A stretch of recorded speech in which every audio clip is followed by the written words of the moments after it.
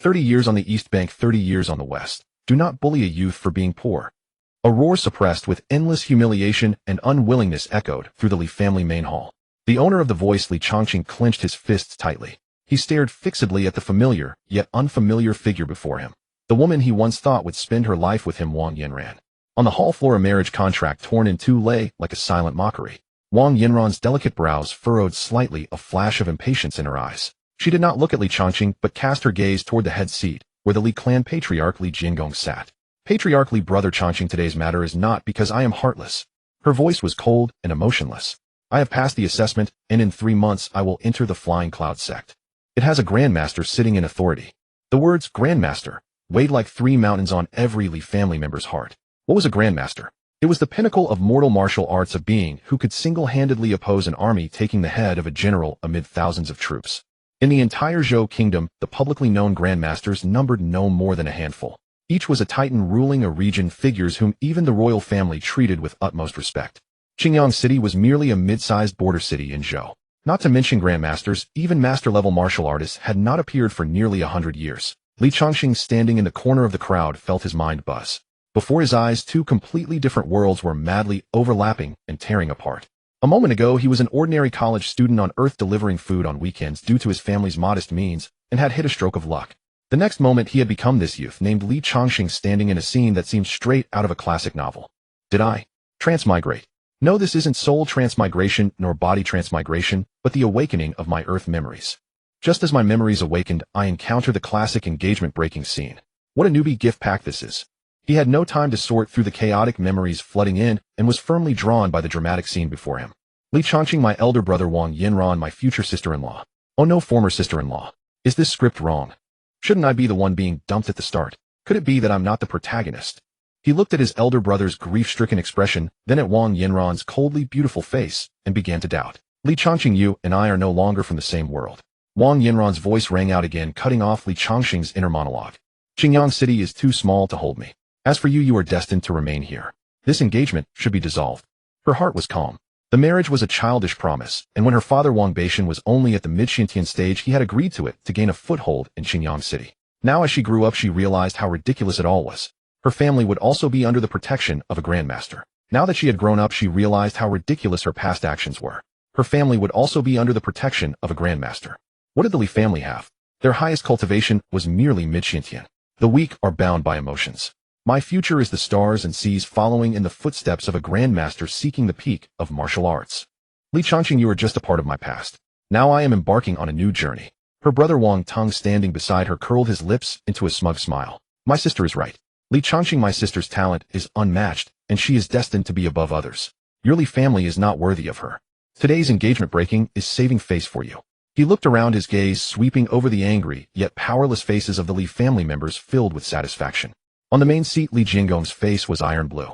He tightly gripped the armrests of his chair, the veins on his forehead bulging. A grandmaster. What a high branch the Wang family has climbed. His heart was ablaze with fury, yet he felt a deep sense of powerlessness. He dared not act. In the face of a grandmaster, the small Li family of Qingyang City was nothing more than an ant. The grandmaster only needed to send a single disciple to level the Li family to the ground. Endure. He must endure. He could not gamble the entire family's life on a moment of anger. He regretted not following his father's advice to use underhanded means to assassinate Wang Batian when he first arrived in Qingyang City. Li Jiangong looked at his eldest son, his eyes filled with disappointment and anger, but finally turned into a heavy sigh. He did not call him useless because he knew it was not Changsheng's fault. To blame, it was the Li family's weakness. Seeing that no one dared to refute, the Wang siblings turned and left with satisfaction. After they left, the oppressive atmosphere in the hall was almost suffocating. Li Changsheng seemed to have all strength drained from him. He fell to his knees with a thud, tears silently streaming down his face mingled with humiliation. Some of the Li family members sighed softly, others cursed the Wang family's heartlessness, but all were helpless. Li Changsheng stood in the corner, taking in everything. He looked at his grief-stricken brother, his father suppressing his rage, and the suppressed anger and helplessness of the people around him. At that moment, an electronic voice exploded in his mind. Ding! Divine level check-in system officially activated. Then a massive stream of information about the system's functions forcibly flooded into his consciousness. System functions are as follows. 1. Daily check-in. The host can check in once per day at any location. Each check-in grants 1 to 2 items. The level of check-in rewards will not exceed 2 major realms above the host's current cultivation. Example: if the host is an ordinary person, the maximum reward is at the Xiantian realm level. 2. Special location check-in. If the host checks in at special locations such as famous rivers, forbidden ruins, secret realms, or sects, the rewards will be greatly enhanced, guaranteeing items up to 3 realms above the host's cultivation. Example: if the host is at Qi refining stage, checking in at a special location will guarantee a reward at the nascent soul realm level. Note: each special location can only be checked in once. After that, it will be treated as a regular location. The information flow ended abruptly. Li Changsheng shook slightly, but was not surprised. As a transmigrated systems and golden fingers were standard equipment. What was there to be surprised about? Check-in, he muttered in his heart. Ding. Check-in successful at Li family main hall. Congratulations, host, for obtaining the cultivation technique, Hunyuan art. As the words fell, a vast and profound stream of information instantly surged into his mind. It was the complete cultivation method of the Hunyuan art, from the Houtian to the Xiantian stage. Every detail, every crucial point was clearly imprinted deep in his mind. The sudden information impact caused a sharp pain in his head, and his vision went black. He staggered, quickly reaching out to grab the cold pillar beside him to keep from falling. Fortunately, everyone's attention was on Li Changsheng, so no one noticed his abnormality in the corner. He took a few deep breaths, and when the dizziness subsided, he quietly slipped out of the hall. Now was not the time to stay there. He needed a quiet place to sort everything out. He returned to his own somewhat cold and desolate courtyard. In the courtyard grew 2 trees. One was a date tree. The other was also a date tree. He closed the door, sat down on the bed, and began to sort through the memories of this body. Li Changsheng, the second young master of the Li family, his mother Lu Riyue was the second wife, and he had a full-blooded elder brother, the protagonist of today's events, Li Changqing. Because his mother came from a humble background, their branch of the family had never been valued. His father Li Jinggong had other plans for him. In his opinion, the family's martial arts inheritance was limited, and making a name through it was too difficult. Moreover, the previous Li Changsheng had no interest in martial arts. On the literary path, if he could pass the imperial exams and become a scholar official, even a minor official would bring great protection and development to the family. Thus, since childhood, Li Changsheng had been forced to study diligently, hoping to pass the exams and enter officialdom. Over time, everyone assumed he was just a frail scholar who only loved pedantic texts. I see. Li Changsheng understood. Although this body hasn't practiced martial arts, the family's living conditions are good, and its physique is average, like a blank slate. That's not a bad thing. He sat cross-legged, carefully studying the Hunyuan art in his mind. This technique was profound and extensive, far surpassing the internal arts passed down through the Li family. Hunyuan art emphasized both internal and external cultivation with a solid foundation. The initial stage involved specific stances and breathing techniques to temper the bones and tendons, enhancing blood and qi. Father wants me to take the civil service path and will definitely not allow me to practice martial arts. It seems everything must be done in secret. In the deep silence of the night, Li Changsheng's mind replayed the techniques of the Hunyuan art over and over. The Hunyuan art can only be cultivated up to the peak of the Xiantian realm, but for now it is enough. Based on the memories in his mind, Li Changsheng understood that this world was similar to the martial arts world in the wuxian novels of his previous life. The martial world divides warriors into 4 major realms: Houtian, Xiantian Grandmaster, and Great Grandmaster. Each realm is further divided into early, middle, late, and peak stages. Although the previous Li Changsheng didn't like martial arts, his father and eldest brother were both warriors, so he could more or less learn about them through them, and this information was also common knowledge. So he was not unfamiliar with the classification of warrior realms. The Houtian realm, tempering the body and developing internal force, is the starting point of martial arts. His eldest brother Li Changqing, a late Houtian realm warrior, was already quite impressive among the younger generation of Qingyang City. And his father Li Jiangong was a mid-Xiantian realm powerhouse, the pillar of the Li family. The Xiantian realm, opening the heavenly bridge, transforming internal force into true qi, already able to walk on water, a master in the eyes of mortals. But even a master like his father had to swallow his pride in front of the Wang family. Because Wang Yanran had joined the Feiyun sect, which had a great grandmaster. Power. In this world, it's power that matters after all. Li Changsheng deeply understood that the humiliation of his eldest brother Li Changqing being forced to break off the engagement and the helpless anger on his father's face all stemmed from the Li family's weakness. Although this world has powerful martial artists, the largest force is naturally the imperial court. And his eldest brother Li Changqing not only loved martial arts, but also had considerable talent in martial arts. So Li Jiangong wanted the 2 brothers to take one path of martial and one path of civil, hoping to bring help to the family's development. But Li Changqing's path of civil official also didn't work out. He took the imperial examinations 3 times and failed each time. Gradually, Li Jiangong became disappointed, and his treatment of Li Changsheng plummeted. The system has appeared, and still take the imperial examinations. I will never take the imperial examinations in this life. But for now I am just an ordinary person. I must lie low and develop well first.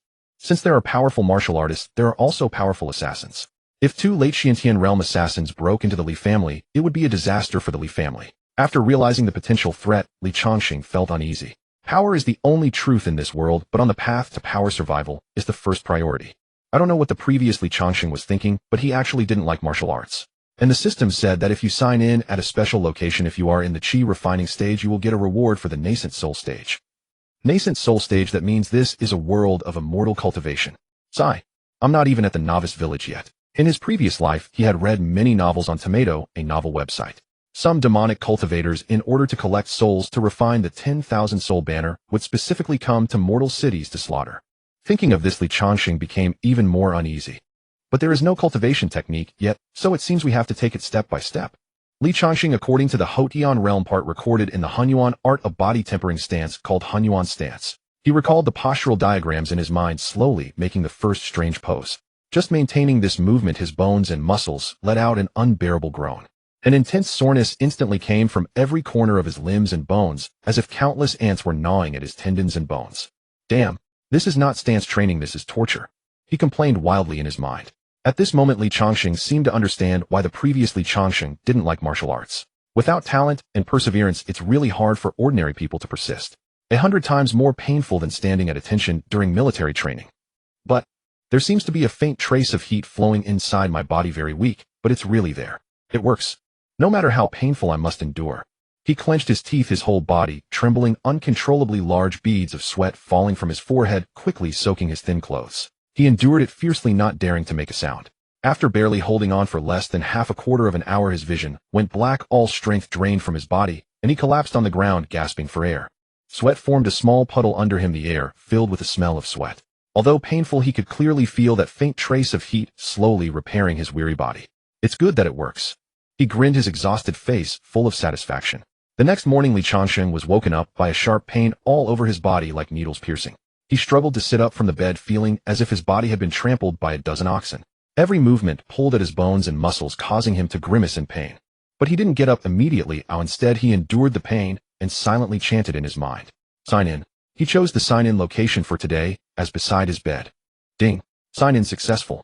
Congratulations to the host for obtaining 1 mortal-grade pill, bone-strengthening pill, and common currency 50 taels of silver banknote. A round brown pill emitting a faint medicinal fragrance and a brand new silver banknote appeared in his palm. Bone-strengthening pill. He was overjoyed. Strengthens tendons and bones, repairs damage. This is exactly what I need most for cultivating the Hunyuan stance right now. It's a godsend. Although the bone-strengthening pill is only the lowest grade mortal pill, for a beginner like him who has just started body tempering, its effect is absolutely beyond imagination. It can greatly repair the muscle and bone damage caused by the stance training and also accelerate the generation of blood and qi. Looking at the pill in his hand, Li Changsheng didn't hesitate and directly put it into his mouth, swallowing it whole. The pill dissolved instantly upon entering the mouth, turning into an extremely pure warm current bursting open, surging towards his limbs and bones. An unprecedented feeling of power emerged from the depths of his body. Such powerful medicinal power. With it, I not only repair damage, but also speed up my cultivation. Li Changsheng clenched his fist, feeling the abundant blood and qi in his body, full of surprise. And money. His eyes fell on the banknote of 50 taels. 50 taels. That's the equivalent of 2 months' allowance for me, the unfavored young master. After failing the imperial examinations 3 times, his monthly allowance had become pitifully small. His mother Lu Riyue came from a humble background and had little personal money to subsidize him. 50 taels of silver was a huge sum for him. He quickly formulated a preliminary plan in his mind.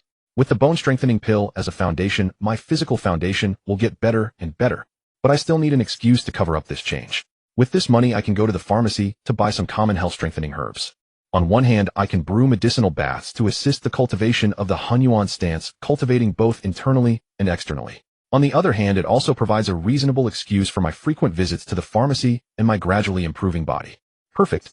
He put away the banknote. Then, dragging his sore body, he put on his clothes. With a creak, the door was pushed open. Mother Lu Riyue, accompanied by 2 maids, entered carrying a bowl of steaming hot rice porridge. The porridge also contained unknown herbs. Seeing Li Changsheng's pale face, her eyes were full of worry. Sheng'er, why is your face so pale? Didn't you sleep well last night? She placed the rice porridge on the table and reached out to touch Li Changsheng's forehead. No fever. You child, you're just too weak, you need to replenish more. Mother, I'm fine, I just stayed up late reading last night. Li Changsheng smiled, changing the subject. How is eldest brother? Mentioning her eldest son Lu Riyue's eyes reddened instantly. She turned around, secretly wiped the corner of her eyes, and her voice was choked with sobs. Still the same, locked himself in his room, not eating or drinking. I knocked on his door just now, but he ignored me. Lu Ryu sighed, her face more worried. Sheng'er, you are weak, don't worry about it. Your eldest brother. Sai, I don't know if he can get through this hurdle. Our branch. I'm afraid there's no hope anymore. The mother's desperate words pierced Li Changsheng's heart like a needle. He held Lu Ryu's shoulders and said seriously, Mother, don't worry, eldest brother will get through this. He will be fine. You must also take care of yourself. He silently added in his heart. Hope. I am the greatest hope. The humiliation of the Wang family today I will repay 100-fold in the future. After sending off his worried mother, Li Changsheng closed the door. Everything is difficult at the beginning. The first step of the lying low path is to minimize all risks that might expose himself. Going to buy medicine himself was still too conspicuous. He walked to the door and gently called out, Xiaohu. As soon as he spoke, the door was pushed open from outside. A boy of similar age with dark skin and honest eyes stepped in. He was his book boy, Wang Xiaohu. Obviously, he had been waiting outside the door. Young master, you called me? Wang Xiaohu asked respectfully. Yes. Li Changsheng nodded and took out the 50-tael banknote from his bosom, handing it over. Wang Xiaohu looked at the banknote with some confusion. Young master, this. Take it. Li Changsheng said seriously.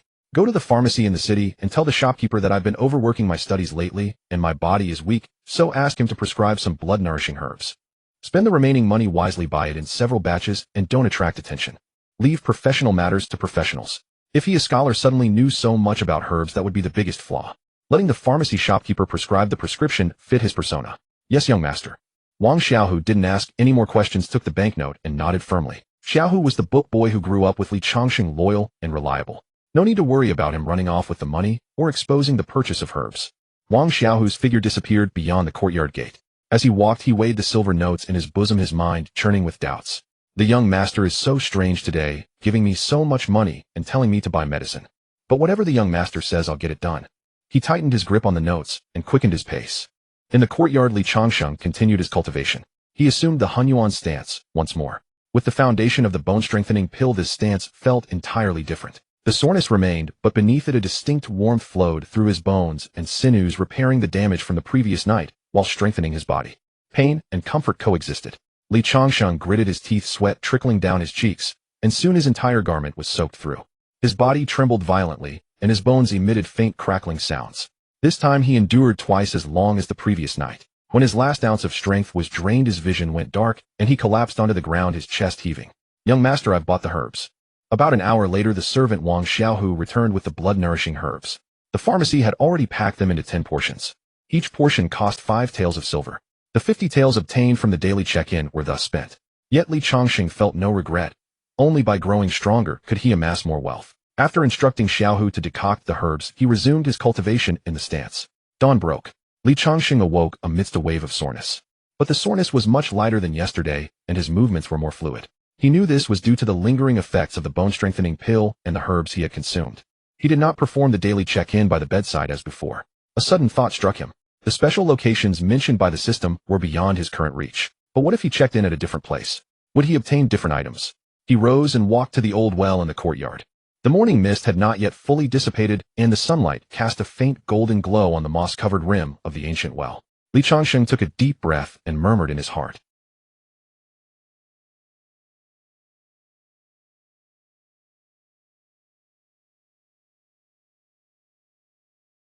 The next moment, 2 thumb-sized pills materialized in his palm.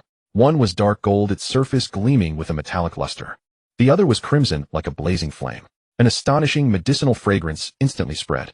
Vajra pill, grade Xiantian peak. Check-in. Ding. Check-in successful at the old well. Congratulations, host.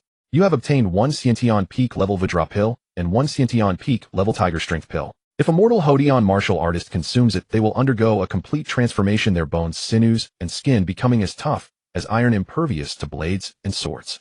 The potency is unparalleled, greatly accelerating Hodian cultivation speed and laying an indestructible foundation for breaking into Xiantian. Tiger Strength pill, grade Xiantian peak. Description: made from the heart's blood of an adult demon tiger king, combined with dozens of strength-enhancing spiritual herbs. If a mortal Hodian martial artist consumes it, they will instantly gain the strength of a giant tiger capable of wrestling a bull with vigorous blood and qi. Long-term refinement will integrate this power into the body, greatly enhancing explosive physical strength. Li Changsheng stared at the 2 pills in his hand, his breathing growing rapid. Xiantian peak. Old system is truly awesome. He couldn't help but marvel inwardly. Moreover, the pills came with detailed descriptions. Otherwise, with his current experience, he wouldn't have recognized these two pills. One Vajra pill and one Tiger Strength pill. If I took them out, they'd probably cause all the martial artists in Xinjiang City to fight to the death. Not to mention Hodian martial artists. Even a Xiantian mid-stage powerhouse like my father would be green with envy. Li Changsheng was well aware of the value of these two pills. However, given his current frail physique, these two pills were equivalent to poison. If he swallowed them whole, he would explode and die on the spot, without any enemy intervention. Swallowing them directly is suicide, but what if I only take a tiny bit? He thought for a moment, and then used his fingernail to scrape off a small fragment from the edge of the Vajra pill. A crumb smaller than a sesame seed was successfully scraped off. He fetched a bowl of water and dropped the fragment into it. It didn't dissolve immediately, but the clear water in the bowl was visibly tinged with a faint golden hue. Without hesitation, Li Changsheng raised the bowl and drank it all. A medicinal force far gentler, yet several times more potent than the bone-strengthening pill instantly spread from his abdomen, surging through his limbs and bones. Li Changsheng felt a comfortable groan emanate from all his bones, as if a pair of warm hands were massaging every inch of his sinews and joints. The soreness from the previous stance vanished in mere breaths. Truly a Xiantian peak-level pill. This single tiny crumb had an effect far surpassing an entire bone-strengthening pill. These two pills taken slowly would last him at least half a month. With this inexhaustible supply of pills, his cultivation speed would reach a terrifying level. In his excitement, he instinctively assumed a stance and threw a punch forward. The punch whistled through the air with unprecedented force. But Li Changsheng frowned. Something's wrong. He withdrew his fist and examined himself again. I have the Hunyuan art to cultivate inner energy and pills to temper my body, so my foundation is extremely solid. But that punch just now had power yet no technique. He fell into thought. It's like a 3-year-old child holding a 100-pound iron hammer. The hammer is good and the strength is sufficient, but he has no idea how to use it. I have a cultivation method, but no fist techniques, no movement arts, no blade or sword techniques. If I ever encounter an enemy, I'll probably just stand there and get beaten. This realization dampened the joy Li Changsheng had just felt. I must learn a martial skill that can be used in combat. The Li family, as one of the two major clans in Xinjiang City, naturally possessed considerable strength. His father Li Jinggong was a Xiantian mid-stage cultivator, and his uncle Li Jianya was at Xiantian early stage. Additionally, there were 5 instructors, all Hodian peak martial artists. 3 of them were stationed outside, overseeing the family's businesses. The remaining 2 remained permanently within the Li family compound, responsible for guarding the mansion and teaching martial arts to the guards. Given Li Changsheng's current novice level, these 5 instructors were more than capable of teaching him. But in any family that had developed for decades, factional disputes were inevitable. Among the 2 instructors in the residence, one was aligned with his uncle Li Jianya. Although he wouldn't harm Li Changsheng, he would certainly not teach him with any dedication. The other instructor was loyal to his father's faction, but if he learned that Li Changsheng wished to train in martial arts, he would likely report it to Li Jiangong immediately. Previously, Li Changsheng had been unwilling to practice martial arts, so Li Jiangong had steered him toward the path of civil service. Now, having failed at that, he wanted to take up martial arts. Not only did he fail at his chosen path, but now he was vacillating. If his father heard this news, Li Changsheng suspected that Li Jiangong might, in a fit of rage, strike him dead with a single palm. As for his elder brother Li Changxing, he was still wallowing in the pain of a broken heart. Li Changsheng pondered for a moment. Suddenly, a silent, unobtrusive figure who always stood quietly not far behind his father surfaced in his mind. Uncle Fu. That's right, Uncle Fu. Li Changsheng's eyes lit up. Uncle Fu was an old servant of the Li family whose life had been saved by Li Changsheng's father. He was utterly loyal to his father and was himself a Hodian peak martial artist. More importantly, he was taciturn, had a very low profile, and because he owed his life to Li Changsheng's father, he was quite considerate toward the second branch of the family. I can ask him to teach me a few simple boxing techniques to strengthen my body using the excuse of my weak constitution. That should be reasonable. Given Uncle Fu's regard for my father and mother, he will most likely not refuse. And given his nature, if I plead a little, he will definitely not inform my father. For now, this is my only option. Li Changsheng made up his mind.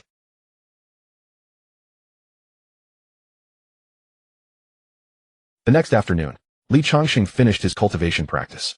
He changed into a simple plain cloth garment and walked toward a secluded courtyard in the northwest corner of the Li family mansion. That was Uncle Fu's residence. When visiting Uncle Fu, the key was the phrasing. He must emphasize strengthening the body rather than learning martial arts to dispel his doubts.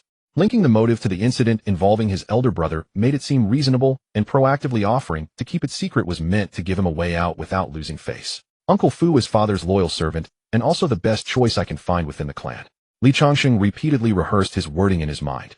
Soon the small courtyard came into view. The gate was ajar, and he spotted Uncle Fu inside at once.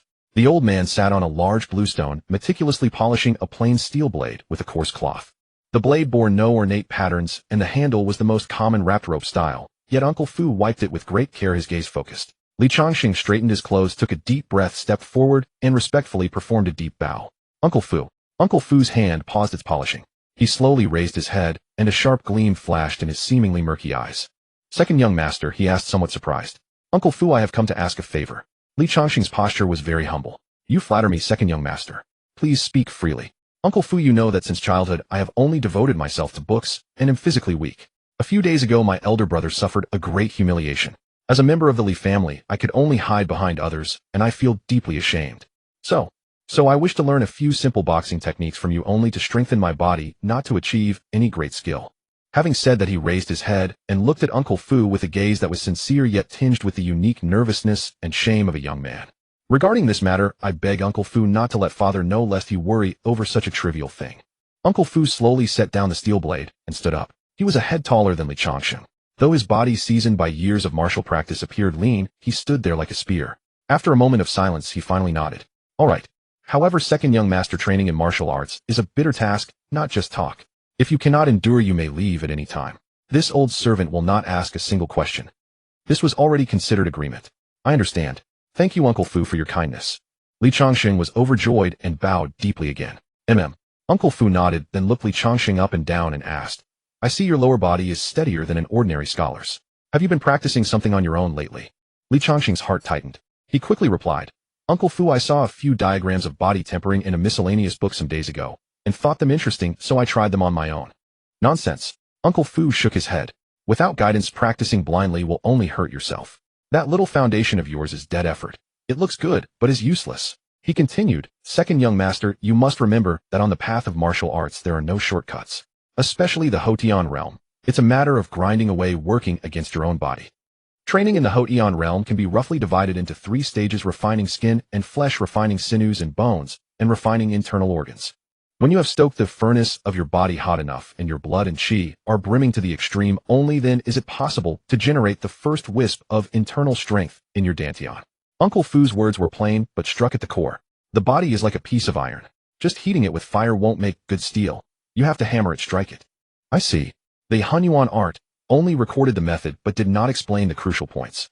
Body tempering required not only internal cultivation of qi, but also external training of sinews, bones, and skin. Uncle Fu's words were like a key, instantly unlocking many of the confusions in his mind. Theory and practice truly must be combined. Li Changsheng listened with full concentration, afraid of missing a single word. Don't always dwell on internal strength or anything like that. It's not something you can think into existence. Uncle Fu cast a sidelong glance at him, as if seeing through his impatience. When you can throw a punch and hear the sound of your own bones and run 10 li without stopping, without turning red-faced or panting, only then has the furnace of your body truly been lit. When your blood and qi are vigorous, internal strength will naturally be born. It cannot be forced. Having said that, Uncle Fu said no more and turned to walk over to a wooden training dummy in the courtyard. Watch closely. He stood still, took a deep breath, and suddenly thrust out a punch. This punch was the simplest of straight punches. The movement was plain and unadorned, without any flourish. But the fist carried a muffled gust of force and slammed heavily into the wooden dummy. Bang! A dull thud sounded and the bowl-thick wooden post shook violently. Next came a hook punch, then a driving hammer strike. Bang! Bang! Each punch was heavy and powerful, each making the wooden dummy emit a heavy groan. Second young master, watch carefully. Fist techniques are not for show. Uncle Fu withdrew his fist, his breathing completely undisturbed. When I was young, I traveled far and wide, and saw too many so-called disciples of prestigious sects who could perform a dazzling routine only to be stabbed to death by a street thug with a single knife. Why? Because what they practiced was dance, not martial arts. This was the truly useful thing. In his past life, when reading novels and watching movies, he always thought that a duel between masters would last hundreds of rounds. Now he understood life and death were decided in an instant. Hearing this, Li Changsheng fell into deep thought. Uncle Fu looked at the contemplative Li Changsheng and continued. There are only a few vital spots on the human body. He extended his bony fingers and gestured on himself. Eyes, throat, heart, back of the head, groin. When facing an enemy, don't think about what techniques to use. Just think about how to land your fist on these spots with the greatest speed and the greatest force. If one punch can solve it, never use a second. Uncle Fu's voice was calm, but the content of his words carried a bone-chilling scent of blood. This is the art of killing. What Uncle Fu taught was the essence of the way of survival. Never strike unless you must, but once you do, you must eliminate the threat completely. This was more suitable for his current self than any flashy sword technique. Li Changsheng was shaken inwardly and replied respectfully, I understand. If you understand, then practice. Uncle Fu pointed at him. Just these 3 punches: straight punch, hook punch, driving hammer. When the sound of your punches matches mine from earlier, I'll teach you something else. Yes. Li Changsheng hesitated no longer. He immediately assumed a stance imitating Uncle Fu's movements and began punching the air one strike after another. He had plenty of strength, but had no idea how to use it. A punch thrown was soft and limp, devoid of any power. Idiot. Uncle Fu frowned and barked, don't punch with your arm. Use your waist. Power starts from the ground. Twist your waist, drive your hips, rotate your shoulders. Send all the strength of your whole body into your fist. He stepped forward and placed his hand on Li Changsheng's waist. Feel it. Move from here first. Li Changsheng closed his eyes, carefully experiencing the power generation method Uncle Fu had described. Once, twice. He tried again, and soon his clothes were soaked with sweat again. At first his movements were still clumsy, but gradually he began to find that feeling. It was no longer just his arms swinging, his entire body was like a drawn bow, releasing all its power at the instant the fist shot out. After practicing for an unknown length of time, Li Changsheng suddenly threw a straight punch. Smack! This punch, as it cut through the air, actually produced a crisp sound. Li Changsheng was stunned. He looked at his own fist, feeling the completely different sensation of power transmission from his arm, and a flash of excitement burst in his eyes. Uncle Fu, who had been watching in silence, tilted the corner of his mouth in a barely perceptible arc. This kid's comprehension is really not bad. Seems he wasn't just acting on a whim. The lingering glow of the setting sun cast a long shadow of Uncle Fu. Li Changsheng bowed deeply to Uncle Fu, then turned and walked out of the small courtyard. In his mind, the final words of Uncle Fu, filled with an aura of slaughter, still echoed. There were no flashy moves, no abstruse inner cultivation methods. Only the simplest, most direct art of killing. Straight punch, hook punch, thrusting strike. Every technique existed solely for the most efficient felling of an opponent. This is true martial arts. Li Changsheng mused with a sigh. The foremost principle of the path of caution is if you do not strike, do nothing, but once you strike, you must thoroughly eliminate the threat. What Uncle Fu taught is exactly what I need. He took a deep breath, forcibly suppressing his inner excitement. Today's session with Uncle Fu had been immensely fruitful. Not only had he learned the true killing fist techniques, but he had also gained a clear understanding of the postnatal martial realm. And the daily sign-in reward. He had been holding it back all day. He had originally planned to sign in right in Uncle Fu's courtyard, hoping to obtain something good related to martial skills. Now, just as he stepped out of the gate, the moment was perfect. He recited silently in his mind, sign in. Ding. Sign in successful at Uncle Fu's residence. Congratulations, host. You have obtained the peak innate stage spear technique, overwhelming sea spear. Congratulations, host. You have obtained secular currency, silver notes of 200 taels. Li Changsheng felt a surge of joy, yet his pace did not falter, and his face remained the same composed, thoughtful expression as before. The 200 tael silver notes had materialized out of thin air, and he grasped them in his palm, without a sound. Just as he wished. No sooner had he learned the close quarters fist techniques than the system delivered a long-range weapon. As he tucked the silver notes into his bosom, a torrent of information, vastly more profound and sweeping than Uncle Fu's fist techniques, crashed into his mind like a breached river.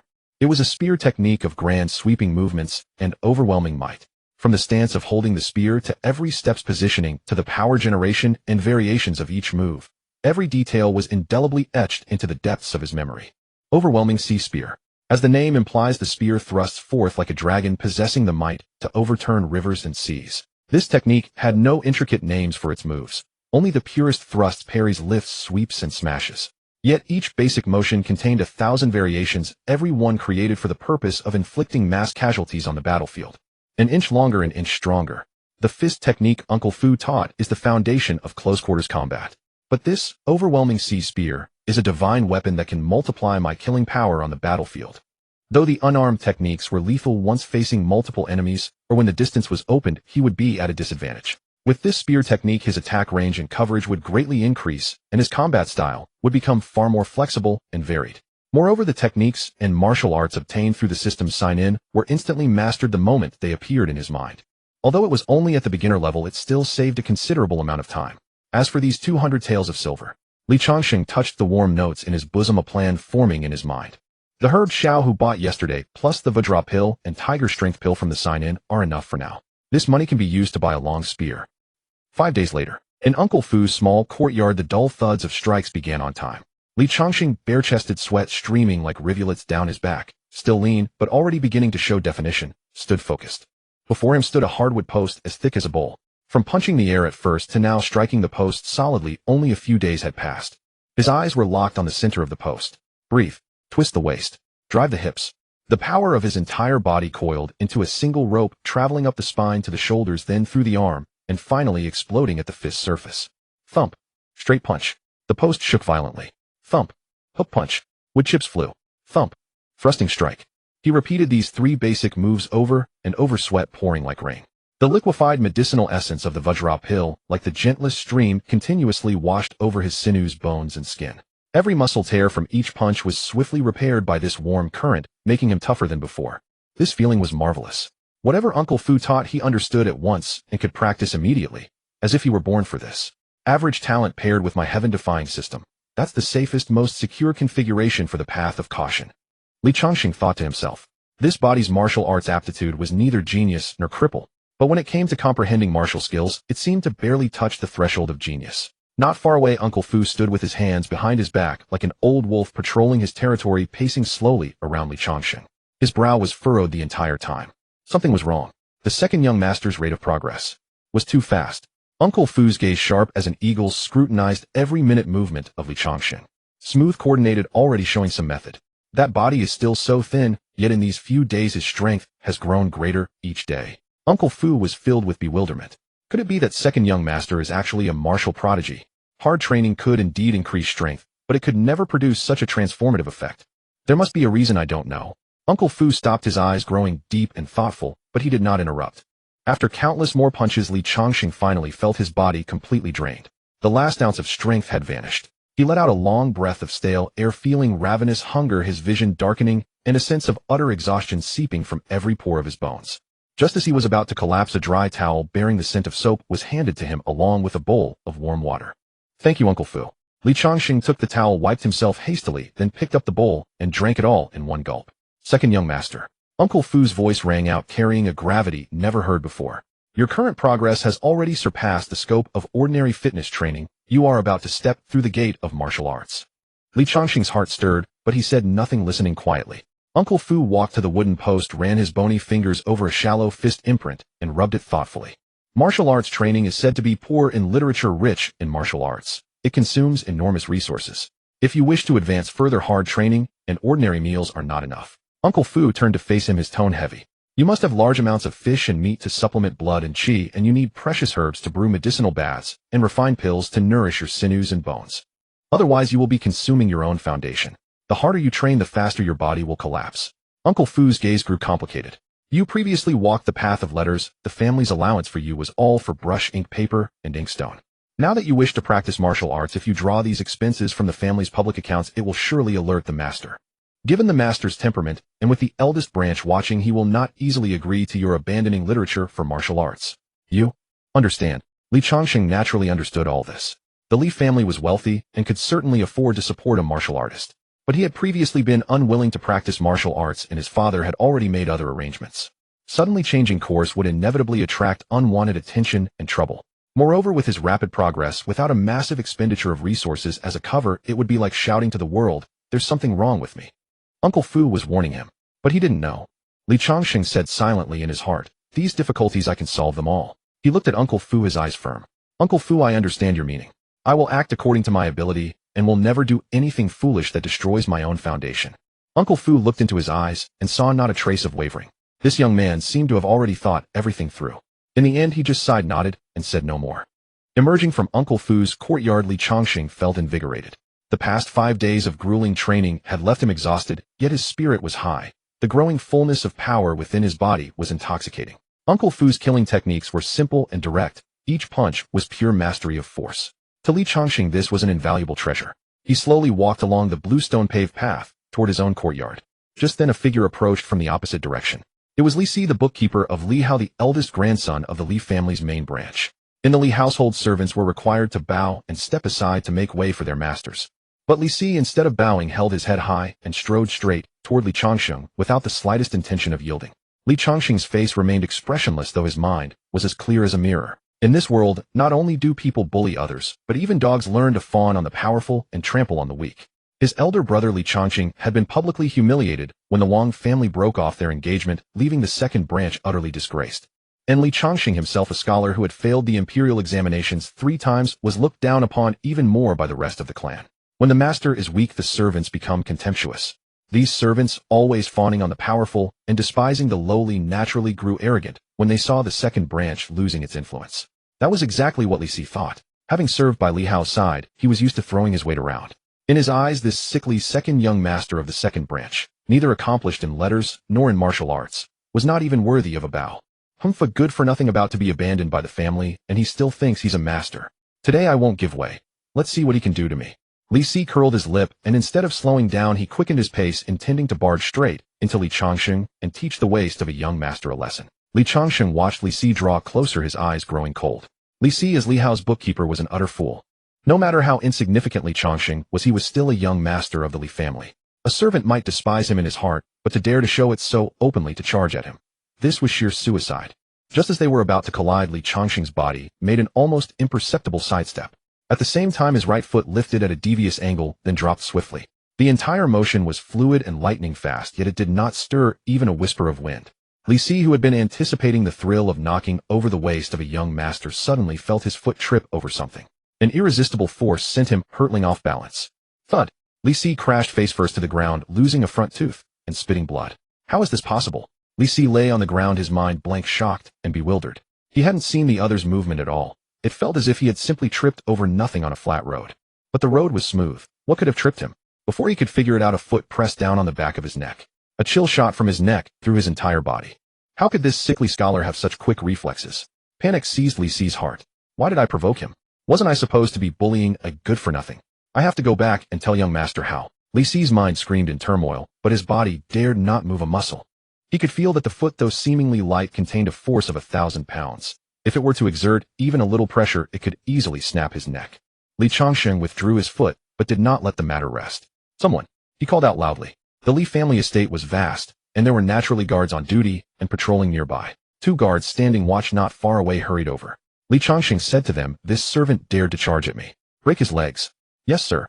The 2 guards glanced at Li Si, who was covered in blood, exchanged a look, but did not hesitate for long. Just as Li Changsheng had thought, no matter how insignificant he was still the young master. Ordering the punishment of a servant was not something the guards would dare to disobey. By now Li Si was even more terrified. He kowtowed repeatedly on the ground, begging for mercy. "Please spare me, young Master Changsheng. I was wrong." Li Changsheng remained unmoved, walking expressionlessly toward his own courtyard. Soon the sound of Li Si's pig-like screams came from behind. Back in his courtyard, Li Changsheng closed the door, feeling indifferent about what had just happened. Even if he had failed the exams 3 times, he was still a young master of the Li family.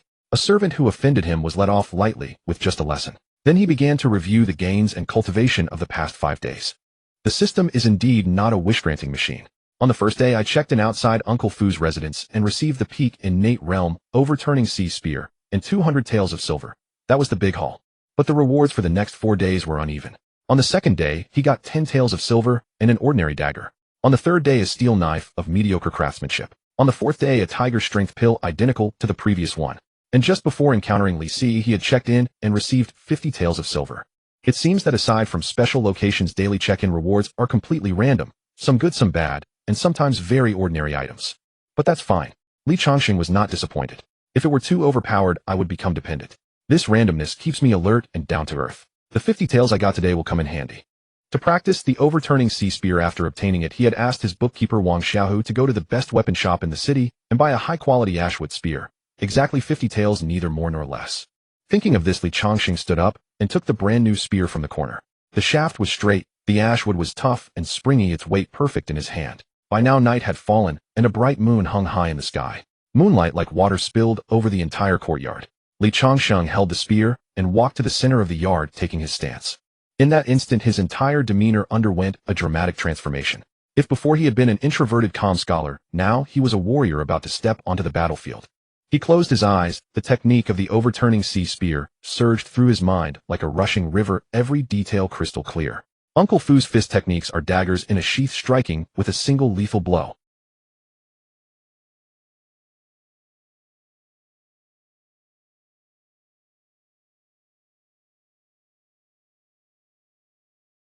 Throughout these 5 days, whenever Uncle Fu had no pressing matters, Li Changsheng would go to him to practice boxing. After returning, he would practice the overturning sea spear in the courtyard. After a dozen repetitions, he would resume standing meditation.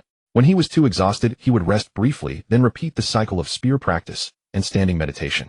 His body was utterly spent, but the feeling of power surging and the sense of control were utterly addictive. The next moment he opened his eyes. Without any elaborate opening stance, he simply took a step forward, and the spear in his hand shot out like a dragon emerging from the sea.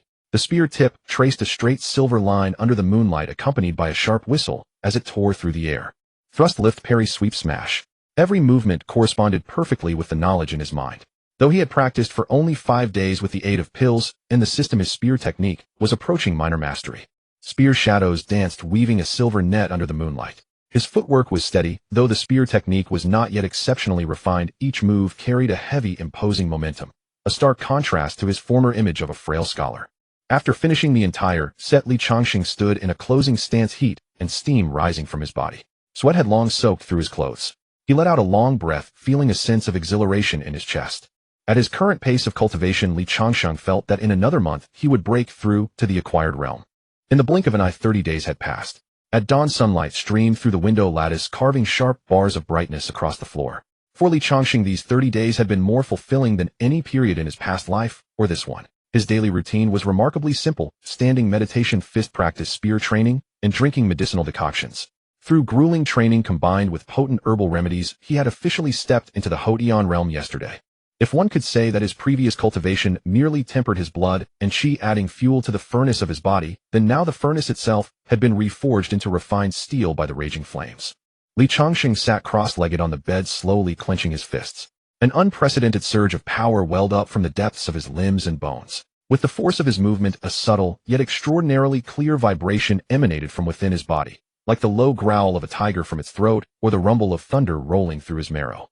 This was the hallmark of the early Immortal Realm, the harmonious resonance of sinews and bones. It was not the birth of some mysterious inner energy, but a qualitative leap achieved when the physical strength of the body was honed to its utmost limit.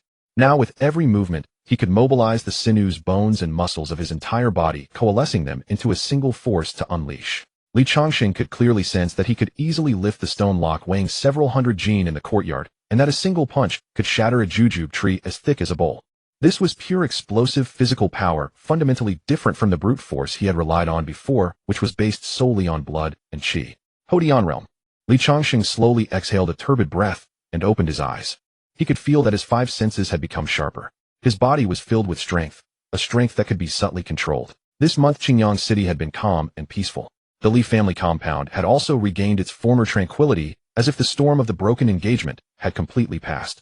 With a creak, the door was gently pushed open. His mother Lu Ryue entered carrying a bowl of steaming medicinal soup. Sheng'er, awake. Drink this bowl of ginseng soup. I brewed it for you all morning. Lu Ryue set the bowl on the table, walked to the bedside, and lovingly tidied the slightly disheveled corner of Li Changsheng's clothes. This month, though her son spoke little, the lingering gloom between his brows had dissipated noticeably. His complexion had visibly improved, no longer the sickly pallor of before.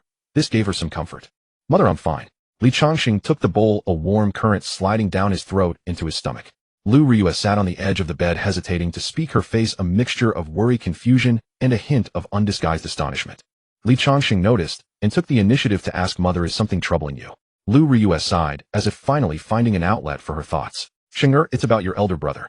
She spoke softly. Since the Wang family broke off the engagement, your brother has been like a lost soul. He locked himself in his room for 3 whole days, refusing to eat or drink, ignoring everyone who called. I was truly afraid he might do something desperate. Lu Ryue's eyes reddened. But who knew? On the 4th day, he came out on his own. He came out, but he was like a different person. He spoke far less than before, barely uttering a word all day. His eyes. Yes, his eyes had become terrifying, cold and detached, as if he didn't recognize us anymore. Lu Ryue patted her chest, still shaken. Then he started training like a madman. Every day before dawn, he would be in the courtyard practicing martial arts, exhausting himself until he collapsed. I asked your father to check on him several times. He said your brother's cultivation, its progress was frighteningly fast. Lu Ryue's voice was filled with disbelief. Your father said that your brother had 1 foot through the threshold of the Xiantian realm. Half-step Xiantian.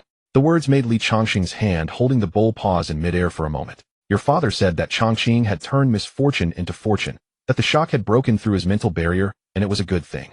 But I can't feel at ease. I wonder if this is a blessing or a curse.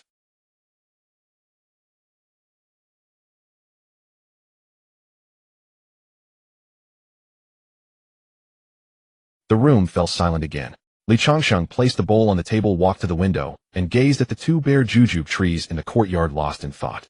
1 month, from late Hodian to half-step Xiantian. Such a cultivation speed is even faster than my own daily training and pill consumption. Truly the template of a chosen one. The plot of the broken engagement is over. Next it should be time for the old master to appear. Li Changsheng was almost certain that his good elder brother Li Changsheng must have obtained some incredible fortune during those 3 days of despair. Either he had acquired a divine martial arts manual, or some ring or jade pendant concealed the remnant soul of an old master.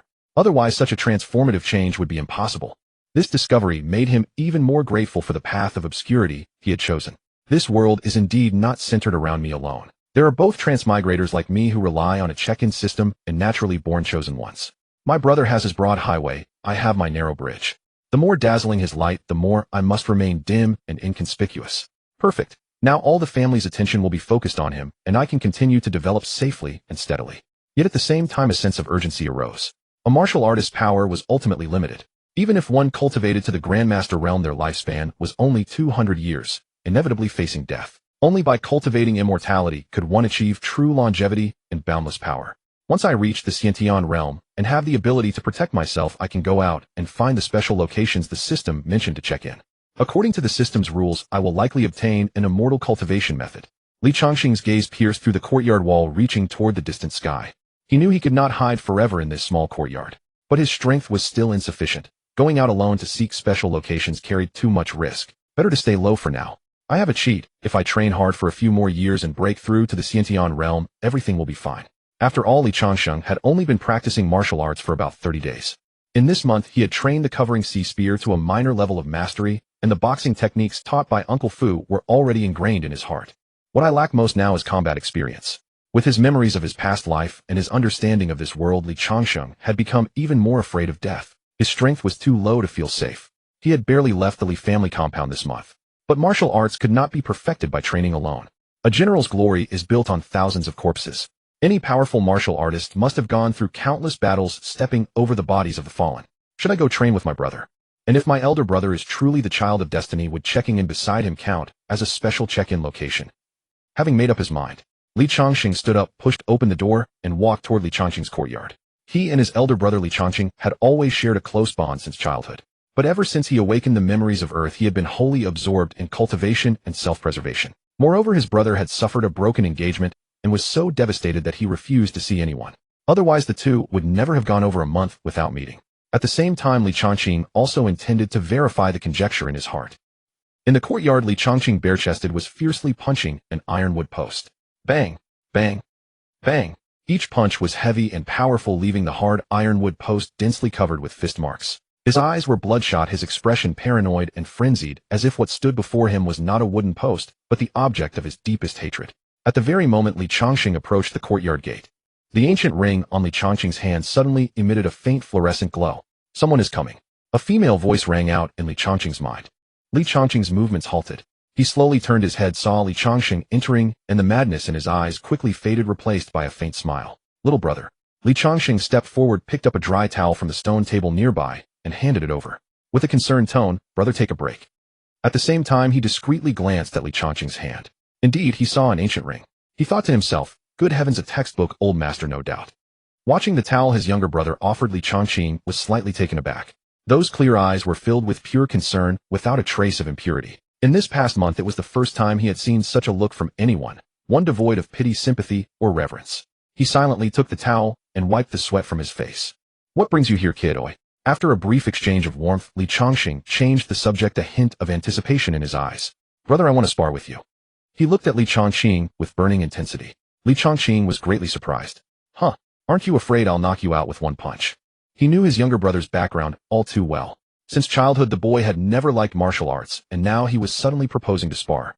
Watching his brother's shifting expression, Li Changsheng offered a perfectly reasonable explanation. He scratched his head, a sheepish smile spreading across his face. I failed the imperial examinations 3 times in a row. I was disheartened and felt that studying was probably useless. So, I secretly learned some basic martial arts from Uncle Fu, thinking that at least I could defend myself and not embarrass you and our parents any further. Now I want to find someone to practice with and see how far I've gotten. To Li Changsheng's surprise, Li Changsheng didn't refuse at all. He laughed heartily and said, you should have started training long ago, little brother. Only power that comes from within yourself cannot be taken away. Even if you pass the imperial exams and become an official, your superior or the emperor can dismiss you with a single word. Li Changsheng nodded in deep agreement. Yes, big brother, I've thought it through too. That's exactly right.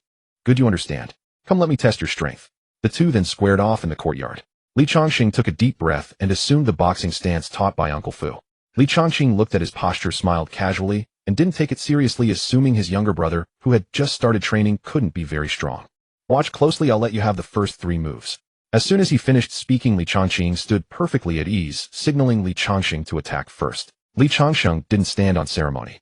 He knew the gap between himself and his brother, who was at the half-step Immortal Realm, was enormous, so he had to give it his all. With a low shout, he pushed off the ground, twisted his waist, and drove his hips forward, unleashing a standard straight punch with explosive force. This punch channeled all the power of the Hotian initial stage without reservation. The fist tore through the air, producing a faint air burst, and a subtle sound of sinews and bones grinding together echoed faintly. The originally smiling Li Changsheng's expression changed abruptly. So fast, so heavy a fist wind. The Hotian realm. His mind shook violently. He no longer dared to be complacent. The arm he had planned to casually block instantly tensed, and he raised it in a hasty defense. Bang! Fist and palm met with a dull thud.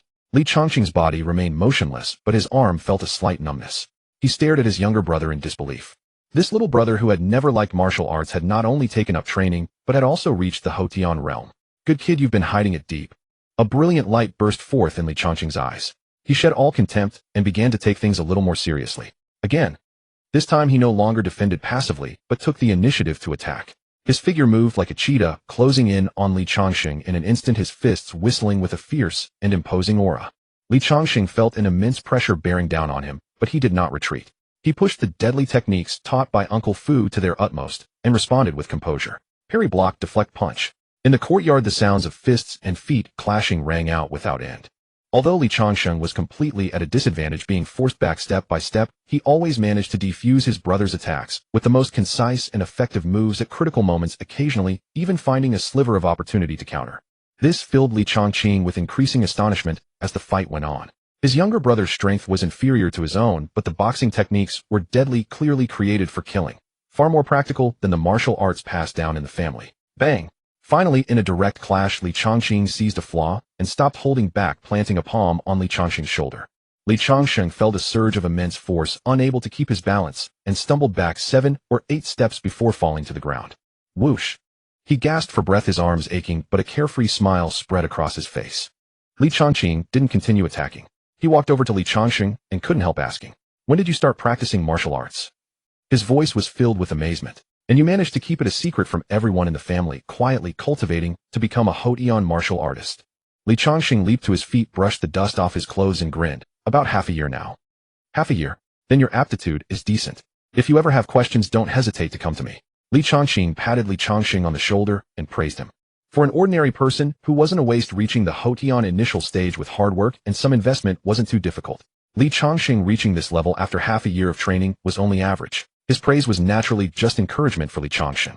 "Alright, I'll head back. Sparring with you has given me some insights into my boxing. I'll go back and consolidate them." Li Changsheng had achieved his goal and didn't want to linger. Li Changsheng nodded. He had his own secrets, and with someone around it was inconvenient, so he didn't insist on him staying. Li Changsheng then turned and walked out of the courtyard. As he turned, he thought to himself, "Check in." Ding. Checked in beside Li Changsheng, the half-child of destiny. Obtained. Obtained. Huh. Li Changsheng was puzzled. Was the system lagging? After a full 10+ seconds, the system's voice came again. "Check-in successful. Acquired Zhongshe initial stage cultivation." Holy crap. By now Li Changsheng, who had already left Li Changsheng's courtyard, was completely stunned. According to the system's rules, daily check-ins only yielded items like pills, techniques, and martial skills. In the more than a month since he had obtained the system, he had never received a cultivation reward from a check-in. The next moment, an unprecedented vast energy far beyond his imagination materialized within his body, bursting forth like a breached river, sweeping all before it. This energy was of extreme purity, as if a peerless powerhouse had forcibly infused his entire life's essence, swirling and condensing within his dantian, sculpting from nothing the foundation of a grandmaster. Without any process of conversion, that energy ultimately transformed directly into a dense mercury-like liquid, true essence, silently suspended within his dantian. The hallmark of the grandmaster realm. True essence. Li Changsheng's entire body trembled violently. He felt as if he were not being infused, but rather about to be burst apart by this newborn and powerful force. He staggered a few steps, hurriedly reaching out to support himself against the wall of the nearby courtyard, barely managing to keep from collapsing. Crack! A hairline fracture split open in the bluestone slab beneath his feet, caused by a wisp of energy he could not control leaking out.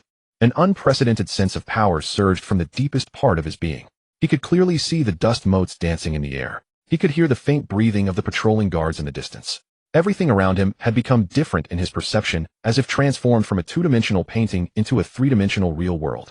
This was the Grandmaster, second only to the Grandmaster of the supreme, martial worldly peak. A surge of elation first rose in Li Changsheng's heart, but even more was confusion. System, what is this? Why did it directly award cultivation? He asked quickly in his mind. Ding. This was a system bug now fixed. This reward is a one-time exception, as subsequent triggers will not occur. Bug 8. Li Changsheng was stunned. Such a bug, please be sure to let me experience it again. Every day would be fine. He guessed that this was definitely related to his elder brother Li Changsheng, the son of destiny.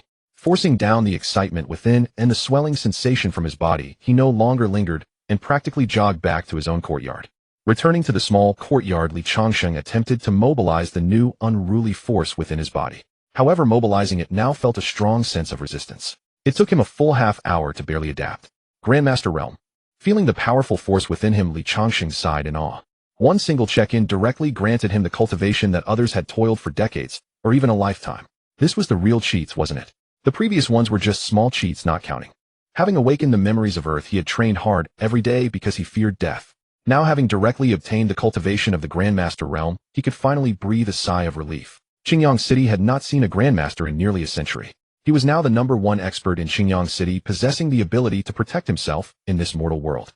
Calming his inner excitement, Li Changsheng recalled the harvest from his month of check-ins. During this month, his daily check-ins yielded items of varying value, some precious, others merely ordinary. The most valuable were 6 tiger strength pills and 3 diamond pills, plus 3,000 taels of silver notes. Of course, the 3,000 taels was the accumulation from multiple check-ins. Now I am at the early Grandmaster stage. According to the system rules, checking in at ordinary places can obtain items no higher than 2 major realms above my own. This meant that starting tomorrow, his daily check-ins might yield items truly belonging to cultivators. Items of cultivators. Just thinking about it made Li Changsheng's heart itch. Heaven knows how deep the obsession of the great Xia people with cultivation was. In his previous life, he had read about it in novels with fervent excitement. But those were all fiction, and now it was real. Even with his composure, a burning passion could not help but arise in his heart. Let me practice the spear to cool down my fire and try out the power of the Grandmaster Realm. He rose and walked swiftly to the courtyard. From the corner, he picked up the waxwood spear he had bought before for 50 taels of silver. What would happen if I injected true essence into the spear shaft? Looking at the spear in his hand, a thought came to his mind. Li Changsheng took a deep breath, carefully guided a wisp of the dense true essence from his dantian, and infused it into the spear shaft. Hum. The waxwood spear shaft emitted a faint hum. Li Changsheng felt as if the spear in his hand had come alive, becoming an extension of his own arm. Perhaps due to the true essence, although he had only practiced the ocean-overwhelming spear to a minor level, he had the illusion of becoming one with the spear. He hesitated, no longer shifted his footwork, and the spear in his hand turned into a silver dragon, thrusting out fiercely. Swish! The sharp sound of air being split was no longer the previous whoosh, but a clear, piercing screech. Where the spear tip passed, the air seemed to be torn, forming a tiny whirlwind. Thrust, lift, parry, sweep. He practiced the ocean-overwhelming spear from beginning to end. Driven by the true essence of a Grandmaster, the power of this spear technique was increased tenfold. With just a casual sweep, a powerful spear wind rose, blowing the 2 jujube trees in the courtyard into a frenzy, sending withered leaves flying. This immense power made him feel ecstatic. Li Changsheng grew more and more excited as he practiced, gradually forgetting to restrain his power. With a loud shout, he delivered a spear strike, like a dragon, fiercely thrusting into the empty space ahead. Bang! A visible white shockwave burst from the spear tip, slamming into the corner of the courtyard wall. The corner, built of blue bricks, was instantly sheared off a large chunk, sending rubble flying. Li Changsheng's eyelids twitched. He looked at the damaged corner, then at the spear in his hand, secretly clicking his tongue in amazement. Too much noise. Although Qingyang City had not seen a Grandmaster for 100 years, what if there were a passing Grandmaster, or even a Grandmaster of the supreme martial peak? Better to be cautious. He restrained his power, called Wang Xiaohu to clean up the mess, and at the same time, in Li Changsheng's courtyard, he sat cross-legged before that weathered ironwood stake, his posture straight as a pine, his breathing long and deep. After a long while, he slowly opened his eyes, and speaking to the ancient Xiantai ring on his finger, he suppressed his excitement and whispered, "Master, I feel. At most 2 more months, and I can break through the Hotian barrier and enter Xiantian." Then we can leave this wretched Qingyang city and find a place with spiritual energy. His voice was filled with the sharpness and longing unique to youth, as if he already saw the magnificent path of cultivation spreading before him. Your progress is indeed 3/10 faster than I anticipated. From the ring came a weak female voice. Yet beneath this praise there was a sigh that only she could hear. Sigh. Shi Yuzi was once a nascent soul great power who roamed the northern Xian immortal domain, capable of moving mountains with a thought and severing rivers with a finger, revered and feared by countless cultivators. Yet in that great war of immortals and demons that destroyed her sect, her physical body was shattered. Only a wisp of her remnant soul was protected by a life-bound artifact, and she fell into endless slumber. After finally waking up, she found herself in this godforsaken place with not a trace of spiritual energy. To her, this was like trapping a true dragon in a shallow pool. Every moment was agony, and the disciple she had just taken in was her only hope. Upper grade spirit root. 1 in 10,000. Yun Yuzi's heart was a mix of emotions. This youth named Li Changsheng had a heart as tough as iron and remarkable comprehension, a born genius for cultivation. Yet he was born in this barren, spiritless land. Even without spiritual energy, he could still cultivate using spirit stones or other resources, but his body had been shattered and his storage ring had long been lost. Without spiritual energy, even the best spirit root was no more than water without a source, a tree without roots, utterly unable to embark on the true path of cultivation. They could only settle for a lesser alternative and temporarily cultivate this mortal martial arts. At least breaking through to Xiantian would grant him a measure of self-preservation. Otherwise, a Hodian martial artist without even Qi going to the cultivation world. First, whether he could even reach the cultivation world in his lifetime, and second, he would likely die at the hands of others or in harsh environments along the way. Although even a grandmaster of the supreme martial peak in the mortal world was less than an ant to her at her peak, the key was that she was no longer at her peak.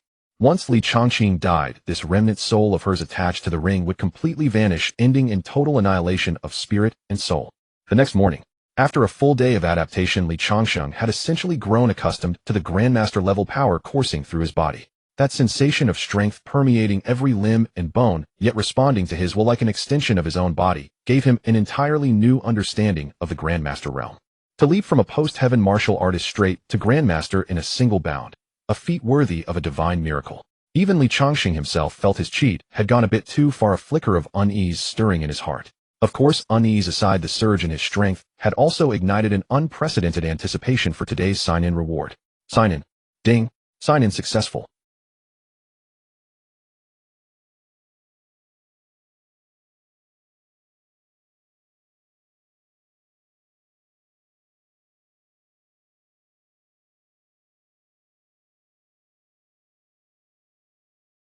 Qi Gathering Pill. Spirit Stones. These were the true hard currency of the cultivation world. The Qi Gathering Pill, as its name suggested, condensed spiritual energy, allowing cultivators to accelerate their absorption of surrounding Qi during meditation. However, he had no use for it at present. Li Changsheng also vaguely suspected that the mortal world likely lacked spiritual energy, certainly not in Qingyang City or its surroundings. Otherwise, there would have been at least a whisper of information about Qi. Nor had he ever heard of any cultivators. But based on his past life's memories, he guessed that cultivators must exist. They simply would not come to such a remote place devoid of spiritual energy. I'll keep the Qi Gathering Pill for later. Li Changxing carefully stowed the pill away, then picked up a low-grade spirit stone. The spirit stone was no larger than a baby's fist, its entire body a pale white hue. Beneath the morning light, it refracted a faint spiritual gleam, as though mist flowed within its core. He mimicked the technique from novels, attempting to circulate his true essence within to absorb it. Yet there was no reaction whatsoever. Cannot absorb it. Li Changxing frowned slightly. Perhaps I need to cultivate a proper cultivation method before I can absorb it. Puzzled but unbothered, he let the matter rest. With his current Grandmaster cultivation, tomorrow's sign-in reward might very well include items for the Qi refining stage. A cultivation manual could arrive as early as the next day. Just as Li Changsheng was putting away today's sign-in rewards on the other end of Qingyang City, inside a hidden chamber of the Wang family mansion, the atmosphere hung heavy and gloomy. Wang Beishan, patriarch of the Wang family, stood with his back to a magnificent painting of a tiger descending the mountain, clad in black brocade robes, hands clasped behind him. The flickering candlelight painted his sinister features in grotesque relief. You're saying that brat Li Changxing broke through to the half-step innate stage within a single month, jumping from late post-heaven in just 30 days. His voice was hoarse, laced with unmistakable killing intent. Return to the patriarch, the intelligence is beyond doubt. They say that old fox Li Jiangong was so overjoyed his beard was practically quivering with delight. He personally escorted him out of the city, claiming the boy needed to broaden his horizons through worldly experience. The kneeling black-clad figure continued his report. 1 month. Half-step innate. Wang Batian slowly turned, his eyes gleaming like a hawk's. That old fox Li Jiangong hides his cards deep. My Wang family has painstakingly built our foundation across generations, and my son Wang Teng has yet to reach even the peak of post-heaven. By what right does the Li family surpass us? He slammed his palm onto the nearby table with brutal force. Crack. The solid mahogany desk shattered into pieces in an instant. The Li family must have stumbled upon some earth-shaking opportunity. Greed and murderous intent wove together in Wang Beixian's eyes. Li Changsheng has already left the city, and Li Jiangong sits at the mid-stage of innate, a difficult opponent to handle. However, the Li family is not without its vulnerabilities. Summon me. His voice was cold. Patriarch. A gaunt, ghostly figure emerged from the shadows. Ingi, go to the Li family. Bring me their most useless waste of a second young master, alive. A cruel smile curled the corners of Wang Beixian's lips. Remember, I want him alive? Night fell. The moon was dark, the wind ran high. In his small courtyard, Li Changsheng quietly contemplated the ebb and flow of his power. He exerted not a single ounce of true essence, relying solely on his physical strength to practice the boxing form Master Fu had taught him. Every punch and every kick carried an extraordinary rhythm, swift yet unyielding in its stability, light yet brimming with power. Just as he immersed himself in this exquisite sense of control, the faintest whisper of disturbed air flashed across the rooftop. A movement stirred within Li Changsheng's heart. His grandmaster-level keen senses detected the unwelcome guest the instant he arrived. He did not turn around, continuing his slow, measured punches. A half-step innate sparring partner delivered right after I've reached grandmaster. Perfect timing for a test run. Perched silently upon the roof tiles like a gecko was the assassin codenamed Yingyi. Observing the frail figure leisurely practicing what appeared to be mere health-preserving fists below, a trace of contempt flickered in his eyes. A worthless nobody who hadn't even scratched the threshold of martial arts, yet the patriarch had sent an innate expert to eliminate him, killing a chicken with a butcher's axe. No longer hesitating, his figure slipped from the rooftop like a wraith, descending soundlessly toward the back of Li Changsheng's neck. This strike employed merely 3 parts of his strength, sufficient to render a commoner unconscious in an instant. Just as his hand was about to make contact with Li Changsheng's throat, Li Changsheng, as though his back bore eyes, brought his unhurried punch to an abrupt halt. He turned around with deliberate slowness. Their gazes met. Yingyi's heart lurched. What manner of eyes were those? Calm, cold, dead still, as though gazing upon a corpse. This was no look a feeble scholar ought to possess. But the arrow was already knocked upon the bowstring. With a grimace, Yingyi intensified his attack, determined to strike true. Li Changsheng's expression remained unchanged. He neither dodged nor retreated. Instead, he raised his hand and met the strike head-on with his own claw. Simple, direct, suicidal fool. A scoff echoed within Yingyi's mind. A scholar's hand daring to clash with his talons tempered for years in blood and iron. He could already picture the fellow's finger bones shattering into dust. Yet the moment their hands collided, Yingyi's expression contorted in shock. It was as though he had grasped not a human hand, but a white-hot branding iron. An unfathomable, terrifying force shredded through his protective chi like rotten paper, surging directly into his meridians. Crack! The sound of splintering bones rang sharply through the night. Yingyi stifled a groan, his entire right arm twisted into a grotesque angle, going limp at his side. But that was not all. Li Changsheng pressed forward with the speed of a phantom, his other hand darting out like lightning to seize Yingyi by the throat. You? Horror-stricken, Yingyi tried to speak, but found himself utterly unable to utter a single word. Immense true essence had sealed his entire meridian network, rendering him immobilized. Nothing more than fish upon a chopping board. Instant kill. A half-step innate expert subdued in a single exchange. Grandmaster. You're a grandmaster. Fear and despair swelled endlessly in Yingyi's eyes. How could the Li family possibly harbor a grandmaster? And such a young one at that? Nowhere in the intelligence reports had this been mentioned. Ignoring his shock, Li Changsheng lifted him as easily as one would carry a chick, strode into the room, and casually tossed him onto the floor. Who sent you? Li Changsheng's voice was calm, yet authority radiated from every syllable. Yingyi sealed his lips, a flash of resolve crossing his eyes. As a death warrior of the Wang family, he held his own code. Stubborn, aren't you? Li Changsheng crouched down and extended a single finger, pressing it lightly against Yingyi's severed arm. Aya! A scream of sheer agony tore from Yingyi's throat. He felt piercing, bone-rending pain explode from his stump, 100 times more torturous than the initial bone fracture. I will ask only once. Li Changsheng spoke coldly. My patience is not infinite. Great drops of cold sweat rolled down Yingyi's forehead. Faced with absolute power and unbearable torment, his psychological defenses crumbled instantly. It was the Wang family. Lord Wang Beixian, the patriarch, sent me, he wailed in a rasping voice. Li Changsheng had expected it to take more effort to extract information from him. He hadn't anticipated such swift submission. Your objective, The patriarch heard that young master Li Changsheng broke through to the half-step innate stage within a single month. He suspected the Li family had obtained a heaven-defying treasure and intended to capture you to force the secret from your lips. As expected, upon obtaining the information, he sought Li Changsheng wasted no further words. With a decisive palm strike to Ying Yi's crown, he shattered his heart meridians in one clean motion. He then dug small pits around 2 jujube trees in the courtyard, and using the steel blade obtained from his earlier sign and dismembered the corpse into several pieces, burying each separately beneath the trees. Only time would tell how much nutrients a half-step innate martial artist could provide to 2 jujube trees. Having disposed of the assassin's remains, Li Changsheng stood in the courtyard and glanced upward toward the direction of the Wang family mansion. The Wang family. Wang Batian. I will eventually leave Qingyang City. It seems the Wang family must be eliminated sooner rather than later. A murderous gleam flashed in Li Changsheng's eyes. The Wang family must be eliminated, but not through reckless action. Although I am now a grandmaster, the Wang family has maintained their stronghold in Qingyang City for so many years. Their strength is by no means to be underestimated. Apart from Wang Batian, who is at the late stage of the innate realm, how many other hidden masters do they have?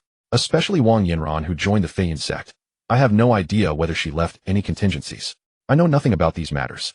Li Changsheng returned to his room, his mind rapidly analyzing the current situation. He was no true fool, nor was he an inexperienced youth. Possessing memories from 2 lifetimes, he understood the importance of careful planning before action better than anyone. In Qingyang City, the surface power structure was a 3-way balance between the city lord's mansion, the Wang family, and the Li family. Yet the city lord's mansion represented the Zhou kingdom's court, the most formidable force in the region. Lord Yang Shengli himself was a powerhouse at the peak of the innate realm. The Li and Wang families had been locked in constant friction for years, their grievances running deep. Without the city lord's mansion maintaining the balance, they would have destroyed each other long ago. If the Wang family fell, the Li family would be the primary beneficiary and the first suspect. But what if the Wang leadership were wiped out before the city lord's mansion even realized what had happened? Even if the city lord's mansion suspected the Li family, there would be no way to prove it. Would they also need to slaughter the Li leadership to avenge the Wangs? The city lord's mansion belonged to the court, not the Wang family. And only someone above the grandmaster level could have eliminated a Wang family with a late innate expert in such a short time. Li Jiagong was the strongest in the Li family, and he was merely at the mid-innate stage. If the Li family had a grandmaster, they would have long dominated.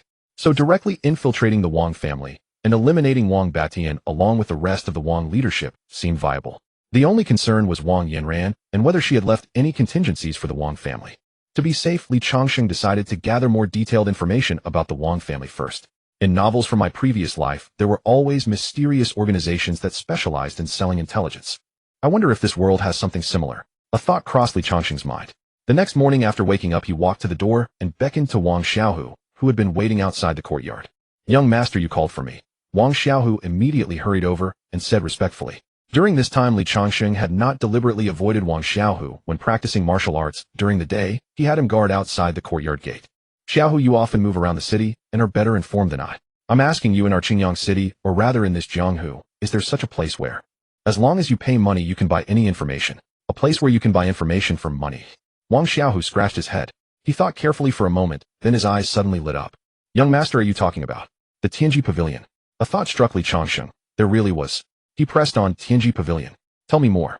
Seeing that his young master seemed interested, Wang Xiaohu quickly lowered his voice, his face showing a trace of awe and mystery. "Young master, I only heard a few mentions from the storyteller Wu the Blind at the tea house near the South City Gate. He said the Tianji Pavilion is spread across the entire continent, extremely mysterious, known as under the heavens, knowing all. Whether it's which high official in the court had his property confiscated, or which hero in the Jianghu had an affair with which enchantress, or even how many piglets old Cao Zhang's female pig gave birth to last night at the eastern city. As long as you can pay the price, they can investigate everything for you clearly." Wang Xiaohu spoke vividly, as if he had witnessed it with his own eyes. He paused and added, "However, Wu the Blind also mentioned that the Tianji Pavilion is like a divine dragon. Its head appears, but its tail remains hidden, and no one knows where their headquarters is located. To purchase information, one must find special connections. Ordinary people can't even find the door." After hearing this, Li Changsheng had already made up his mind. He returned to the room and took out several silver notes of 100 taels each. These were part of the silver notes he had received through daily check-ins over the past month. Holding the silver notes, he walked back to Wang Xiaohu and pressed them into his hands. Wang Xiaohu asked in confusion, "Young master, are we continuing to buy medicinal herbs?" Ever since obtaining the diamond pill and tiger strength pill through check-ins, Li Changsheng had not used up all 10 portions of medicinal herbs that Wang Xiaohu had previously purchased. After that, Li Changsheng had not asked Wang Xiaohu to continue buying them. At this moment, Wang Xiaohu still thought that Li Changsheng wanted to continue purchasing medicinal herbs. Li Changsheng's tone turned serious as he said, Xiaohu, take this money and use your cleverest methods to inquire around the city about how to establish contact with the Tianji Pavilion. Remember, this matter must be done without anyone knowing. Absolutely no one should suspect that I am the one inquiring. Do you understand? Understood, young master. Although Wang Xiaohu didn't understand why his young master was suddenly so concerned about the Tianji Pavilion, he was perceptive enough to know which questions to ask and which to leave unasked. He nodded firmly and carefully tucked the silver notes into his bosom. Young master, rest assured. Even if I break my legs running around, I will definitely get this matter settled for you. Having said this, he turned and left. Only when Wang Xiaohu's figure disappeared beyond the courtyard gate did Li Changsheng retract his gaze and return indoors to begin his daily check-in. Ding. Check-in successful. Congratulations to the host for receiving 1,000 taels of silver notes, 10 low-grade spirit stones. Upon seeing the rewards before him, Li Changsheng's brows furrowed slightly, a hint of disappointment flashing through his heart. No cultivation techniques. He had expected that upon reaching the Grandmaster realm, the check-in rewards would see a qualitative leap, directly producing cultivation secrets that would allow him to step onto the path of true cultivation in one go. But reality had only granted him silver notes and spirit stones that he couldn't yet use. However, this wave of disappointment was quickly suppressed. I was too impatient. He smiled at himself wryly. Having just attained the Grandmaster realm, I'm already thinking of reaching heaven in a single stride and beginning my cultivation journey. This mindset is unacceptable. He quickly composed himself. Now that he was a Grandmaster, a strength unseen in Qingyang City for a century, he had more than enough power to protect himself. The urgent priority was to deal with the Wang family, a threat that loomed imminent. As for cultivation, one had to eat meals one bite at a time and walk the path one step at a time.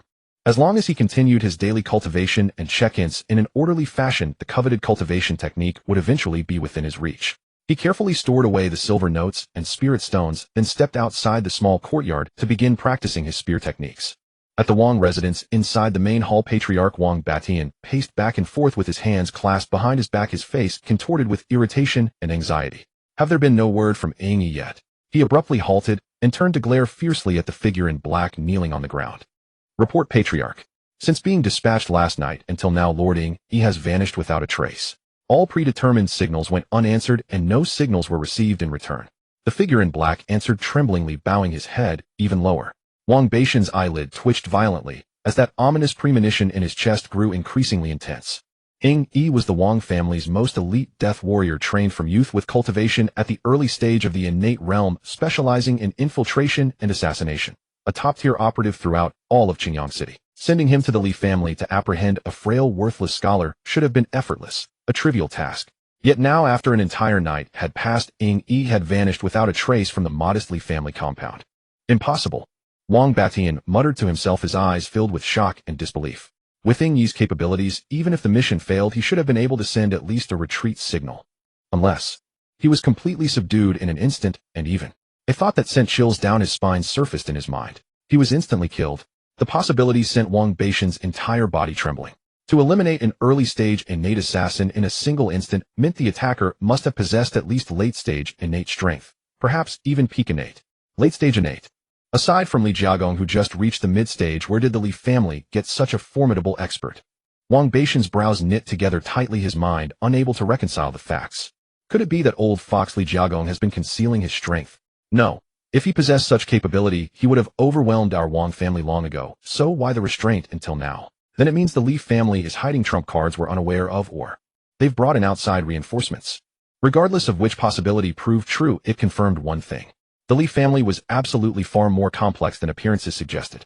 In the twilight, Wang Xiaohu dragged his exhausted body back to the small courtyard. Young master, I found out. He pulled out the remaining silver notes from his bosom along with the information he had gathered and presented them together. You wouldn't believe it, but the connections of the Heavenly Secrets Pavilion are hidden incredibly deep. I've been to all the tea houses and taverns in the city pretending to be a listener and probing for strange tales, and finally, I found the way. Wang Xiaohu paused. To contact the Heavenly Secrets Pavilion, you must go to the Carefree Tea House in the south of the city, which doesn't do business during the day, at midnight on the 15th of the month, and order a pot of question-answer tea. Place a piece of white paper on the table and press a silver ingot beside it. After doing this, someone will come to guide you. After hearing this, Li Changsheng had a clear picture in his mind.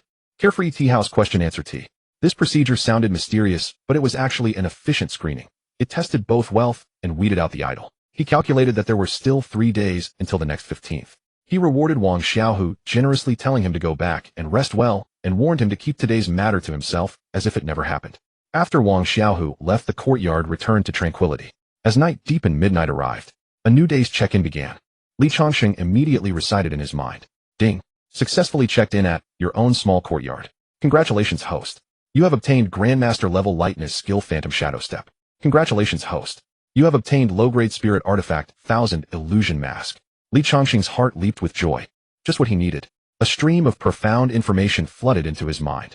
The Phantom Shadow Step was a lightness movement technique that focused on using true essence to disturb light and shadow, leaving behind multiple afterimages, with each step making it impossible to tell the real body. With this Grandmaster level lightness skill, my movements will be even more covert. His gaze fell upon another item. A mask as thin as a cicada's wing with an icy touch appeared in his palm. A low-grade spirit artifact, the 1000 illusion mask. It can not only change one's appearance, but also conceal one's aura. He carefully sensed the information transmitted by the system. A low-grade spirit artifact, if encountered by a master above the 6th layer of chi refinement, would likely be seen through.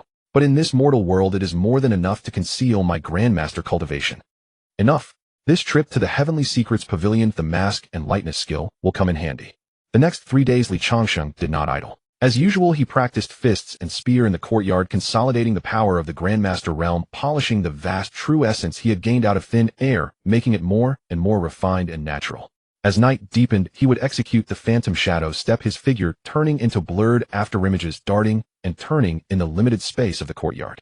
Under tree shadows, by corners, beneath eaves, all were his training grounds.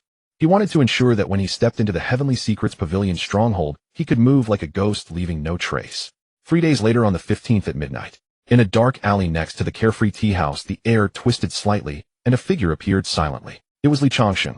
He had already put on the 1000 illusion mask, transforming into a middle-aged man with an ordinary face and gloomy eyes. At the same time, he strenuously restrained his Grandmaster aura, disguising himself as an ordinary Hotian warrior. He stepped out of the dark alley, mingled with the night travelers, and walked unhurriedly into the brightly lit carefree tea house. There were not many customers in the tea house, but each one had a steady aura and prominent temples, clearly all trained fighters. Moreover, they were alert, not speaking to each other, and the air was filled with an invisible tension. Li Changsheng knew at a glance that these people were all here with a purpose. It seems this place is indeed a mix of dragons and snakes. Everyone who comes has an agenda. He followed the procedure Wang Xiaohu had learned, found a corner seat, ordered a pot of question-answer tea, and placed a piece of white paper along with a silver ingot on the table. Soon a silent waiter came over, made a pleased gesture, and led the way.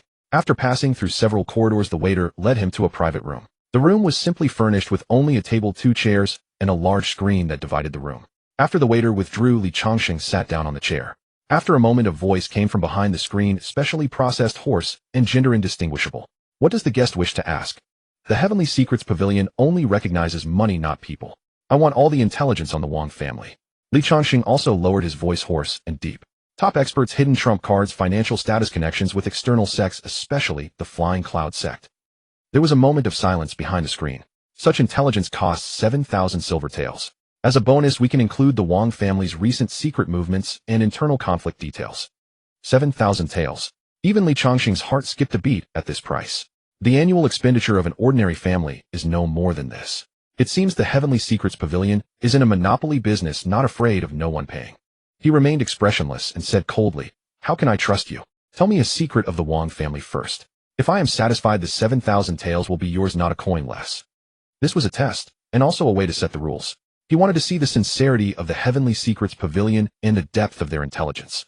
The voice behind the screen fell silent, as if weighing something. After about 10 breaths, the voice sounded again. The captain of Wang Beishan's personal guard is a mole planted by the city lord's mansion for many years. Is this secret enough? Upon hearing this, Li Changsheng's heart shook. Good heavens! A mole from the city lord's mansion. The person Wang Batian trusts most is actually a spy. This level of confidential information is definitely not street gossip. The Heavenly Secrets Pavilion truly lives up to its reputation. These 7,000 taels are well spent. He suppressed his inner turmoil, took out the prepared silver notes from his bosom, and pushed them across the table. He hadn't had that many silver notes originally. It just so happened that in the past 2 days his check-in had given him another 2,000 taels. Then a jade slip sealed with a restriction slid silently from under the screen. This jade slip can only be read once, and then it will self-destruct. The voice behind the screen reminded. Li Changsheng took the jade slip, said nothing, stood up, and left without any hesitation. Executing the Phantom Shadow Step, his figure turned into a series of blurred afterimages, speeding through the night. He deliberately took a few detours before returning to his own small courtyard. The detailed map of the Wang family mansion, the distribution of sentries, the secluded cultivation chambers of the two Xiantian mid-stage guest elders. He rapidly absorbed and digested all this intelligence.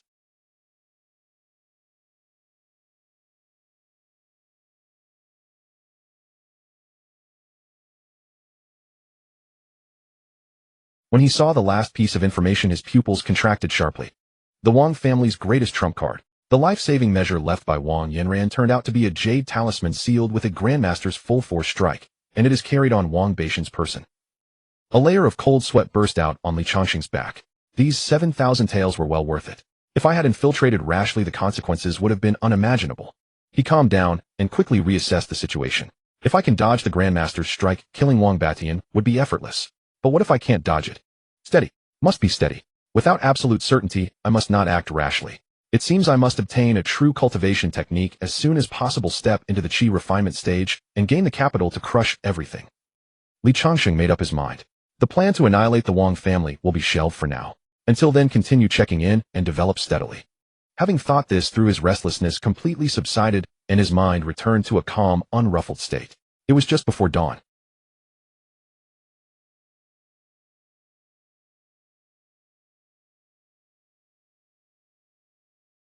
There's something important to report. Li Changsheng sensed something wrong from his tone, stopped his practice, and went to open the door. Wang Xiaohu was standing outside, sweating profusely and panting. Seeing Li Changsheng come out, he quickly walked in. Young master, something big has happened. The city lord's mansion just issued an order saying they will immediately send troops to suppress the bandits in the Black Wind Mountain range outside the city.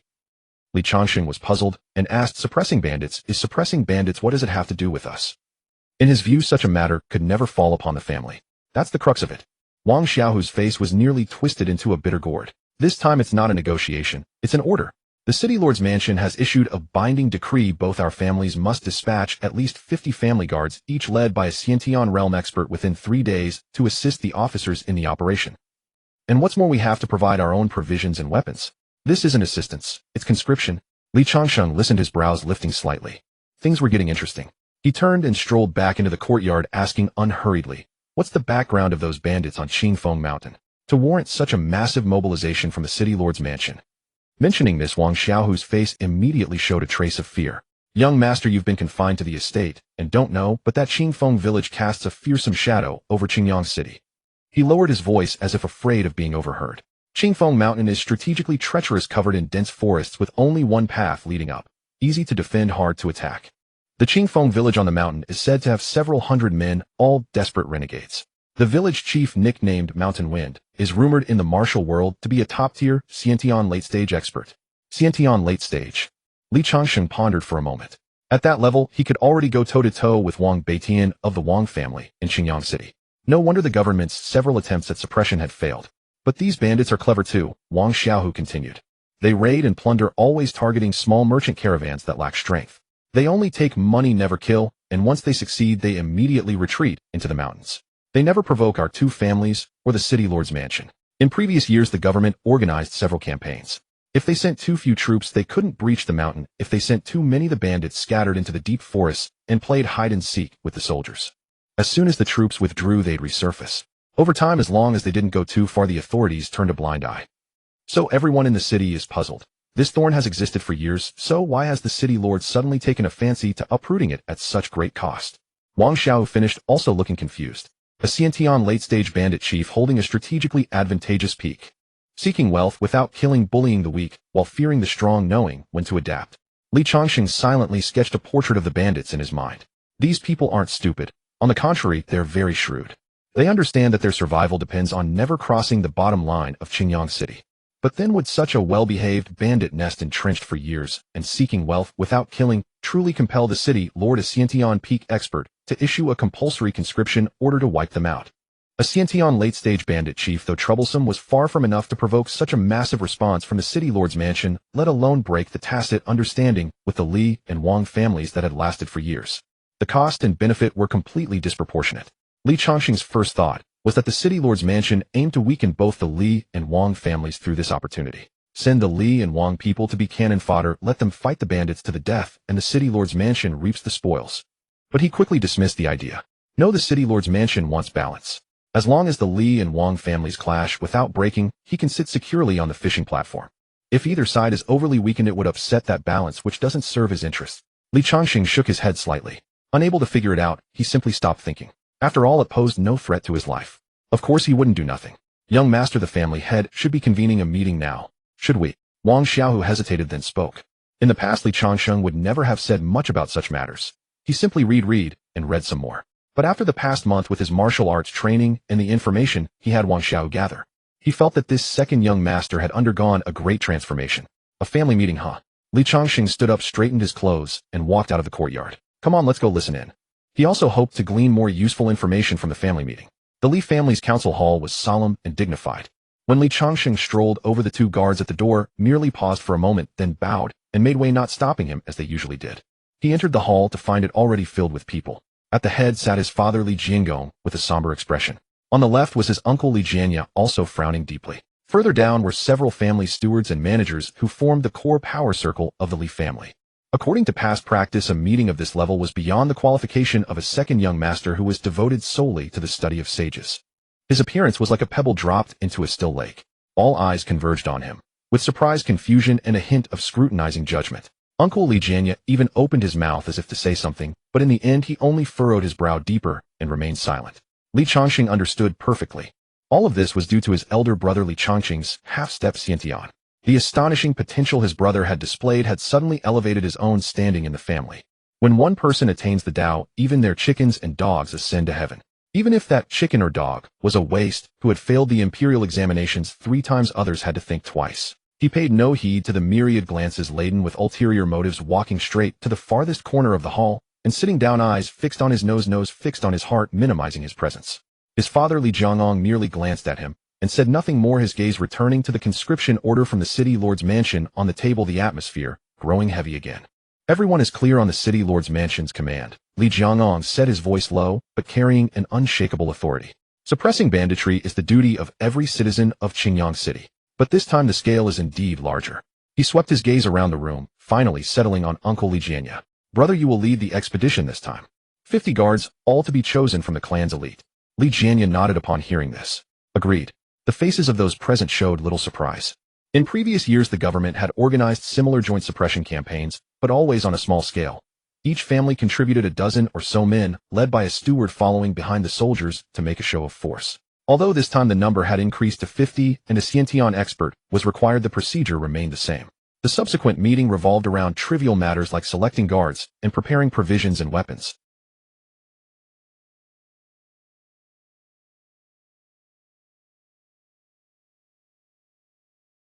He shook his head inwardly.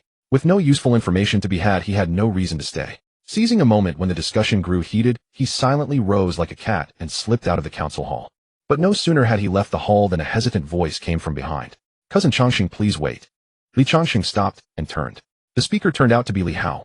Li Hao hurried forward, an unnatural fawning smile on his face, and respectfully cupped his hands in greeting. Cousin Changsheng, I was remiss in disciplining my servants before allowing that insolent lackey to offend you.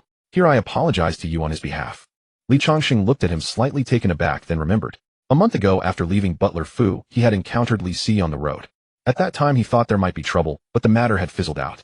Judging by Li Hao's attitude today, there must be some inside story he didn't know. Li Hao, seeing the calm and different look in Li Changsheng's eyes, felt even more uneasy, cold sweat trickling down his back. He couldn't help recalling that day a month ago. It was an afternoon he still remembered with immense relief. At that time he was playing cricket with a few idle friends in the courtyard when he saw his page Li Si being carried back, limping, his front teeth knocked out, his leg broken, crying like a 300-pound child. Li Si, between sobs, embellished the story of how Li Changsheng had unprovokedly made trouble for him and how arrogant and domineering he had been. Li Hao exploded on the spot. Who was he? The eldest grandson of the Li family's main branch, one of the future heirs. And who was Li Changsheng? A failure who had flunked the imperial examinations 3 times, a waste half abandoned by his father. How dare a waste touch his people? This wasn't just slapping Li Si's face, it was grinding his own face into the dirt. Blinded by rage, he immediately grabbed a club, and with a menacing air led his men to Li Changsheng's courtyard to demand an explanation and teach him a lesson. But he never expected that halfway there he would run straight into his father Li Jianya. Li Jianya, seeing his son's furious combative posture, immediately darkened his face. After asking the reason, Li Hao had expected his father to back him up, or at least tacitly approve. Instead, Li Jianya, far from supporting him, scolded him harshly.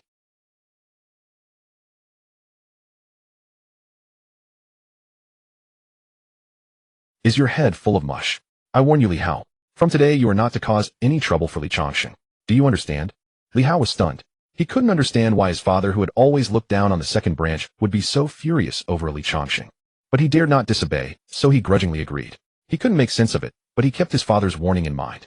Then just a few days later, an explosive news spread throughout the Li family. Li Changsheng, the elder brother who had been in a slump after being jilted, had overcome his inner obstacle in just 1 month and stepped into the half-step Immortal Realm. The moment he heard the news, Li Hao felt as if a thunderbolt had struck his mind, half his blood running cold. He instantly understood his father's unusual behavior and harsh warning that day. So his father had already foreseen the rising momentum of the second branch. With Li Changsheng attaining half-step Xiantian, Li Changsheng's status naturally rose with the tide. If he had actually charged in with a club that day, he would not have been hitting a waste scholar, but the younger brother of a half-step Xiantian powerhouse. At that point, not even his father could protect him. The entire main branch would have suffered the consequences. At that moment, Li Hao felt a wave of terror. He was grateful that he had heeded his father's words. His reverence for his father reached an unprecedented height. Seeing Li Changsheng being allowed to attend such a high-level meeting in the council hall today only reinforced his conviction. Li Changsheng was no longer the Li Changsheng of old. This grudge had to be resolved. Facing Li Hao's forced, somewhat exaggerated smile, Li Changsheng felt no ripples in his heart, and even felt a bit like laughing. This is reality, he thought.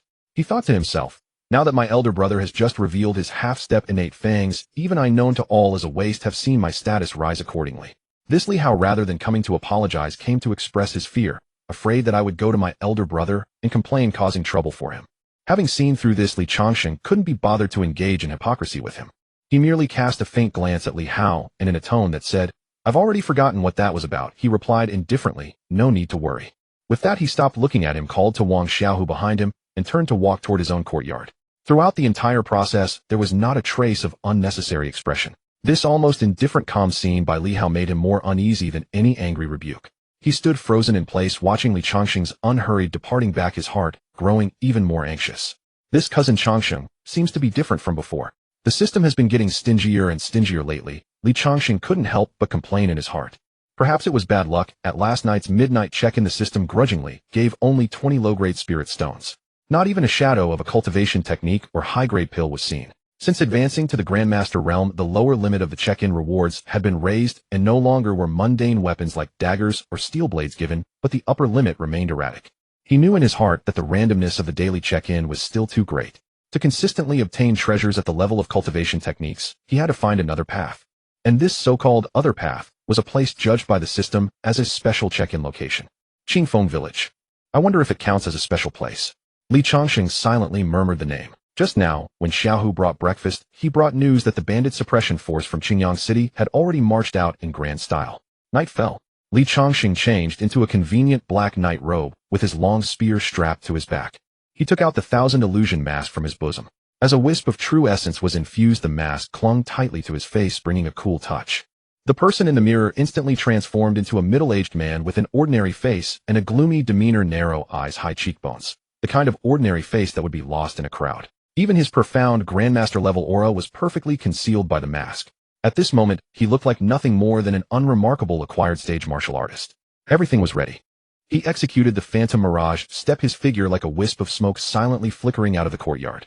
In a few flashes, he vaulted over the Li family's high wall without alarming the patrolling guards or leaving a trace. Relying on his Grandmaster's speed, he quickly caught up with the slow-moving bandit suppression force.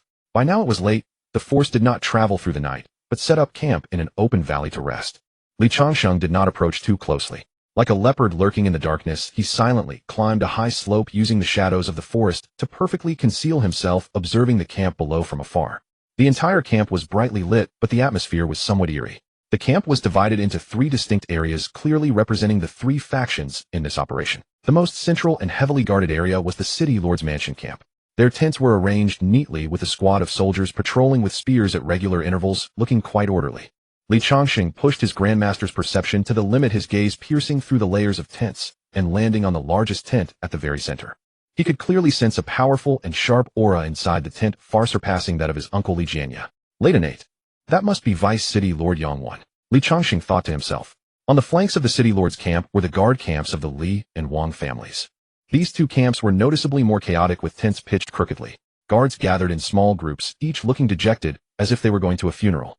Li Changsheng easily found the Li family's area and spotted his uncle Li Jianya sitting by the campfire, his face as dark as water. The few Li family guards beside him were also full of worry, clearly aware that they had been dragged here as cannon fodder.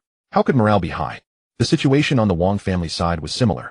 After observing the people, Li Changsheng's gaze fell on the area behind the camp where supplies were stored. Moi. With just one glance, his brows tightly knitted. A few lonely supply carts stood there with pitifully little grain. Such a large force, hundreds of people, and only this much grain. He silently calculated. What those carts carry will last at most 5 days for these hundreds of people. Qingfeng Mountain is strategically located, easy to defend, and hard to attack. The bandits on the mountain are not fools, they won't just stand there to be cut down. How could the battle be finished within 5 days? He recalled the information heard at the family meeting. The city lord's mansion had promised that after the main force departed, a supply convoy would follow closely to ensure sufficient grain at the front. But as he had traveled this way relying on his powerful grandmaster perception, he was very clear. For several li behind him, the official road was empty. There was no so-called supply convoy at all. A chill ran through Li Changsheng's heart. Either the city lord's mansion's logistics have made a huge blunder and the person in charge of supplies forgot the date. Or that lofty city lord never intended to let this so-called reinforcement force have enough to eat from the very beginning. He instantly dismissed the first possibility. What a joke. A man who could plant a spy beside Wang Beishan, the head of the Wang family, and manipulate him at will. A man who had sat securely in the position of Qingyang city lord for decades, a peak innate powerhouse who made the Li and Wang families dare not overstep a single step. Would he commit such a low-level mistake as forgetting to deliver grain? Could it be that this city lord intended to use the bandits of Qingfeng village to bury the 100 or so elite guards of the Li and Wang families along with some of his own officers in the Qingfeng mountains? But why would he do this? Simply to weaken the two families. That doesn't align with his strategy of maintaining balance. It seems the bandit suppression is not so simple. Li Changsheng stopped thinking about it. Whichever reason it was, it didn't matter much to him. Only his uncle. If danger arose, he would try to save him if possible. The rest would be left to fate. The next morning, the vast bandit suppression force, urged by Deputy City Lord Yang, broke camp and set out once more. The pace of the procession was so sluggish that Li Changsheng felt like yawning. He trailed behind for a while, unable to resist a torrent of internal complaints. Is this a bandit hunt? Or a spring outing? Everyone moved as if they were dragging their entire families along, taking 3 steps, and then resting for 2. No, this is nothing but a waste of my time, Li Changsheng thought clearly. His goal was to confirm whether Qingfeng Mountain qualified as a special sign-in spot, not to actually play house with this group of bandit hunters. If he kept following them, everything would be over by the time he arrived.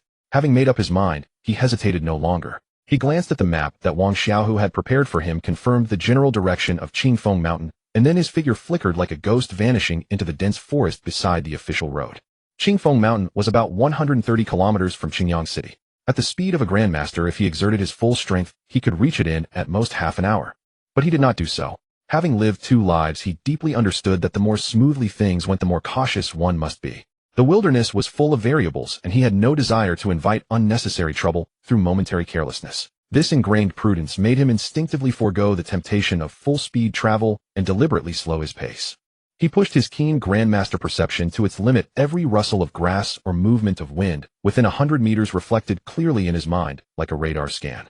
Thus, like a top-tier hunter, he avoided all potential dangers while leisurely advancing toward his destination. At dusk, the setting sun dyed the clouds in the sky a brilliant orange. A majestic and perilous mountain range finally appeared on the horizon before Li Changsheng. He did not rush up the mountain. Instead, he found a vantage point with a wide view, observing the terrain of the entire mountain and the faintly visible stronghold at its peak from afar. Qingfeng Mountain was steep with jagged rocks, and its upper half completely covered by dense primeval forests. The stronghold was built on the summit, its terrain strategically advantageous. Li Changsheng saw clearly that only one narrow, steep path wound up to the top, like a long serpent. Along the way, there were numerous checkpoints, just from the visible sentry posts, both open and concealed. He counted no fewer than a dozen. This was definitely a classic bandit stronghold configuration, where one man could hold the pass against 10,000. However, he naturally had no intention of going up the front way. His gaze shifted to the other sides of Qingfeng Mountain. The mountain's flanks and rear were steep, dangerous cliffs. Even for a Immortal Realm expert, climbing such terrain would be no easy feat. A single misstep could cause a huge commotion and alert the bandits. Moreover, the bandits of Qingfeng village were not fools. Although they considered these cliffs a natural barrier, they had still scattered a few concealed sentry posts as a precaution. In their view, such defenses were more than sufficient. But Li Changsheng looked at the cliffs and could not help but curl the corners of his mouth into a smile. This cliff is a natural moat for others. But for me, a grandmaster with a cheat level lightness skill, isn't it just an open back door? He had made up his mind. Without further delay, his figure flickered, and he stealthily moved toward the direction of those cliffs. Standing at the foot of the cliff and looking up, the nearly skyscraping steep rock face exuded an intense sense of oppression. Li Changsheng took a deep breath. Without using any tools, he merely channeled a thread of the vast, true essence within his body like a living thing to cover his palms and soles. The next moment, like a gecko, he silently adhered to the smooth rock wall. His figure moved like a phantom walking on the vertical cliff, as if on level ground, light and swift without making a single sound, easily evading the bandits' concealed sentries. Li Changsheng climbed so effortlessly only because of his grandmaster cultivation and mastery of the phantom shadow step movement technique. Moments later, he lightly pushed off the edge of the cliff with both hands, and his entire body floated up like a weightless leaf, landing silently. The place where he landed was a corner at the rear of the stronghold where odds and ends were stored, looking like a woodshed unguarded. In the distance from the central area of the stronghold, faint sounds of boisterous shouting, finger-guessing, drinking games, and the clamor of feasting drifted over. Li Changsheng first carefully confirmed that the surroundings were temporarily safe. His heart stirred. Sign in. Ding. Signed in successfully at Qingfeng Village. Congratulations, host. You have obtained the cultivation technique Supreme Purity Qi Drawing Art. A cultivation technique. Li Changsheng's breath caught, and his heart pounded wildly. A stream of profound information surged into his mind. The method of drawing celestial spiritual energy into the body and opening a sea of qi in the dantian. Every word shimmered with the golden light of the path to immortality. Though he did not know what level the Supreme Purity Qi Drawing Art was in the cultivation world, judging by its name, he guessed it was merely the most ordinary of cultivation techniques. This also meant that Qingfeng Village was not a special sign-in location. But obtaining a cultivation technique was already a pleasant surprise. Li Changsheng forcibly suppressed the urge to immediately sit cross-legged and begin cultivating. This was a bandit den fraught with danger. Cultivating now would be nothing short of suicide. He had to hold back. Calming his mind, Li Changsheng's thoughts turned to another matter. Let's first see if there's anything valuable in this bandit stronghold. At the very least, I need some silver. The last time he bought information about the Wang family from the Heavenly Mechanism Pavilion, he had almost drained his savings. This was a perfect opportunity to replenish them. Having made up his mind, his figure merged into the shadows like a drop of water into the sea, silently lurking. He avoided the patrolling bandits and crept toward the most imposing, brightly lit main building at the center of the stronghold. As soon as he drew near, he heard two voices conversing. Brother Qing, you've really put me in a difficult position this time. Another voice replied, Brother Yang, I never expected that brat to be the son of the general leader of the Blazing Sun Society. And he came looking for us, specifically claiming he wanted to do some chivalrous deeds, even insulting me. I simply couldn't bear it. Outside the house, Li Changsheng frowned slightly. That voice sounds familiar. Surnamed Cheng, so this must be the chief of Qingfeng Village. The fact that the chief of Qingfeng Village was surnamed Cheng was common knowledge in Qingyang City, no secret at all. And the other man was surnamed Yang. In the room, two middle-aged men sat facing each other. One of them, slightly stout and bearing an air of authority, would have drawn gasps of surprise from the citizens of Qingyang City had they been present. He was none other than Yang Shengli, the city lord of Qingyang. And the man opposite him, with his lean, vigorous frame and eyes as sharp as an eagle's, his identity was equally unmistakable. The chief of Qingfeng Stockade, Cheng Jusi. All right, tell me exactly what happened. Cheng Jusi heaved a heavy sigh and began to pour out his grievances. Brother Yang, you have no idea. Just 3 days ago, my men were doing their usual business on the road below the mountain, chatting with passing merchants and collecting a bit of tea money. It's been an old custom for years and never once went wrong. But who knew that day we'd run into some reckless greenhorn who didn't know his place? Cheng Jusi's voice seethed with fury. He looked about 19, like a fresh-faced novice just starting out in the martial world. Probably read too many storybooks and wanted to play the hero, ridding the world of evil for the people. He jumped out, pointed at me, and cursed, saying he'd mete out justice on heaven's behalf today, wipe out us bandits, and rid the common folk of a great scourge. I thought he was just young, so I told my men to tie him up and teach him a lesson. That'd be enough. But that brat had a filthy mouth. His curses were unbearable. My brothers got carried away and hit him harder than they meant. Who could have guessed he was the only precious son of the Liang Society's Grand Chief? The Liang Society. Outside the house, Li Changsheng raised an eyebrow at those three words. The prefect. It seemed this so-called bandit suppression ran far deeper than he'd imagined. Inside the room, the man called Brother Yang was silent for a moment before speaking slowly. Brother Cheng, this matter isn't entirely your fault. This voice, Li Changsheng finally recognized it. It was Yang Shengli, the city lord of Qingyang. Though he'd only heard it from a distance at public events a few times, he could never mistake that unique official tone and cadence. A city lord who should be strategizing in his mansion, and a bandit chief who should be lording over his stronghold. The supreme commander of the suppression army and the leader of the very bandits being suppressed were chatting like old friends inside the bandits' cottage. Li Changsheng felt as if he were watching an absurd play. At last he understood. Now he understood why the suppression army marched so slowly, why so little grain was prepared, why the soldiers all acted like they were on a picnic. So this was never a real bandit suppression. It was a performance. A grand spectacle directed by the Qingyang city lord himself, staged for the prefect far away in the prefectural city, and that so-called Liang society.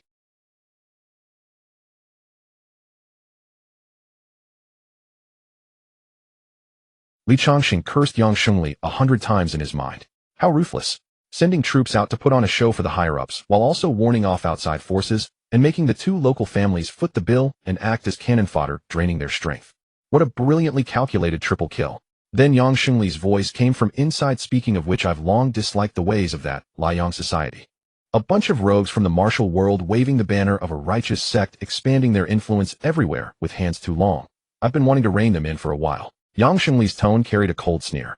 If someone hadn't whispered in the prefect's ear this time, I wouldn't have bothered. A reckless brat who didn't know his place. Dead is dead, what's the big deal? He snorted inwardly. After all, the Grand Chief of the Liang Society was nothing but a Xiantian late-stage martial artist, no big shot in his eyes. The trouble was that the chief had a beautiful daughter who had become the prefect's new favorite. Her precious younger brother had died in Xinjiang territory, and the concubine, weeping pitifully, whispered in the prefect's ear that Yang Shengli's jurisdiction was infested with bandits, that even passing merchants couldn't travel safely. A woman's pillow talk could be sharper than a blade. To soothe his beauty's heart, the prefect issued an order. Even if the city lord was reluctant, he had to play this farce to the end. Cheng Jusi sighed in relief. Brother Yang, you truly understand my troubles. Yang Shengli waved a hand, lowering his voice. But we still need to put on a convincing show. Otherwise it won't look good to the higher-ups. He tapped lightly on the table. Here's the plan, Brother Cheng. Pick out a few thorny fellows who've got too much blood on their hands and don't usually listen. Make up the numbers. When the time comes, my men will fiercely attack the mountain. Your men will resist desperately, and then you'll lead the brothers to retreat to the back mountain. I'll take the spoils and a few bandit corpses back to report. Cheng Jusi caught on immediately. Brother, rest assured. I'll handle it. I'll tie up those insolent brats and make sure you return to report in fine style. Yang Shengli nodded with satisfaction. As for the troops still on the road, he appeared thoughtful. They're all greenhorns who've never seen blood, plus the guards from those two families. They only look intimidating. I'll have them scout the area for a few more days, citing difficult mountain paths and complex bandit conditions. They won't actually launch a real assault and cause you trouble. Cheng Jusi was overjoyed. He stood up and gave a solemn bow with clasped fists. Brother Yang, your great kindness is unforgettable. After this is over, I'll follow the old rule. From the goods borrowed from passing merchants, I'll set aside 2 tenths for you. Easily said, Brother Cheng.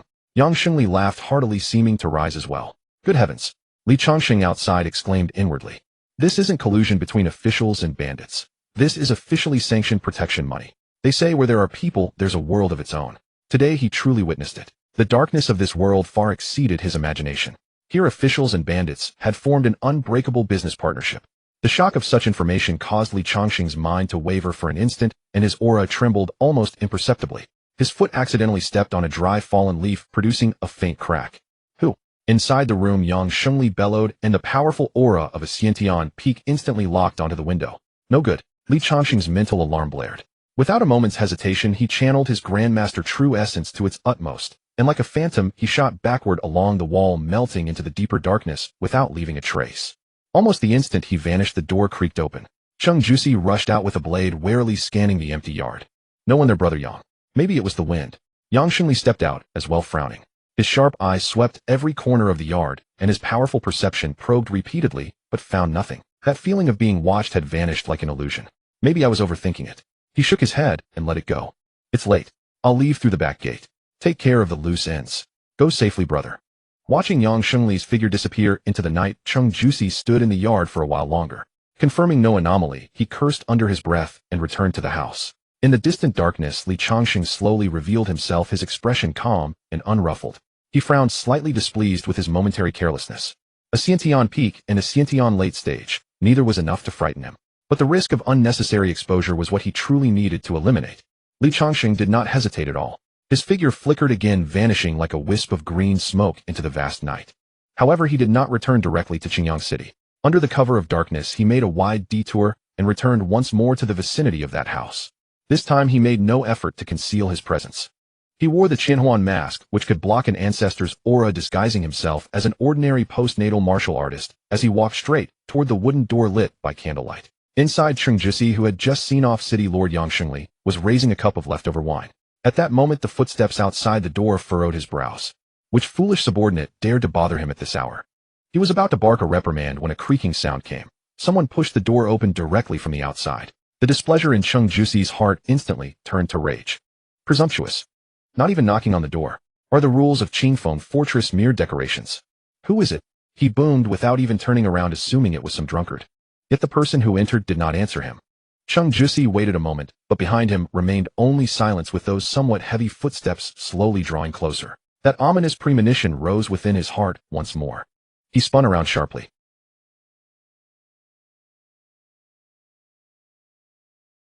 There stood a middle-aged man, slightly slender, with an unfamiliar face, gazing at him with a calm, yet eerie expression. Who are you? Changsheng narrowed his eyes, his formidable aura tempered through countless battles spreading through the room. He could sense that the other's aura was weak, merely a postnatal realm at most. How dare a lowly postnatal puny fish dare to barge into his room so brazenly? Li Changsheng ignored his interrogation. He simply glanced around the room's furnishings, then opened his mouth in a casual conversational tone. Boss, I've been a bit tight on funds lately. I'd like to borrow some silver from you. Hearing this, Changsheng was first startled, then burst into bitter laughter. He must have misheard. A postnatal martial artist venturing into his prenatal late-stage territory, asking to borrow money. Borrow money. Which fool who'd read too many adventure tales had come looking for death at his door? Borrow my money. A deeply sinister smile appeared on Changsheng's face. I'm afraid you wouldn't have the life to spend it. Murderous intent surged within his heart. Changsheng Fortress had over 100 bandits. Though he couldn't recognize all of them, none of his own men would ever dare speak to him this way. Moreover, this person appeared too mysteriously and behaved too strangely. Whoever he was sees him first. Before his words had even finished, he prepared to strike. Just as true chi swelled within him and he was about to lunge forward, a sudden change occurred. The middle-aged man opposite him remained standing where he was, not stirring at all.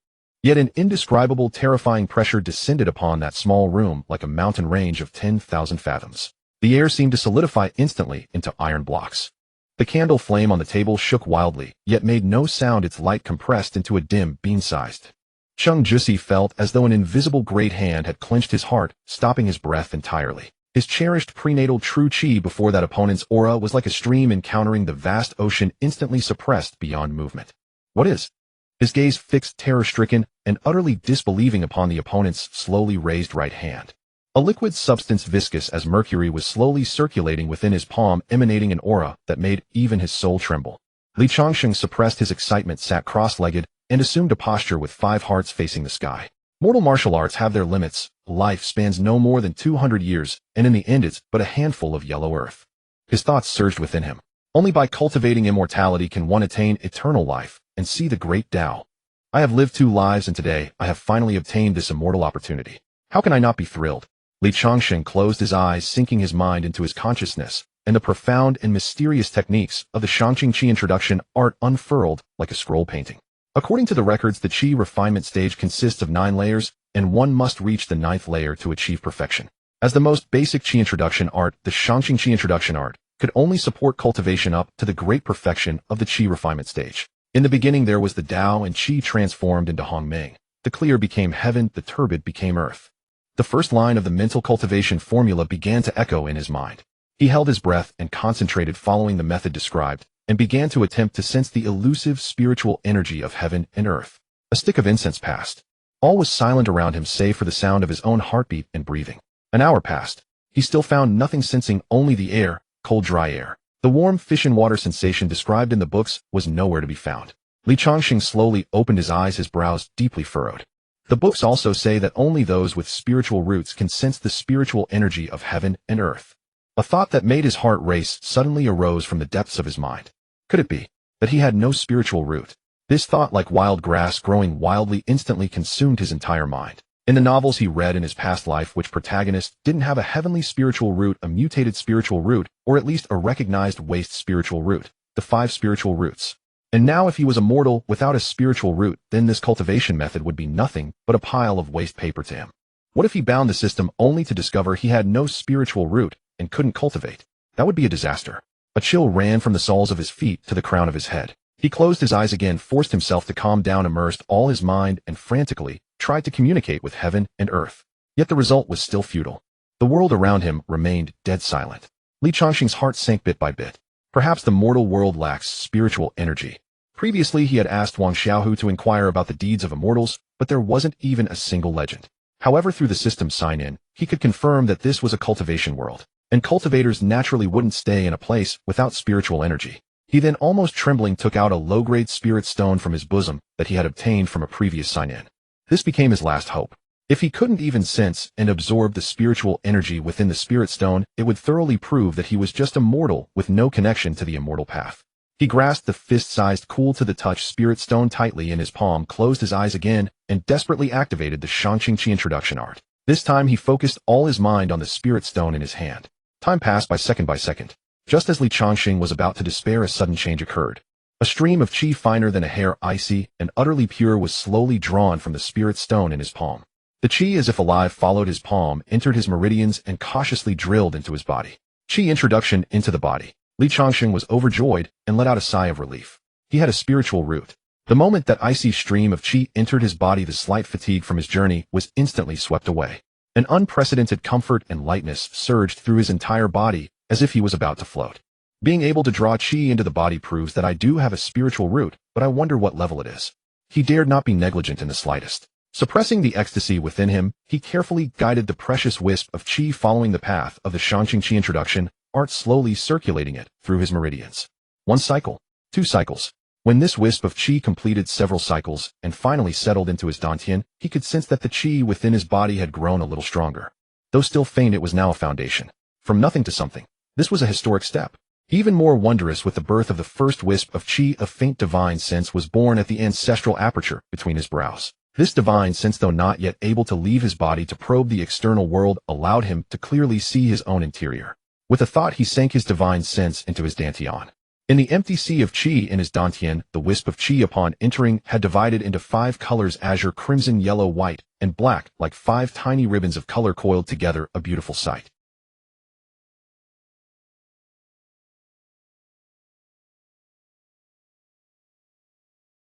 As he thought this, the joy that had just risen in his heart was instantly doused by a bucket of cold water. Gosh, isn't the 5 spiritual root considered a waste in novels? The lowest purity, the slowest cultivation speed, known as the eternal waste of the cultivation world. But he could clearly feel that his process of drawing qi into the body wasn't particularly slow. Is this considered fast or slow? Li Changsheng was confused.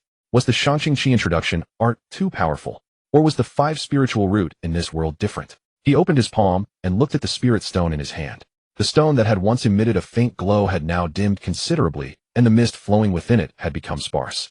The expression on Li Changsheng's face turned strange, both joyful and worried. However, being able to cultivate was good enough. With the system, even if it was a waste 5 spiritual root, so what? Just from drawing qi into the body to stabilizing the cultivation, it consumed so much. At this rate, 1 low-grade spirit stone should be enough for me to cultivate for 2 or 3 days. I now have nearly 50 spirit stones left, which should be enough for about 4 months of cultivation. This discovery gave him a little reassurance. This cultivation is indeed a gold-devouring beast. It doesn't burn money, but spirit stones. He carefully put away the now dim stone, and his gaze grew deep and determined. Though my current stock can last for a while, it will eventually dwindle. It seems that while developing steadily, I must also find ways to open up new sources of spirit stones. Only by improving my strength as quickly as possible can I prepare for the next journey to find special sign-in locations. Only special sign-ins can yield truly good things. To raise his cultivation, he would have to leave the mortal world sooner or later. But Li Changsheng's current strength was too low. Going to seek the cultivation world like this gave him no sense of security. However, fortunately, through the system's sign-in, he could always obtain cultivation resources, so he wouldn't lack resources, and his cultivation wouldn't stagnate. Well, I'll set out when I reach the 5th layer of qi refinement. And now that I'm already a cultivator at the qi refinement stage, doesn't that mean the next sign-in could yield items at the golden core stage level? At this thought, Li Changsheng's breathing began to quicken. If he could sign in to obtain a life-saving method at the golden core stage level, even if he arrived in the cultivation world, as long as he didn't provoke forces with golden core cultivators, he would have nothing to fear. 5 days passed in a flash. During these 5 days, Li Changsheng had thoroughly consolidated his cultivation at the 1st layer of qi refining stage. He stayed indoors every day, spending most of his time meditating in his room, silently circulating the Changsheng qi refining art. After consuming 2 whole low-grade spirit stones, that wisp of nascent spiritual energy finally expanded several-fold, becoming increasingly condensed. Occasionally, he would step out of his room, hold a random book in the courtyard, and feign drowsiness, maintaining the image of a frail scholar who cared nothing for worldly affairs. He never missed his daily check-in, but no surprises like a cultivation method appeared again. He only obtained a few bottles of ordinary grade pills, and over 100 low-grade spirit stones scattered and meager. Stability low profile and the ability to continuously grow stronger. This feeling intoxicated him. And the ugly scene of officials and bandits colluding together that he had witnessed at Changsheng village 5 days ago was like a thorn constantly reminding him of the darkness and cruelty of this world, further strengthening his resolve to lay low. Before acquiring absolute power that could crush everything, any form of showing off was equivalent to seeking death. This morning, just as Li Changsheng finished his meditation, Wang Xiaohu's voice came from outside the courtyard, deliberately lowered, but unable to conceal his excitement. Young master, are you awake? The greatest news ever. Li Changsheng got up and opened the door. As soon as Wang Xiaohu entered the courtyard, he gesticulated excitedly, his face full of agitation. Young master, the army that went to suppress the bandits has returned in triumph. They are announcing the victory throughout the city. You should have seen it. Gongs and drums just like the New Year. Deputy City Lord Yang personally led the team, claiming they had severely crippled Changsheng village, routing the bandits and causing them to flee in panic, abandoning their armor. Unfortunately, due to the treacherous terrain of the stronghold and the dense forest, the bandit leader managed to escape into the deep mountains with a few trusted followers. However, Lord Yang said that after this battle, Changsheng village has been greatly weakened, and they dare not act recklessly anymore. As he spoke, his excitement gradually faded. He scratched his head, revealing a puzzled expression. But, young master, there's something I find a bit off.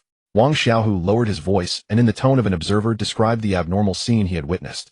The streets are bustling with excitement, but in our mansion and the Wang family next door, the atmosphere is very oppressive.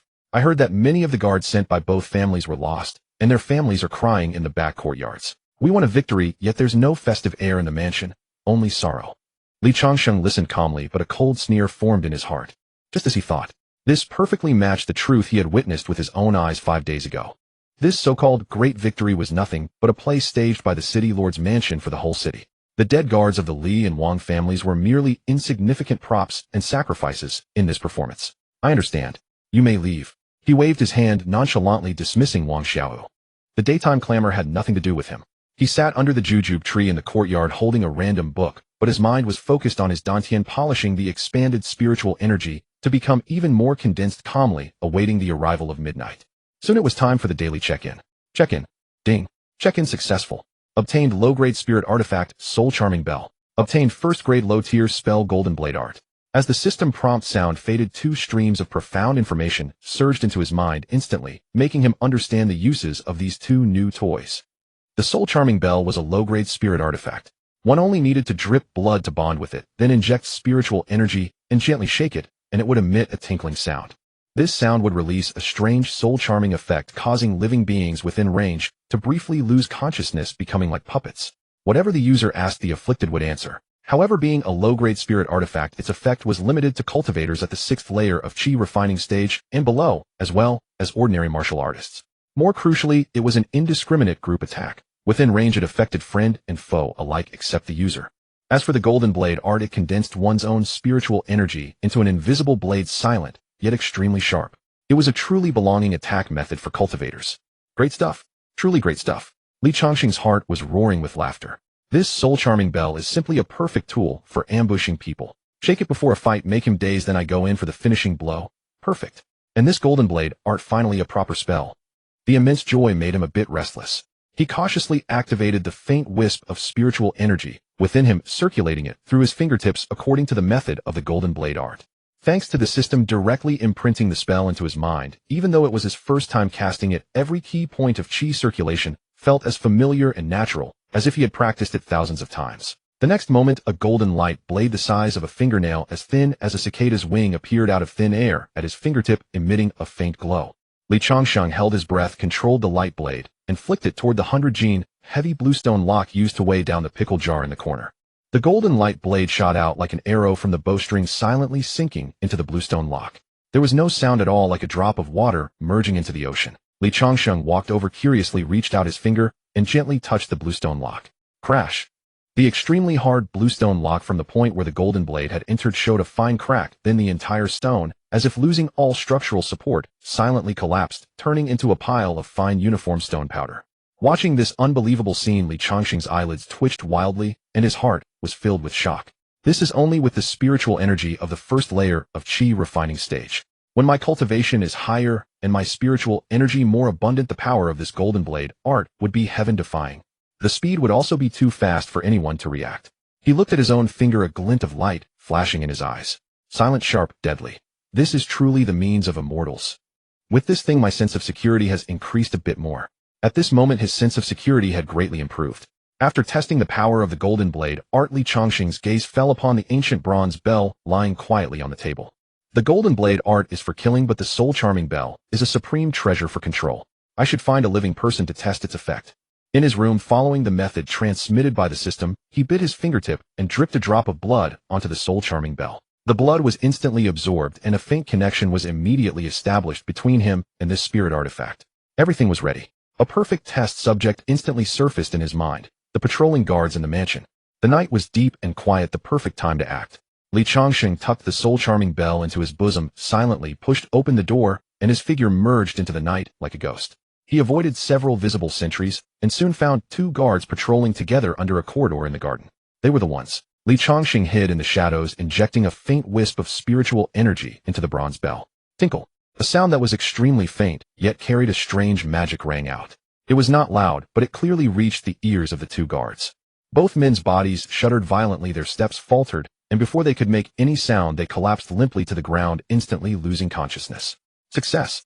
Li Changsheng's heart rejoiced. He did not immediately reveal himself, but observed from the shadows for a moment, confirming that the two were truly unconscious, then walked over silently, like a civet cat. He crouched down, lowered his voice, and asked one of the guards tentatively, "What is your name?" The guard, with eyes tightly shut, mechanically opened and closed his lips and uttered two words: Zhang San. His voice was stiff, devoid of any emotion. Li Changsheng turned to the other. "And you? What did you eat before your shift tonight?" The other guard answered woodenly, 6 buns, 2 bowls of porridge. It really can extract information. Li Changsheng's heartbeat quickened a few beats. A more critical question came to his mind. He looked at the first guard again and asked in a deep voice, "Recently, has there been any unusual activity in the main house?" The guard named Zhang San, still in that puppet-like state, answered dully, Answering, young master, the main house's young master. How? A few days ago, he requested 2 new maids again and was scolded by the madam." After asking this, Li Changsheng immediately retreated to the shadows. "So that's how it is. Not only can it get answers to what's on my mind, but it can also extract specific information. This soul-charming bell is truly a divine tool for interrogation." He didn't rush to leave, but patiently waited in the shadows. After about a dozen breaths, one of the guard's fingers twitched, as if he was about to wake up. At that moment, Li Changsheng once again injected spiritual energy and shook the bronze bell. Tinkle. The bell rang again. The guard, who was about to wake up, shuddered once more, completely lost all movement, and fell back into unconsciousness. After repeating this test several times and confirming the effect was flawless, Li Changsheng finally felt completely at ease. But this was not enough.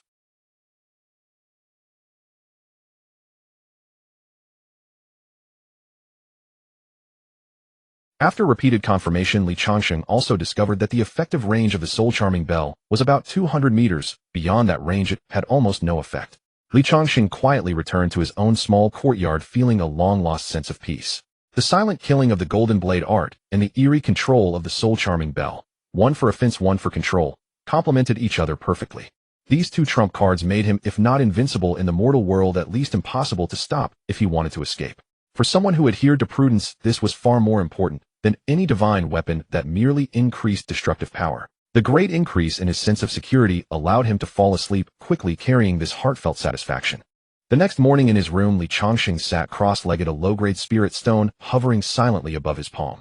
Its once warm luster had now dimmed, leaving only a faint glow at the center flickering unsteadily. As he circulated the supreme purity chi introduction art, the last thread of spiritual energy was drawn out, and the spirit stone's light extinguished completely. With a soft pop, it crumbled into a fine white powder, slipping through his fingers.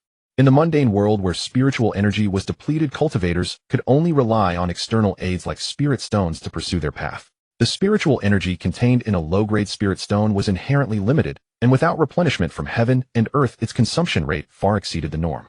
For Li Changsheng, who had just entered the chi refining stage, a single low-grade spirit stone could sustain him for only 2 days of arduous cultivation. This rate of expenditure made him knit his brows. Moreover, to accelerate his cultivation, he needed to be in a place suffused with spiritual energy or consume pills that could enhance his speed. Enhance cultivation speed. Wait, the chi-gathering pill. His eyes lit up. How could I have forgotten this? Li Changsheng recalled that he had obtained a bottle of pills by signing in just after entering the chi refining stage. He had always thought these pills were meant to accelerate the absorption of surrounding spiritual energy, but since the mundane world had none, they had become useless left in a hidden compartment. But now I think about it, the chi-gathering pill's function is to gather and accelerate the absorption of spiritual energy. If I take the pill and then absorb the spirit stone's energy, could the speed increase? He immediately retrieved the white jade bottle from the hidden compartment, poured out a longan-sized pill that exuded a faint fragrance, and swallowed it without hesitation. The pill dissolved upon entering his mouth, and a gentle medicinal force instantly spread through his limbs and bones.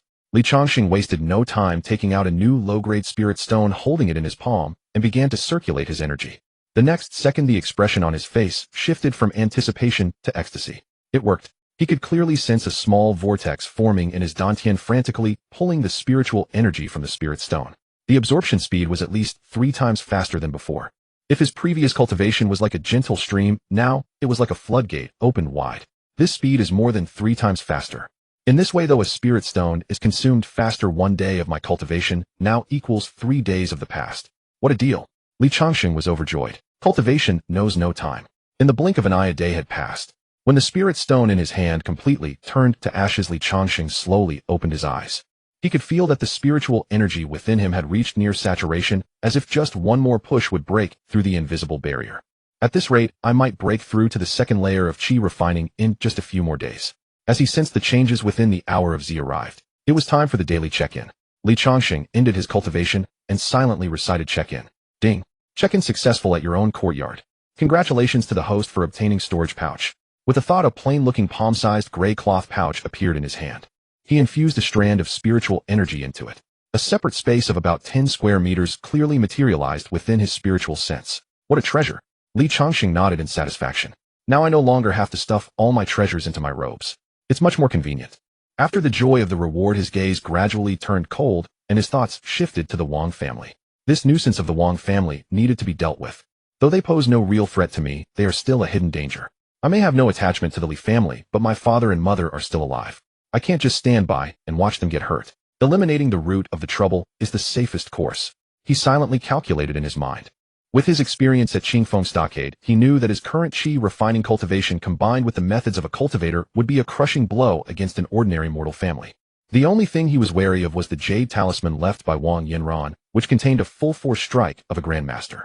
But now he had the soul charming bell. The night was as dark as ink, perfect for murder. Changsheng changed into a set of night clothes, donned the thousand illusion mask, and quietly left his courtyard. He executed the phantom shadow step, his entire form turning into a blurry afterimage, dashing swiftly across the rooftops of the Wang family's mansion without alerting anyone. To him, now the defenses of the Wang mansion were like a mere facade.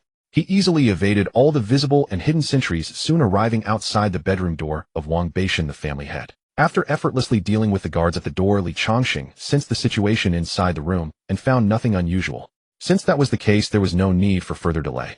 He chose not to continue hiding, but directly reached out and pushed open the door. Creak. The sound of the door hinge turning was especially piercing in the silent night.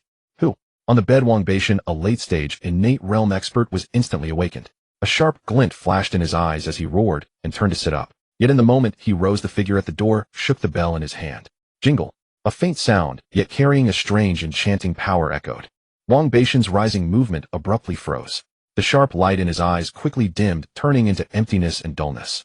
His entire body became like a puppet whose soul had been drained, frozen in place. Changsheng felt reassured and walked in slowly. He stepped to the bedside and said in a low voice, "Hand over the life-saving jade talisman left by your daughter Wang Yinran." Wang Beishan, like a manipulated marionette, expressionlessly pulled a warm jade talisman from under his pillow and mechanically handed it over. Changsheng took the jade talisman. It was cold to the touch. He could sense that a force was indeed sealed within it. Though he was now a cultivator, if that force struck him, it would not be pleasant. The greatest threat was now in his hands. Changsheng's heart was greatly relieved. Now it's time to collect some interest. He spoke again, his voice still icy. Where is the Wang family's treasury? Wang Batian stood up, woodenly walked to the study, and behind a hidden bookshelf turned a mechanism, revealing a secret door leading to an underground chamber.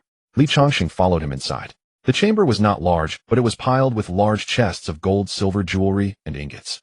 Without hesitation, Changsheng stored most of it into his storage pouch, with a thought. After doing this, he stood at the entrance of the chamber, watching Wang Beishan, who remained frozen in place, seemed to be starting to regain consciousness. Jingle.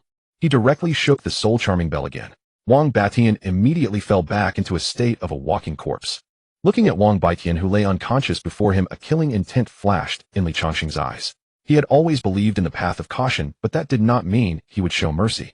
When one's strength was sufficient to crush all opposition, the most prudent course was to eliminate every threat in its infancy with thunderous force. Root out evil completely. Oh, when pulling weeds, uproot them entirely. 8 characters flashed through his mind. The Wang family must be eradicated. Wang Baiqian must die. As long as he lived, he remained the greatest threat to the Li family. Li Changsheng raised his hand. Spiritual energy stirred within his fingertips, and a golden blade no larger than a fingernail materialized silently. Go, he murmured. The golden blade technique activated. The golden blade sliced through the dim room in an instant, passing cleanly through Wang Baiqian's forehead without drawing a single drop of blood. The formidable patriarch who had wielded power over Qingyang City for decades fell rigid and silent, his face frozen in the vacant expression that had preceded it, unable even to utter a cry. With the deed done, Li Changsheng's gaze remained as still as deep water, as though he had merely crushed an inconvenient ant. Yet he kept in mind that beyond Wang Baiqian, the Wang family commanded 2 guest elders at the innate realm. Acting on intelligence purchased from the Tianji Pavilion, he located the first elder's secluded chamber. The old man, an early-stage innate cultivator, sat in meditation within his quiet room. Li Changsheng avoided a frontal assault. Standing at the doorway, he withdrew a soul-bewitching bell from his storage pouch and gave it a gentle shake. The delicate chime echoed, and he pushed the door open. The elder remained seated in his meditative posture, yet his eyes hung open and vacant, clearly ensnared by the bell's power. Mortal innate cultivators are nothing more than slightly stronger ants, Li Changsheng mused.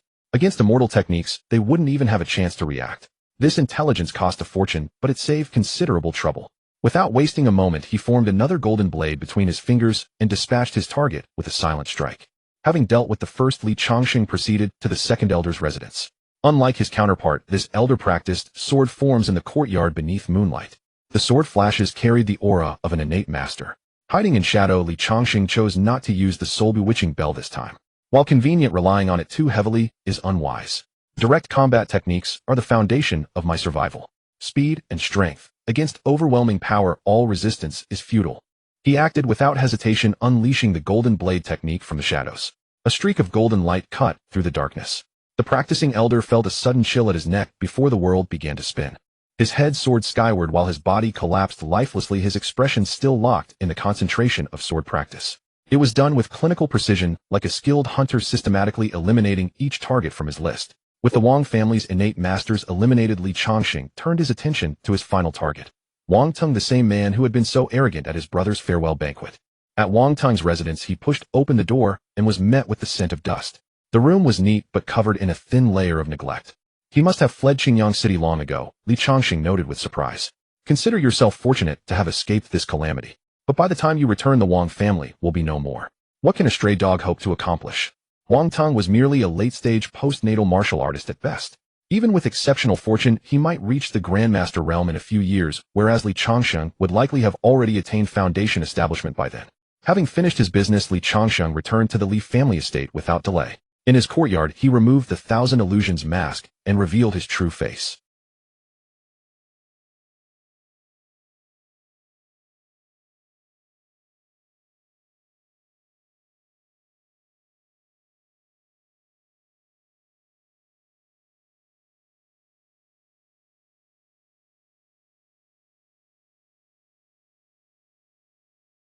Deep into the night, the study remained brightly lit. Li Jiangong sat, frowning abacus in hand, carefully reconciling entries in a thick ledger. The door creaked open as Li Changsheng entered. Li Jiangong looked up irritably at the sound, about to rebuke whoever dared disturb him so late. Seeing it was his second son only deepened his displeasure. Why are you here instead of sleeping at this hour? The Wang family is finished. Wang Baiqian and all their innate cultivators are dead. Tomorrow morning, prepare to take over their holdings. His voice carried no emotion, as though discussing something entirely trivial. Li Jiangong froze in astonishment. Then he laughed as though hearing the most absurd joke, unable to believe what his own ears were telling him. He glared at his son, his expression shifting from shock to fury. Slamming his fist on the desk, he rose abruptly, eyes wide with indignation.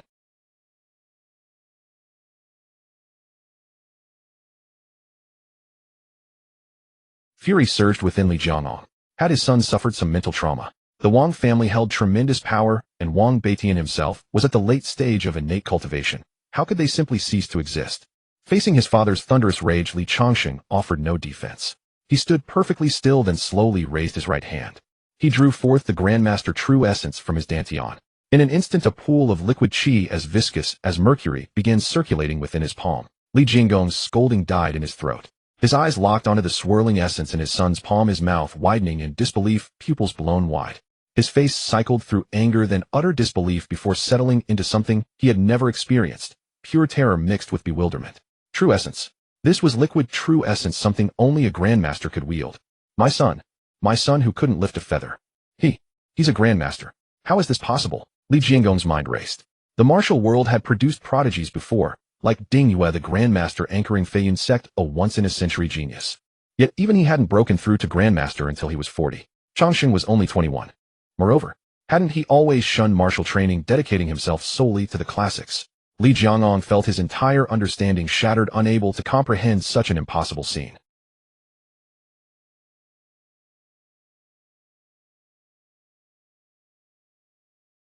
He breathed heavily, but his mind worked furiously. If his son truly was a Grandmaster, then what he'd said about the Wang family's leadership being destroyed must be real. Despite 100 unanswered questions, he understood better than anyone what the fall of the Wang family meant for the Li clan. This was an opportunity that came but once in a lifetime. Li Changsheng watched as his father's eyes shifted from shock and terror to an almost unbearable hunger and resolve, and knew the crucial realization had taken hold. Pretending to search through his robes, he actually activated his storage pouch and withdrew several porcelain vials containing mundane pills he'd obtained through check-ins. Li Changsheng placed the pills on the desk before his father. Father arranged things quickly and proceed with caution. With that, he said nothing more, turned and left the study, returning to his quiet courtyard and leaving behind his father still reeling from the revelation. After Li Changsheng departed, Li Jiangang remained seated, the elixir his son had left behind still resting on the table. The shock within him had yet to subside, yet he did not dwell on it for long.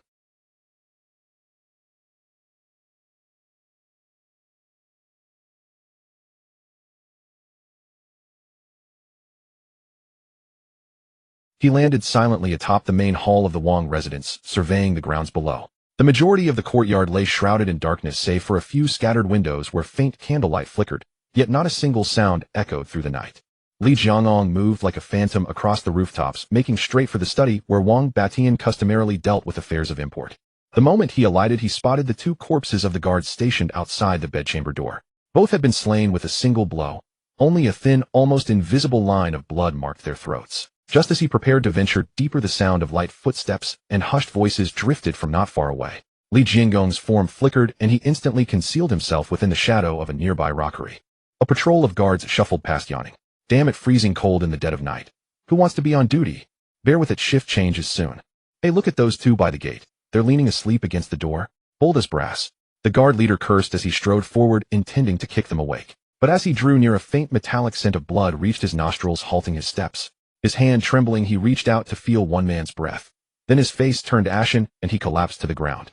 Dead, another guard exclaimed in terror, hurriedly drawing his blade and peering wildly around. The leader steadied himself, summoned his courage, and pushed open the bedchamber door. Patriarch, Patri, his voice was cut short as if a hand had clamped around his throat. By the dim lamplight within, he beheld the most horrifying sight of his life. Patriarch Wang Batian, eyes wide open, lay in a pool of blood devoid of all breath. After a brief dead silence, the Patriarch is dead. Murder. A piercing, heart-rending scream tore through the night like a thunderclap, shattering the stillness of the Wang residence. That scream seemed to be a signal. One by one, the lights in every courtyard of the Wang estate blazed to life. Panicked shouts and chaotic footsteps rose and fell. The Patriarch is dead, and the two elders are missing. Run, there's an assassin. At first it was fear and confusion, but soon when the news of the Patriarch's death spread through the entire mansion, panic was swiftly replaced by a far more sinister emotion, greed. All of you shut the hell up. A thunderous roar rang out. A burly man with a thick tangled beard, the captain of the guards, stepped forward wielding a heavy-backed broadsword. His name was Wang Zhong, a veteran who had fought alongside Wang Batian from obscurity, loyal to the Wang family through and through. He scanned the chaotic crowd of guards and servants, fury blazing in his eyes. The Patriarch's body is not yet cold, and you already want to rebel. Every one of you return to your posts. Yet he underestimated the human heart. From the crowd, Zhao Si, a vice-captain who had always been at odds with him, sneered. Wang Zhong, stop your hypocritical bullshit. Wang Batian is dead. The Wang family is finished. Why follow any rules? Brothers, come with me to the treasury. Take the gold divided among ourselves and go our separate ways. That's the only way to survive. Right? To the treasury. Loot it. Zhao Si's incitement instantly ignited the flames of avarice within the crowd. How dare you? Wang Zhong's eyes bulged with rage as he brandished his blade. Anyone who dares cause chaos during this time, do not blame me for showing no mercy. Behind him a dozen or so veteran guards, men who had received great kindness from the Wang family, or had been won over by Wang Beishan's personal charisma, drew their weapons and stood with him, forming a fragile line of defense. Stand in my way and you die. A ruthless glint flashed in Zhao Xi's eyes. He knew that tonight it was kill or be killed. With a furious roar he charged forward. Brothers, kill these fools. The gold in the treasury will be ours. Kill. Dozens of guards' eyes bloodshot rushed at Wang Zhong's dozen like mad dogs. Clang. The harsh clashing of steel rang out instantly, blood spurting in the darkness. Wang Zhong was valiant, but no one could withstand so many. He cut down the first guard to charge, but immediately 3 or 4 blades came at him from different angles. One by one his old brothers fell, swallowed by the tide of greed. Patriarch. Old Wang. I did my best. A blade slashed across Wang Zhong's back. With a bellow he mustered his last strength to hack off Zhao Xi's arm, but then several long swords pierced his body. He collapsed in a pool of blood, unwilling to the end. Loyalty was devoured by greed. The Wang residence was reduced to a living hell. Guards fought and killed each other over valuables. Servants raced madly into every room, stuffing anything of worth into their clothes. In a corner 2 guards who should have been on patrol huddled together plotting. One of them, his face brutish, lowered his voice, greed gleaming in his eyes. Did you see that? That fool Wang Zhong is dead. The Wang family is finished. Hurry, the treasury is too crowded. Let's go to the rear courtyard. Those concubines that old bastard Wang Batian just took, they're exquisite. The other rat-faced guard leered. Forget the money. Women are the real prize. Let's go. When the tree falls, the monkeys scatter. The ugliest side of human nature was exposed in full. From behind the rockery, Li Jiangong took in the entire scene. While everyone's attention was fixed elsewhere, he slipped like a ghost into Wang Beishan's bedchamber, confirming the man's death with ease. Then he proceeded to the study where he discovered the open secret chamber. He surmised this was where Wang Batian had kept his most vital secrets. Yet when he stepped inside, he found that the most important items, the ledgers, banknotes, and cultivation manuals, had already vanished without a trace. Only a few valuable paintings and antiques, along with a scattering of loose gold and silver, lay forlornly on the shelves. Li Jiangong's pupils constricted sharply. No need to guess. It must have been Li Changsheng's doing. Having obtained his answer, he lingered no longer. His form flickered, and he swiftly departed the chaos, returning to the Li Manor at top speed. Once home, he did not even take the time to change out of his night attire. Someone, summon my elder brother Uncle Fu and the stewards. Meet in the secret chamber. His voice carried a note of excitement and urgency. Shortly thereafter, the Li family's secret council chamber blazed with light. His elder uncle Li Jianya, Uncle Fu, the head guard who remained at the Li Manor, and several core confidants all looked at the patriarch's attire, and the unprecedented sharpness and excitement on his face, with some confusion. Li Jiangong wasted no words. His sharp gaze swept over everyone present. Wang Batian and the Wang family's guest elders were all slain by a mysterious figure half an hour ago. At these words, the entire chamber fell into deathly silence. Then came the sound of sharp intakes of breath. What? Li Jianya shot to his feet, disbelief written across his face. Jiangong, this is no joke, is it? Wang Batian was at the late stage of the innate realm. Uncle Fu and the others were equally horrified, exchanging glances as if they had misheard. Li Jiangong's eyes were steady and resolute, ignoring the shock around him. The ambition he had suppressed for decades exploded forth in that moment. I have confirmed it with my own eyes. The Wang family is finished. Those words struck like a hammer, shattering the last shred of doubt. In its place came an uncontrollable surge of ecstasy and excitement. The Wang family had fallen. After decades of rivalry with the Li family, they were simply gone. Li Jiangong did not give them time to digest the shock. He knew that one could not swallow a whole feast in a single bite. Absorbing the entire Wang family would only make the Li family a target for the city lord's mansion and all the minor clans of Qingyang City. He had to leave enough meat for those wolves to fight over to divert their attention. A complete plan had already formed in his mind. He issued orders in a firm voice. Take only 2/5 of the Wang family's assets and target only the most crucial and deeply rooted enterprises. The remaining 3/5 will be the bones we throw out, letting the restless minor families in the city tear each other apart. Li Jianya, take your men and immediately take over the cloth shop on South Street and the 3 stalls at the docks. Uncle Fu, the grain depot on East Street and the pharmacy on West Street are yours. The rest of you follow my orders and coordinate accordingly. A string of commands, crisp and decisive, without a trace of hesitation. Li Jianya's eyes flickered with complexity, but more than that, with excitement. He shook off his shock and nodded emphatically. Yes. Uncle Fu and the others answered in unison. We obey the patriarch's command. The following day, while the entire Qingyang city erupted into commotion and shock over the destruction of the Wang family, the small courtyard of the mastermind Li Changsheng remained as tranquil as ever. He sat cross-legged on the bed, a spirit stone in hand, silently circulating the supreme clarity energy drawing art. Beyond the courtyard gate, Wang Xiaohu's figure came running. Young master. Incredible news. The Wang family. The Wang family is finished. Completely ruined. His voice brimmed with incredulous ecstasy. From Wang Xiaohu's excited account, Li Changsheng learned that after the Wang family elders had been slaughtered the previous night, the entire mansion immediately descended into internal chaos. Bodyguards and servants turned on one another in a desperate scramble for wealth, the bloodshed so severe that it drew the attention of the city lord's mansion. Ultimately, only after government troops forcibly intervened could the turmoil be quelled. But once order was restored and the tally completed, the vast Wang estate, killed or fled, boasted merely a dozen souls remaining. In the end, the Wang family's foundations had simply been too shallow. Their luck reached an absolute nadir. This clan, which had only arrived in Xinjiang City 3 decades ago, had been brutally forged from a handful of members into one of two powers capable of rivaling the Li family, all through the iron fist of Wang Batian and his late-stage innate cultivation. Yet what rose by Wang Batian also fell by him. The entire family's destiny had been perilously tethered to a single man. Now, with the 3 pillars, Wang Batian and his 2 guest elders, reduced to corpses, and with their most capable heirs Wang Tung and Wang Yinran absent from the city, not a single individual remained within the vast Wang estate capable of shouldering leadership and steadying faltering hearts. Once morale crumbled, all turned to trample the falling wall. Those minor families that had once fawned and groveled before the Wangs now became hyenas, scenting blood, swarming forward to savagely tear apart this still warm corpse. But Li Changsheng knew deep within his heart, had he not intervened, given another decade, the Wangs would have crushed the Li family instead. Once Wang Yanran returned from her studies fully grown and powerful. All of this had unfolded precisely as he had anticipated. Xinjiang City Lord's Mansion. The atmosphere hung heavy and oppressive. City Lord Yang Shengli sat upon the main seat, his face like still water, fingers tapping the desk unconsciously. Before him, a constable from the magistrate's office bent forward, reporting on the shocking case of the previous night. My lord, my men have thoroughly searched the Wang estate. Wang Batian and his 2 guest elders have both been found, each killed with a single strike. The scene shows absolutely no signs of struggle.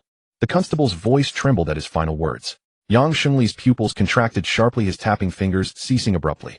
No signs of struggle. A tempest erupted within his heart. I am well aware of Wang Beishan's capabilities. Late stage, innate, merely a step away from the pinnacle. For him to be slain instantly, without so much as a chance to resist.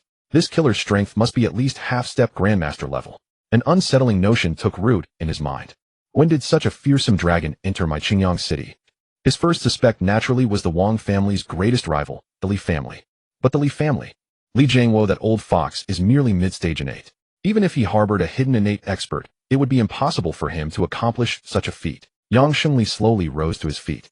At that moment, another dark figure emerged from the shadows, dropping to one knee with a hoarse voice. My lord, our fish embedded within Wang Beishan's inner circle has also gone dark. His body was discovered at the threshold of Wang Beishan's sleeping quarters, killed alongside the other guards. Bang! Yang Shengli's palm slammed down on the adjacent armrest, shattering it to splinters.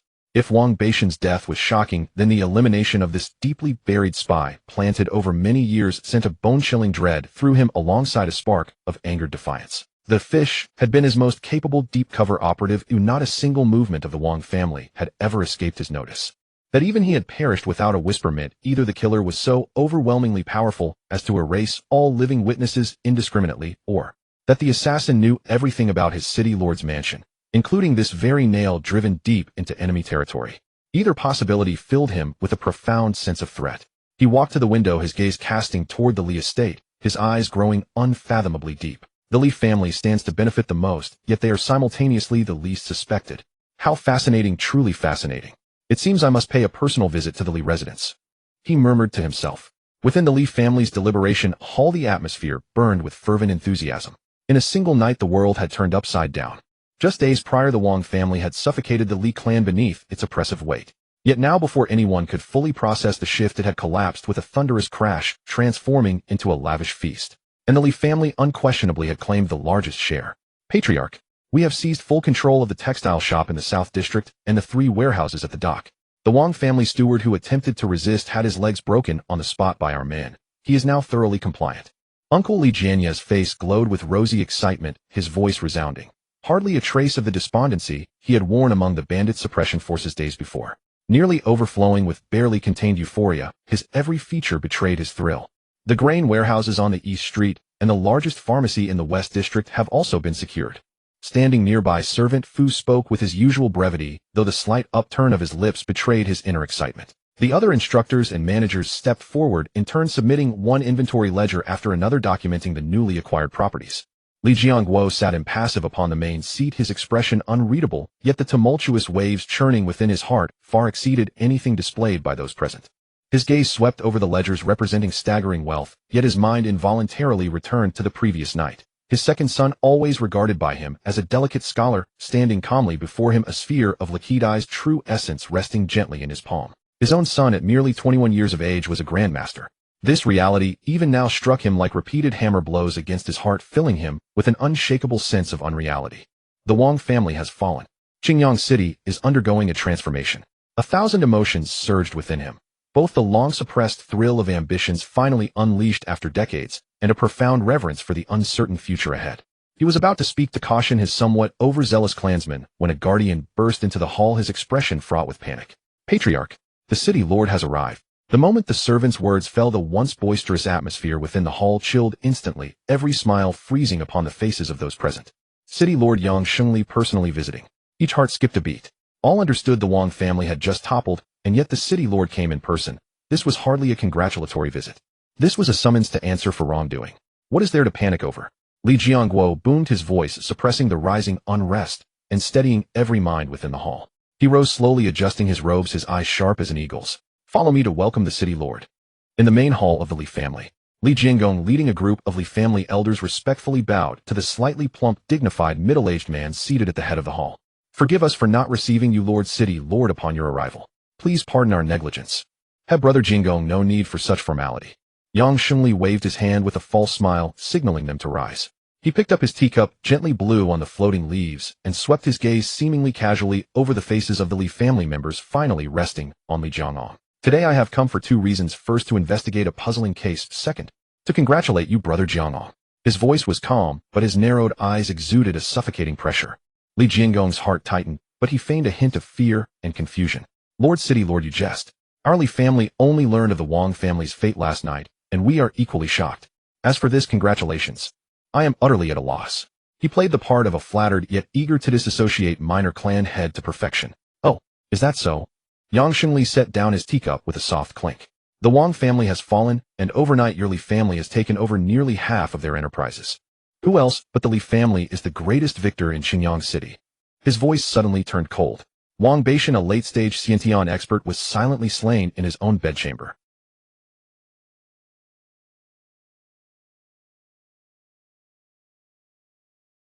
An overwhelming aura belonging to a peak Xiantian powerhouse pressed down upon Li Jiangong and the others like an invisible mountain. Li Jianya and the others instantly turned pale, finding it difficult to breathe. Only Li Jiangong held on, his forehead beaded with cold sweat, yet his face wore an aggrieved expression, as if he was about to weep. "Lord City Lord, please see clearly. I am merely a mid-stage Xiantian. Oh, how could I possess such ability? This must be the work of a mysterious expert who happened to pass by, and could not tolerate the Wang family's usual tyranny. Our Li family. We merely stumbled upon the opportunity, and picked up a few scraps. I beg the Lord City Lord to investigate and apprehend the true culprit swiftly. With such a formidable expert lurking in Qingyang City, we cannot rest day or night." As he spoke, he bowed deeply to Yang Shengli, adopting an extremely humble posture. Though Wang Batian was dead, the Wang family still had over 200 members. Even if some servants and guards had fought among themselves over valuables, it was unlikely that only a dozen or so survivors remained. Naturally, Li Jiangong had also secretly stirred the pot. Yang Shengli stared intently at Li Jiangong, as if trying to detect even the slightest crack in his facade. But Li Jiangong's expression showed nothing but fear, so genuine that no trace of pretense could be found. After a long moment, Yang Shengli's aura gradually receded. He laughed heartily and picked up his teacup again, as if the tense atmosphere had never existed. "Brother Jinggong, do not be alarmed. I was merely asking a routine question. Since you are unaware, let it be." He took a sip of tea, exchanged a few pleasantries, and then rose to take his leave. Li Jiangong escorted him to the gate, watching the city lord's honor guard slowly recede into the distance before heaving a long sigh of relief. He felt his back soaked with cold sweat.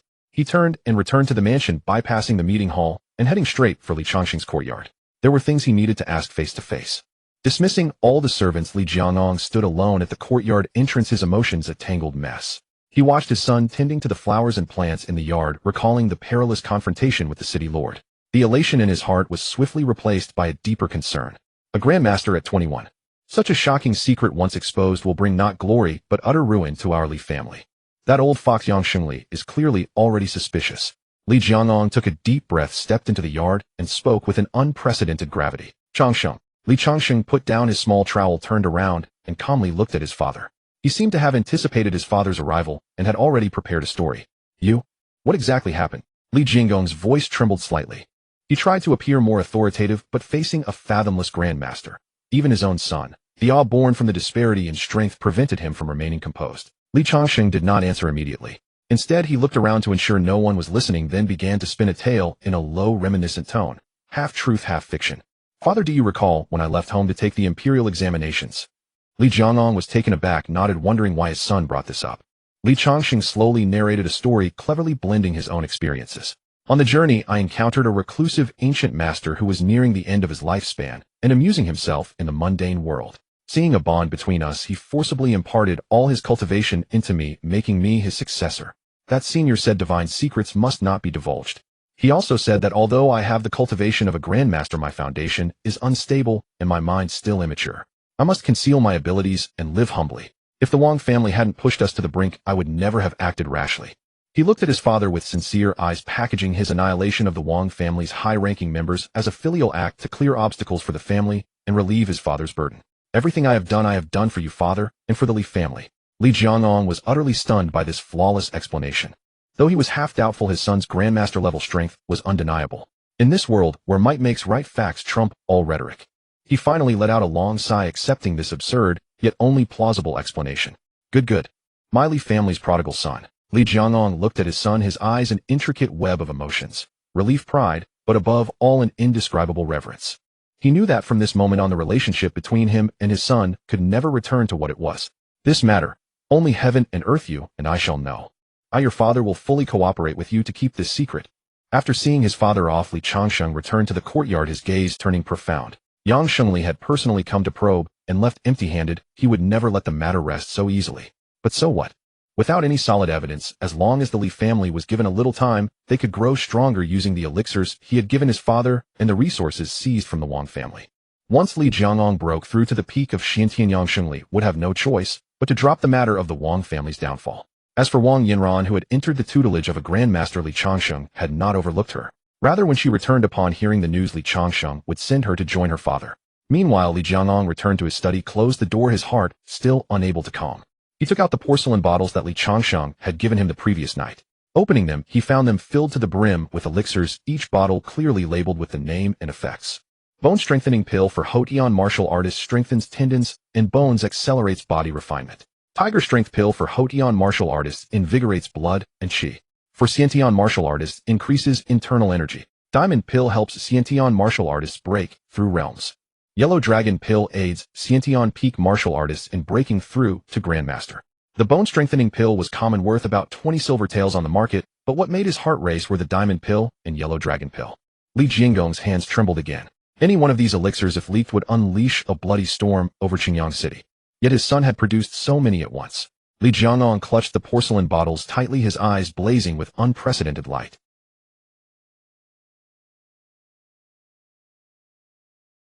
5 days passed in a flash. Inside the room, Li Changsheng sat cross-legged with only a spirit stone whose spiritual energy was nearly depleted, emitting a faint glow before him. He looked at the last qi-gathering pill in his hand, a trace of reluctance showing on his face. The last one. It said that the poor study literature, the rich practice martial arts, but for immortal cultivation, its resources, companions, and location. After these days of training, he already felt that he was about to break through to the second level of qi refining. Without further hesitation, he swallowed the pill in one gulp. The medicinal power dissolved upon entering his mouth, turning into a pure warm current that surged into his limbs and bones. Li Changsheng immediately activated the Changsheng Inqi Ju, guiding the medicinal power to merge with the spiritual energy in his dantian, forming an unprecedented torrent of spiritual power. Now, with a thought, he controlled this spiritual power like a surging river, violently impacting the invisible barrier of the second level of qi refining. Boom! The first collision caused sharp pain in his meridians as if they were tearing, and his whole body trembled. But he did not stop. Instead, he increased the output of spiritual power. Impact after impact, that barrier was extremely solid, only shaking slightly, with no signs of breaking. Beads of sweat as big as beans rolled down Li Changsheng's forehead. The medicinal power of the chi-gathering pill was rapidly depleting. No, I must succeed in one go. Gritting his teeth, he drained all the spiritual power in his dantian, combined it with the last trace of the spirit stone's energy, condensed it into a single force, and charged desperately. This time he felt a loud buzz in his mind, as if something inside his consciousness had cracked and shattered. The barrier that had troubled him for days was finally breached with a crack. Immediately afterward, a surge of spiritual power, nearly twice as vast as before, like a dam-breaking flood, poured back into his dantian. His sea of chi expanded, becoming broader, and the five-colored spiritual energy became more condensed and pure. His limbs and bones felt comfortable, filled with an unprecedented sense of power, as if relieved of a 1,000-pound burden, his body feeling lighter. The second level of chi refining was achieved. At the same time, the light of the spirit stone in front of him completely faded, and with a poof, it turned into a pile of useless white powder. Changsheng opened his eyes, feeling the surging power within his body, and an uncontrollable happy smile appeared on his face. He did not rush to end his seclusion, but spent another half-day circulating his technique to stabilize his realm. Only after the spiritual energy in his body was completely calm did he let out a long sigh and take stock of the rewards from the past few days' check-ins. During these days of check-in, the rewards were relatively ordinary. Apart from some low-grade spirit stones, the most valuable was a new spell. First-grade Earth Wall technique. Changsheng felt a sense of security. Not bad, not bad. The Golden Blade technique is for offense, the Phantom Step is for escape, the Soul Confusing Bell is for control, and now the Earth Wall technique is for defense. My survivalist path configuration is becoming more complete. Attack, defense, control, support, escape. 5 in 1, absolutely perfect. A sense of security is the primary productivity of immortal cultivation. With a thought, he walked to the center of the room, gathered a wisp of spiritual energy at his fingertip, and gently traced it on the ground. Guided by his spiritual energy, the bluestone bricks on the ground seemed to come alive, silently growing upward, quickly forming a half-meter-high, half-foot-thick earth wall. Changsheng reached out and knocked on it. The earth wall was as hard as bluestone, emitting a dull thud. Good effect, but a bit mana-consuming. He felt the spiritual energy consumed in his body. Just this single move had used nearly 30% of his spiritual power. It seems that in the future I should focus on defense and not casually use skills. Just as Changsheng was immersed in the joy of his improved strength, an urgent shout from Wang Xiaohu came from outside the courtyard. Second young master. Second young master. The eldest young master has returned. Xiaohu poured out the news he had just heard. It turned out that his elder brother Changsheng, who had left home over a month ago to train, had returned. Moreover, he had brought back news that would shake the entire Li family. He had already broken through to the Xiantian realm. Xiantian realm. How long has he been away? Changsheng calculated in his mind. As expected of a child of destiny, template, this leveling speed is faster than riding a rocket. While the Li family was celebrating Changsheng's breakthrough outside the city gates of Qingyang City, 3 figures on horseback, raising a cloud of dust, galloped rapidly. They were precisely Wang Yanran and her brother, along with an elder who had escorted them, rushing back from the sect day and night. A few days ago, a blood letter desperately delivered by a Wang family death warrior broke the peaceful cultivation of Wang Yanran at the Feiyun sect. The letter contained only a few words, but every word dripped with blood. Patriarch, dead family, and danger, return immediately. The moment she saw the message, Wang Yanran knew that her family had suffered a catastrophic disaster. The spies from the major families stationed at the city gate, upon seeing the cold and beautiful face at the front, changed their expressions. It's Wang Yanran. She's back. Quick, go back and report to the patriarch. The sky over Qingyang City is about to change. Several figures immediately detached from the shadows and desperately ran toward their respective families. Wang Yanran ignored the commotion around her. Her eyes were only filled with icy, killing intent. She spurred her horse through the streets, heading straight for the Wang family mansion. However, when they arrived at their destination, the scene before them made the 3 of them feel a sinking in their hearts. The once majestic and imposing Wang family gate was tightly shut, and a team of soldiers in official uniforms with solemn expressions stood guard outside. This was the work of City Lord Yang Xingli. The high-level members of the Wang family had been wiped out, leaving the family leaderless, equal to a piece of fat that everyone coveted. Yang Xingli, both wary of the mysterious force that destroyed the Wang family and wanting to curry favor with the returning Wang Yanran, used the pretext of investigating the case to send people to guard the gate. Ostensibly an investigation, it was actually a protective gesture to prevent other petty villains from taking advantage of the chaos. The captain of the guard was an old hand in the city lord's mansion and naturally recognized the 2 young masters of the Wang family.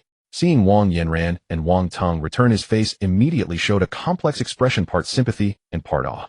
Before Wang Yanran and the others could speak, he stepped forward, bowed, and said, "Miss Wang, Master Wang, you have finally returned.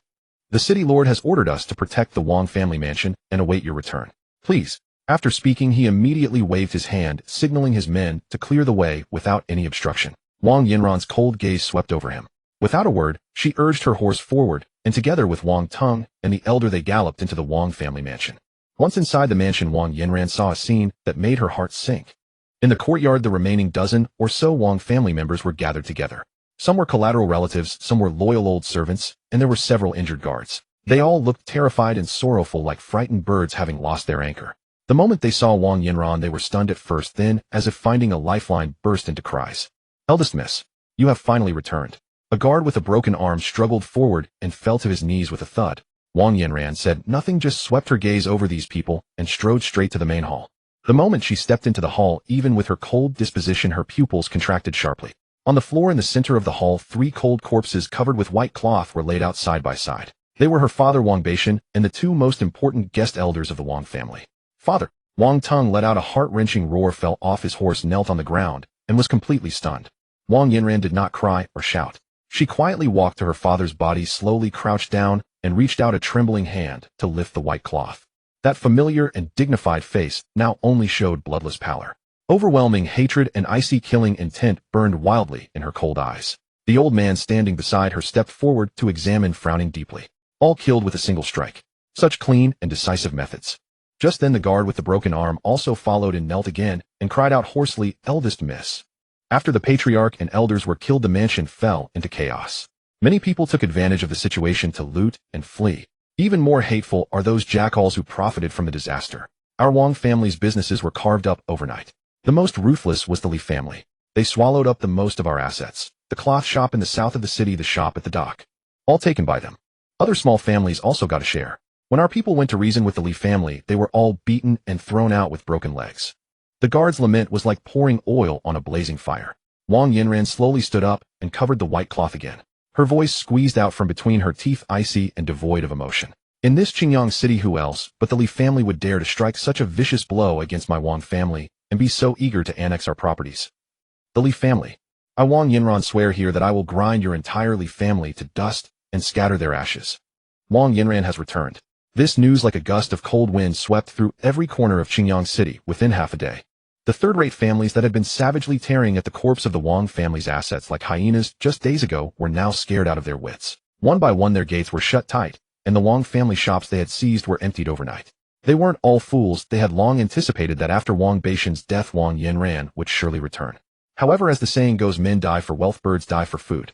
Having tasted the fat, they were reluctant to let it go.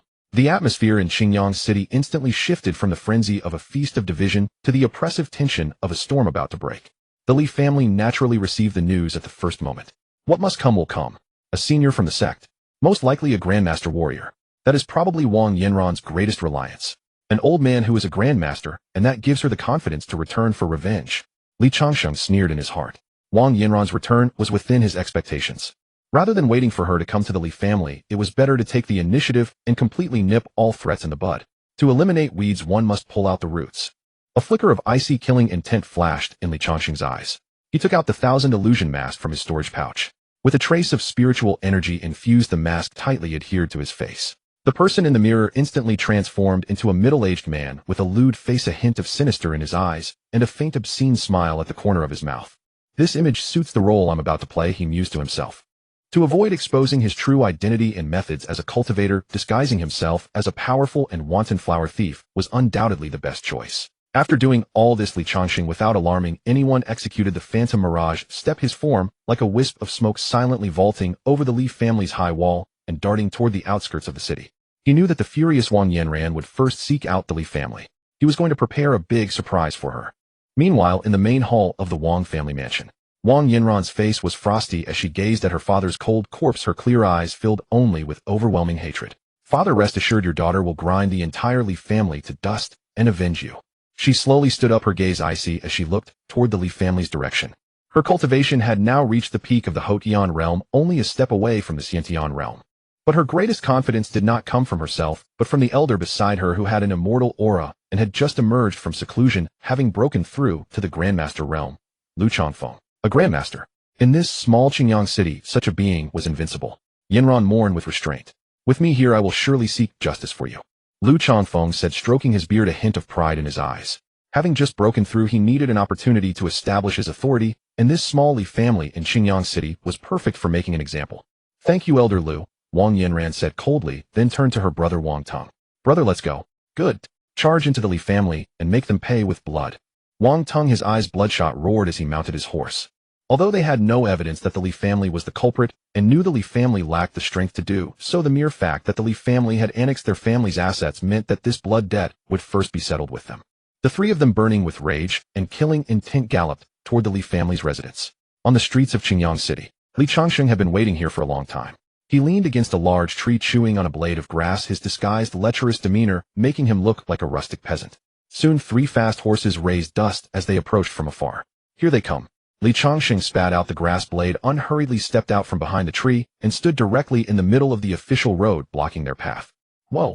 Wang Ting sharply reined in his horse, glaring at the lecherous middle-aged man who had suddenly appeared, and bellowed, "Where did this mangy dog come from, daring to block my path? Are you tired of living?" Wang Yinran also furrowed her brows, but Lu Changfeng beside her, his expression changed slightly. He narrowed his eyes, sensing a faint, yet dangerous aura from this seemingly ordinary middle-aged man.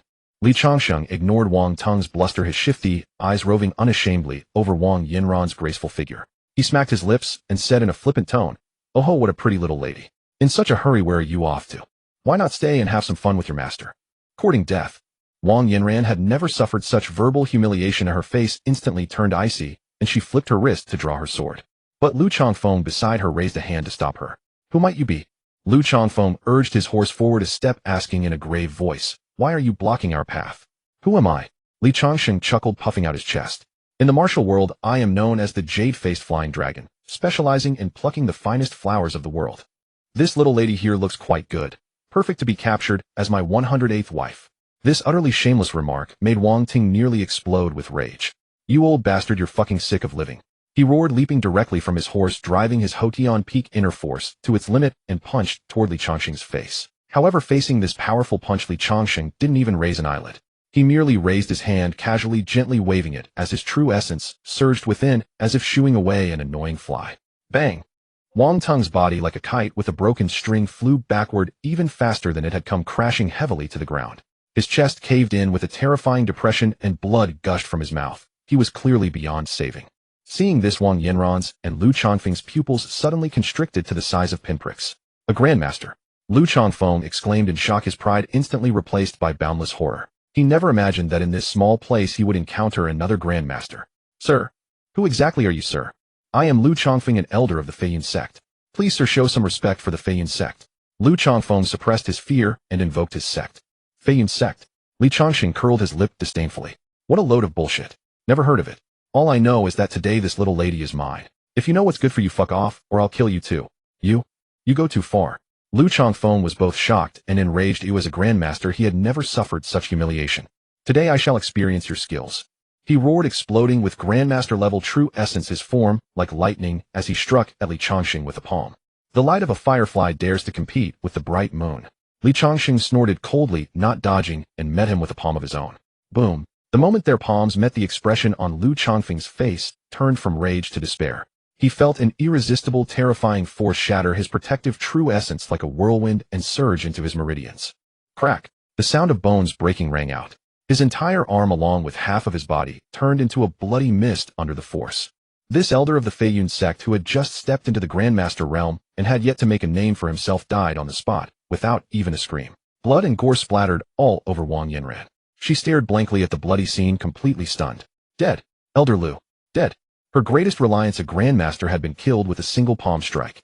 Boundless fear instantly drowned the hatred in her heart. Run. That was the only thought in her mind. Without hesitation, she sharply pulled the reins, turning her horse to flee. But she had barely taken 2 steps when she felt a tremendous force from behind, and she was yanked off her horse. Little beauty still trying to run. Li Changsheng's figure appeared behind her like a ghost, grabbing her into his arms. His big hand casually grabbed her heaving chest, feeling its astonishing softness, and he let out a lecherous praise. "Tis prime goods." "You? Let me go." Wang Yinran, both shocked and furious, struggled desperately with her true chi surging. But in the face of a Grandmaster's absolute power, her Hotian cultivation was as weak as an infant's. Li Changsheng chuckled in her ear, completely ignoring the desperate struggles of the beauty in his arms. Then he glanced at Wang Tong, who was indeed dead. The name Wang Tong sounded extraordinary because it reminded him of that saying, my son Wang Teng has the potential of an emperor. But as it turned out, this Wang Teng was so useless, just a coincidence of names. Then with a powerful stomp of his foot, the bluestone pavement instantly cracked, and he shot forward like an arrow from a bowstring racing toward the city gate. Wherever he passed, a fierce gale kicked up, overturning stalls on both sides of the street. The street instantly became chaotic, with pedestrians tripping, children crying, and vendors cursing. Several city guards at the gate barely reacted, trying to raise their spears to block him, but were sent staggering and tumbling by the violent wind brought by the figure. They could only watch helplessly as the afterimage carrying Wang Yanran rushed out of the city gate, disappearing at the end of the official road after a few bounds, leaving behind a series of increasingly wild laughs that echoed for a long time over the chaotic Qingyang city. Outside Qingyang city, deep in the dense forest, the moonlight was fragmented by the lush foliage, casting dappled shadows on the damp fallen leaves. The chirping of insects was silent, and the air carried a chill. Little beauty, stop struggling. Once you've fallen into the hands of me, the jade-faced flying dragon, no one will come to save you, even if you scream your throat raw. Li Changsheng, constricting his throat, let out a lewd, strange laugh, his eyes openly scanning Wang Yanran's curvaceous figure. He portrayed the image of a lawless, wanton, and lecherous flower thief to the fullest. Wang Yanran was casually thrown to the ground by him, her gorgeous clothes stained with mud, her hair disheveled, and her usually cold face now only bore traces of tears and endless terror. Her proud sect background, beauty, and talent were as fragile as a piece of paper before this lecher, whose strength was unfathomable. Killing a Grandmaster Elder with a single palm strike. What terrifying strength! Why? Why do such small places like Qingyang City keep seeing Grandmasters appear? Who is this person? What exactly does he want? Could it be that the one who destroyed the Wang family was not the Li family, but someone else? Wang Yanran's mind was in chaos, and her heart was filled with despair. Seeing her utterly broken eyes, her pitiful appearance coupled with her stunning beauty and curvaceous figure, Li Changsheng couldn't help but feel a surge of lust. But relying on his Grandmaster and cultivator's perception, he discovered that Wang Yanran was no longer a virgin. Moreover, she had definitely done that more than once. What a pity I have a cleanliness fetish. He was not the type to be unable to move upon seeing a woman, especially one who was already a fallen flower. Without further ado, he quietly took out a confusion bell from his storage pouch. A faint wisp of spiritual energy was infused into it. Dingling. Wang Yanran's body trembled violently, and her fear-filled eyes instantly became vacant and dazed. Li Changsheng lowered his voice. Feiyun sect, how many Grandmasters? Great Grandmasters. 3. Including Elder Lu, 3 Grandmasters total. Wang Yanran's voice was stiff, devoid of any emotion. And 1 Supreme Elder Dingyu. Very good. Li Changsheng was greatly relieved. How did you join the Feiyun sect? Li Changsheng continued asking. This was what he found most puzzling about Wang Yanran. Wang Yanran was 25 years old, and her martial arts talent was only slightly above average, even a bit inferior to his elder brother Li Qingshan. Logically speaking, with such aptitude, it was impossible for her to join the Feiyun sect, let alone obtain such an important item as a great Grandmaster's full force strike. When this was mentioned, Wang Yanran suddenly struggled, as if she was about to wake up. Dinkling, Li Changsheng shook the confusion bell again, and she immediately fell back into an unconscious state. 5 months ago when I was out. Hearing Wang Yanran's reply, Li Changsheng finally understood. It turned out that 5 months ago, while she was out in another city, she was spotted by the Supreme Elder of Feiyun sect, Dingyu. Dingyu sneaked into the inn where she was staying at night, and made her cultivate a cultivation technique involving male-female intercourse. At first she refused, but then Dingyu revealed his identity and cultivation level. Moreover, as a Supreme Elder, although Dingyu was nearly 100 years old, he looked like a man in his 30s, and was quite handsome. So in the end she did not refuse. The most crucial thing was that after repeatedly practicing that dual cultivation technique, and doing that with Dingyu, both her and Dingyu's cultivation levels actually improved. That great Grandmaster's full force strike was actually given to Wang Yanran by Dingyu for self-defense. It was just that after she returned to Qingyang City and said goodbye to her family, she was worried about Wang Baishan's safety and left it to him. TSK. Li Changsheng shook his head slightly. Wasn't this a perfect case of landing a rich, handsome, and powerful man, and a cultivation powerhouse at that? But that didn't mean he could let her go. After extracting all the information about the Feiyun sect, he raised his hand. A faint flicker of spiritual energy at his fingertip and a fingernail-sized golden blade of light silently materialized. Before taking action, Li Changsheng remembered something and calmly searched Wang Yanran's body, quickly finding the embroidered storage pouch with delicate patterns. After doing all this, he no longer hesitated. Go! The golden blade sliced through the night sky and instantly plunged into Wang Yanran's forehead without drawing a single trace of blood. This proud daughter of heaven's body collapsed softly, her face still frozen in the previous days and despair. Li Changsheng, expressionless, stepped forward and calmly began to destroy the body and eliminate evidence. He took out a black porcelain bottle from his storage pouch, which was his pre-prepared corpse-dissolving liquid. As he pulled out the stopper, a pungent acidic smell spread. Without any hesitation, he poured the dark green liquid from the bottle entirely onto Wang Yinran's corpse. Sizzle! The harsh sound of corrosion echoed in the silent forest, and clouds of white smoke rose up carrying a sickening odor. In just a moment, that once beautiful, graceful body along with its clothes was completely dissolved into a pool of yellow liquid seeping into the soil, leaving not even a trace of bone. After doing all this, he executed the phantom shadow step and silently disappeared into the depths of the dense forest. The bloody scene on the streets and the wild laughter that echoed through the city finally snapped the entire Qingyang city out of its shock. The news spread through the city at a terrifying speed. In the city lord's mansion, Yang Shengli listened to his constable captain's trembling report, feeling a chill shoot straight from the soles of his feet to the top of his head. What did you say? Feiyun sect's Grandmaster Elder Lu Changfeng and the Wang family's eldest son Wang Teng on the city streets were killed in one move. He abruptly stood up, his face pale. Yes, city lord. On-site investigation found that Lu Changfeng's half-body was obliterated and Wang Teng's chest bones were shattered. According to dozens of civilians on the street, the Wang family's young lady Wang Yinran was kidnapped by a mysterious grandmaster calling himself Jade-Faced Flying Dragon. Jade-Faced Flying Dragon. Another grandmaster. Yang Shengli's mind went blank with a buzzing sound. He instantly connected this suddenly appearing flower thief with the mysterious hand that had destroyed the Wang family a few days ago. When did Qingyang City become a place where grandmasters are everywhere? He was both shocked and furious. If the last time the Wang family was destroyed, he still had the mind to suspect the Li family, to probe, and to lay plans. But this time, all his ambitions and calculations were crushed into dust by this unreasonable absolute violence. Issue my order. Yang Shengli's voice was trembling. From now on, a citywide curfew. After sunset, no one is allowed to walk on the streets. Anyone who disobeys will be killed on the spot. He was afraid. He also knew that a mere curfew couldn't stop a grandmaster who came and went freely.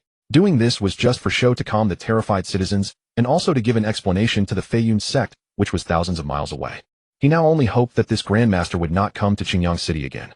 At the Li family's meeting hall, the atmosphere was suffocatingly oppressive. After Li Jiangong listened to the news brought back by the scout, the hand holding the teacup uncontrollably trembled, spilling hot tea onto his hand, yet he felt nothing. Jade-Faced Flying Dragon. Flower thief. He murmured to himself, involuntarily picturing Li Changsheng's figure in his mind. The timing of this so-called flower thief's appearance was too coincidental. But this style of conduct, this arrogant and unrestrained manner, was completely different from his usually cautious and low-key son. Li Jiangong's heart was filled with doubt. He couldn't understand and dared not think too deeply. But this is good, at least it has already drawn attention away. Issue my order. Li Jiangong's voice was hoarse and resolute. From this moment on, the family enters the highest state of alert. No one is allowed to cause trouble or discuss the matters in the city. He looked at everyone and said word by word, whoever disobeys will be punished by family law. He must at the fastest speed show the Li family's stance, that the Li family was also very afraid of this grandmaster. Li Changsheng returned to his own courtyard, changed into fresh attire, and then made his way toward his elder brother's courtyard.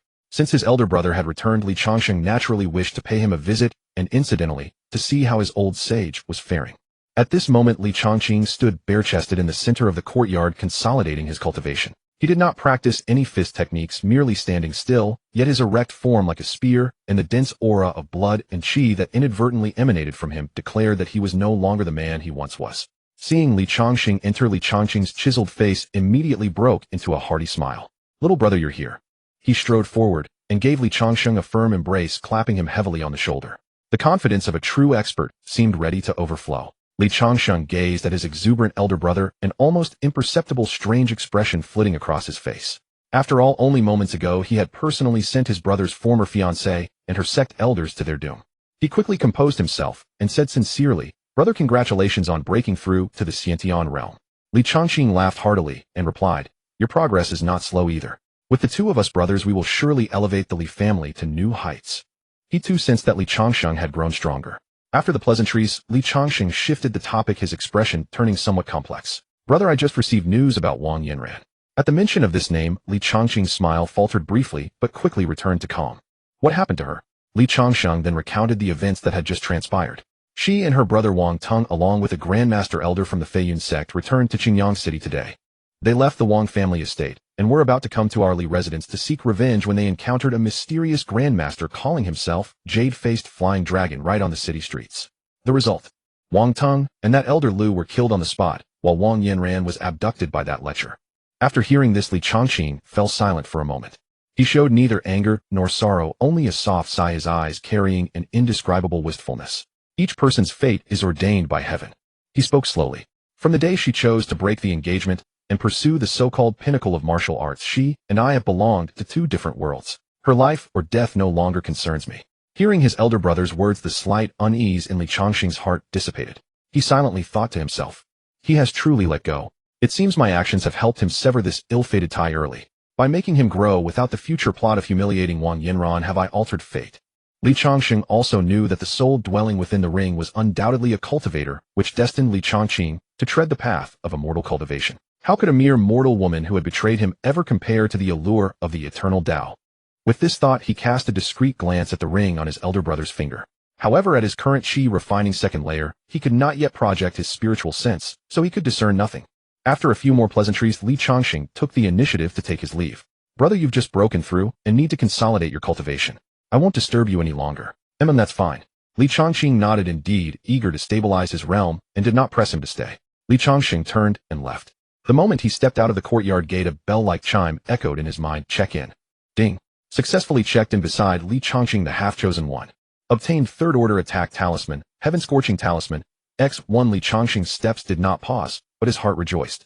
Previously, the system had said it was fixing a bug that prevented him from gaining cultivation by checking in before Li Changsheng. It did not mean he could not check in at all in Li Changsheng's presence. He had mistakenly thought the bug fix meant he could not check in beside his elder brother. Thus, he had just tried it on a whim, never expecting that checking in beside a half-chosen one would indeed yield better rewards. Through his recent check-ins, he had also deduced a pattern for item grades.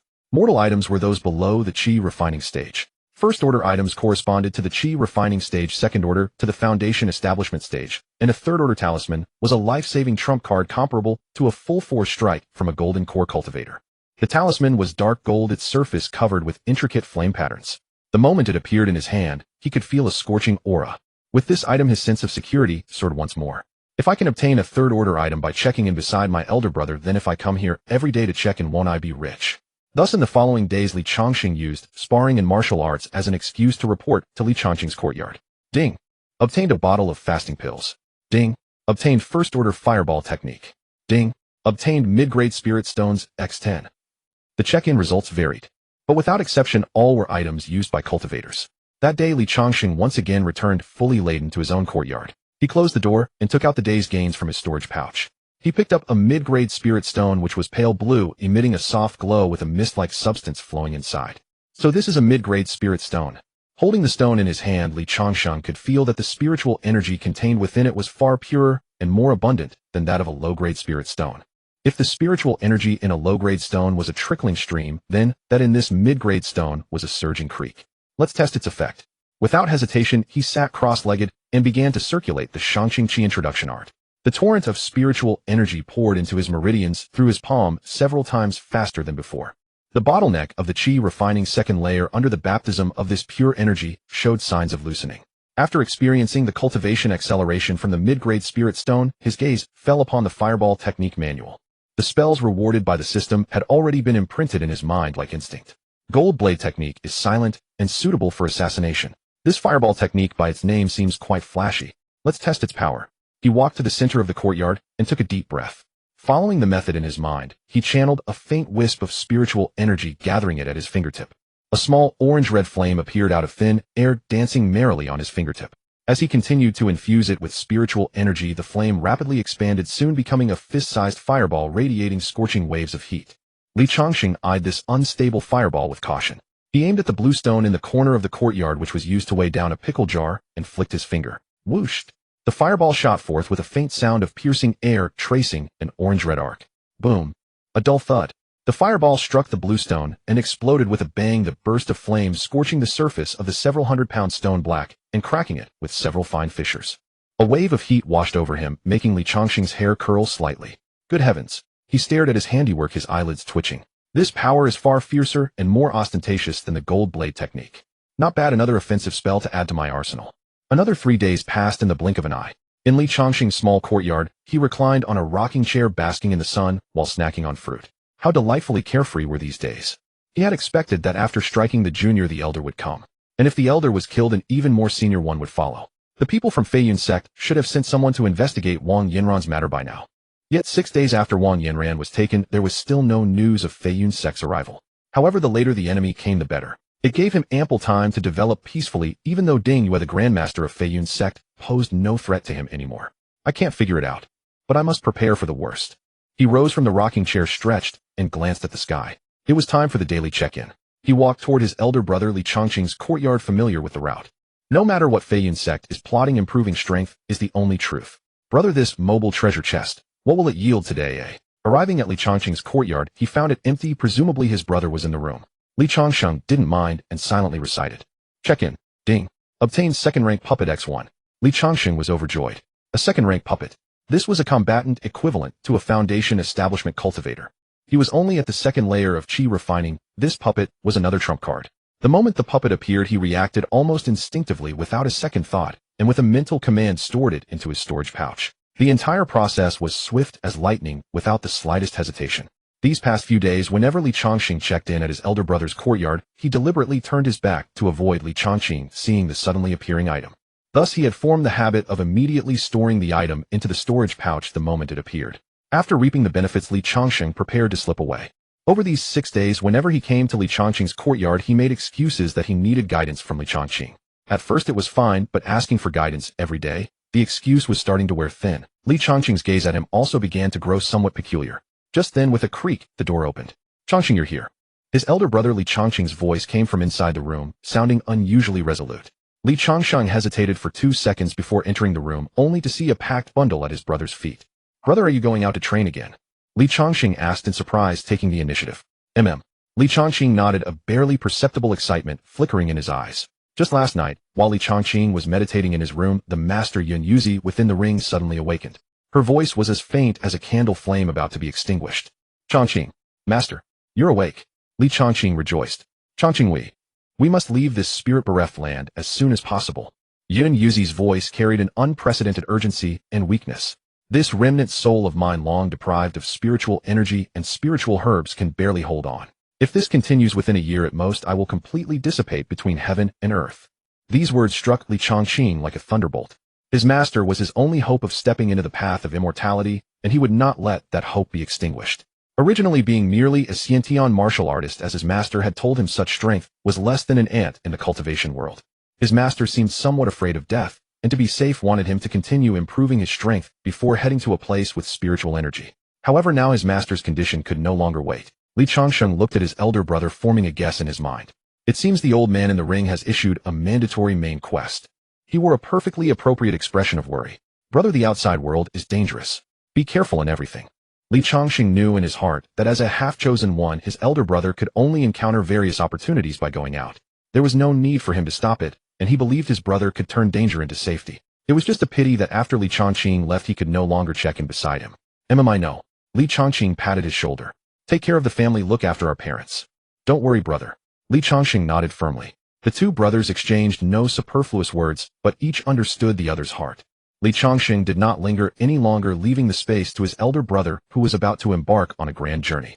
Returning to his own courtyard, he eagerly closed the door and with a mental command retrieved the newly obtained second-rank puppet from his storage pouch. A nearly 1.9-meter-tall humanoid puppet appeared in the center of the room. The puppet was cast from an unknown black metal, its surface gleaming with a cold, hard luster. The limbs were covered in intricate and precise patterns, and at the core of its chest was a recess clearly meant to hold a spirit stone as an energy source. Its face was blank, devoid of any features, exuding an icy and deathly stillness, yet the immense power contained within made even Li Changsheng, its master, feel a tremor of awe. A second-rank puppet. This was a formidable combat power on par with a Foundation establishment cultivator. Following the information transmitted by the system, Li Changsheng bit his fingertip and dripped a drop of blood onto the recess at the puppet's chest. The blood was instantly absorbed, and on the puppet's blank face, 2 red lights abruptly flared like awakened eyes. A faint connection was established between him and the puppet. Li Changsheng embedded a medium-grade spirit stone into the recess at the puppet's chest, and the 2 red lights grew even brighter. With a mental command, he attempted to make the puppet raise its left hand. The puppet in the room raised its left arm with absolute precision, the movement somewhat stiff, but perfectly accurate. With this trump card, I can contend not only with a perfected chi refining cultivator, but even with a true Foundation establishment expert. But if someone sees this form, looking at the puppet's faceless appearance, Li Changsheng decided to give it a bamboo hat with a veil and clothes. Then he could fully control it to do his bidding. He measured the puppet's dimensions and stored it back into his storage pouch. The nearly 9-meter puppet occupied a quarter of the pouch's space. Fortunately, 2 days ago, he had handed over most of the items obtained from the Wang family's secret vault to his father. Otherwise, the storage pouch might not have been able to hold this puppet.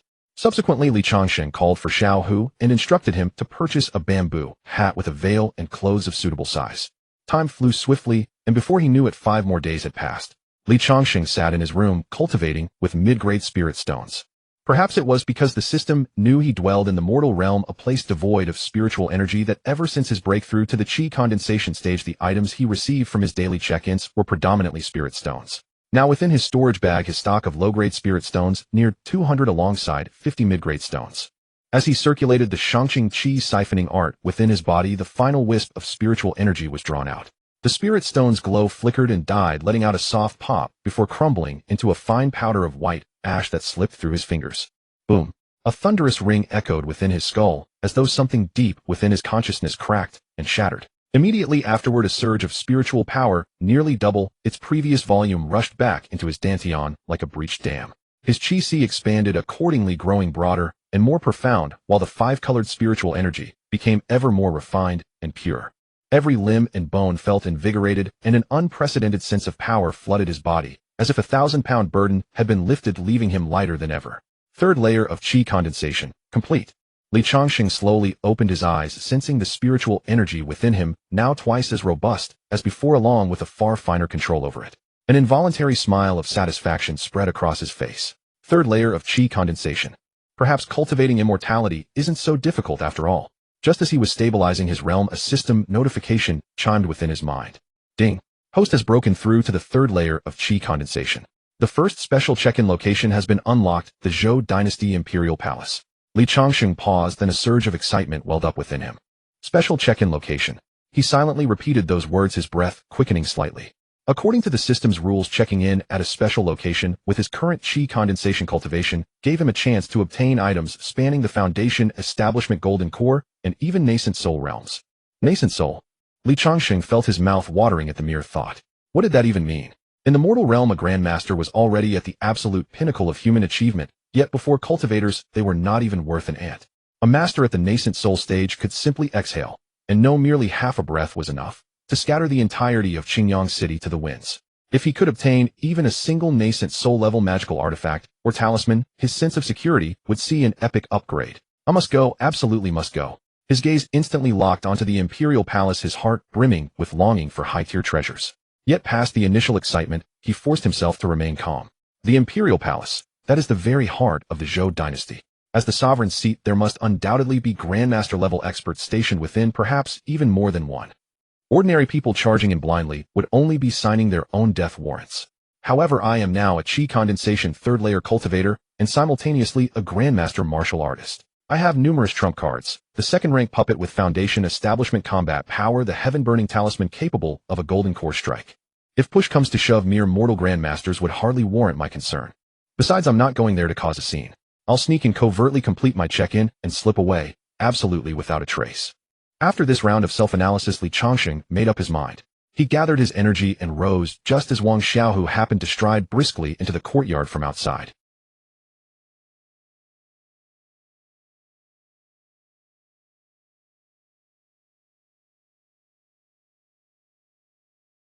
Though he still had some distance to travel before reaching the postnatal realm in this condition, he could easily handle 2 ordinary men. Seeing Xiaohu's progress, Li Changsheng felt deeply satisfied. Over the past month or so, believing that Xiaohu would serve him better if properly equipped, he had provided him with some mortal pills and silver, allowing him to purchase medicinal herbs and cultivate on his own. Now it seemed his investment had borne fruit.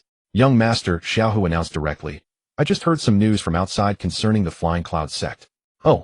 Li Changsheng's interest peaked immediately. Xiaohu relayed the story briefly. The supreme elder of the Flying Cloud sect, that Grandmaster Ding Yue, lost control during his cultivation and went on a murderous rampage, slaughtering his own disciples. In the end, several righteous sect leaders joined forces to siege him. He managed to escape, though grievously wounded. Hearing this news, Li Changsheng was slightly taken aback, his expression turning thoughtful. Ding Yue suffered a qigong deviation. No wonder no one has come investigating the matter involving Wang Yanran and the others. He couldn't help but wonder if this was somehow connected to his alter ego, the jade-faced flying dragon, and his slaying of Wang Yanran and that elder Lu. Still, none of that mattered now. What truly counted was that the potential threat the Flying Cloud sect posed to his family had been temporarily neutralized. Perfect timing. This gives me an excellent opportunity to infiltrate the Imperial Palace. Heaven truly assists me. A smile played at the corner of Li Changsheng's lips, a flicker of anticipation and resolve flashing in his eyes as his gaze drifted toward the direction of the palace. 2 days earlier, his eldest brother Li Changsheng had already packed his belongings, bid farewell to the family, and departed Qingyang City alone. With the absolute strength he now possessed, Li Changsheng no longer felt the need to deliberately conceal his martial arts practice as he had at the beginning. Though he still maintained his usual lazy demeanor within the family, the occasional glimpses of composed bearing had long since dispelled any presumption among observant members that he could be taken lightly. Having made his decision, he began to pack sparingly. Truthfully, there was little to gather. Simply a set of practical traveling clothes, some silver notes withdrawn from his storage bag for expenses, and everything else he owned already resided within it. Stepping out of his room, he pulled Wang Xiaohu aside and handed him several silver notes. This outing of mine may last as short as a month or as long as 3. While I am away, do not slacken on your cultivation and look after mother as well. Yes, young master. Xiaohu nodded firmly, carefully stowing the silver notes. After his instructions, Li Changsheng left the Grand Li residence quietly and alone without rousing anyone. He made his way to the city's horse market, spent 50 taels of silver to select a towering, robust black steed, mounted it without hesitation, and galloped straight toward the Imperial Road beyond the city gates. His destination was Lonyuan City, the capital of the Zhou dynasty, located 500 kilometers away from Qingyang City. On the main road, dust billowed in clouds. A lone rider on horseback galloped at full speed, while not far behind a tall figure clad in black ran in hot pursuit. The black-clad figure wore a broad bamboo hat, its brim pulled low, and a black veil covered his face, obscuring his features. There was an aura of cold detachment and mystery about him that seemed to warn all who drew near to stay away. The rider was none other than Li Changsheng, who had departed from Qingyang City and was making his way toward the capital Lonyuan City. He had donned the Qianhuan mask, altering his appearance to that of an ordinary young master. The black-clad figure trailing behind was of course his second-tier puppet. To prevent a featureless puppet from drawing too much attention, Li Changsheng had specially dressed it in this manner and casually named it Dasha. It held no particular significance, it was simply convenient to say. When traveling the Jianghu, one could not handle everything personally. Having a silent bodyguard at his side would save him from no end of unnecessary trouble. Li Changsheng was quite satisfied with his arrangement. Dasha required no rest whatsoever. Only spirit stones needed to be fed into it, and it would serve as his tireless mount. As the sun began to slant toward the west, and the black steed beneath him started panting heavily, he finally reined it in and came to a halt beside a crystal-clear stream. He dismounted and let the horse go to the stream on its own. Finding a clean bluestone, he sat down while Dasha stood beside him, retrieving a pill that suppressed hunger from its storage bag and consuming it. This was his first true long-distance journey since breaking through to the qi condensation stage. The feeling was extraordinary. The sound of wind rustling through treetops, the faint flapping of distant birds' wings, even the soft scuttling of insects in the grass. All of these reached his ears with startling clarity. The entire world seemed drawn closer, coming alive and taking on vivid dimension. Is this the distinction between immortal and mortal? He wondered to himself. Before long, seeing the horse had rested sufficiently, he mounted once more and continued at a leisurely pace toward Lonyuan City. As dusk settled, a substantial way station appeared ahead on the main road. Its banner snapped in the evening breeze, bearing 3 sweeping characters, Wanglong Way Station. This was the only major resting point along the road to the capital.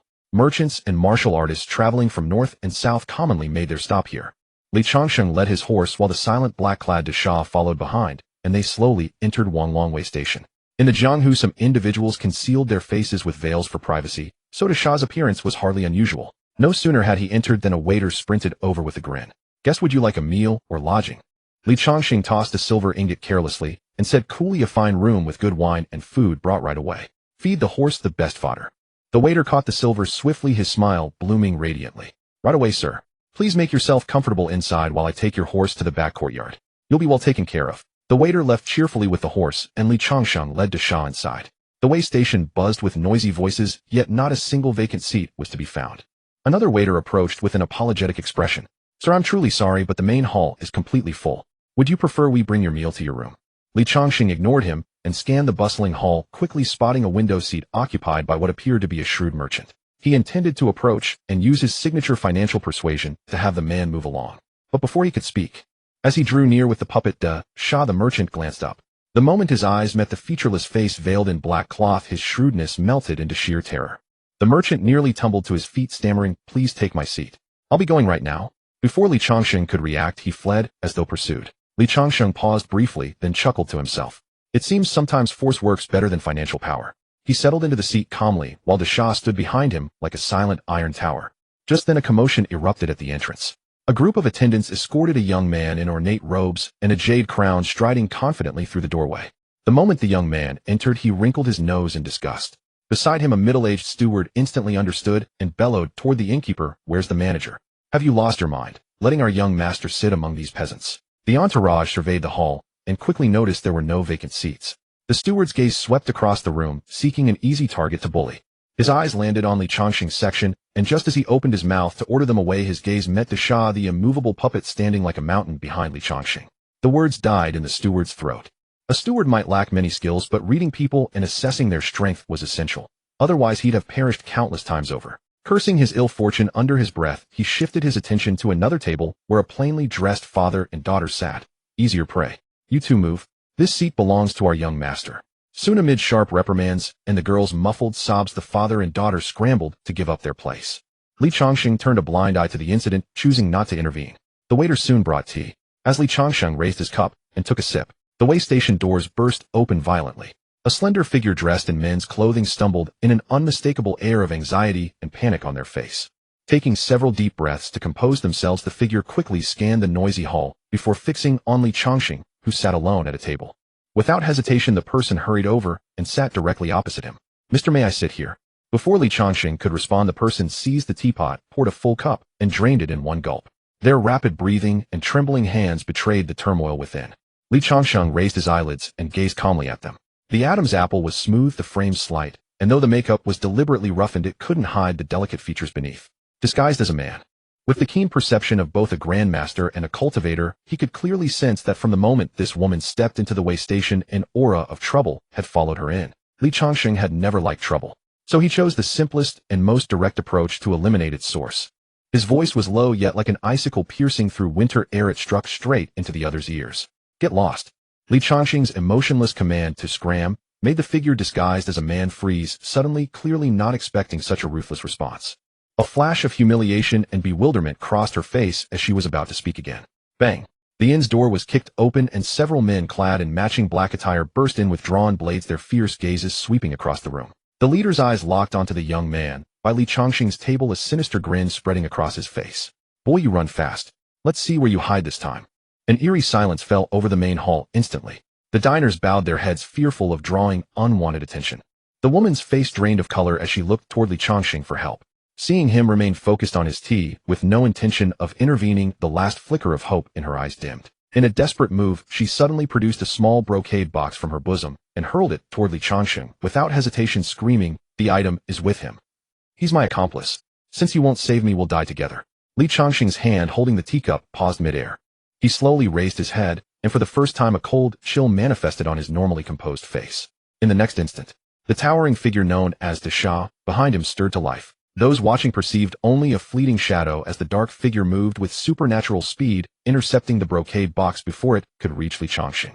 The entire sequence unfolded so swiftly that not even a breath of wind was stirred. The three pursuing men in black froze, their cruel smiles vanishing as their gaze shifted from the woman to Li Changsheng and the Shah. The atmosphere in the hall had reached its breaking point. Then something no one anticipated occurred. Li Changsheng didn't even glance at the brocade box, treating it as nothing more than filth, and merely instructed the Shah with a brief remark. "Throw it away, and throw the person out too." His voice was low, yet carried clearly to every ear present. The Shah didn't hesitate for a moment. With a flick of his wrist, the brocade box, potentially harboring some secret, was cast aside like an ordinary pebble tossed carelessly through the station's entrance. Immediately afterward, the Shah's silhouette shifted. The woman who had been disguised as a man felt a tremendous force seize her, lifting her off the ground as she let out a scream trapped in her throat. She was hurled out through the open door like refuse landing hard on the street in a tangled heap. Once done, the Shah's form blurred once more as he returned to Li Changsheng's side. The leader of the black-clothed men stared with his eyes nearly popping out of his head. He gazed at the figure that had been thrown outside, recalling those nearly invisible movements, and finally turned his terrified stare toward the man who had remained perfectly still throughout, along with the unfathomable servant in black standing behind him. Cold sweat instantly soaked through his back. He wasn't a fool.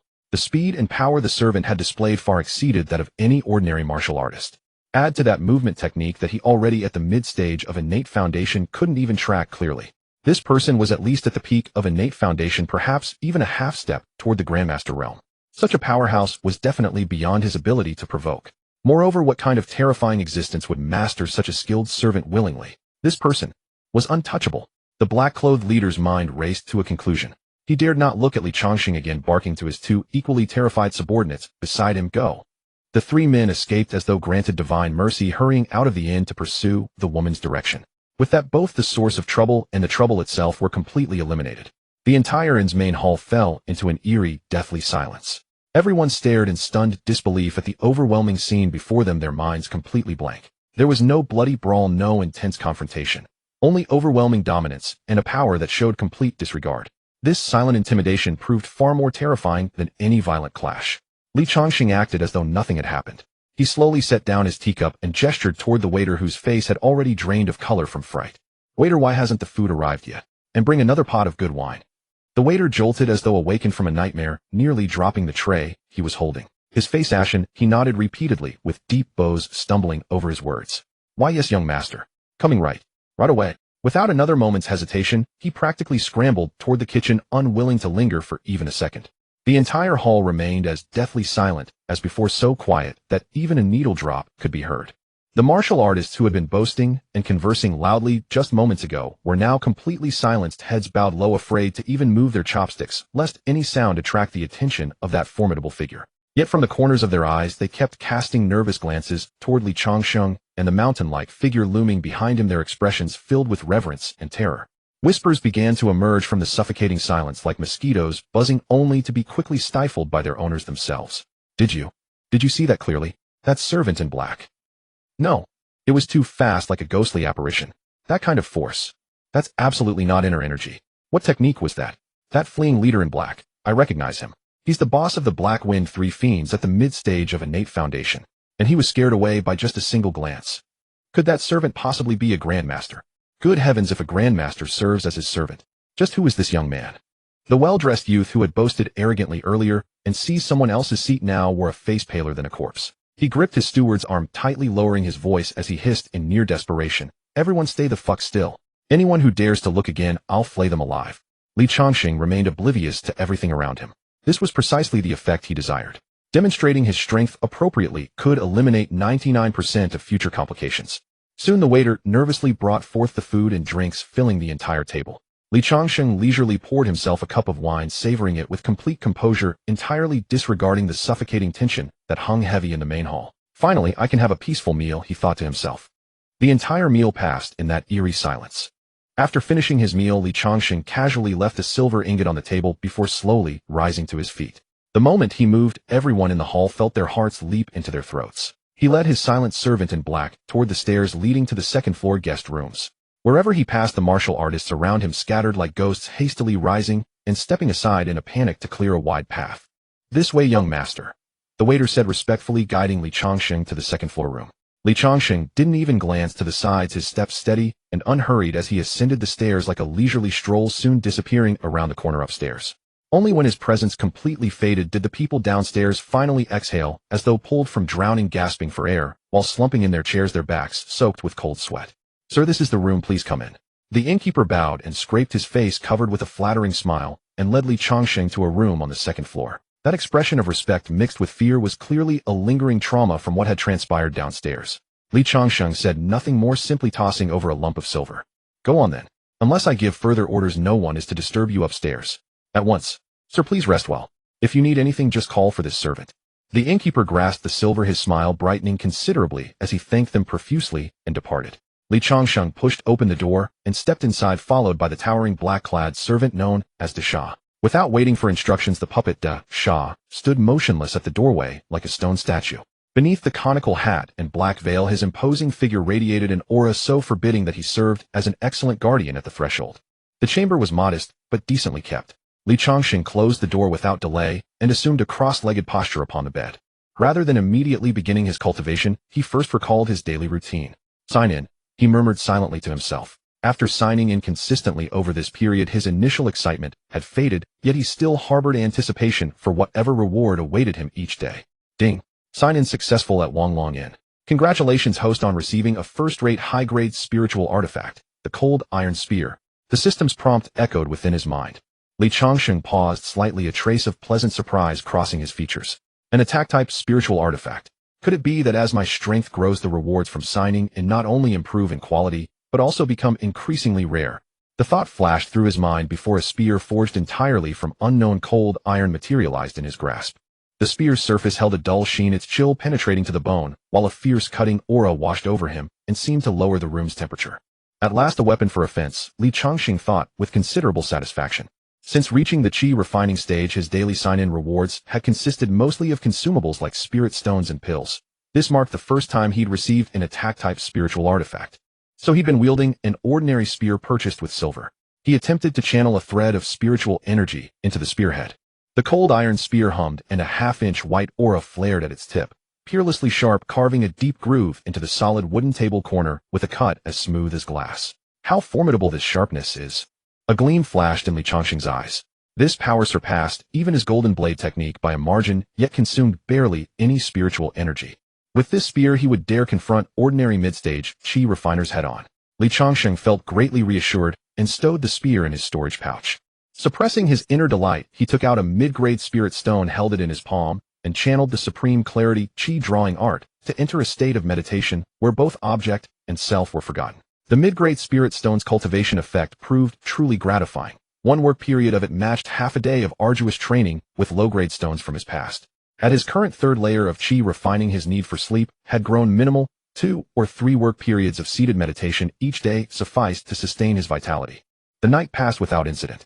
At dawn on the second day, when the first rays of sunlight filtered through the window lattice into the room, Li Changsheng slowly opened his eyes, his Dantian's spiritual energy having refined further through the night's cultivation. He rose and pushed open the door. The Shah, who had stood guard throughout the night, remained as motionless as a statue, unchanged in the slightest.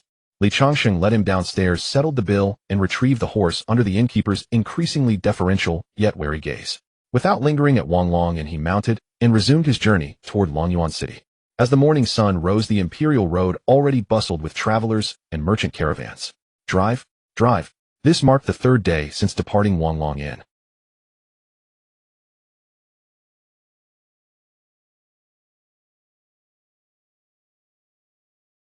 It's merely a mortal beast after all, not a spirit creature, he thought to himself. Through these days of relentless travel, the horse's endurance hinged entirely on his intermittent infusion of faint spiritual energy to sustain it. Otherwise, it would have collapsed foam-flecked and broken down long ago. Gazing at the seemingly endless imperial road ahead, Li Changsheng couldn't help but envy the elegant figures of cultivators from his past life's novels, riding a sword across 1,000 li in a single day. What freedom that must be, he mused, unable to resist imagining the scene.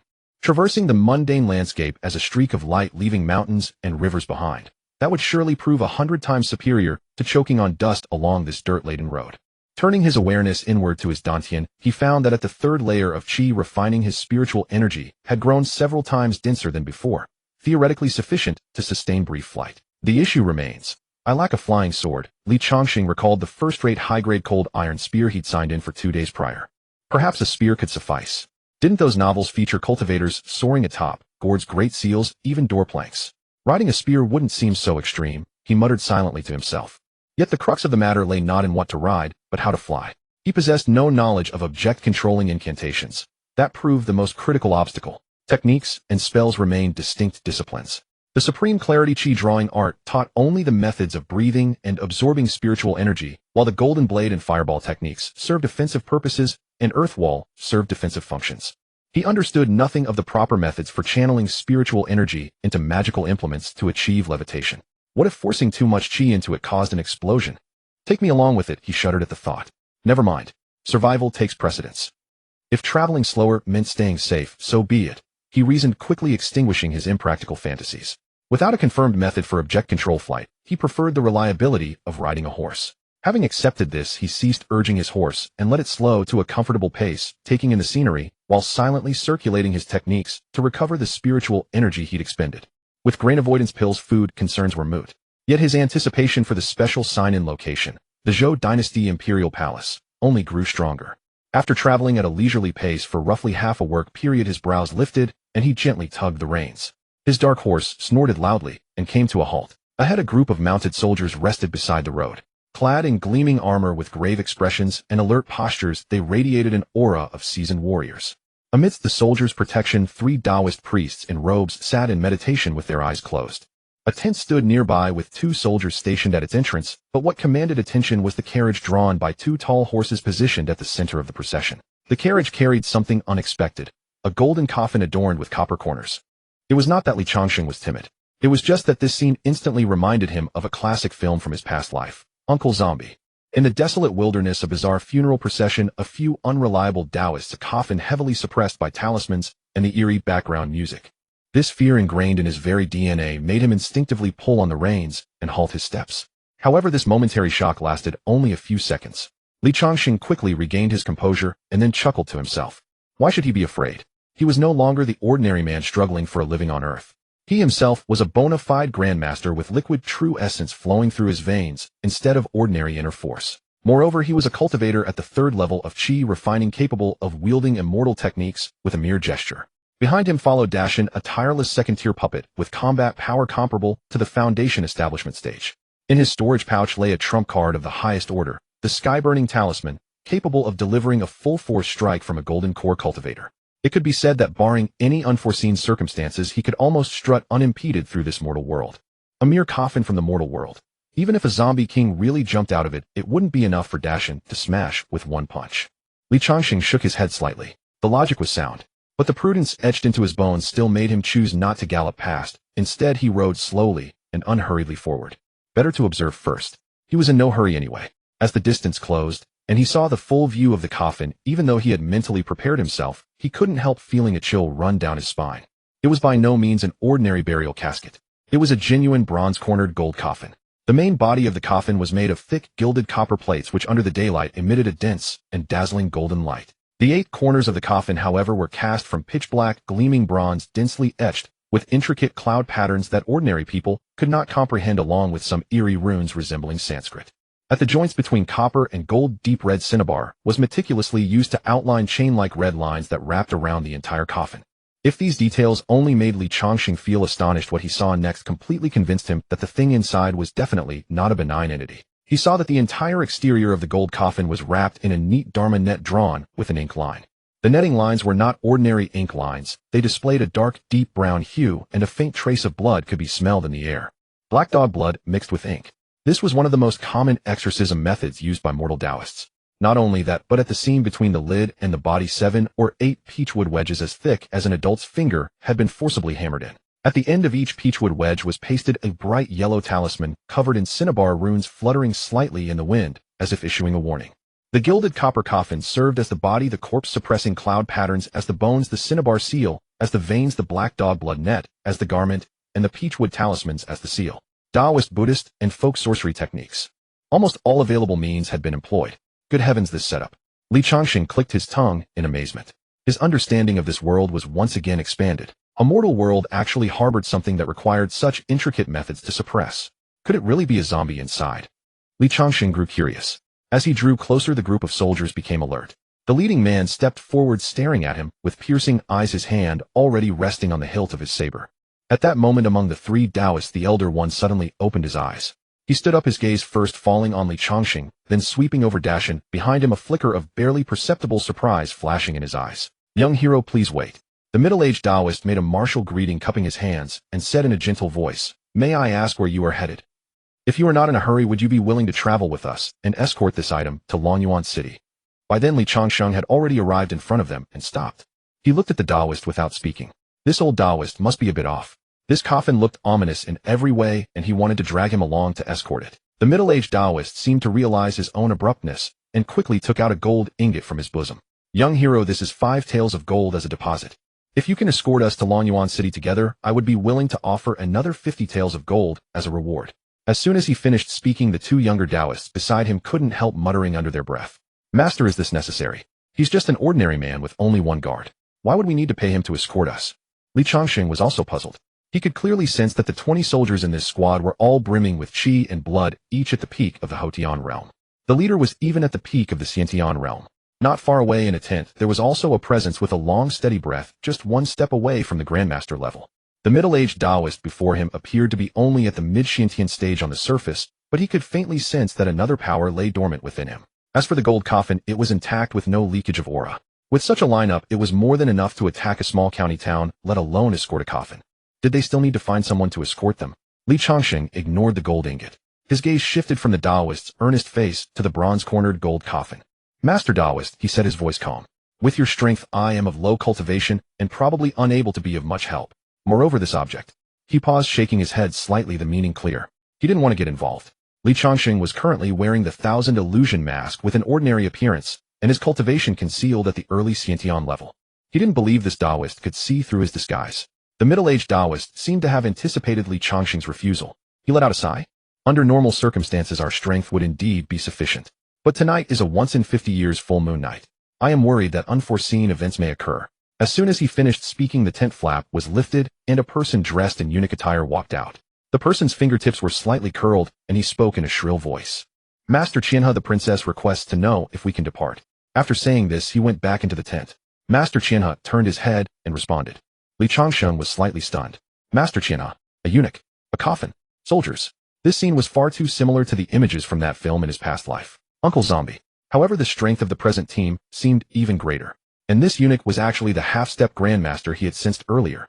Elder Qianhe only plays ranked matches, but all his opponents turn out to be professional players. Li Changsheng gazed at the Elder Qianhe before him, and these words spontaneously surfaced in his mind.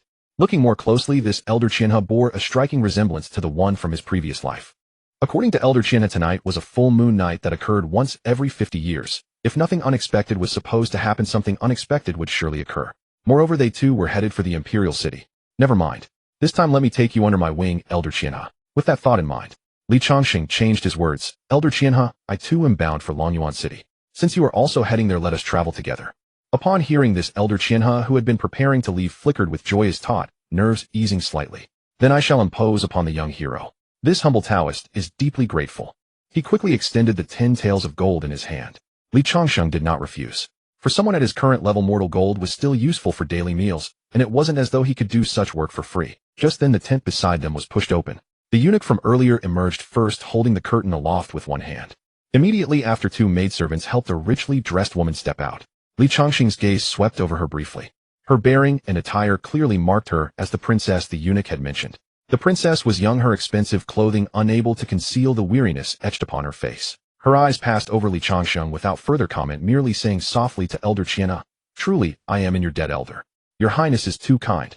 This is merely my sworn duty. Elder Qianhe clasped his hands in salute. The princess said nothing more, simply nodding slightly before boarding the ornate carriage beside her. The squad leader in charge was a rough, boorish man who acted decisively, without a single superfluous word. With a wave of his broad hand, the soldiers beneath him worked with remarkable efficiency, dismantling the tent in mere moments and securing it onto the horses. Elder Qianhe returned to the copper-horned golden coffin. After carefully examining the ink-loaded lines on the coffin and feeling the yellow paper talismans pasted upon it, he bellowed a single word: depart. The creaking of wheels echoed along the silent official road as the convoy set forth once more. Li Changsheng rode alongside Elder Qianhe, with Desha following closely behind. Unable to resist, Li Changsheng asked, The copper-horned golden coffin is wrapped in an ink-loaded net, Elder. Could there truly be a corpse demon inside? Elder Qianhe's expression grew grave as he nodded. Yes. Li Changsheng's heart stirred with doubt. A corpse demon for real? He felt somewhat uncertain.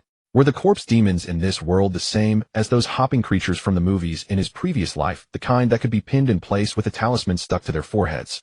What exactly is a corpse demon? He decided to ask for clarity. Elder Qianhe appeared somewhat surprised by this question. After a moment of contemplation, he explained. A corpse demon is neither human nor ghost, failing to enter the cycle of reincarnation. It arises when, after a person's death, a single grudge refuses to dissipate, or when the corpse is buried in an extremely yin location. Nourished by the yin energy of the earth's veins, the body does not decay over time. Instead, it turns malevolent, gaining immense strength and developing an insatiable thirst for the essence of the living. Its flesh is as hard as iron and stone, impervious to ordinary blades. After hearing this explanation, Li Changsheng had a clear picture in his mind. So it was roughly similar to what he understood a corpse demon to be, nothing more than a troublesome monster. He then posed the most practical question: since it is so dangerous, why not simply burn it? One stroke would end it all, sparing you much trouble. Upon hearing these words, Elder Qianhe let out a long, heavy sigh, a hint of helplessness and bitterness crossing his face. He glanced at the ornate carriage not far away and lowered his voice. What the young hero may not realize. This corpse demon.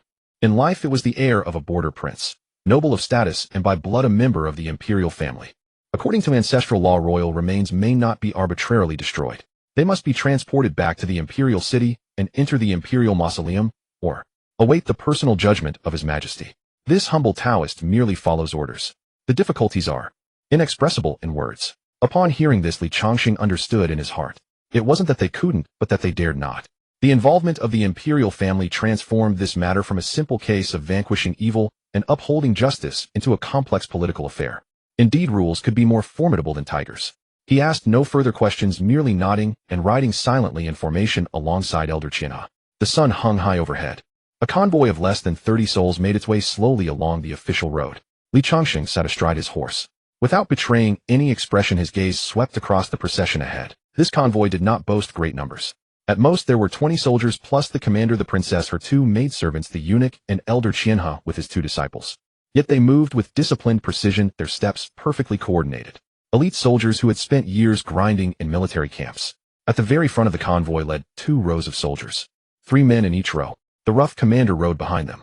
Following that was the magnificent carriage. The princess and her maidservants remained inside. That half-step grandmaster eunuch stayed glued to the carriage's side. On either side of the carriage stood 3 soldiers armed with blades. Elder Qianhe's 2 young disciples stood guard sternly on either side of the copper-horned golden coffin. 8 additional soldiers flanked the coffin at the outermost perimeter.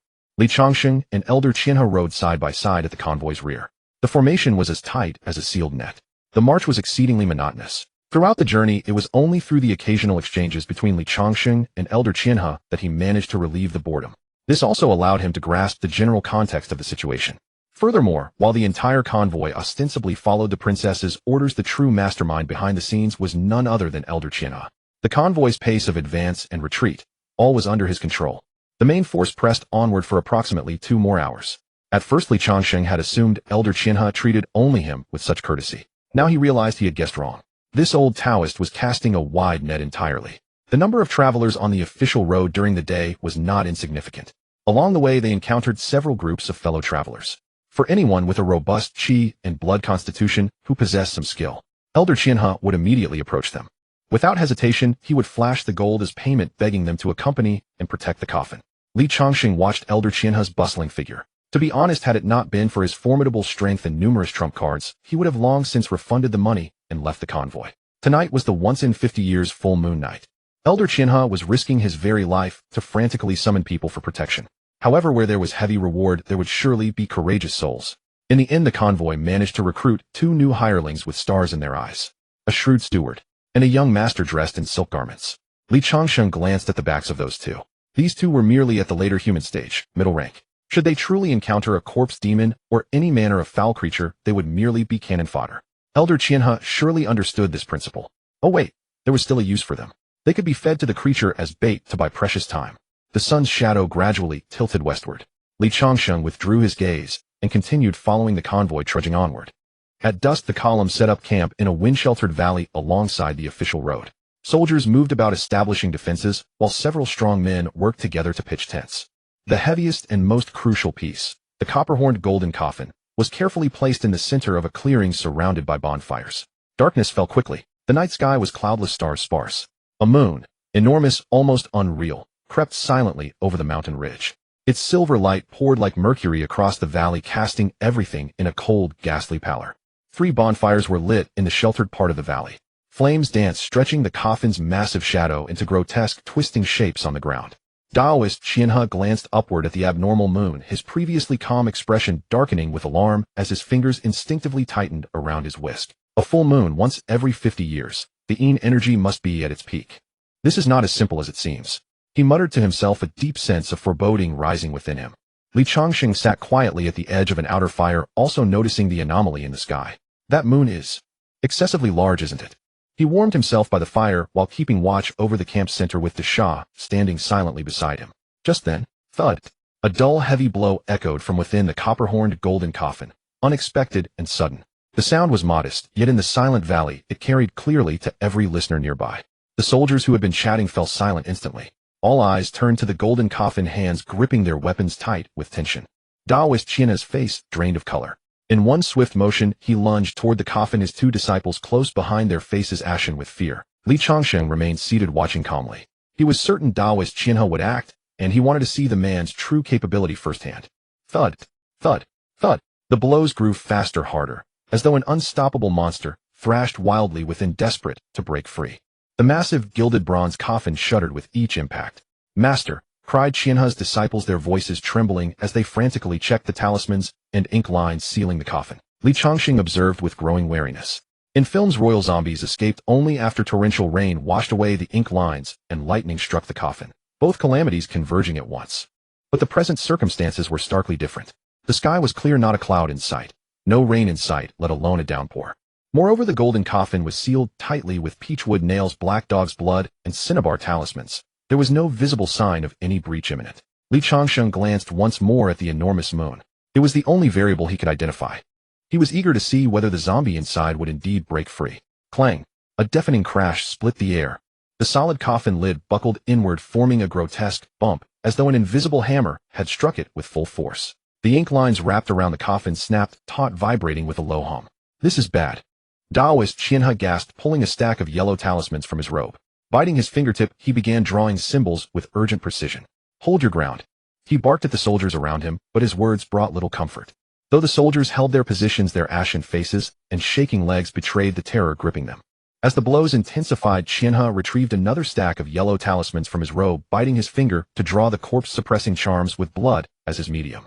He pressed each talisman along the coffin lid seams while chanting the soul-stabilizing incantation under his breath. The three wonders of heaven, the six instruments of earth, the jade maiden guards the gate, driving away evil and misfortune.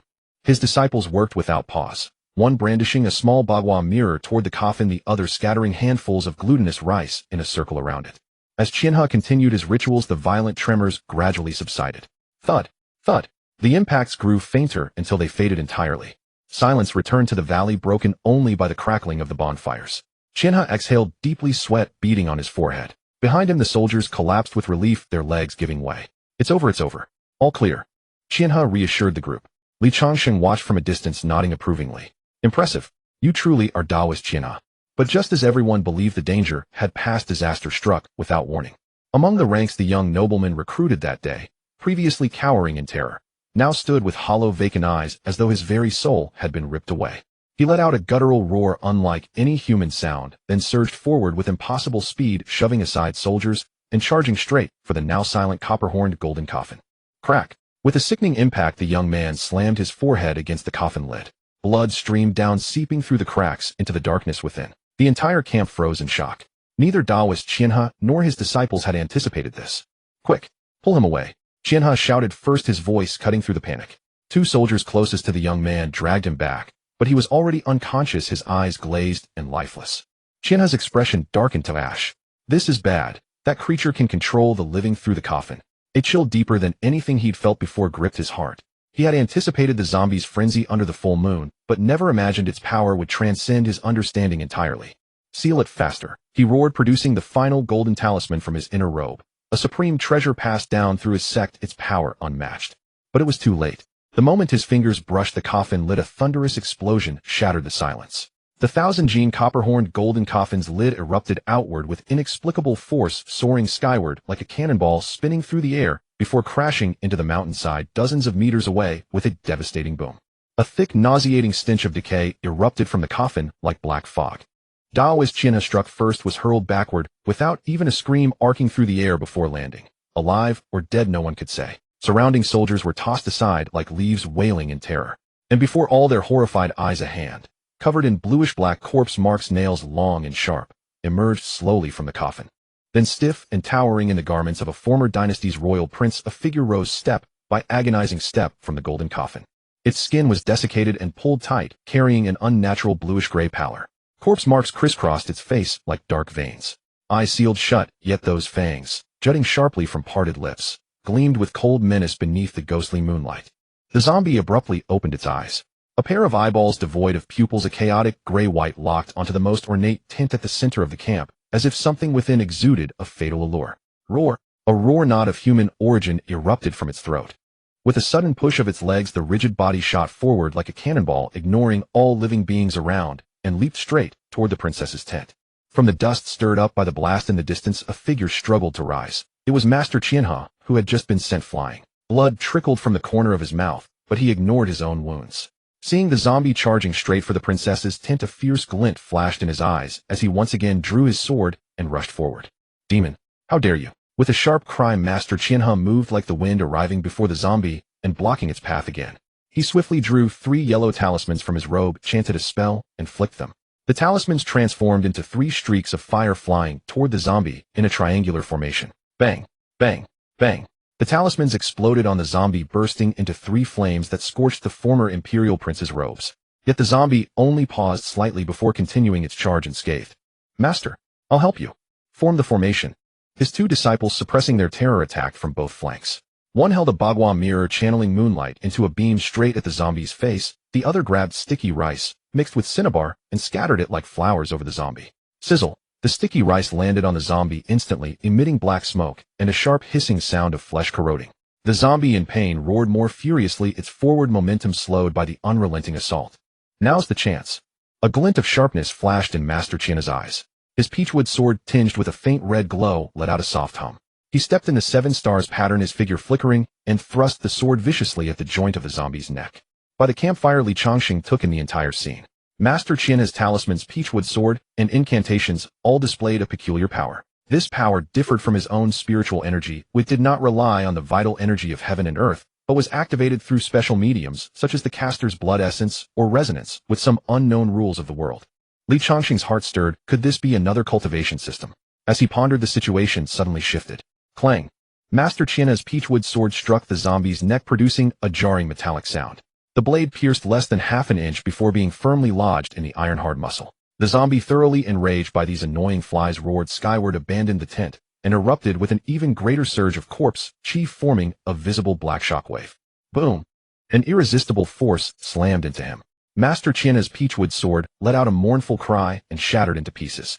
He himself was struck like a hammer, spitting blood as the terrifying blast sent him flying again, arcing through the air before crashing heavily into a large boulder over 10 meters away, his fate unknown.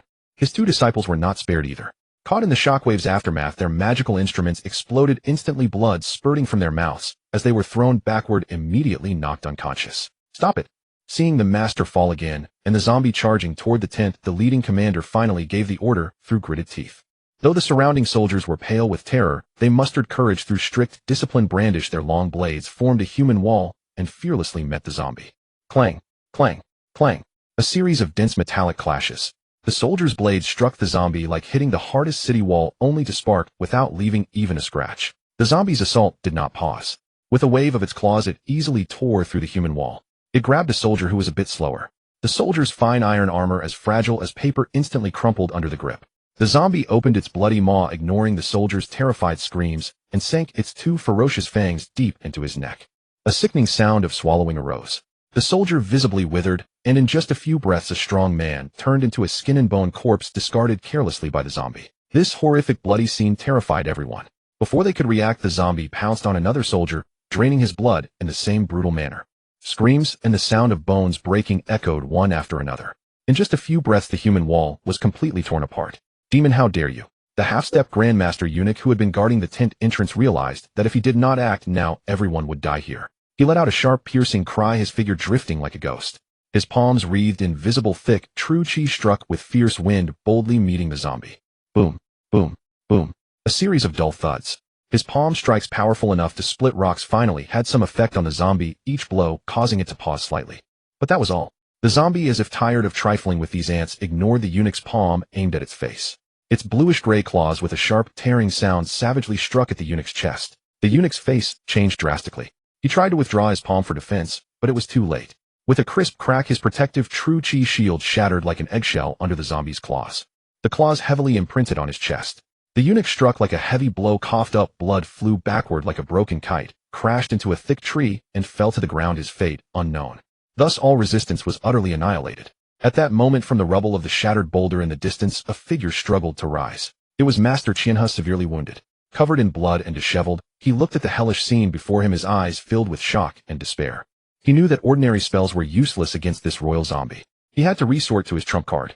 Trembling, he pulled out a golden talisman from his robe, bit his tongue, and began to draw more complex runes on it with blood essence, as a medium, muttering incantations, as if brewing some earth-shattering technique. But this process was clearly time-consuming. Seeing the zombie less than 3 zhang from the princess's tent, Master Qianhe was frantic with anxiety.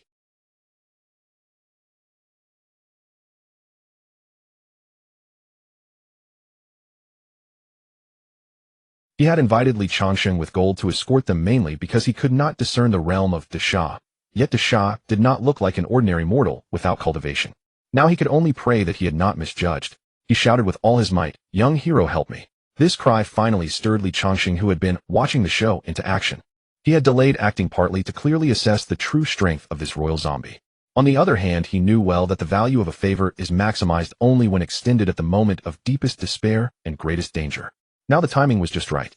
As the royal zombie's claws were about to tear open the tent curtain and the terrified screams of the princess and her maid came from within, Li Changsheng gave the order to Desha behind him. "Desha, your turn.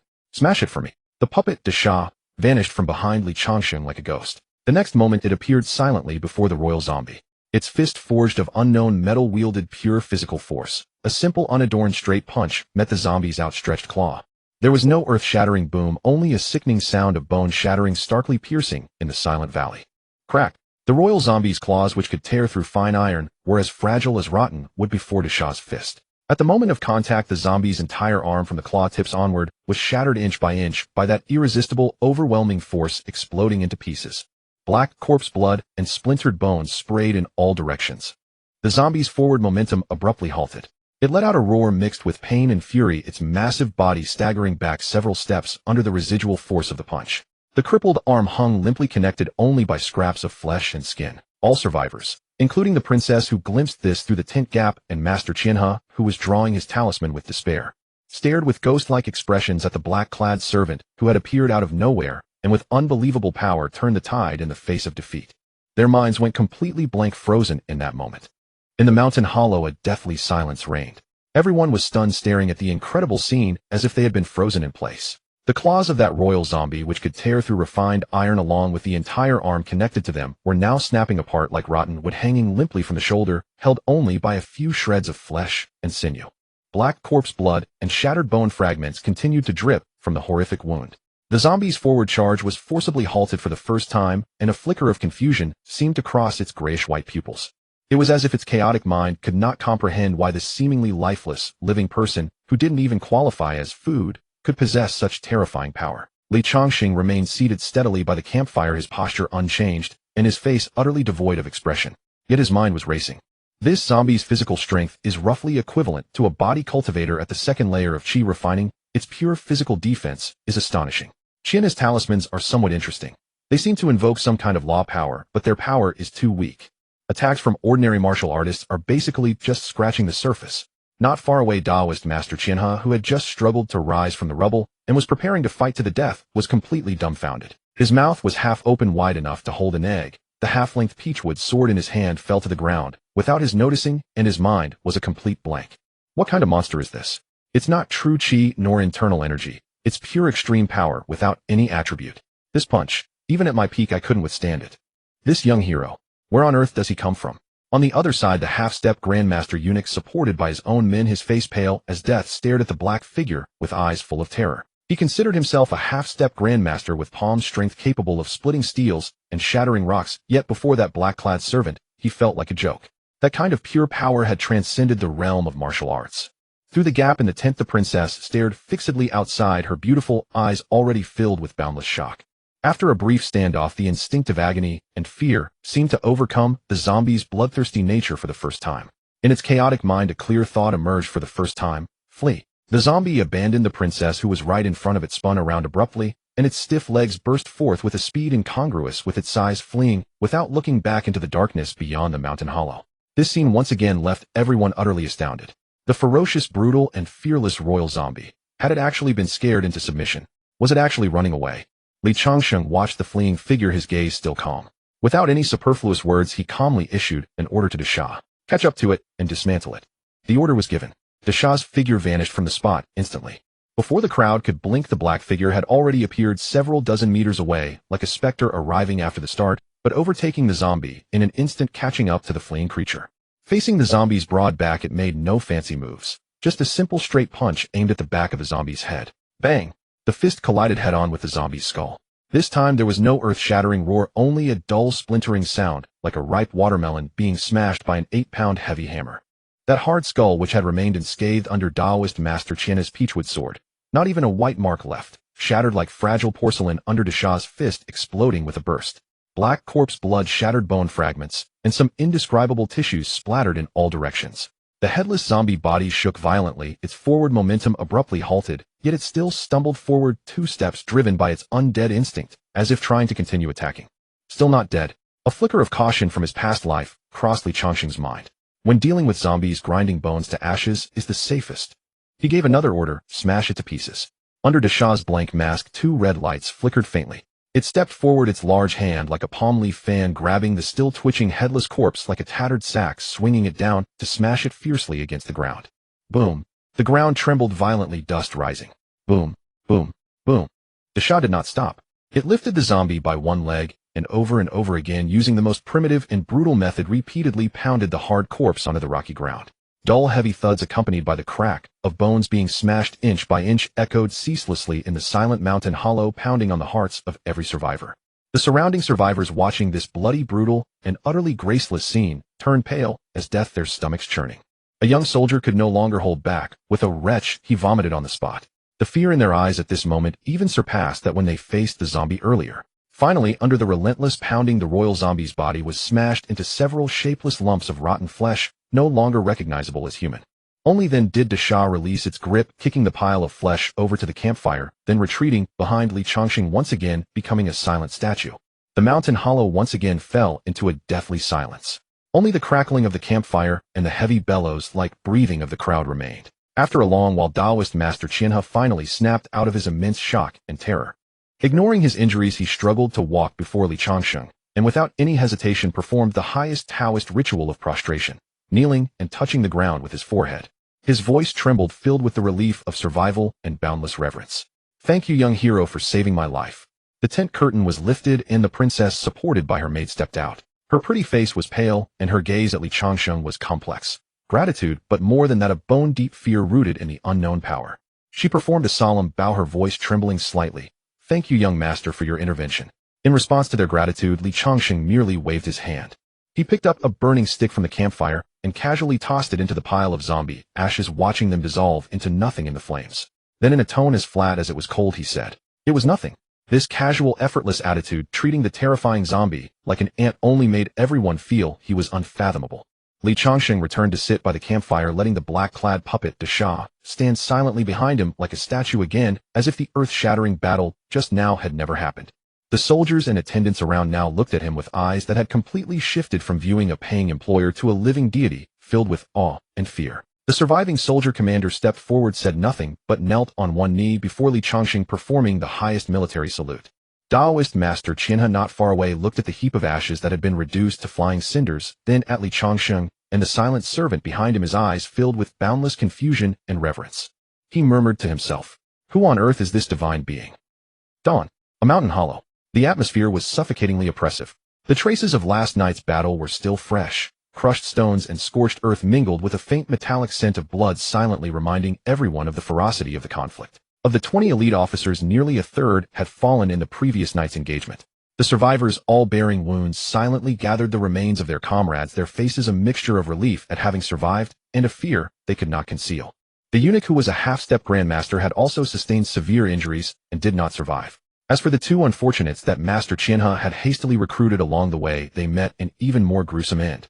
The young master, whose mind was controlled by the zombie, had slammed open the coffin lid and was immediately corroded by the violent corpse, Qi dying with blood oozing from his 7 orifices. His elderly steward, in the initial chaos, was pushed down by a terrified soldier and trampled to death. Now the camp was eerily silent. Everyone instinctively kept the distance from the figure seated by the campfire. A cook carrying a bowl of freshly cooked meat porridge walked with extremely light steps, respectfully placed the bowl and chopsticks on a clean stone not far from Li Changsheng, then quietly retreated. Li Changsheng seemed oblivious, still sitting with his eyes closed in meditation. Behind him, de Sha stood motionless like an ancient black sculpture, unchanged through the ages. "Young hero." Master Qian, along with the princess, approached, surrounded by a few maids and eunuchs. Master Qian had changed into a clean Taoist robe, but his pale complexion still showed he was severely injured. He solemnly performed a great Taoist ritual before Li Changsheng, his voice filled with gratitude. Thank you, young hero, for saving us last night. This great kindness a poor Taoist will never forget. The princess also bowed gracefully, her voice trembling slightly. If not for you, sir, we would have likely become the zombies' food. This debt of gratitude I have no way to repay. Changsheng opened his eyes and gave a faint mm in response. This calm attitude did not make them feel slighted, instead their reverence deepened. A true master should be like this. May I ask your esteemed name, sir? The princess gathered her courage and probed. When we return to Longyuan City, my father the emperor will surely reward you handsomely. Master Qianhe also chimed in. Yes, young hero, if you do not mind, you may accompany me to the National Preceptor's Mansion for a short rest. His Majesty has always treated people of extraordinary abilities with great courtesy. I was just passing through. Changsheng said, his voice flat. I have no interest in your affairs. I have already received my compensation, we are even. These words directly blocked all their attempts to recruit him. He did not even stand up. His indifferent response was itself the most thorough refusal. Master Qianhe and the princess exchanged glances, their faces showing some embarrassment, but they dared not say more and could only respectfully step aside.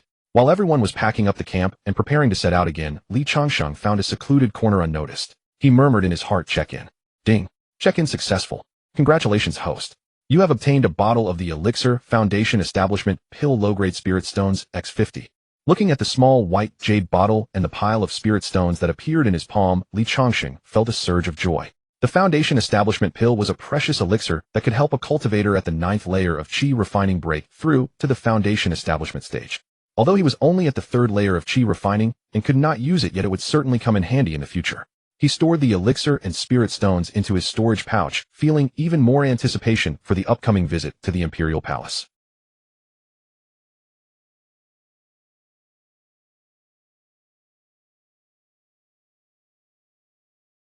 Everyone instinctively kept a safe distance from Changsheng, and even spoke in the lowest voices, afraid of disturbing that silent, fearsome deity. The team moved much faster as everyone wanted to leave this place of trouble as soon as possible. Thus the journey continued without incident. Several days later at sunset, the sky was dyed into a blazing fire cloud, and the silhouette of a majestic city appeared at the end of the official road. The city walls stood over 10 zhang high, stretching endlessly, and even from a distance, one could feel the majesty of the nation's capital. As the team slowly approached the towering city gate, Changsheng's heart stirred. Finally, Longyuan City. My special check-in point lies deep within the Imperial Palace. He calculated in his mind, his gaze sweeping over the dispirited team, and decided to part ways here. Continuing to follow these royal relatives would likely drag him into more trouble. His earlier agreement to accompany Master Qianhe was merely out of admiration for the Master Qianhe from Earth. But this Master Qianhe before him was not the same as the one from Earth. Now that he had reached his destination, there was no reason to continue. He urged his horse forward and rode up beside Master Qianhe. Master, let us part ways here. Master Qianhe was stunned, his face showing anxiety and reluctance. If this gentleman left, how would he explain to his Majesty when he returned? The golden coffin had been reduced to ashes by this gentleman's servant. Young hero, please stay. He quickly cupped his hands, his posture extremely humble, and said, Longyuan City is less than 10 li away. Why not enter the city first, and let me, a poor Taoist, fulfill my duty as host? You saved our lives. If I let you leave like this, how could I ever be at peace in my heart? He paused, his tone growing even more sincere. At least tell me your distinguished name, so that the princess and I may have the chance to repay this kindness in the future. Changsheng shook his head inwardly. Repay? Involving the royal family would inevitably bring endless troubles, and most importantly, there was no benefit worth his effort. He only wanted to check in and then leave. Looking at Master Qianhe's face that clearly said, don't go, he did not waste any more words. My name is Hanli. Hanli. Master Qianhe repeated the name silently in his mouth several times, deeply imprinting it, and was about to show a grateful smile. Just then a commotion arose from the city gate ahead. A squad of imperial guards in golden armor holding long halberds escorted a middle-aged general in a purple official robe with a dignified face who strode out quickly. The general was clearly there to welcome the princess. He spotted the princess's luxurious carriage at once, and a smile was about to appear on his face, but when his eyes swept over the entire team, his smile instantly froze. The remnants of defeated soldiers, everyone wounded, morale low. More importantly, the most conspicuous bronze-gilded coffin was gone. Your servant pays respects to the princess. The general dismounted and knelt on one knee, his voice already tinged with suspicion. Master Qianhe, what is going on? Where is the prince's spirit coffin? Master Qianhe's heart skipped a beat. Before he could think of a good explanation, a mockingly sarcastic voice rang out from behind the general. I have seen your brother, long time no see. A lean Taoist priest in the same robe stepped out with a goatee, his eyes darting over Master Qianhe, a blatant sneer and schadenfreude hanging on his lips. It was none other than Master Qianhe's longtime rival, Master Wusong. Master Wusong looked at the ragged team before him, his heart rejoicing. So you wanted to compete with me for the position of national preceptor? Now you've lost the spirit coffin of a royal relative. Let's see how you salvage this. He cleared his throat and raised his voice full of accusation. Senior brother China, His Majesty ordered you to escort the prince's spirit coffin back to the capital, a task of great importance. Yet you have lost soldiers and generals, and even lost the most important coffin. What crime do you plead? This sharp shout instantly raised the tension in the surroundings to its peak. Master China's face turned ashen. He took a deep breath, suppressed his anger, and said in a deep voice, Junior brother Wusong, do not speak nonsense. It is not that I failed in my escort duty, but that we encountered a catastrophic anomaly on the way. The prince's son in that golden coffin, due to the once-in-50 years full moon night, turned into a corpse and became a royal zombie of unprecedented ferocity. We fought desperately and barely escaped annihilation. He recounted the thrilling battle of the previous night in full detail, especially emphasizing the horror of the zombie, and how at the critical moment the servant of that young Master Han Li had settled everything with a single punch. However, after hearing this, Master Wusong showed no sympathy at all. Instead, as if he had caught an even bigger handle, he let out an exaggerated cold laugh. Huh, what a ridiculous joke. He pointed at the pile of ashes and shouted sharply, Chinha, you have failed in your duty to escort the coffin. That is already a capital crime. And now you have allowed a common ruffian of unknown origin to reduce the prince's remains to ashes. That was royal blood. Even if he turned into a corpse, he was still a dragon's son and grandson. How dare you commoners defile him? This is a crime punishable by the extermination of 9 generations. You Chinha are guilty beyond redemption. These venomous words struck Master Chinha like a thunderbolt, turning his face pale and his body ice cold. He had only thought about how to deal with the zombie, but had overlooked the even more fatal political implications. The golden-armored general's expression also turned extremely ugly, and his gaze at Li Changsheng now carried scrutiny and icy murderous intent. Li Changsheng sat on his horse, taking in everything. What a bunch of fools. It seems trouble has found me after all. But he was not worried. If his strength were insufficient, he would simply turn and leave. But setting aside his other trump cards, the Shah alone could handle these people. Even a grandmaster would be the same. Master Wusong's voice dragged out long, laced with smug satisfaction. The crime warrants the extermination of 9 generations. The words echoed outside the city gates, and everyone present dared not make a sound.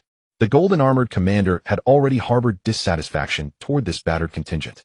Upon hearing that the royal heir's remains had been destroyed, his expression darkened completely. He whirled around sharply, his ferocious gaze locking onto Li Changsheng. His palm pressed against the hilt of his waist sword. What immense audacity! The golden-armored commander roared in wrath. You have desecrated the heir's remains, whether deliberate or accidental. Seize him. With the command, several elite armored guards nearby drew their blades in an instant. The golden-armored commander channeled his strength into a single arm. His profound inner energy at the Grandmaster realm erupted without restraint. The refined iron halberd in his hand cleaved through the air. With a vicious whistle of wind, it drove straight toward Li Changsheng's face. The strike was swift and merciless, accompanied by sharp bursts of air. Li Changsheng remained standing where he was. He did not even raise his eyelids as the halberd approached. A silent command went to the towering figure known as the Shah behind him. The Shah stepped forward. His heavy cast-iron boots struck the ground, shattering the bluestone slabs outright. Stone fragments flew in all directions. A thick black-painted hand emerged from the wide sleeve. There was no ripple of true energy whatsoever. Only pure raw physical force, enough to split steels and shatter rocks. The halberd came bearing a crushing weight. The Shah neither dodged nor retreated. His 5 thick fingers snapped shut. Click! The refined iron halberd shaft was gripped firmly by the Shah's bare hands. The halberd's tip halted a mere half-inch from Li Changsheng's nose. It could not advance another fraction. Were it anyone else, their head would have been gone. Alas, he had encountered a cultivator. With a mere exhale of spiritual energy from his fingertips, the golden blade technique could have severed the commander's head in an instant. But Li Changsheng saw no point in the trouble. Provoking the Zhou dynasty royal family from the very start was entirely unnecessary. The golden-armored commander's eyes bulged wide. He could not comprehend what was happening before him. He was a grandmaster-level powerhouse. This halberd strike could have pierced a massive hole in the city wall. Yet the backlash traveling up the shaft made him feel as though he had struck not a guard, but an immovable mountain. Waves of terror churned within the golden-armored commander's heart. Immense force surged back along the spear shaft. The webbing between his thumbs and index fingers tore instantly. The Shah casually rotated his wrist. The refined iron shaft emitted a sickeningly teeth-aching twist. It snapped cleanly in two. Shards of metal rained down onto the stone pavement, clattering loudly. But the Shah did not stop. A powerful hidden force surged through the broken shaft. The force rebounded viciously through the fractured pole. The golden-armored commander groaned in pain. His 200-plus-pound body armor and all could not maintain its balance. He stumbled backward repeatedly. Each step left a deep indentation in the ground. After retreating fully 10 paces, he crashed heavily against the city wall. Blood welled from the corner of his mouth. Horror marred the golden-armored commander's face. His cherished Grandmaster cultivation proved useless against a mere servant whose true energy had been undetectable beneath the mask. This was unequivocally a dimensional strike. Was this figure in black a great martial arts grandmaster specializing in body refinement? He felt cold sweat soaking through his inner garments. The armored soldiers who had drawn their blades nearby stood petrified. What was there to die for over such meager pay? Hearts pounding their feet involuntarily shuffled backward. The towering city walls of Qingyun Gate cast enormous shadows enveloping everyone within. Master Wusong, watching from the sidelines, felt his calves trembling.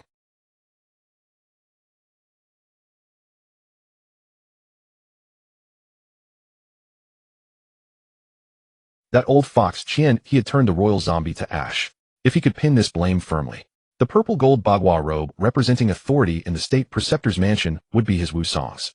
Who would have imagined provoking such a monster? A mere attendant could dismantle a Grandmaster Commander's weapon with his bare hands. The urge to retreat surged within him. But at the thought of the state preceptor's lofty position and the inexhaustible tributes and spirit herbs, greed for power ultimately overcame his fear. What did it matter if he were half a step beyond Grandmaster, or even a true Grandmaster? This was Longyuan City beneath the sun of heaven's feet. Could this possibly be? This was impossible. Wusong bit down on his teeth, secretly calculating in his heart. Though his martial arts were inadequate, he was exceptionally skilled at whispering malicious reports. If he entered the palace that very night to petition the throne and blew this matter sky-high, those old monsters would certainly come out to deal with this kid. A malevolent glint flashed in his eyes. Stop. At this moment, Master Qian, he finally snapped out of it. Dragging his severely injured body, he cried out in a loud voice, fearing things had escalated beyond redemption. He had personally witnessed this servant's fist the previous night. If he unleashed his power here, the people at this city gate would not be enough to fill his stomach. From within the carriage, the princess's clear, cold voice also emerged. Withdraw immediately. Show no disrespect toward this palace's savior. A graceful exit was provided. Several armored soldiers hastily sheathed their blades. Supporting the golden-armored commander, they retreated to one side, daring not a single extra movement. Master Qian, he quickly approached Li Changsheng, his pale face filled with relief tinged with a trace of reverence. Young Master Han, I apologize. My subordinates are stubborn. I am sorry for alarming you. If you do not disdain it, please accompany this poor Taoist to the state preceptor's mansion for recuperation. No need. Li Changsheng spoke to interrupt, his expression cold. Before Qian he could persuade further, he led to Sha and strode into the city gate. The gate guards exchanged bewildered glances, yet none dared to obstruct them. Li Changsheng understood clearly. When dealing with secular power, reasoning was less effective than demonstrating force. Using pure physical domination to make the other party dare not move recklessly was the best way to avoid further trouble. Longyuan City was vast. Red lanterns hung high on both sides of the bluestone streets. Shops lined the way. Li Changsheng wandered for a few turns. He found a secluded inn to stay. Within the guest room, a lone lamp flickered. The Shah stood quietly behind the door, still the wooden sentinel who required no rest. Li Changsheng sat by the wooden table, organizing the general bearings he had noted from soldiers' idle chatter during the day. He locked his target firmly onto the Zhou Dynasty Imperial Palace. Night wind seeped through the window cracks, making the candle flame dance wildly. It was nearing midnight. From the distant streets came the sound of a night watchman beating his clapper. Li Changsheng rose to his feet.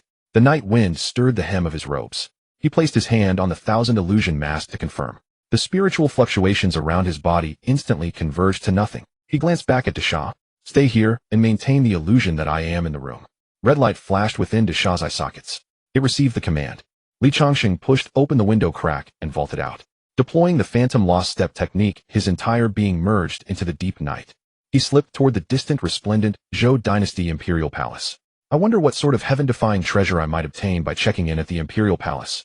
Before long, a towering crimson wall loomed ahead. The Imperial Palace had been reached.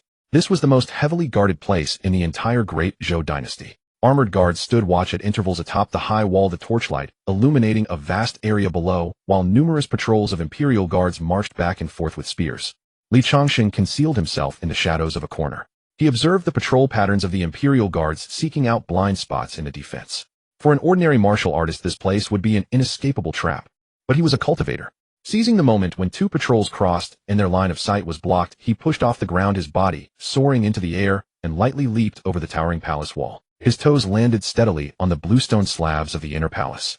After confirming that the surroundings were temporarily safe, Li Changsheng silently recited system check-in. Ding. Check-in successful at special location, Zhou Dynasty Imperial Palace. Congratulations, host. You have obtained 4th grade one-time consumable artifact, Death Substitute Doll. A wooden doll the size of a palm crudely carved appeared in his hand, covered in intricate, blood-red patterns. The artifact's information flooded into his mind. Death Substitute Doll 4th grade artifact. Can withstand one fatal attack from a cultivator at the nascent soul stage or below. Nascent soul stage. Li Changsheng's breath even paused for a moment. This thing essentially granted him an extra life. Earlier, when the system indicated that the special check-in location was the Zhou Dynasty Imperial Palace, he had thought he needed to reach some core position. After all, the palace was vast. He never expected that simply stepping into this area would allow him to check in directly. With the check-in complete, Li Changsheng was ready to return. Since his goal had been achieved, there was no need to linger here. Time to leave. Just as he was about to turn and retrace his steps, a faint, yet unmistakably clear fluctuation of spiritual energy emanated from a certain direction deep within the palace. Li Changsheng's figure froze instantly. He subconsciously held his breath, a flicker of disbelief flashing across his eyes. Spiritual energy. How could there be spiritual energy fluctuations within the imperial palace of this mundane world? Wasn't this world utterly devoid of spiritual energy, with only spirit stones aiding cultivation? Countless questions surged in his mind, but following closely was a bone-deep wariness. When something unusual occurs, there must be a reason. His first instinct was to leave this place of trouble immediately. Yet he also thought that he would eventually leave this mundane world for the true realm of cultivation. But the world was vast, and he was utterly in the dark, unsure where to go or how to find his way. Now this wisp of spiritual energy fluctuation signified the possible presence of a cultivator. Perhaps through them, he could learn news of the cultivation world. Of course, there were risks, but compared to obtaining crucial information for leaving this world, it was well worth taking. Moreover, he still had the 3rd grade Brahma talisman as a trump card. Li Changsheng did not believe that a golden core stage cultivator could appear in this mundane world utterly devoid of spiritual energy. Even if a golden core stage powerhouse were present, he still had the Death Substitute Doll he had just obtained. After a moment of deliberation, he hesitated no longer. Concealing all his aura like a civet cat in the night, he silently crept toward the source of that spiritual energy fluctuation. Following the faint sensation, he soon arrived outside a secluded enclosed garden. The spiritual energy fluctuation was emanating from within the garden. Before he could approach, a man's roar filled with boundless fury and disbelief rang out from inside the garden. Lu Rian, how can you be so vicious? Have you forgotten who saved you back then? Li Changsheng's heart stirred. Like a specter, he silently leaped onto the wall, concealing himself in the shadow of the eaves, and peered into the garden. Under the moonlight, a man and a woman stood facing each other, swords drawn. The man speaking was about 50 years old with handsome features, but at this moment a strange black blood trickled from the corner of his mouth, his face dark as if poisoned. He stared at the woman opposite him with the eyes of one betrayed by the most trusted person, a gaze filled with profound hatred. The woman he called Lu Rian was clad in white, her figure alluring, her features exquisitely beautiful, but her expression was as cold as ice. She looked at the poisoned man, a mocking sneer curling at the corner of her lips. Lu Mu dropped that hypocritical act. Do you think I don't know you wanted to use me as a cauldron to devour my essence and break through it? Hand over that inheritance now, and out of regard for our shared sect, I'll leave you a whole corpse. From the eaves, Li Changsheng watched the two in the garden. Although he couldn't discern their cultivation levels from the spiritual energy fluctuations, he estimated they were between the 5th and 6th layers of qi refining. Moreover, it was clear that the man called Lu Mu had a higher cultivation. Dream on. Even if I die, I won't let you have it easy. Lu Mu bellowed, forcibly suppressing the surging poison within him. His long sword emitted a hum as he thrust it with a desperate resolve toward Lu Rian's throat. The sword aura was chilling the speed extreme. Yet Lu Rian's expression remained icy, as if she had anticipated his desperate struggle. Instead of retreating, she advanced. Her sword moved like a serpent emerging from its lair, deftly parrying the fatal strike with a light swing. Sparks flew as the blades clashed. The two immediately became locked in combat. However, after only a few exchanges, Lu Mu's movements began to slow and his face grew darker, the poison clearly overwhelming him. A glint of ruthlessness flashed in his eyes, as if he were about to unleash a trump card. But just as he raised his spiritual energy, his face turned pale, and he spat out a mouthful of black poisoned blood. His body shook violently, unable to hold on any longer. With a thud, he fell to one knee, his sword slipping from his hand and embedding itself in the soil nearby. He raised his head, glaring at Lu Rian struggling to stand, but ultimately slumped his head down, seemingly completely unconscious. Lu Rian stood still, showing no intention of approaching. Instead, a mocking smile curled on her lips. Lu Mu, senior brother Lu, everyone in Qingyun's sect knows you are the most cunning and treacherous.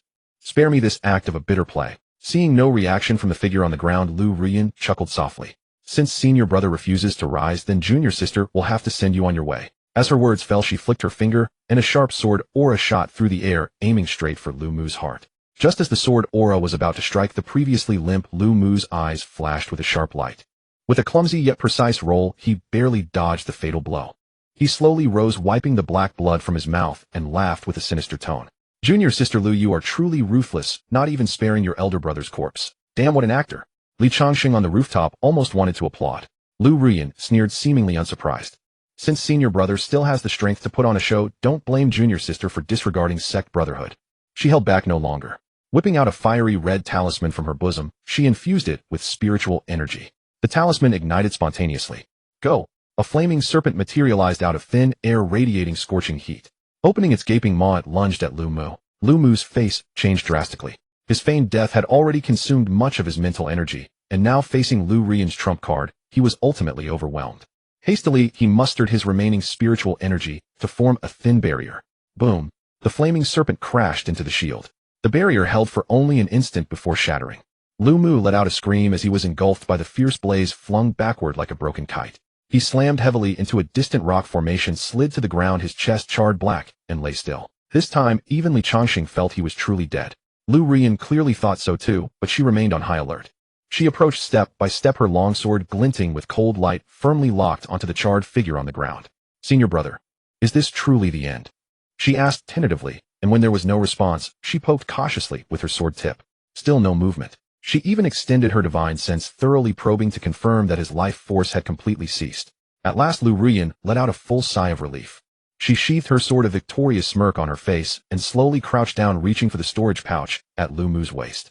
The inheritance finally in my hands. But just as her fingertips were about to touch the storage pouch, suddenly a change occurred. The supposedly dead Lu Mu's charred eyelids snapped open. In his eyes there was no trace of weakness, only icy killing intent and a triumphant sneer. With all his remaining strength, he channeled the last vestiges of his poisonous spiritual energy into a jet black fiend palm, landing it squarely on Lu Rian's completely unprotected lower dantian. Bang! Lu Rian was struck as if by lightning. She spat out a mouthful of blood, her entire body flung backward by the sinister palm force, crashing several meters away. Her face instantly turned deathly pale. You. She pointed at Lu Mu, who was slowly rising, her eyes filled with disbelief. You used a secret technique to fake death. Ha ha. Lu Mu staggered to his feet, erupting in triumphant, yet weak laughter. Junior sister Lu, after all, your elder brother is one step ahead. Your understanding of me is still too shallow. Laughing, he stumbled toward the fallen Lu Rian, his eyes gleaming with greed and lecherous desire. At least the face isn't ruined. This figure.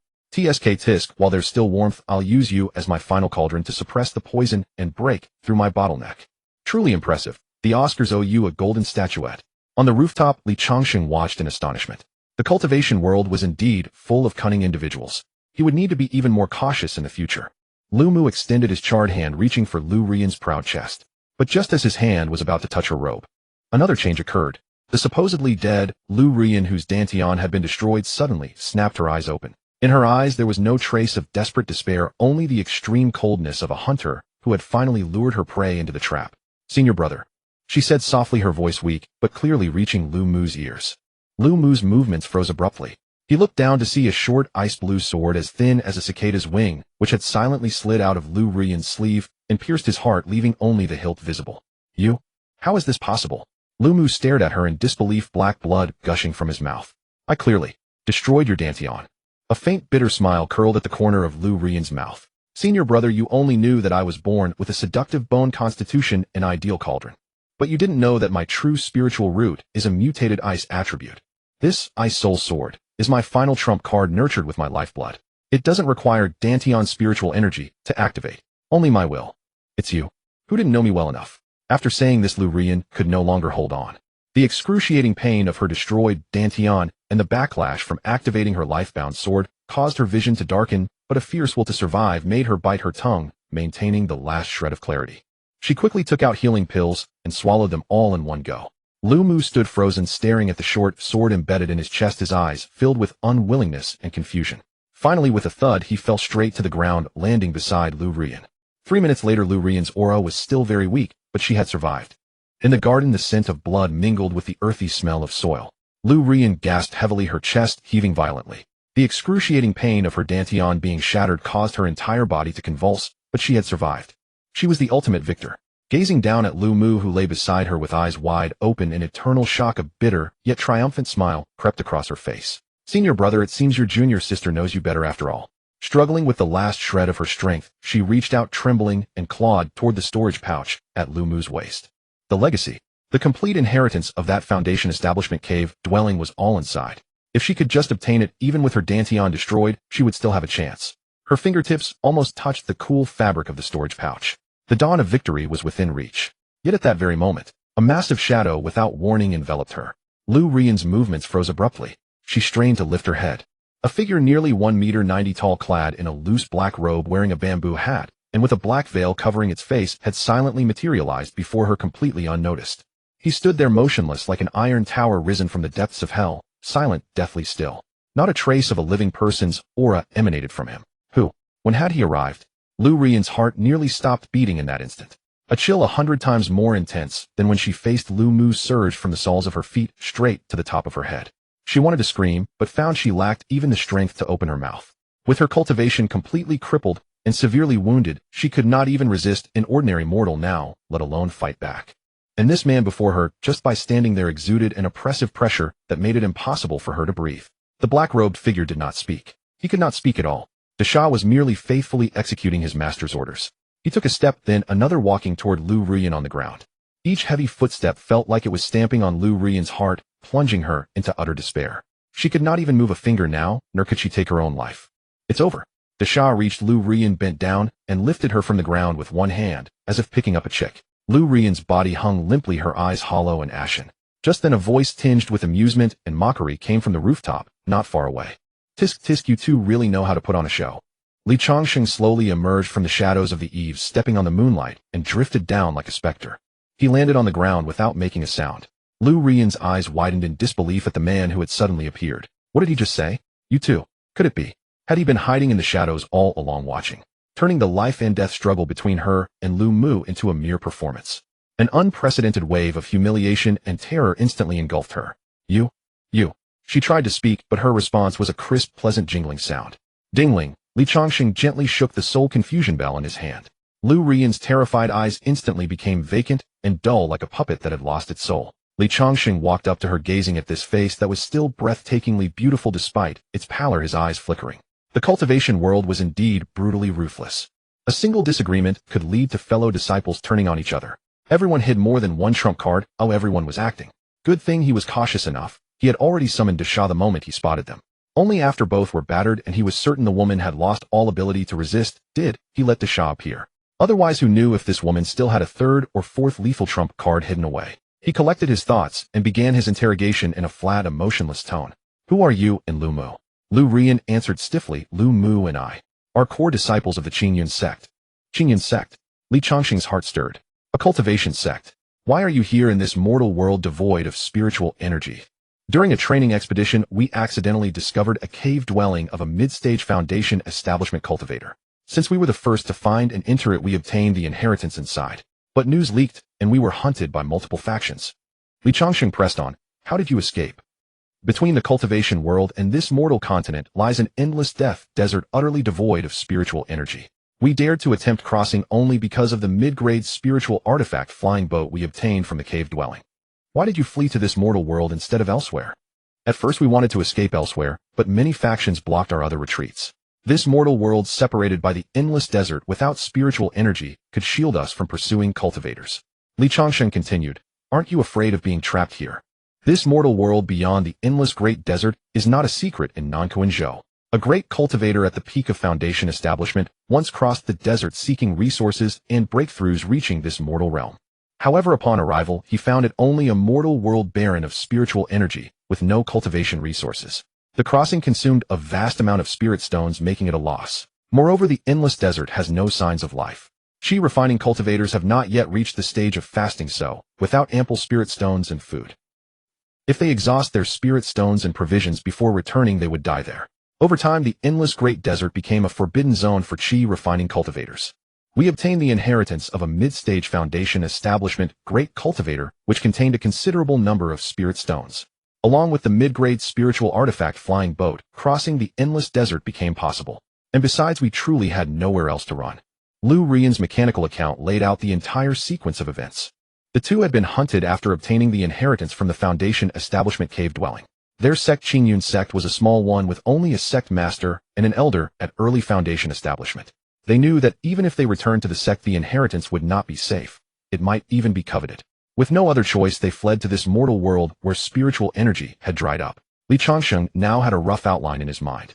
Possessing a treasure while being weak inevitably invited pursuit. It was a natural consequence. So that was it. He finally understood why cultivators had appeared in this mortal world. Two unlucky souls carrying a treasure with no strength to protect it had fled here as refugees. He asked the question that mattered most to him. Is there a passage back to the cultivation world from this mortal realm? There is no shortcut, Lu Ruyan answered woodenly. The only way is to go back the same way, crossing the endless death desert again. Changsheng frowned slightly. It seemed leaving this world was even harder than he had imagined. He asked a few more questions about the Qingyun sect and common knowledge of the non-Quinzhou cultivation world, and Lu Ruyan answered them all. From her answers, he learned that in a small sect, like Qingyun, disciples usually cultivated only with low-grade spirit stones. Mid-grade spirit stones were strategic resources reserved for the early Foundation establishment elder and sect master. This further confirmed that the two had indeed spent almost everything to flee. After extracting all the intelligence from her, Changsheng looked at the now useless woman, and a cold gleam of murder flashed in his eyes. He slowly raised his hand, and a golden blade silently materialized at his fingertip. Go! The golden blade sliced through the night air and instantly pierced Lu Rian's brow. The scheming female cultivator's face froze in its previous stupor, and her body went limp, collapsing to the ground, all signs of life extinguished. Changsheng's expression remained impassive. He signaled to Sha to put down the body. He stepped forward, removed 2 storage pouches from Lu Mu's waist, and retrieved another from Lu Rian's bosom. He then collected the 2 swords that had fallen from Lu Mu and Lu Rian. With their owners dead, the swords had become ownerless items and could be stored in his own pouch. After finishing, he took out a black porcelain bottle containing corpse-dissolving liquid from his own storage pouch. Sizzle, a pungent smoke rose. Moments later, the 2 corpses in the garden completely dissolved into yellow liquid, seeping into the soil without leaving a trace. Changsheng nodded in satisfaction, then vanished into the night with Desha like a ghost. 10 minutes later, in his in-room, Changsheng sat cross-legged on the bed, placing the 3 newly acquired storage pouches before him. These were 2 mid-stage Qi refining cultivators who had also plundered a Foundation establishment cave dwelling. Their wealth was surely substantial. Unfortunately, they had expended a vast amount of resources during their escape, but some techniques and weapons should still be there. After the owner's death, a storage pouch became ownerless and could be claimed by dripping blood on it. He first picked up Lu Mu's gray pouch, bit his finger, and let a drop of blood fall onto it. The blood was instantly absorbed, and the pouch emitted a faint glow. With a thought, Changsheng clearly perceived the space of over 30 cubic meters inside. There wasn't much inside. A few changes of clothes, 3 bottles of unknown pills, and over 50 low-grade spirit stones. A technique manual titled Black Evil Palm. Likely the move Lu Mu used to ambush Lu Rian at the end. There were also copies of 2 basic spells. Powerful enough and insidious. I like it. Changsheng transferred everything into his own pouch and picked up Lu Mu's second pouch. This should be the storage pouch obtained from the Foundation establishment cave dwelling. When the interior appeared in his mind, a surge of joy welled up within him. This pouch had a full 100 cubic meters of space. A spear, dark and gloomy, radiating a chilling cold, a mid-grade spiritual artifact, lay quietly inside. Next to it was a jade slip containing a superior cultivation technique that could be practiced from Qi refining all the way to mid-stage Foundation establishment, the Qingyuan art. There was also a first-rank upper-grade spell, Misty Hidden Escape, a second-rank lower-grade Starry River Spear art, along with several first-rank spells and 3 scattered mid-grade spirit stones. Finally, and most thrilling to Changsheng, was a delicate boat model the size of a palm, carved from an unknown green wood with another jade slip placed beside it. As soon as he touched it, a cool spiritual energy flowed from it. He pressed the jade slip containing the flying boat's information to his forehead. Mid-grade spiritual artifact, wind-breaking boat. The information about the artifact flooded into his mind. Changsheng was ecstatic. Just a few days ago, he had envied cultivators who could fly on swords, and now he had obtained this flying artifact. He could hardly contain his excitement. He injected a trace of spiritual energy into the wind-breaking boat. Hum. The boat model emitted a soft hum and floated up into the air. As he increased the flow of energy, the model grew with the wind, instantly transforming into a green boat over 3 meters long and 1 meter wide, hovering silently in the middle of the room. Intricate runes were carved into the hull, radiating a faint green light, giving it a sense of both technology and mystery. Changsheng flipped over and landed lightly on the boat. The boat swayed slightly, then steadied, supporting him firmly.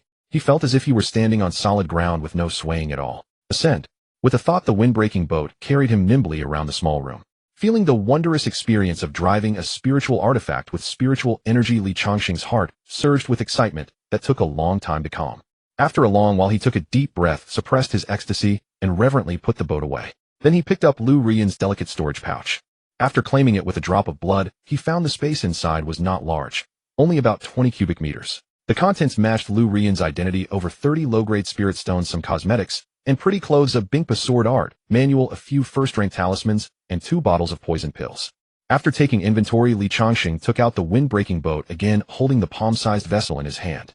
With this, traveling will be much more convenient, and I now have the possibility of reaching the cultivation world. Though delighted, he was well aware that driving the wind-breaking boat across the endless desert would consume an astronomical amount of energy. According to Lu Rian, the two of them had barely made it across by exhausting almost all the spirit stones they had obtained from the Foundation Establishment cave. Li Changsheng quickly tallied his current assets. From Lu Rian, he knew that 1 mid-grade spirit stone could be exchanged for 100 low-grade spirit stones, as the mid-grade stones contained purer and more abundant spiritual energy. The storage pouches of Lu Mu and Lu Rian combined held only over 80 low-grade spirit stones and 3 mid-grade spirit stones. Counting what he had acquired from daily sign-ins and subtracting what he had used for cultivation, his total spirit stones converted would not exceed 6,000 low-grade spirit stones. According to Lu Rian's description of Nankoin Zhou, the total net worth of an ordinary early Foundation Establishment cultivator in a remote area like Qingyun sect was only about 6,000 to 10,000 low-grade spirit stones. That included all their possessions, weapons, pills, talismans, etc. The liquid spirit stones they could normally spare ranged from 2,000 to 3,000. The spirit stones from the mid-stage Foundation Establishment cultivator's cave had been largely consumed, and he didn't know the exact amount. It seems I'll need to keep signing in to accumulate more spirit stones before I can safely venture into the cultivation world. Nevertheless, this trip to the Imperial Palace had yielded enormous gains.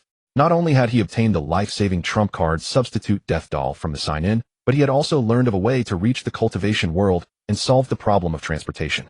The sky was faintly bright. In the upper room of the inn, the first light of dawn filtered through the lattice window, casting mottled shadows on the floor. Li Changsheng sat cross-legged on the bed, having finished a night of cultivation, and slowly opened his eyes. With the keen perception of a cultivator, he sensed 2 deliberately restrained, yet unmistakable presences at the far end of the corridor outside the door, approaching him at a leisurely pace.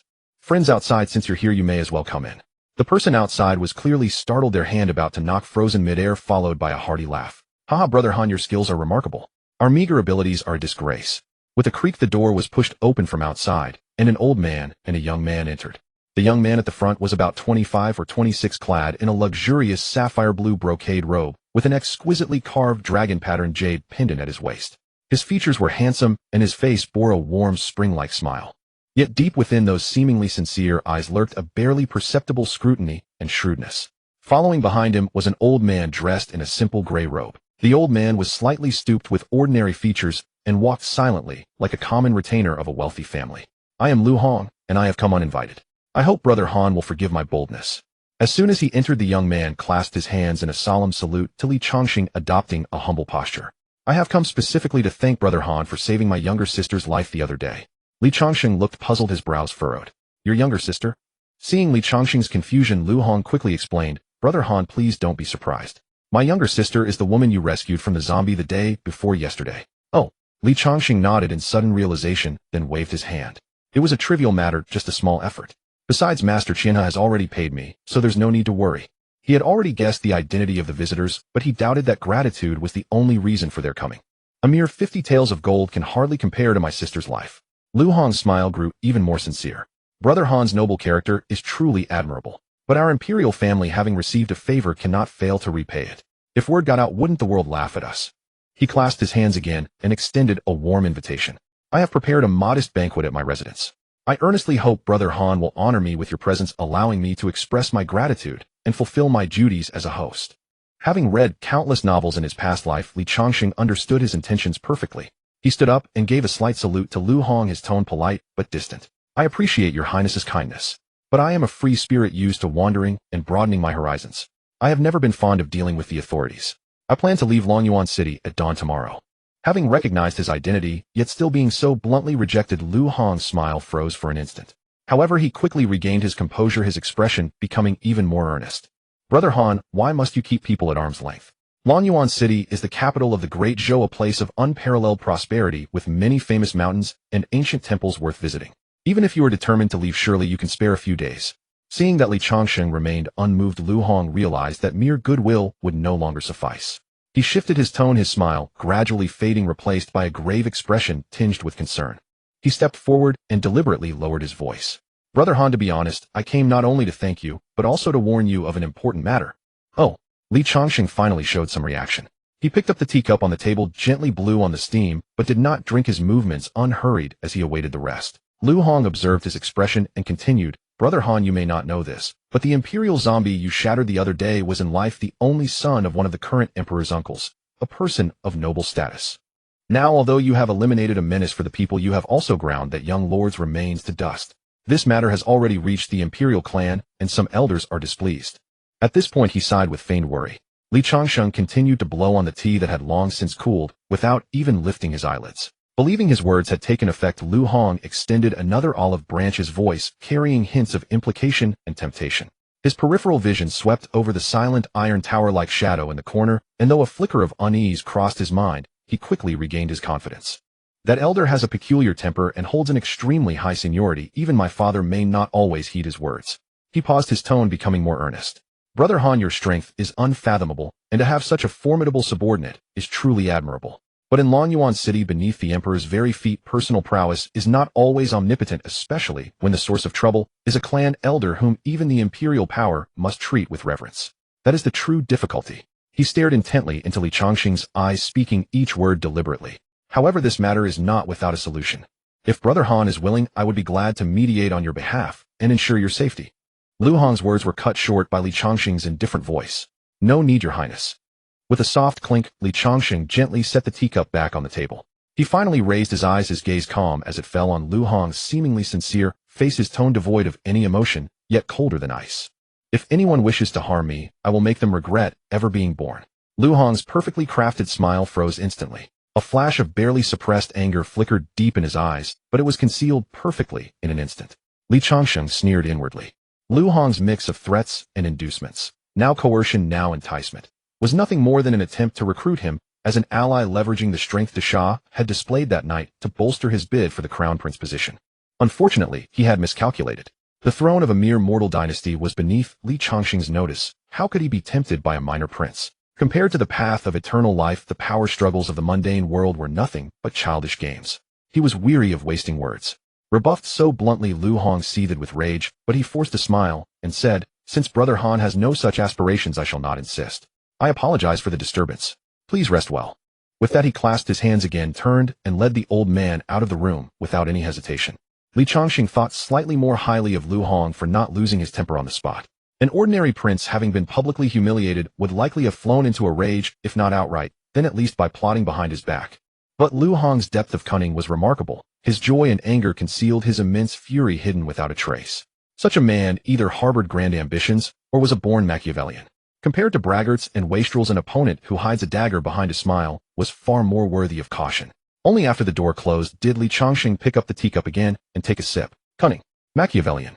In the face of absolute power, they were merely slightly larger ants. The two left the inn. The cold wind outside wiped away the gentle smile on Lu Hong's face, replacing it with a mask of gloom and frost. He stopped, glanced back at the window on the second floor, and spoke in a voice laced with suppressed anger and a hint of wariness. Chung, attendant, can you discern the strength of that black-clad man beside him? The old man's expression was grim. That Han Li is at the early stage of the Immortal Realm, but the black-clad man beside him, I cannot see through him either. What? Then he must be at least at the middle stage of the Grandmaster realm. The old man shook his head slightly, his tone heavy. Not necessarily. It is also possible that he practices some profound concealment technique, deliberately masking all traces of his aura. Li Changsheng sat on a wooden chair, his expression calm. The recent attempt to win him over with both kindness and authority was merely a minor interlude for him. However, he was also preparing to leave. Lonyuan City was too noisy a place to stay. Although Lu Hong had retreated after being rebuffed, this account would surely be remembered. Here at the foot of the Son of Heaven, experts of the imperial family could come at any time. Moreover, it was likely that more than just Lu Hong would come next. Although he was not afraid, there was no need to waste time on these trivial matters. His core objective for this trip to Lonyuan City had already been achieved. Unfortunately, the special check-in location only works once. Otherwise, I could simply settle down in Lonyuan City sneak in every day to check in and first farm dozens of nascent, soul-level life-saving treasures. When I go to the cultivation world having over a dozen substitute death dolls and over a dozen nascent soul-level attack methods on me, wouldn't that be soaring? Li Changsheng shook his head, slightly casting aside these unrealistic thoughts. His mind turned, and he silently recited, "System, where is the next special check-in location?" Ding! Special check-in location refreshed. Nankoan Prefecture, Tianyang Sect, Songjin Pavilion. Tianyang Sect, the largest cultivation force in Nankoan Prefecture with a heritage of over 10,000 years, its internal foundation unfathomable. It was said that even the nascent soul-old monsters, which were extremely rare in the outside world, had several of them stationed within the sect. This was information extracted from Lu Rian's memory. This time I got a substitute death doll from the Imperial Palace check-in. I wonder what good thing I'll get next time. Li Changsheng felt a bit of anticipation. However, checking in at such a place might be a bit dangerous. Moreover, he currently didn't have enough spirit stones to travel to the cultivation world. System, what about the next special check-in location? He continued asking in his mind. Ding! This system has been upgraded.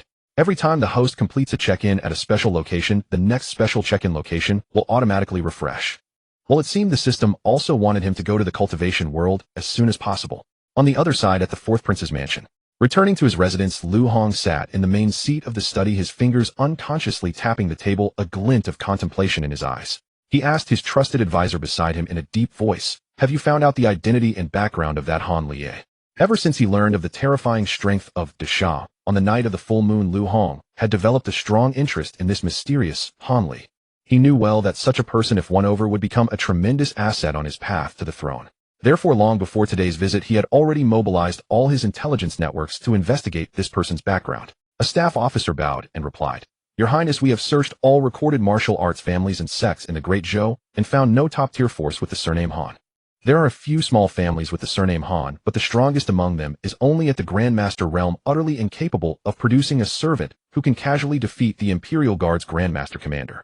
After hearing the report, another old advisor with half-white beard and hair stroked his beard, a glint of wisdom in his eyes, stepped forward and analyzed, "Your Highness, this matter might not be so simple. In my humble opinion, that Han Li is most likely a pseudonym." "Oh, why do you say that, sir?" Lu Hong looked up and asked. "Consider this, Your Highness," the old advisor said unhurriedly. "A person who can make a great Grandmaster-level powerhouse willingly serve as a servant must have an extraordinary background. Such a person either comes from a hidden sect that never reveals itself to the world, or is the successor of some reclusive powerhouse. They often act as they please, holding secular imperial power in contempt. Your Highness's rejection today is also normal." After hearing the advisor's analysis, the anger in Lu Hong's eyes gradually gave way to deeper fear and desire. He took a deep breath and said slowly, "So that's it. No wonder he dares to be so arrogant. A being who could drive even a great Grandmaster as a servant indeed had the capital to ignore a prince like him. Such a person, if he could be used by me, forget it." He waved his hand, a flash of unwillingness in his eyes, but more of a decisive boldness of a warlord. "Since we cannot win him over, we must never offend him. Issue orders no one is to disturb this person again. Send people to watch him secretly and report any of his movements immediately." Lu Hong knew in his heart that forcing such a mysterious powerhouse would only backfire. It was better to wait and see, biding his time. In a dense forest 30 li from Lonyuan City, a tall, rugged-looking man was walking casually. He looked around, confirmed there were no signs of human activity, and stopped. The expression on his face was somewhat inconsistent with his bold appearance, carrying a caution that belied his age. This man, of course, was Li Changsheng, after wearing the Qianhuan mask and changing his appearance. Just a moment ago, shortly after Lu Hong left, Li Changsheng realized that this place was not suitable for a long stay. However, he did not leave immediately. Instead, as if nothing had happened, he leisurely went downstairs, ordered a table of fine wine and dishes in the hall, and ate slowly. After eating and drinking his fill, he returned to the inn room. Waiting for nightfall, he put Desha into the storage bag and used the Qianhuan mask to change his figure and appearance again. Under the cover of night, he quietly left the inn, evaded all the sentries and covert posts in the city, and arrived at this forgotten dense forest outside the city. After confirming once again that no one was around, Li Changsheng hesitated no more. He casually patted his body, but in truth, with a thought, the palm-sized green wooden boat appeared in his hand. Li Changsheng infused a wisp of spiritual energy into the boat. The boat let out a soft hum, grew with the wind, and in the blink of an eye became a green flying boat over 3 meters long and 1 meter wide, silently floating half a foot above the ground. The boat was not large, but its lines were smooth, and the runes carved on its surface glowed faintly with green light under the moonlight, full of mysterious beauty. Li Changsheng turned over and landed steadily on the boat, feeling a solid sensation under his feet. "Rise." With a thought, he channeled his spiritual energy again. The Pufong boat emitted a more intense hum, and the runes on both sides of the boat suddenly lit up, forming a translucent green shield that enveloped the entire boat. Then the flying boat slowly rose into the air, its speed increasing from slow to fast, silently passing through the canopy of the dense forest, flying toward the vast and deep night sky. Li Changsheng stood at the bow looking down. The forest beneath his feet rapidly shrank, and in the distance the brilliantly lit Longyuan city sprawling on the earth like a giant beast gradually diminished into a bright. The night wind howled, stirring his robes, and an unprecedented sense of freedom and vastness surged in his heart. This is the posture a cultivator should have. The night sky was as clear as washed silk, the river of stars dazzling. A faint, almost imperceptible streak of cyan light silently pierced the deep veil of night, hurtling forward. Within the streak of light, Li Changsheng stood at the bow of the wind-breaking boat, feeling the fierce wind rushing against his face, his heart filled with exhilaration. Riding the wind, roaming the heavens. It was over 100 times faster than eating dust on the official road atop a horse. He couldn't help but marvel. The speed of this flying boat was even swifter than he had imagined. At this speed, returning from Longyuan City to Qingyang City would probably take less than an hour. Li Changsheng calculated silently, a smile involuntarily curling at the corners of his mouth. However, this pleasure and excitement was replaced by a hint of doubt after he had flown for about 10 minutes. He looked down. High above the ground, everything below was blurry, with only the rough outlines of mountains and rivers discernible. Yet Li Changsheng keenly sensed something was amiss. He took out the map he had prepared earlier from his storage pouch and carefully compared it under the moonlight. Something's off. The mountain range below doesn't match the map. According to the map, I should be seeing a river called the Longshu River by now, but all I see below are endless mountains. He furrowed his brow, his mind racing. After a moment, as if struck by a thought, his expression turned odd, and he couldn't help but slap his forehead. Damn, I overshot. Li Changsheng laughed bitterly. The map in his hand had been bought with silver from the best shop in Longyuan City, detailing the overland route from Longyuan City to Qingyang City meant for caravan merchants. But he was flying in the sky. High above there were no signposts, no reference points. If he deviated, even slightly, flying dozens or hundreds of miles off course was a common occurrence. Careless. Li Changsheng put away the map, silently alerting himself. With a thought, the wind-breaking boat let out a soft hum and began to descend rapidly. Soon the flying boat dropped from an altitude of 10,000 meters to about 1,000 meters above the ground. At this height, with his night vision far surpassing ordinary mortals, as a chi-refining cultivator, the scenery below became clearly visible. Under the moonlight, the river resembled a silver ribbon winding into the distance. The mountain ranges seemed like giant beasts crouching on the earth, silent and majestic. The official road, worn by countless carriages and horses, was faintly discernible in the night. Li Changsheng compared these clear landmarks, quickly reoriented himself, and began carefully adjusting his course. The flying boat slowed down, yet still moved at an astonishing speed, silently gliding over peaks and forests like a ghost wandering in the night. Good thing it's the dead of night. If someone saw this in broad daylight, they'd probably kneel and cry out immortal. Li Changsheng thought to himself. Once the course was stable, he diverted part of his attention to studying the energy consumption of the wind-breaking boat. He soon discovered that powering this flying treasure did not consume his own spiritual energy, but rather the spirit stones placed in the core groove of the boat. Moreover, the faster the flying boat, the more terrifyingly exponentially the spirit stones were consumed. This thing really is a money devourer. If I fly at full speed, even middle-grade spirit stones wouldn't last more than a few days. He calculated. The 4 essentials of cultivation: wealth, companions, techniques, and location. Wealth ranked first, and indeed it was not without reason. After testing and calculating, Li Changsheng finally set the boat's speed at a relatively economical rate, roughly 500 kilometers per hour. At this speed, it would take about an hour to return to Qingyang City. 500 kilometers. A mortal riding a fast horse without rest would take several days. But I only need an hour. Standing at the bow, feeling the scenery rushing backward beneath his feet, a surge of pride welled up in his heart again. This was the difference between mortals and immortals. A leap in the level of existence of freedom that mortals could never imagine in their entire lives. As time passed, a familiar silhouette gradually emerged on the horizon under the cold moonlight. Qingyang City. The place where he had lived for over 20 years. Though he felt no sense of belonging to the Li family, a complex emotion of near-home apprehension still rose in his heart. The outline of Qingyang City grew larger in his vision. Li Changsheng controlled the flying boat, gradually reducing its speed. Flying directly into the city would be too conspicuous. 5 li outside the city lay a dense forest. With a thought, the flying boat slanted downward. The trees cast swaying shadows. The wind-breaking boat silently hovered in a clearing. Li Changsheng leaped off the flying boat. He formed a hand seal. The 3-meter-long boat instantly shrank to a palm-sized wooden carving which he stored in his pouch. He straightened his clothes, and his figure turned into a blurry shadow skimming low toward Qingyang City. Without alerting anyone, he easily vaulted over the towering city wall. He stealthily made his way back to his own courtyard. Time passed and 5 days flew by. The doors and windows of the room were tightly shut. Li Changsheng sat cross-legged on the bed, holding a middle-grade spirit stone. As the supreme pure chi attraction art cycled continuously, the pure spiritual energy within the spirit stone flowed unceasingly into his palm, coursing through his meridians, surging all the way to converge in his dantian. His dantian was undergoing earth-shaking changes. The first to third layers of chi refining belonged to the early stage. These 3 layers mainly involved accumulating spiritual energy and widening the meridians. The 4th layer, however, was a watershed into the middle stage of chi refining. Both the quality and quantity of spiritual energy would experience a tremendous leap. Crack!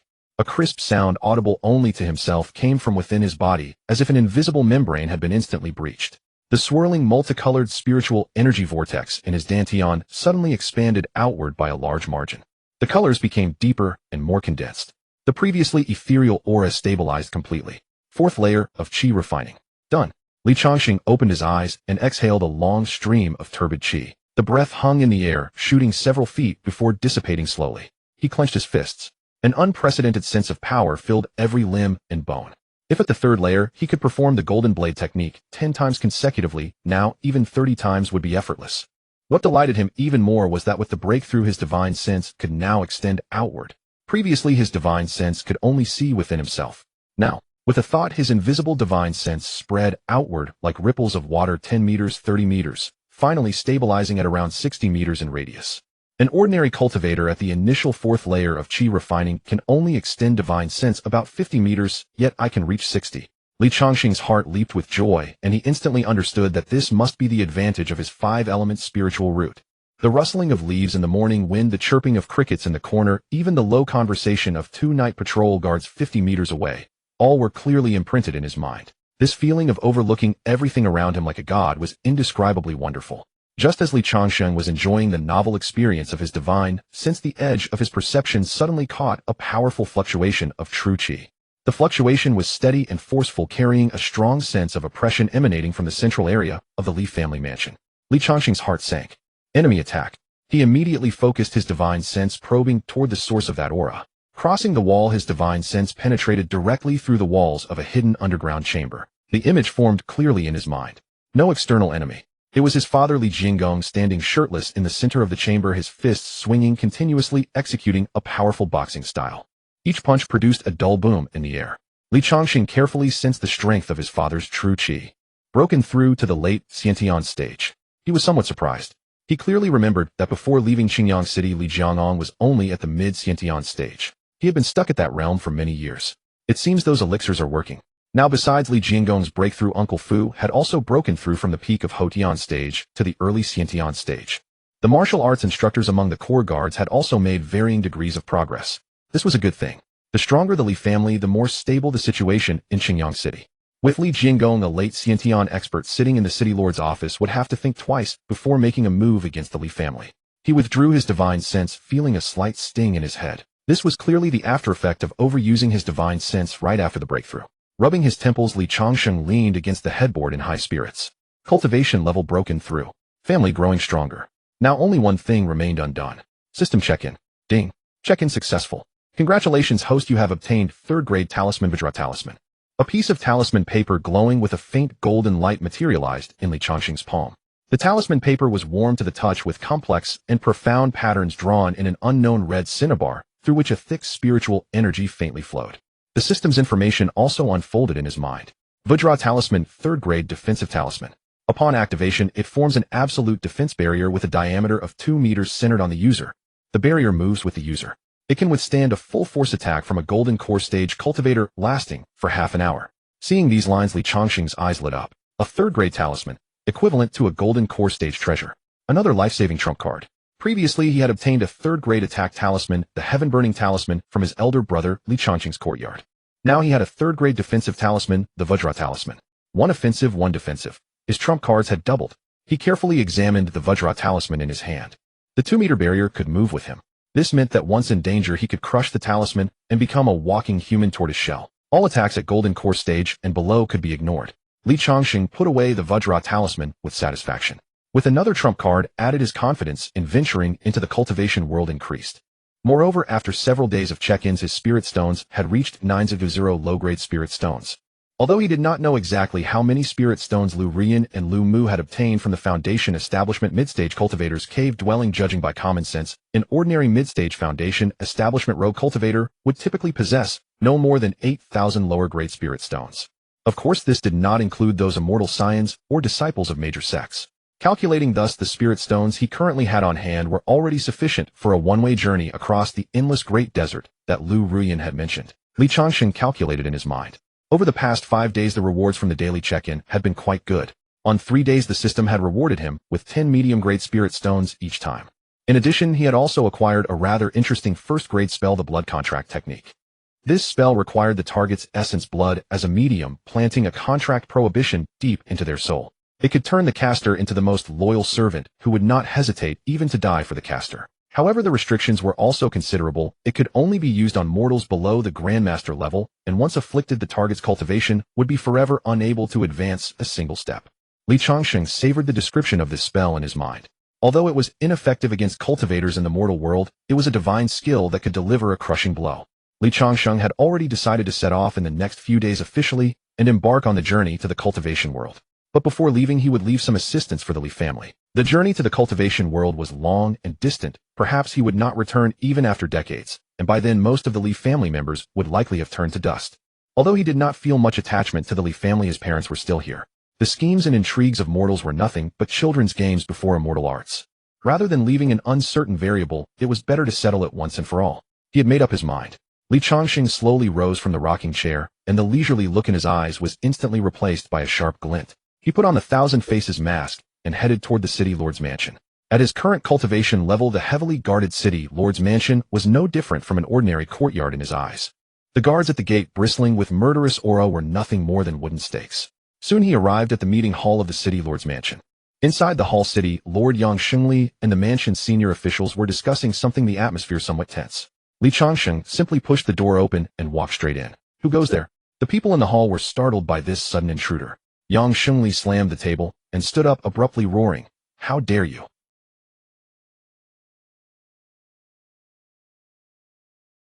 Yang Shengli's face, contorted with rage, instantly froze.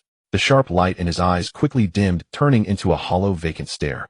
The senior officials beside him were also frozen, as if struck by a paralysis spell, each maintaining their previous posture, stiff and motionless. The entire meeting hall fell into an eerie silence. Li Changsheng walked slowly to each of these puppets.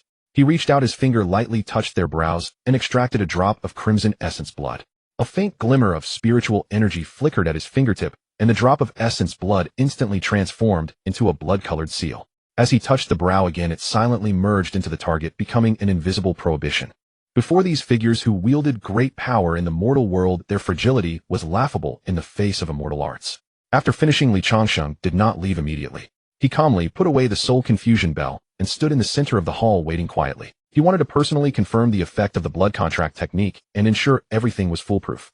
After a few breaths, the City Lord Yang Shengli, standing at the front, was the first to show a hint of vitality in his hollow eyes. He blinked rapidly, his consciousness returning to clarity. The last memory was of this masked stranger breaking into the meeting hall, followed by a strange bell chime. As the City Lord, he should have been furious and immediately ordered the man's arrest. Yet when his gaze fell on Li Changsheng again, all anger and vigilance evaporated in an instant. A feeling of reverence and submission, irresistible and originating from the depths of his soul, spread naturally through his body like spring rain. He did not recognize the person before him, but a voice in his heart told him that this person was the sovereign he must serve with his life. The thought was as firm as a rock, unquestionable, as if it were an innate instinct. Yang Shengli subconsciously straightened his official robe. His back, which had been stiff with anger, now naturally bent slightly, assuming a posture of respect befitting a subordinate before his lord. He opened his mouth, and the question that should have been "Who are you?" came out instead as a most respectful, "I apologize for not welcoming you, Your Excellency. Please forgive my negligence." Following him, the senior officials of the City Lord's mansion also regained consciousness one after another. Like Yang Shengli, the moment they saw Li Changsheng, they were dominated by that soul-deep sense of obedience. No one cried out in alarm, no one questioned. They simply followed Yang Shengli's example in perfect unison, bowing respectfully to Li Changsheng with the utmost reverence. Li Changsheng took in everyone's reactions, a satisfied smile curling at the corner of his mouth. The effect of the blood contract technique was even more perfect than he had imagined. He did not linger any longer and issued his orders to the crowd. "Remember, from now on you shall not be hostile to the Li family.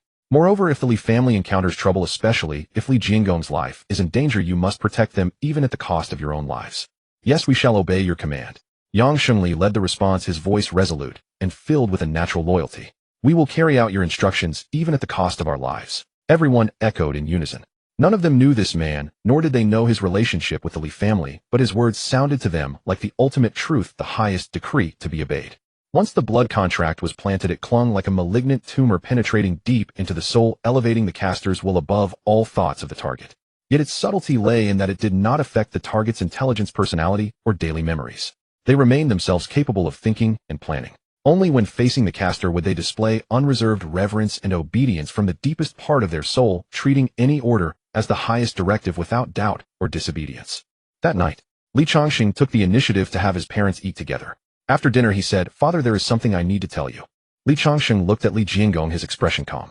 "From today onward, the city lord's mansion is already on our side. If the Li family ever needs anything, you can go directly to City Lord Yang Shengli, and he will provide full assistance." Li Jinggong's hand holding the teacup trembled violently. He looked up sharply, staring at his son with a hint of confusion in his eyes. Seeing his father's expression, Li Changsheng did not explain further. He knew his father was a clever man, a few words would be enough. Then he took out 3 attack talismans. These are attack talismans. When needed, crush them and throw them. Even a grandmaster will be crippled or killed. Li Jinggong's hands were trembling. He couldn't help asking, "Changsheng, are these immortal arts?" Li Changsheng nodded. Li Jianglong gasped involuntarily. It made sense. Only immortal arts could explain the changes Li Changsheng had brought about. "Changsheng, are you leaving?" Li Jianglong was no fool. Li Changsheng's actions were clearly a farewell. "Yes, father. Take care," Li Changsheng said solemnly. Previously, he had let his parents and Little Tiger practice the supreme purity chi guidance technique, and had even secretly had several Li family retainers train in it, but all failed. He suspected it was because they lacked spiritual roots. What Li Changsheng left behind for the Li family was not enough to ensure their eternal prosperity or elevate them to a top-tier aristocratic clan. What he did was merely provide a sufficiently robust insurance policy for this mortal family.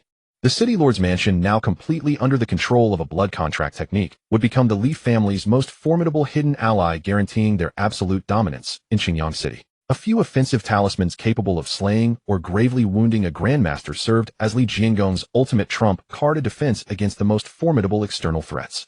Coupled with the mortal elixirs he had left behind, as long as the Li family's descendants did not court disaster, a century of peaceful prosperity was well within reach. Yet he was not the Li family's perpetual caretaker.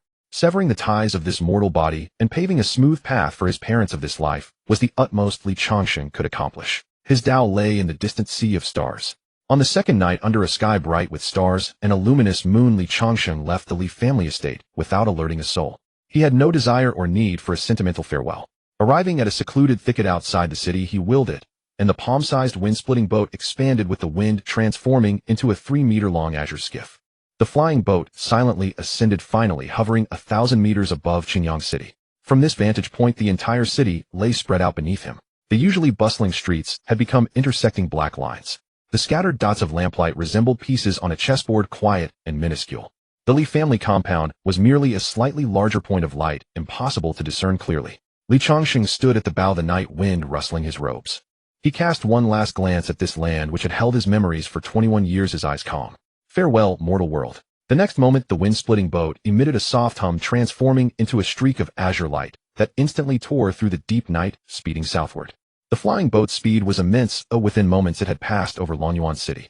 Li Changsheng glanced down at the capital, several times more prosperous than Xinjiang, but showed no intention of stopping. He pondered his preparations for this journey. A cultivator at the foundation establishment stage could subsist on wind and do truly fasting. He was still at the chi refining stage, far from transcending the need for mortal sustenance. However, the system had been considerate. During previous daily sign-ins, he had obtained fasting pills. Now his storage pouch contained 5 bottles, each with 5 pills. With the aid of spiritual energy, each pill would sustain him for 7 days without food. 25 pills would last 175 days. Of course, Li Changsheng always believed in thorough preparation. Besides the fasting pills, he had packed enough food and water to last a full year for himself. Fortunately, the storage pouch was a self-contained space where time barely flowed, so the food would not spoil. These preparations were sufficient to handle most situations during the long journey. The flying boat traveled through the night, the landscape below receding rapidly. After about 2 hours, Li Changsheng keenly noticed a distinct change in the terrain. The once lush vegetation grew sparse, revealing large patches of yellow earth like ugly scabs. The official road became narrower and narrower, eventually vanishing entirely from sight. Flying further, the continuous mountain ranges gave way to sand dunes, their massive shapes undulating under the moonlight like frozen yellow waves stretching to the horizon. The air turned dry and biting. So this is the endless great desert, Li Changsheng mused. Just then he felt the wind-splitting boat's speed falter slightly, its glow dimming. He willed a check of the boat's energy slot. As expected, the medium-grade spirit stone within was nearly depleted of spiritual energy. This stone had been in the slot when he acquired the boat, the remainder left by Lu Mu and his companions. Without hesitation, Li Changsheng took a new medium-grade spirit stone from his storage pouch and inserted it. With the infusion of fresh energy, the wind-splitting boat emitted a cheerful hum, its speed instantly increasing, and its flight became smoother and more stable. Aboard the flying boat, Li Changsheng retrieved the beast skin map he had obtained from Lu Mu. The map was drawn on an unknown beast hide with rough lines, hasty script, and some frayed edges, clearly made under extreme duress. More importantly, the map was incomplete. Its starting point was not the legendary Nankuan prefecture of the immortal cultivation realm, but the very center of a region marked as the endless Great Desert. According to Lu Rian, directly south of Lonyuan City lay the entrance to this spiritless land.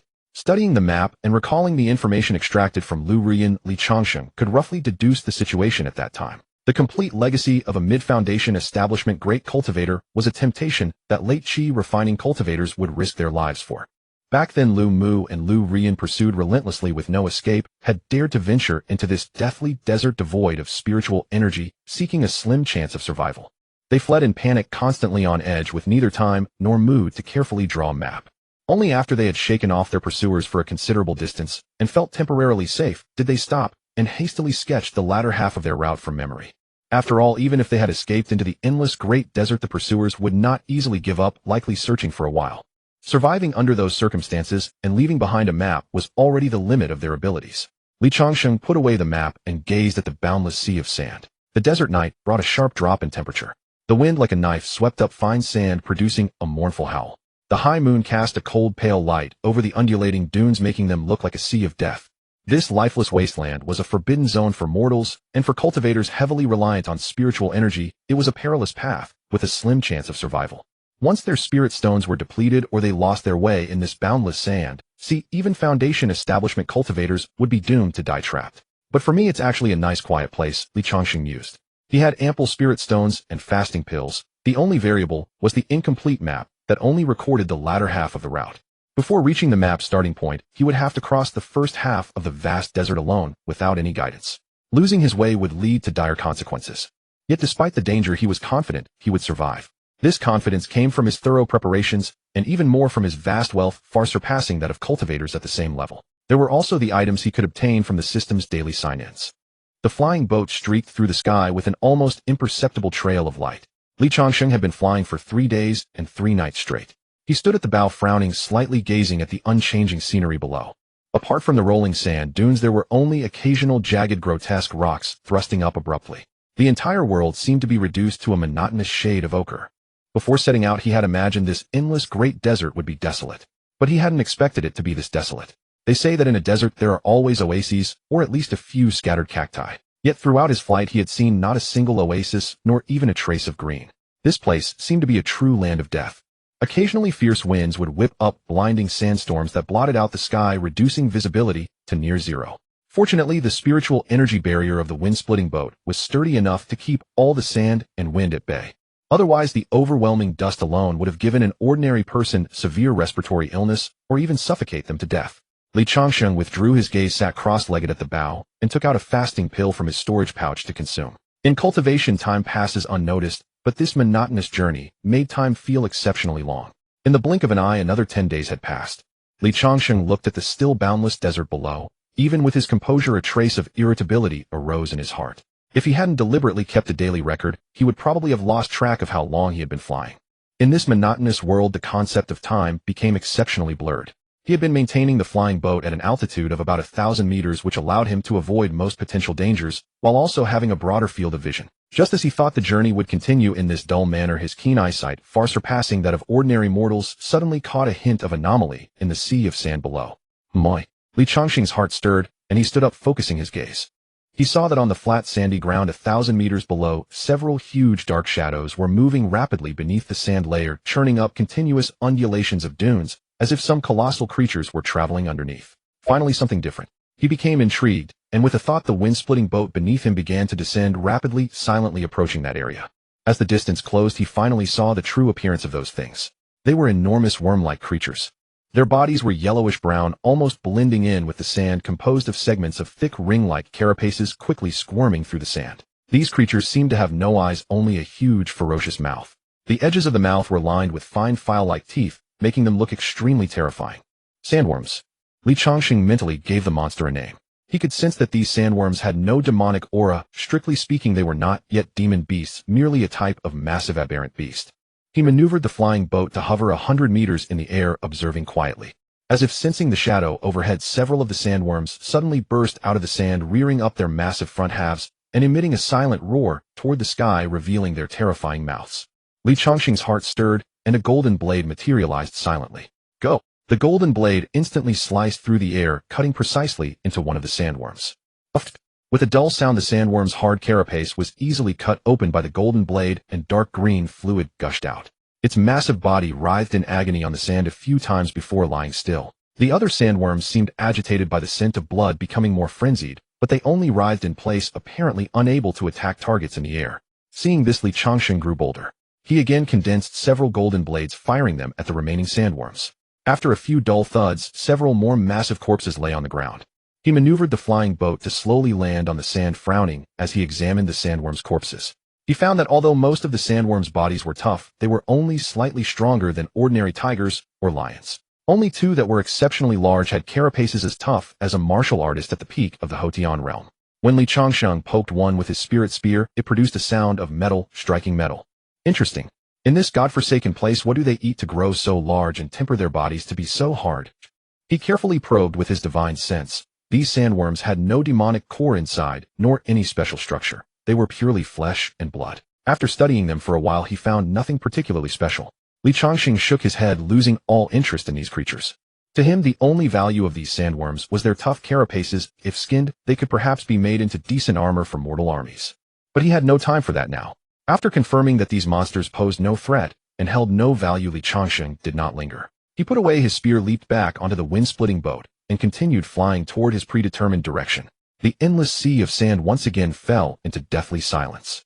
Another 20 days passed. Li Changsheng maneuvered the wind-splitting boat to slowly descend onto a rugged rocky area. He put away the boat and stepped onto the ground. Surrounding him were still endless desert and jagged rocks, as if this world had only this one monotonous scenery. He looked up, oriented himself, and took out the beast hide map to compare carefully. Finally arrived. He thought silently. This was the starting point marked on Lu Rian's map. Calculating, he had been flying in this endless great desert for a full month. In this month, he had carefully calculated that to maintain the flying boat's consumption, he had used 20 medium-grade spirit stones, which converted to 2,000 low-grade spirit stones. This did not include what he consumed for his own daily cultivation. Fortunately, the spirit stones he obtained from daily sign-ins were more than enough to cover the expenditure, so he didn't need to fret. He had kept the flying boat's speed at around 1,000 kilometers per hour. After a month of flying, the distance covered had exceeded 7,200 kilometers. 7,200 kilometers, and still haven't flown out of this desert. No wonder it's called the Endless Great Desert. Li Changsheng was filled with emotion, gaining a new understanding of the vastness of this world. This distance, just looking at the number, might not give a clear concept, but if placed on his past life's Earth, it was equivalent to more than the distance from Earth to the moon and back. It could circle the Earth nearly 18 times. He stopped here because the map had no further route beyond this point. He needed to make a choice which direction to continue flying. Li Changsheng stood on a rugged, jagged rock. The map came to an abrupt end here, and the three directions before him appeared to have no significant difference. To the left stretched a series of undulating sand dunes where the wind and sand were relatively mild, yet a sense of unknown danger lurked in the shadows of the dunes. In the middle lay a relatively flat expanse of sand stretching endlessly into the distance, with a few solitary massive boulders standing out abruptly. To the right, the wind and sand were slightly more turbulent, but the color of the sand seemed deeper than the other two directions, faintly tinged with a dark red hue. For a moment, Li Changsheng was uncertain which direction to take. If he had been lost in a desert on Earth in his past life, the textbook approach would be to head toward lower terrain with darker colors that appeared to be depressions. Because in low-lying areas one was more likely to find plants, shade, or even traces left by predecessors. Grass, shrubs, and stones indicated a greater possibility of underground water, and it was also easier to encounter routes used by other humans. Following the water source would eventually lead to a way out. But this was the cultivation world, and this method might not apply. He looked up at the almost unchanging pale sun and shook his head inwardly. The experience of the mortal world probably won't work here. Who knows if that place that looks like a depression might be the lair of some powerful beast. Or simply a natural quicksand trap. Cultivators cannot act according to common sense. What if some senior eccentric had a peculiar habit and insisted on building his cave in the most unlikely place for life? That's not impossible. Changsheng put away the incomplete map. He was well aware that the map he obtained from Lu Rian and Lu Mu was hastily drawn by them. Having the route for the latter half was already a stroke of luck. The first half would have to be explored by himself. After pondering for a moment, he finally fixed his gaze on the western direction. Compared to the other two, the wind and sand in the west were indeed gentler, and the horizon appeared clearer. This choice was not based on any rigorous logic, but more on intuition. Of course, Changsheng was not the type to gamble his entire life on intuition. He had already formed a clear and bold plan in his mind. Trial and error. Since he didn't know which path was correct, he would test all options. From now on, take this as the starting point. Explore each of the 3 directions for 1 month. If no clues are found within a month, or if it's confirmed to be a dead end, immediately return here and switch to another direction. Changsheng calculated in his mind. To avoid repetition, every route taken must leave clear markers. Either carve symbols on large rocks or use spells to create landmarks that won't be easily buried by wind and sand. This plan sounded somewhat clumsy, even extravagant, because it meant he might have to waste 2 more months or even longer in this barren desert. More importantly, the continuous flight of the wind-splitting boat consumed an astronomical number of spirit stones. Any ordinary chi-refining cultivator like Lu Rian would never dare to squander them so recklessly. They would have to split every spirit stone in half and use it only for the most critical cultivation. Once they lost their way, the only outcome awaiting them would be the depletion of spirit stones and the despair of being trapped alive in this sea of sand. But Changsheng was different. Standing on the jagged rock, feeling the spirit stones in his storage pouch, a confident smile curled at the corner of his mouth. Fortunately, I have a cheat.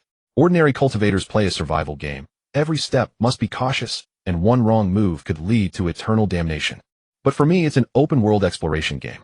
As long as I have enough resources, I can ransack every corner of the entire map. This confidence, born from his abundant wealth, gave him the capital to calmly experiment and minimize risk. Then, let's start with the west. Without further hesitation, with a thought, the palm-sized wind-splitting boat appeared in his hand and grew with the wind. Changsheng turned over and landed steadily on the boat. The flying boat silently ascended, transforming into a faint cyan streak that sped westward. Time passed monotonously during the flight. The 10th day, the wind-splitting boat floated like a lone leaf on a yellow ocean. Changsheng stood at the bow. All he saw were identical sand, dunes undulating and endless. For 10 full days, not even a single withered tree appeared in his sight. This monotony and solitude would drive a weak-willed person mad. But Changsheng remained as calm as still water, silently calculating the consumption of spirit stones in his mind. The speed of consumption during flight was astonishing. Without a substantial foundation, no ordinary cultivator could sustain such a long voyage in this desolation. He descended the flying boat, found a massive black rock, took out his low-grade spirit weapon, the cold iron spear, and infused it with spiritual energy, carving a conspicuous X deeply into the rock. After making the mark, he did not leave immediately. He left a smaller mark on another inconspicuous stone nearby, before resuming his journey.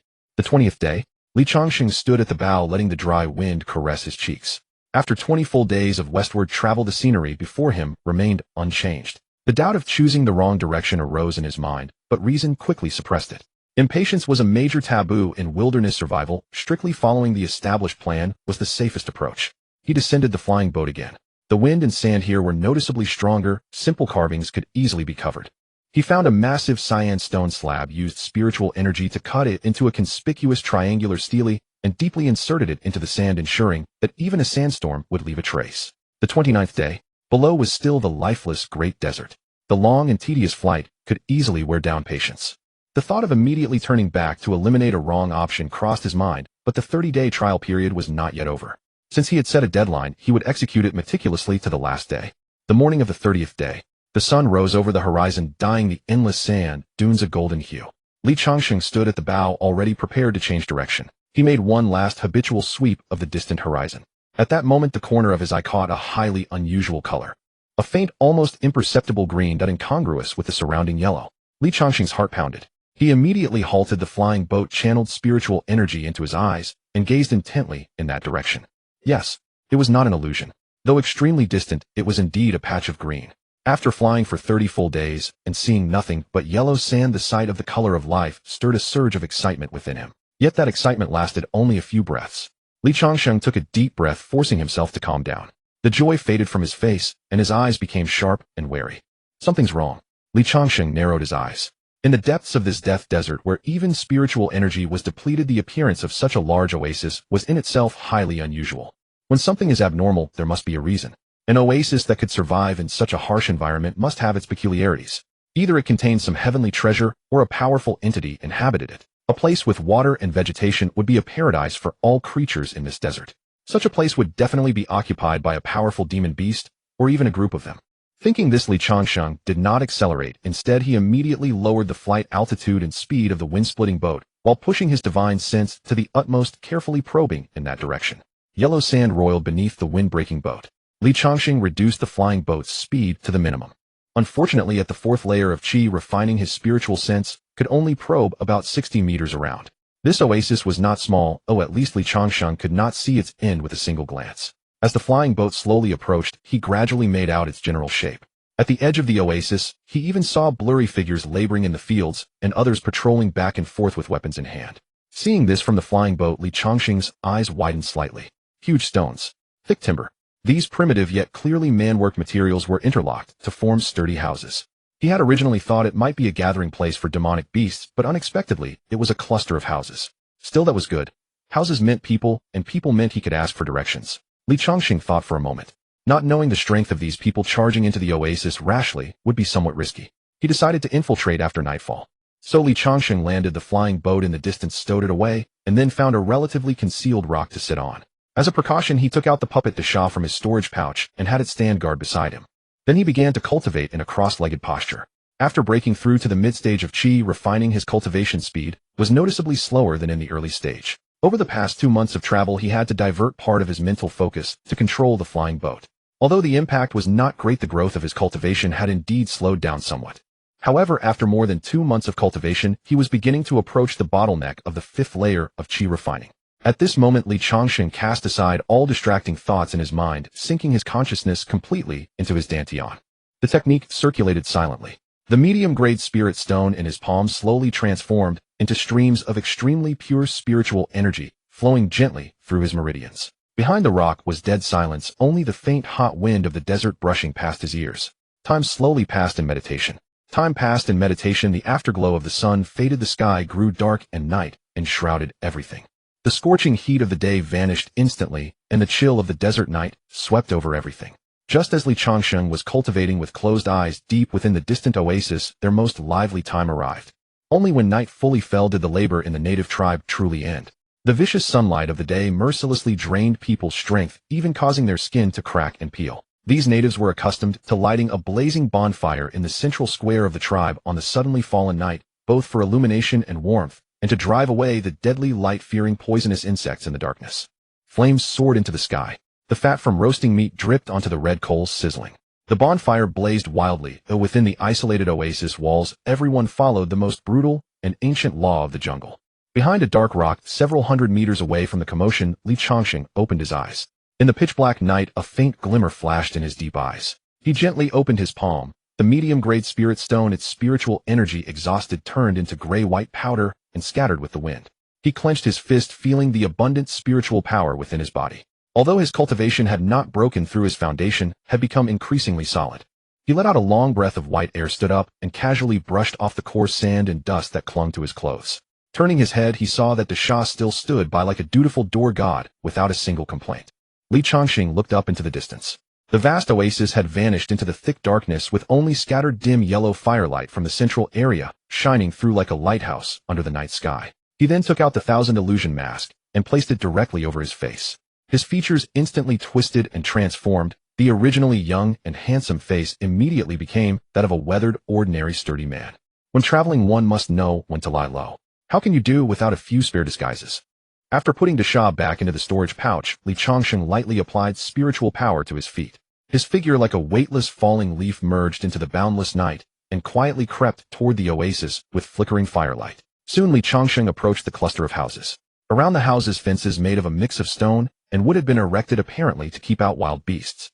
The fence was over a man's height. The lower part was rough stone blocks piled up, and the upper half was sharpened giant logs tied crosswise with skulls of unknown beasts hanging from them, gleaming a ghastly white in the moonlight. From the construction of the houses and the appearance of the fence, Li Changsheng roughly judged the situation of the people here.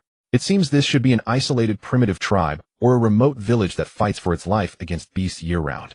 He thought to himself. Then his figure flickered, and like a civet cat he silently climbed over the fence, lightly leaped, and landed inside the village.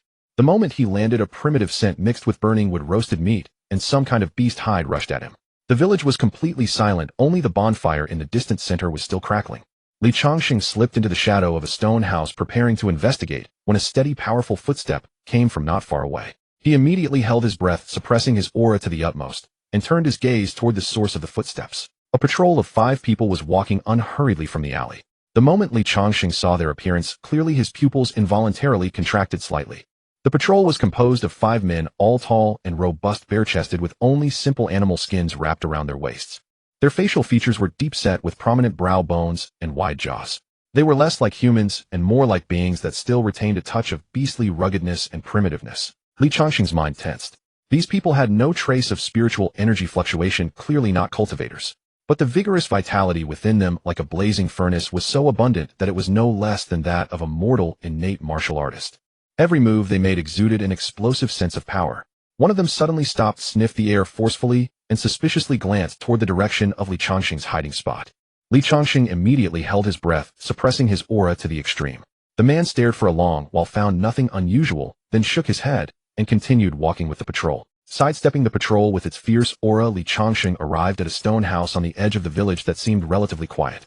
He took out the soul confusion bell from his storage pouch. Just as he was about to inject spiritual power and find a tongue to interrogate, at that moment a suppressed, yet highly rhythmic heavy breathing came faintly from the crude stone house. Li Changsheng's motion of shaking the bell abruptly froze. He listened intently. The sound was intermittent, exceptionally clear in the silent night. A strange expression appeared on Li Changsheng's face. He thought of a certain possibility, and the corner of his mouth twitched involuntarily. True enough. In such a remote place with no lights in the night and no entertainment. Besides making babies, what else could they do? However, Li Changsheng had no intention of changing his target. My apologies, old friend. At this moment you should be at your most relaxed, with your guard at its lowest. He murmured silently in his heart. Then he channeled a thread of spiritual energy into the soul-devouring bell. Dingling. The moment the bell chimed, the suppressed, yet rhythmic breathing within the stone hut ceased. The commotion inside vanished, proving the soul-devouring bell had taken effect.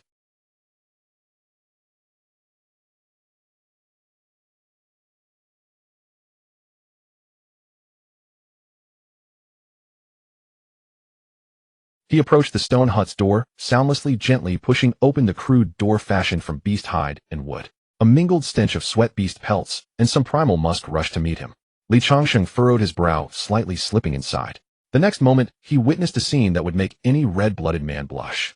The interior was cramped, no more than 30 square feet, furnished to the barest minimum. Several unnamed beast hides covered the ground, while crude stone tools and hunting bones were piled in corners. On the bed, at the room's center, assembled from several massive stone slabs, a burly, muscular male savage lay flat on his back. A similarly tall female savage, her skin a healthy wheat tone radiating a wild primal beauty, sat in an uninhibited posture atop the male savage. The two remained frozen in that intimate posture, about to take the next step, utterly motionless. Their gazes were vacant and dazed, the primal desires still etched upon their faces crystallized in this moment by the soul-devouring bell's power. Despite Li Changsheng's composure as a man who had lived 2 lifetimes, witnessing this visually striking scene, an involuntary flicker of awkwardness crossed his face. Uncourteous to gaze, uncourteous to gaze.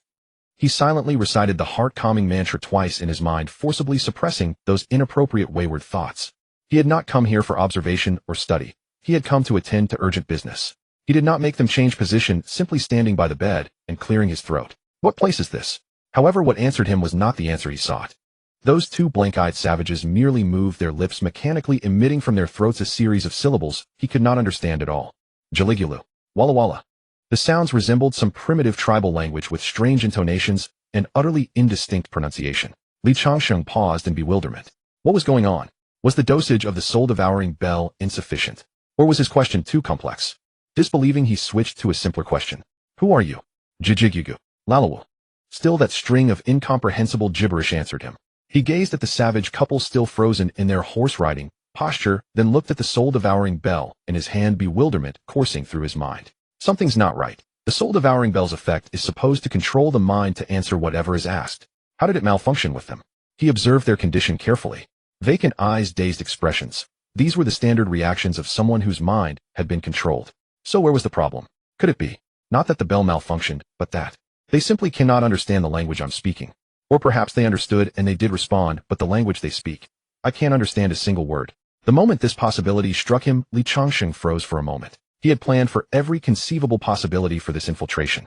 A powerful enemy, hidden traps, even some bizarre totem sorcery.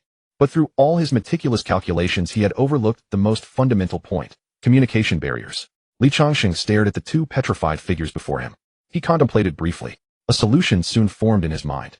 This tribe was neither too large nor too small. When observing from above on the wind-piercing vessel earlier, he had glimpsed roughly 100-odd structures. Calculating the population likely numbered a few hundred. A tribe of several hundred people would certainly have leaders or figureheads. Originally, he had intended to select ordinary, easy targets for questioning. After all, that would minimize risks. Who would have expected that obtaining the desired intelligence would prove utterly impossible? Then he'd have no choice but to seek out the tribe's leader. Changsheng paid the two inside no further attention. He turned and vanished into the night. Employing the 1,000 illusion mask to conceal his presence combined with the phantom shadow movement technique, he traversed the maze of stone huts and earthen walls, his toes barely grazing the ground, producing not the faintest sound. Soon, he arrived at a concealed spot. Before him stood a wooden dwelling several times larger than the previous house. This was the tribe's core area. Torches blazed and crackled at its entrance. The wooden dwelling was guarded by 2 sentries. Changsheng lurked in the shadows, his gaze sweeping across. He sensed the vital energy within these 2 guards burning like a furnace. The intensity of pressure they exerted actually rivaled that of a mundane, worldly master martial artist. 2 masters serving merely as door greeters and security guards. Witnessing this, Changsheng grew even more vigilant. He constrained his breathing, motionless and concealed. Meanwhile, he was also curious. How exactly did these half-savages cultivate? No spiritual energy fluctuations, no cultivation of true essence, yet each possessed robust chi and blood.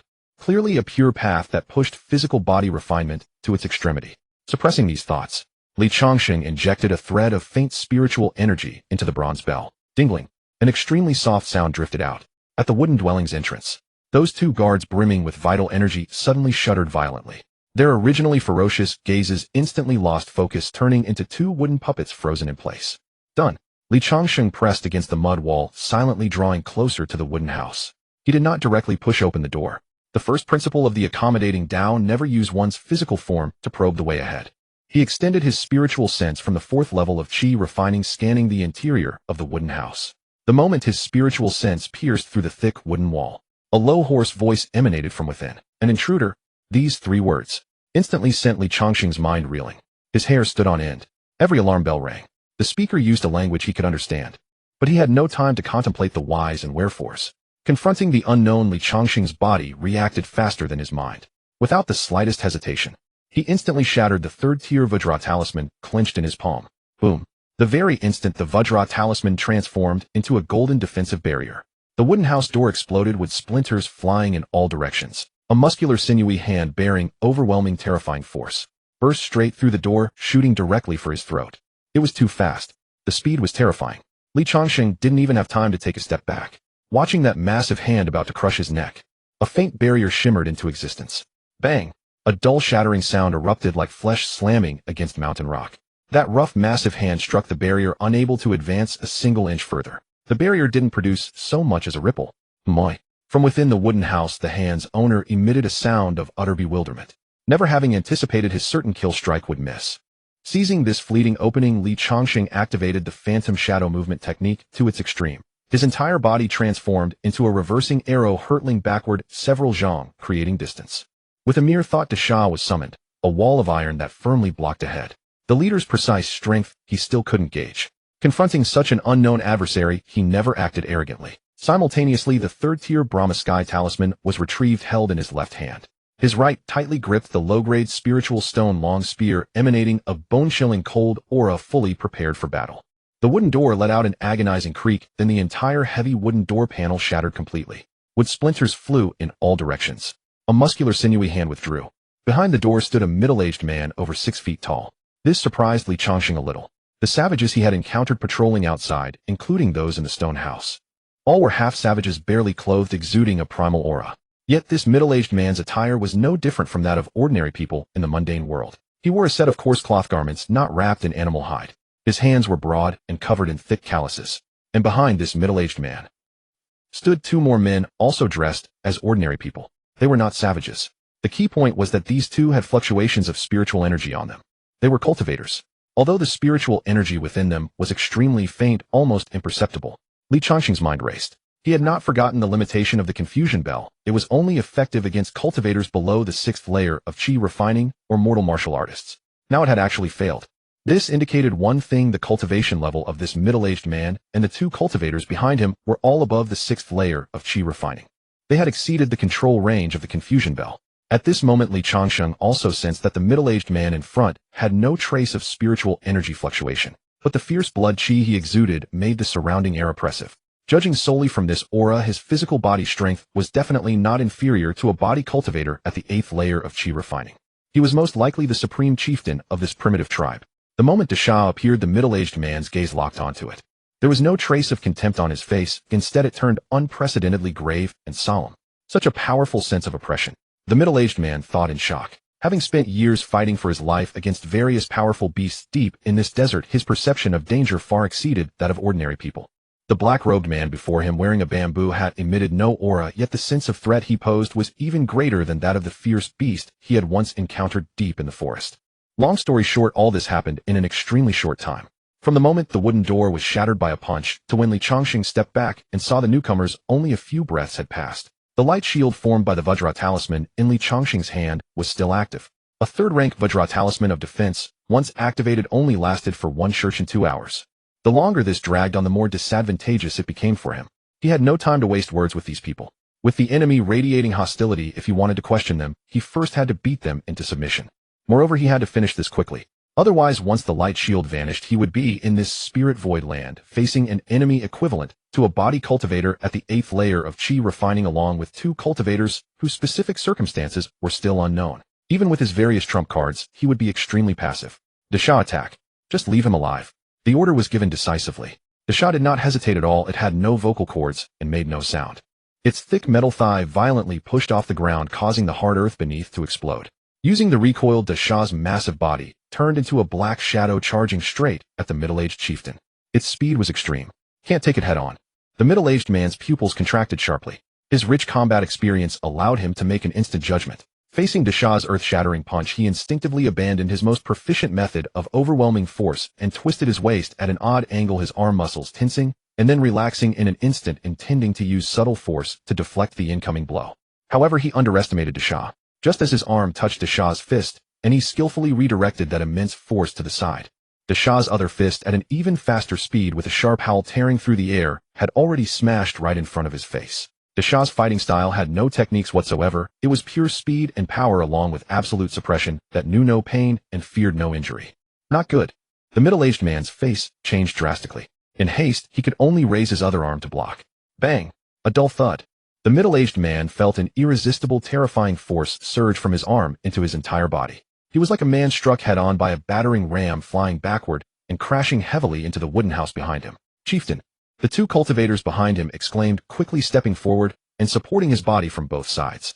Even so, the tremendous impact force caused the three of them to stumble back several steps, nearly falling together. At that moment, chaotic and hurried footsteps sounded from outside. Roar! Babbling. Dozens of half-savages armed with stone spears and bone knives, hearing the commotion, surrounded them from all directions. Seeing their chieftain repelled, their eyes turned bloodshot, and without a word they surged toward Li Changsheng like a tidal wave. Li Changsheng swept his divine sense over them, his heart stirring slightly. These dozens of savages all had abundant blood qi and strong sinews and bones. Among them 5 or 6 had blood qi intensity comparable to that of body cultivators at the 3rd or 4th layer of qi refining. Clang, clang, clang. Crude stone tools and spears rained down on Li Changsheng's golden protective shield, yet they failed to stir even a ripple, all bouncing off. These attacks, sufficient to pierce the hide of wild beasts, were nothing more than a tickle to the Vajra talisman's defense. Since you've come to me willingly. A cold glint flashed in Li Changsheng's eyes. Perfect time to test the power of this second-rank spear technique. He infused a thread of spiritual energy into the spear, and the tip emitted a clear, resonant hum. This was the second-rank spear technique he had obtained from Lu Mu, the Stellar River spear art. Although he had only just begun to learn it, it was more than sufficient to deal with these half-savages. More importantly, this third-rank Vajra talisman was truly overpowered. Like the mountain-protecting formation of a sect, external attacks could not harm it in the slightest, while those inside could attack outward without any restraint. Li Changsheng had no need to dodge. He held the spear, stood his ground, and thrust it straight at the savage charging at the front. The spear shot out like a dragon carrying a chilling cold. The savage only saw a flash of silver light before him, too late to react. The cold iron spear easily pierced through his chest. The immense inertia carried his body backward, pinning him heavily to the ground. Li Changsheng expressionlessly pulled back the spear. Beads of blood slid down the cold blade. More savages howled and pounced forward, their stone spears and bone knives brimming with primal ferocity rained down on the golden protective shield. Clang, clang, clang. A series of dense impacts sounded. Those weapons enough to smash the skulls of wild beasts were bounced off by an invisible force the moment they touched the shield, without leaving even a scratch. Li Changsheng's expression was calm as he watched these fearless savages, rapidly making a judgment in his mind. Killing them one by one with the spear was too inefficient. He must finish this quickly. Too inefficient. He raised his left hand, a wisp of spiritual energy gathering at his fingertips. In an instant, a dozen golden light blades the size of fists materialized before him. Golden blade technique. With a soft murmur, the dozen golden light blades, like a swarm of awakened killer bees, turned into streaks of golden light and shot out in all directions. The blades were silent, and their speed was extreme. Uft, uft, uft. Several savages at the front, before they could even see what it was, suddenly stiffened and blood spurted from their necks and chests. Their eyes were filled with confusion and disbelief, then their massive bodies crashed to the ground. The storm of golden blades swept through, and wherever it passed, the savages' tough skin and muscles were cut through like paper. Screams rose and fell, blood staining the sandy ground. Li Changsheng did not stop. He raised his right hand again, and with a thought, fist-sized orange-red fireballs rapidly condensed before him. He flicked his fingers. Whoosh, whoosh, whoosh. The fireballs, carrying scorching heat, howled into the crowd of savages who had not yet reacted. Boom, boom. A series of explosions sounded. The bursting flames sent several savages flying, their bodies engulfed in raging fire, emitting piercing screams as they rolled on the ground. A foul stench of charred flesh quickly spread. Under this fluid series of magical attacks, in just a dozen or so breaths, the dozens of savages who had been so aggressive moments ago were now mostly lying on the ground. Some had their throats severed by the golden blades, dying instantly, while others were horribly burned by the flames, writhing in agony on the ground, clearly not long for this world. Only the 5 or 6 savages whose strength was comparable to the third layer of chi refining, relying on their far superior physical bodies and keen instincts, barely managed to avoid fatal attacks, and were still able to stand. But even they were in a wretched state, their bodies covered in wounds that reached the bone, their animal hide clothes burned to tatters, their faces no longer fierce, but filled with boundless terror and horror.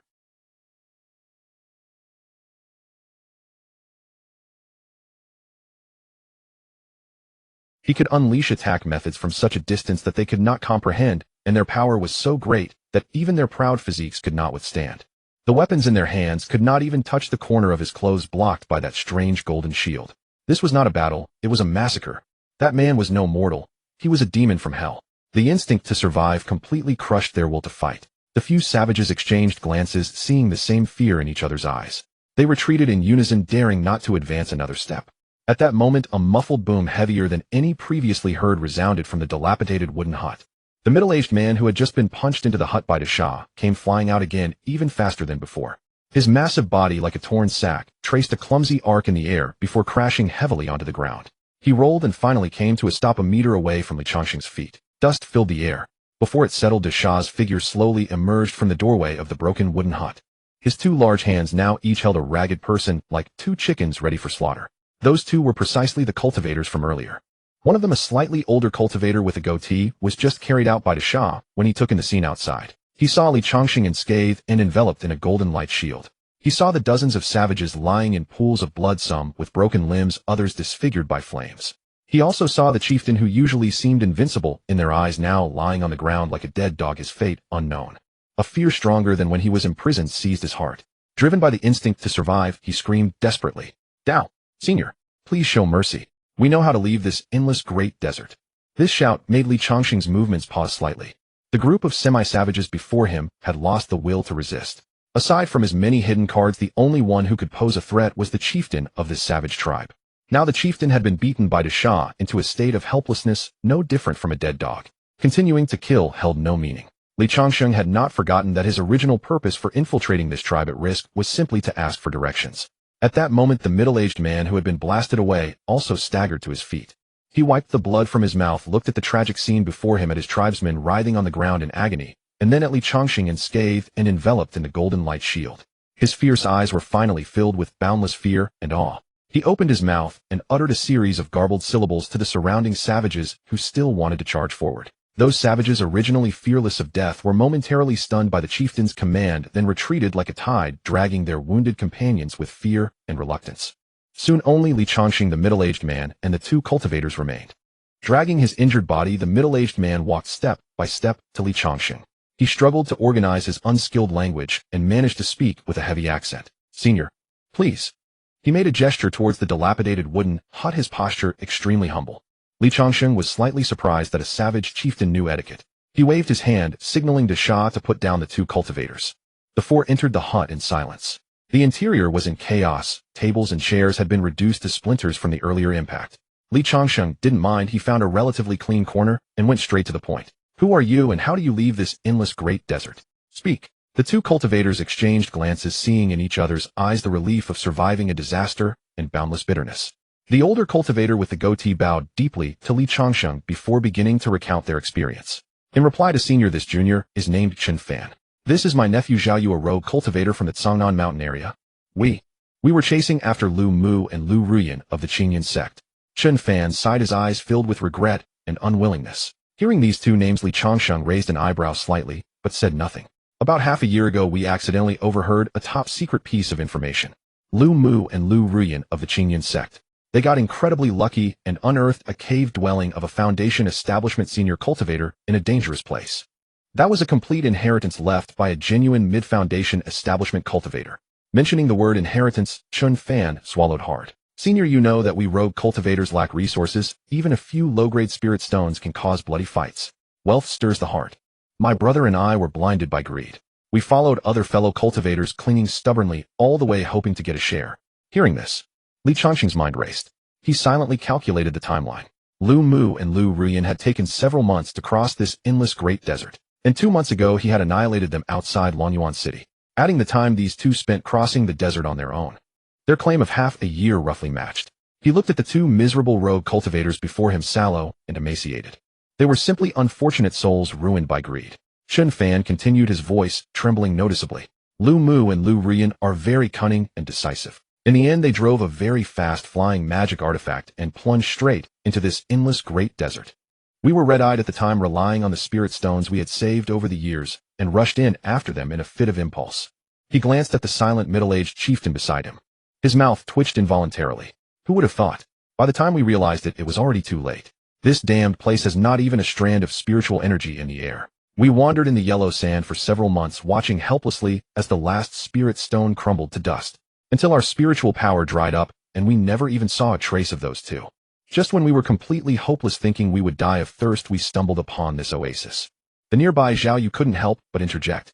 "Senior, at that time we thought the heavens had opened their eyes. Who knew that sneaking into this tribe for a drink of water would lead us to encounter this chieftain? At that time our spiritual power was completely depleted. Even a simple fireball technique would drain our dantian. When we encountered the ordinary savages outside, we could still hold our own with techniques. But when we met this chieftain, there was no reasoning with him. His body was so tough that even a refined iron magic sword couldn't pierce it, and his strength was astonishingly great. A high-level cultivation world chase ultimately turned into the most primitive village brawl. We couldn't even muster a weak protective light shield. We had to rely on fists and feet enduring in the sand. In the end, within less than 10 exchanges, he beat us black and blue and captured us alive on the ground." Hearing this harrowing tale, Li Changsheng felt that the clowns were them after all, traveling thousands of miles to deliver themselves as prey. They not only lost their target, but ended up as captives of primitive savages. Chen Fan wiped the sand from his face with his ragged sleeve, steadied himself, and continued. "After being locked in the dungeon, we realized something was wrong. This chieftain didn't kill us. Later we learned that over the decades, occasionally lost mortal warriors would stumble into this place. Or unfortunate cultivators like us, whose spiritual energy was completely drained, would mistakenly enter the oasis. As long as he could defeat them in person, he would capture them alive and make them teach the outside language. Day after day, year after year. By learning from captives from all over, he managed to learn our outside language." Hearing Chen Fan's story, the middle-aged man who had been leaning against the broken door frame, panting, uttered a gruff but very honest remark. "You are too weak." Chen Fan and Zhao Yu, their wounds exposed, turned pale and red, but couldn't utter a single strong rebuttal. After all, it was they who had been beaten senseless on the ground. Li Changsheng looked at the man, a savage living deep in the chi-depleted desert who neither cultivated true chi nor practiced spiritual power. Relying on his mortal body, he could overpower cultivators whose spiritual energy was depleted. Not only did he not indiscriminately kill foreign captives, but he also humbly sat down to learn a complex foreign language. Li Changsheng fixed his gaze on the middle-aged man's weather-beaten rugged face. This chieftain was indeed quite intelligent, learning the outside language must have been part of a plan. You've said so much, but why haven't you mentioned a word about how to leave the endless great desert? You're not trying to deceive me, are you? A sharp glint flashed in Li Changsheng's eyes.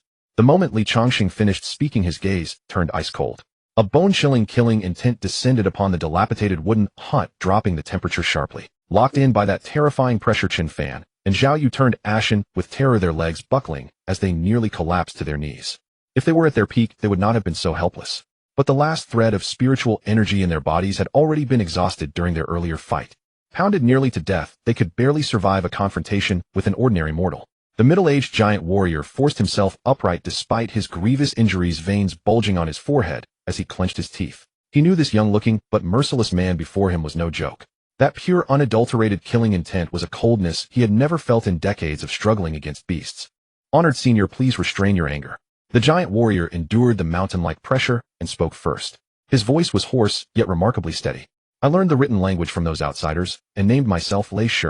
Wiping the cold sweat from his face, Lei Shi hesitated not a moment, laying everything out plainly and decisively. He understood all too well that in the face of such absolute power disparity, any concealment or lies would be meaningless and only hasten his own death. Only by demonstrating sufficient value could there be a sliver of hope. "Senior, we are not your enemies." Lei Shi spoke with sincere earnestness. "All of this was my plan." Through his halting narration, a grand scheme spanning decades slowly unfolded before Li Changsheng's eyes. It turned out that from time to time one or two outsiders would stumble into this oasis. At first, Lei Shi and his tribesmen treated these strangely dressed individuals as foreign invaders, even as food delivered to their door, and slaughtered them without hesitation. But gradually curiosity took hold. Where exactly did these foreigners come from? Beyond the endless yellow sands there were no traces of any other tribes. Perhaps because as the tribe's leader Lei Shi was gradually evolving toward humanity, his wisdom far surpassed that of ordinary clan members. He grew eager to understand this mystery. Thus, as more foreigners breached the oasis, he no longer killed them outright. Instead, he captured them alive and imprisoned them. Slowly, he learned the languages beyond these walls, piecing together from his captives' desperate words a glimpse of the vast and awe-inspiring external world. He learned of cultivators of spiritual energy and of the miraculous magical arts and spirit artifacts that wielded devastating power. He realized that while the outside world boasted powerful cultivators, once they entered this boundless great desert, without spiritual energy, they would become like tigers stripped of their fangs, no match for him and his tribe. More alluring still were the countless treasures described by his captives, elixirs capable of reviving the dead and healing mortal wounds, divine weapons sharp enough to slice iron like mud, and various heaven-grade materials capable of transforming one's very nature. All of it filled him with voracious desire. Could he and his clan become far stronger if they acquired such things? Could they break free from this cage-like desert? For the advancement of himself and his entire tribe, he spent 20 long years. He tested and erred with the lives of countless clansmen, using the most primitive and brutal methods to carve out, through sheer perseverance, a safe route through this desolate realm of the endless great desert. Yet he also learned from his captives of the treacherous nature of men and the terrifying might of cultivators. He knew that with his current strength, rashly venturing into the outside world would be like trying to stir waves without a ripple. So he had to grow his power in secret. Fortunately, his luck held, and Chun Fan and Zhao Yu happened to step into the oasis. This time he did not kill them outright. Instead, he forced them to swear the most vicious Tao oaths. True enough, through his years of study, Lei Shi had also come to understand that cultivators feared these oaths above all else. Once sworn, breaking one would invite inner demons to torment the soul, rendering all further cultivation impossible. He compelled Chun Fan and Zhao Yu to swear never to reveal anything about this oasis after they left. In return, Lei Shi promised to serve them for 10 years before releasing them. He had attempted to practice those cultivators' techniques, but every single one failed. He understood clearly there was no spiritual energy here, and he likely lacked the so-called spiritual roots. But he did not despair, for within his tribe there existed a body-refining method passed down through generations. Should he master this physique cultivation method to its pinnacle, his strength would rival that of foundation establishment great cultivators capable of moving mountains and filling seas. Within this great desert he would be invincible, but the resources of his tribe were far too limited. Without sufficient resources to temper his vital energy and forge his sinews and bones, he feared he would never reach that legendary realm in his lifetime. And to obtain such resources from the outside world, one needed spirit stones for purchase or the courage to explore dangerous secret realms personally. Fortunately, over the years of learning from outsiders, he had come to know many treasures valuable beyond these lands.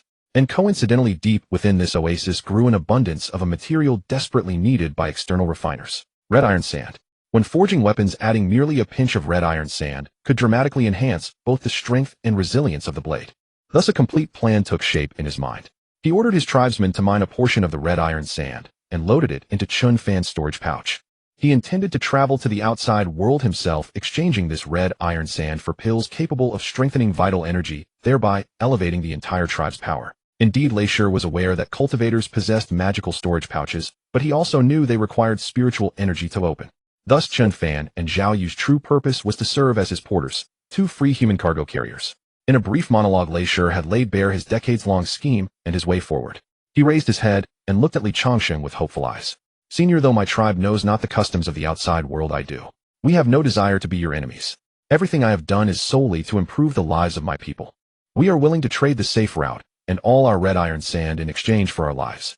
Standing aside, Chen Fan and Zhao Yu bore looks of utter humiliation, the dusty storage pouch hanging at their waist, their eyes filled with disgrace and helplessness. To think they mighty cultivators had been reduced to drudgery for a savage. What a grievous humiliation.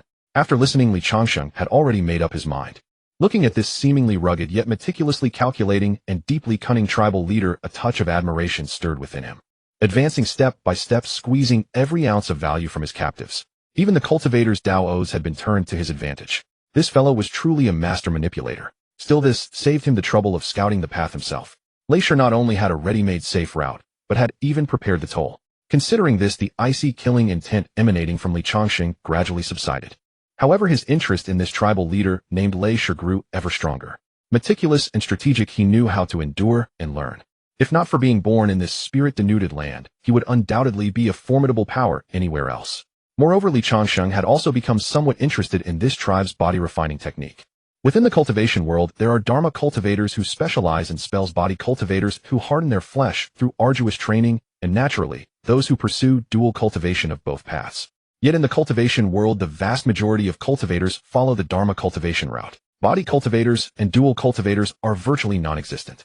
The reason is straightforward: it demands excessive resources. The path of body cultivation requires immense quantities of rare medicinal herbs, potent demonic beast essence, blood, and all manner of heavenly treasures to temper the physique. The resources consumed far exceed those of fellow stage Dharma cultivators by multiple times over. Furthermore, advanced body refining lineages are inherently scarce, and the cultivation process itself is excruciating. Only those with extraordinary perseverance can endure it. As for dual cultivation, the demands are even more staggering. It requires simultaneously investing double the resources and effort. Aside from those second-generation immortals with immense backing or individuals blessed with heaven-defying fortune, few can afford such expenditure. Thus, cultivators who practice dual cultivation remain exceedingly rare in the cultivation world.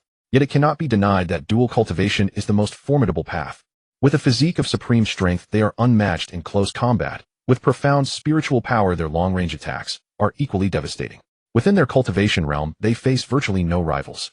Though ordinary Dharma cultivators become far stronger than mortals, as their cultivation advances, they remain as fragile as paper before a true body cultivator. Resources. Li Changsheng's divine sense instinctively scanned the mountain of spirit stones accumulated within his storage pouch. Upon hearing those words, a faint smile tugging at the corners of his mouth. With the system at his side, resources were never a concern for now. Perhaps I should give it a try. He gazed at Leisure before him, his voice measured and calm. "Write me a copy of your body refining technique," Li Changsheng requested. Upon hearing this, Leisure's weathered features shifted subtly. This body refining technique was the very foundation of their tribe's survival in this ruthless desert, a priceless treasure passed down through generations. But as he looked at the unfathomable young man before him and the black-robed puppet beside him, his lingering reluctance and hesitation were instantly replaced by boundless reverence. He dared not refuse, nor could he.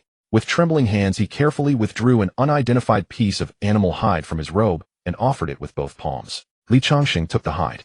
To his surprise, the body refining technique recorded upon it was written in the common script of the cultivation world, not the incomprehensible tribal dialect he had expected. Though the handwriting was somewhat uneven, the content remained clear and legible. Li Changsheng guessed that this body-refining technique likely originated from a cultivator who had strayed into this place many years ago, passing it down to their ancestors. He gave it a quick scan. This body-refining method, titled the Pan Shiju, could only be cultivated to the level equivalent to the early stage of foundation establishment. It wasn't considered a profound technique, but for Li Changsheng at present it was better than nothing. He casually stored the hide in his storage pouch and turned his gaze toward Chun Fan on the other side, whose face was twisted with frustration. "Take out the red iron sand from your storage pouch for me to see," Li Changsheng instructed. Upon hearing this, Chun Fan's expression darkened with bitterness. He pointed to his empty dantian helplessly. "Senior, my dantian has no spiritual energy left at all, so this storage pouch cannot be opened." Watching Chun Fan's near-tearful demeanor, Li Changsheng said nothing, simply flicking his finger. A low-grade spirit stone arced through the air and landed precisely in Chun Fan's palm. The moment Chun Fan and Zhao Yu caught sight of it, their eyes nearly bulged from sheer astonishment. Their breaths grew ragged, filled with endless envy and shock. A spirit stone. In this boundless desert, a single low-grade spirit stone was worth more than life itself. They had chased Lu Mu and Lu Rian to ruin, spending every last spirit stone on their person. Yet this senior before them had just casually tossed one aside. From the earlier confrontation, they had gauged Li Changsheng's cultivation roughly. Qi condensation layer 4, 3 full layers below Chun Fan's original realm. How could a cultivator at Qi condensation layer 4 still possess spirit stones after enduring so long in this endless desert? And what about that puppet at his side? A creature whose power defied estimation. They exchanged glances and instantly deduced the most logical explanation. A young master from a prestigious immortal clan. Or perhaps a core disciple from one of the supreme sects sent here for cultivation practice. Only someone with such extraordinary backing could afford such wealth, treating spirit stones like mere candy, casually discarding them, while employing a foundation establishment-level puppet as personal guard. With this realization, the last remnants of their resentment dissolved completely, leaving only boundless reverence. Chun Fan didn't dare delay any longer. He immediately sat cross-legged, gripping the low-grade spirit stone, with both hands desperately channeling his cultivation technique to absorb the long-awaited spiritual energy. After a brief moment, a faint trace of spiritual power finally stirred within his dantian. He quickly rose, channeling that energy into his waist pouch to retrieve several grains of dark red sand. "Senior, my storage pouch holds 500 caddies of red iron sand," he reported. With a thought, the sand materialized before them, piling up into a small dune on the wooden floor. Each grain was merely rice-sized, yet gleamed with a deep crimson hue and a metallic sheen, shimmering like scattered embers throughout the dim wooden chamber. Li Changsheng wasted no time, his thoughts guiding the entire 500 caddies of red iron sand directly into his own storage pouch. "There's more than this, isn't there?" "Indeed, senior. There's a red iron sand deposit not far from here. I'll take you there at once." The group arrived at a mining pit deep within the oasis. The reserves here were substantial, with piles of extracted or already stacked across the ground. Li Changsheng swept his divine sense across the area and calculated silently. At market price, 1 caddy of red iron sand fetches about 2 low-grade spirit stones. What's already been extracted amounts to roughly 1,000 caddies, making over 2,000 spirit stones. The entire mine should contain over 2,000 caddies total, which would yield around 4,000 spirit stones, if fully mined. Glancing at Lei Shur, he had to admit the man was indeed cautious, having only packed a third of his haul, likely to test the waters before committing further. But now it all belonged to him. Li Changsheng made no pretense of courtesy, ordering Chun Fan to load all the already mined red iron sand into his storage pouch. Lei Shur watched from the sidelines, his lip twitching with restrained anger, yet dared not utter a single word of complaint. "Bring me the map out of the desert," Li Changsheng said succinctly. Harvesting red iron sand was no simple task. It would take considerable time. The remaining 1,000 caddies would likely require around 10 days to extract and sort. 1,000 caddies equated to 2,000 spirit stones, but having the system at his disposal, Li Changsheng saw no reason to waste another 10 days in the desert for such a trivial sum. Lei Shur hastily produced a beast-hide map from his robe. Li Changsheng examined it briefly. The map was quite detailed, marking jagged rocks and dunes along the route with no obvious flaws. Yet he placed no absolute trust in Lei Shur. Folding the map away, Li Changsheng fixed the man with a cold stare. "I don't care what schemes you harbor. This map better be genuine. If I discover it's false, I will return and slaughter your entire tribe." Though spoken without emotion, the words sent chills through Lei Shur's body. He quickly replied, "Senior, rest assured. I would never dare deceive. I swear by our tribal totem. If this map contains even the slightest falsehood, may Lei Shur and all my people perish without burial." He knew this person before him would certainly follow through. Li Changsheng had no intention of staying overnight, so that evening he prepared to depart. He walked out of the oasis, moving through the night cover for several miles before his pace faltered slightly. He hadn't completed today's check-in yet. Check-in. Ding. Check-in successful. Congratulations, host. You have obtained 3rd rank body refinement technique. great sun-glazed body. Li Changsheng felt a surge of joy. He had just been lamenting that the body refining technique from Leisure only reached the early foundation establishment stage, yet this system had given him a method capable of cultivation to the late golden core stage. What in the world? Did the system come from some great expert? Can it truly perceive my thoughts and deliver exactly what I need? Li Changsheng pondered briefly, then shook his head, lightly dismissing these chaotic thoughts. He was merely a low-level qi condensation cultivator at the 4th layer now. Whether or not such an existence existed, he could neither refuse nor change anything. With a thought, the wind-parting boat appeared in his hands. The palm-sized green wooden vessel expanded in the wind, transforming into a small boat over 3 meters long, hovering silently above the sands. Li Changsheng flipped onto the boat, landing steadily. Consulting the map to determine his direction, he focused his mind once more. The wind-parting boat let out a soft hum as a green light barrier enveloped its hull. Without a sound, it rose and skimmed just above the ground, heading toward the boundless darkness ahead, flying at low altitude. The night was deep. The cyan wind-breaking boat transformed into a faint glimmer, silently skimming low over the undulating dunes. The light barrier shielded against the biting wind, enveloping the boat in stillness. Li Changsheng stood at the bow, looking back. The oasis behind him had shrunk to a dark speck, gradually fading beneath the horizon. He pulled out the beast-hide map given by Leisure and studied it carefully. The map was quite detailed, marking the rugged rocks and dunes along the way with no obvious flaws apparent.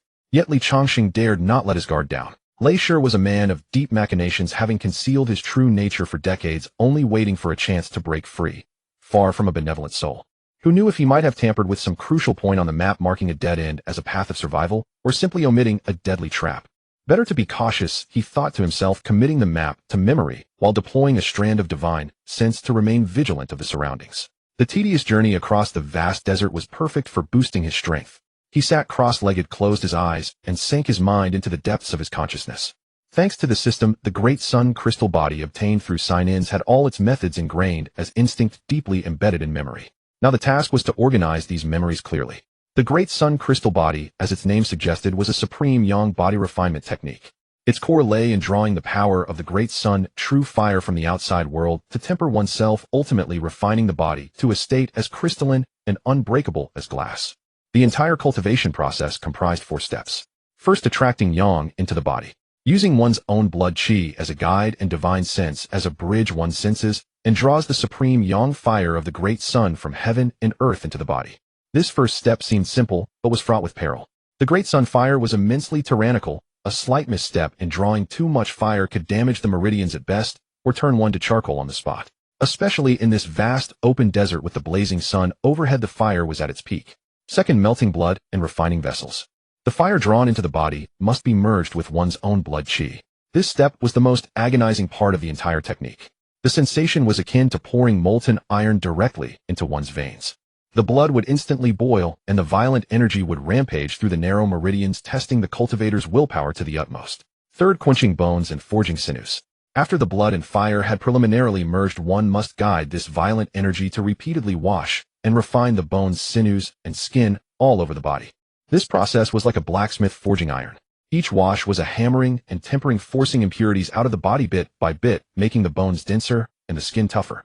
Fourth, achieving crystal body. When the bones, sinews, and skin had been fully refined by the great sun fire, the blood qi within would take on a faint golden hue, dramatically boosting the body's defense. When the technique operated at its peak, the skin would even glow with a crystal-like luster, impervious to water and fire and resistant to blades and swords. Li Changsheng reviewed these 4 steps in his mind, his expression growing more solemn.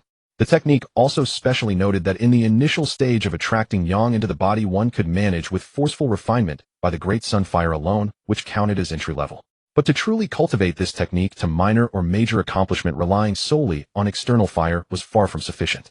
It required a large amount of yang-attributed spiritual herbs or the flesh and blood of demonic beasts rich in blood qi to be used in medicinal baths or refined into pills. Only by combining internal and external cultivation could one compensate for the immense consumption of the body during refinement and stabilize the foundation. Otherwise, stubbornly cultivating without such support would only drain the body's origin, eventually damaging the foundation, leading to stagnation, or even ending in withered qi and blood.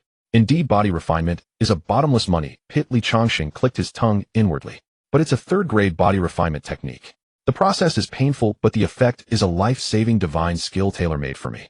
He had always believed that the best offense was absolute defense. Turning himself into an immovable iron turtle, What sense of security could be more reliable than any attack spell? The path of a mage relies on spiritual energy while the path of body refinement consumes vast resources and endures extreme pain. Yet once mastered, the body is formidable, nearly invincible among the same realm. I am rich in resources and backed by the system, I lack nothing. I can walk the path of dual cultivation of magic and body, maximizing my survival ability. He made up his mind. The next morning, at the first rays of sunlight breaking through the clouds and spreading over the boundless sea of sand, Changsheng followed the technique's instructions, deactivated the wind-breaking boat's spirit barrier, and let the scorching sunlight strike him directly. He sat cross-legged at the bow palms, facing the heavens, slowly spreading his divine sense to sense the supreme yang force between heaven and earth. Soon wisps of invisible scorching energy like iron filings attracted to a magnet began to converge toward his body. At first, a prickling pain shot through his skin. Then a searing sensation from within engulfed his entire body. It felt as if his internal organs were being roasted over a blazing fire. Changsheng clenched his teeth, sweat pouring down quickly, soaking his clothes. He could clearly feel his blood boiling, his meridians like red-hot iron pipes, each inch tearing with excruciating pain. His skin flushed crimson steam, rising, his face etched with restrained agony. Yet he persisted, guiding the violent energy to wash through his body again and again. He could distinctly feel his bones, sinews, and skin being tempered in this ultimate pain, growing tougher. After an unknown period, by the time the sun had shifted westward, the burning sensation gradually receded. Changsheng exhaled a long, scorched breath, drenched as if pulled from water, collapsing onto the deck in exhaustion. Though his whole body ached and he was weary, he could sense that his physical strength had improved by more than a notch. He clenched his fist, his knuckles cracking like a string of firecrackers, and a surge of unprecedented power flowed from his limbs. This is only the first cultivation. Changsheng looked at his skin, now suffused with a healthy flush, a glint of joy in his eyes. Though painful, the effect is worth it. He reactivated the boat's barriers, swallowed a fasting pill, and devoted himself to the journey. Thus, during the day, he refined his body, and at night, he traveled. Changsheng gradually adapted to this rhythm of pain and pleasure, and his physical strength soared at a visible rate. Time flew swiftly in the monotonous cultivation and travel. In the blink of an eye, another 26 days had passed. One day, as Changsheng finished his daily body refinement and was about to steer the flying boat onward, he suddenly paused, his gaze fixed on the distant horizon. At the junction of yellow sand and sky, an extremely unusual dark blue silhouette came into view. It was the outline of an unbroken mountain range. Finally, about to leave, delight surged in Changsheng's heart. He immediately urged the boat to fly at full speed toward that direction. Half an hour later, the endless dunes came to an end, and ahead lay sparse vegetation, gobi, and rolling hills. He exhaled a turbid breath, looking back at the boundless sea of yellow sand, and then forward at the lush greenery full of life. From the moment he set foot on this forbidden land, nearly 3 months had passed. He had finally succeeded in crossing the endless great desert, a place that made countless cultivators shrink back in fear. Arriving at the edge of the endless desert, Changsheng guided the flying boat to a halt, dismantling its spiritual energy barrier before taking a deep breath. A faint yet undeniable trace of spiritual energy was drawn into his body with each breath he took. Though pitifully thin, this spiritual energy was like sweet rain after a long drought when compared to the mundane world and the spirit-depleted wasteland of the great desert. After comparing it against the low-grade spirit stones in his storage pouch, he quickly drew a conclusion: the spiritual energy concentration here was extremely low. Cultivating solely through breath exercises would likely prove far less efficient than directly absorbing spirit stones. It seems this is merely the fringe of the cultivation world, some remote backwater. Yet for Changsheng, whose priority was stability above all else, this was actually welcome news. The more desolate and isolated a place was, the lower the probability of encountering high-level cultivators. Exactly the kind of environment that suited a newly arrived rogue cultivator looking to cultivate in obscurity. Upon arriving in an unfamiliar land, Changsheng always adhered to a cautious approach. His foremost concern was never to seek opportunities everywhere, but rather to locate an absolutely secure place and bring his own condition to its optimal state. He examined himself and found his internal spiritual energy had reached full capacity. The bottleneck at the 4th stage of chi condensation was becoming increasingly pronounced, and a breakthrough could happen at any moment. Excellent.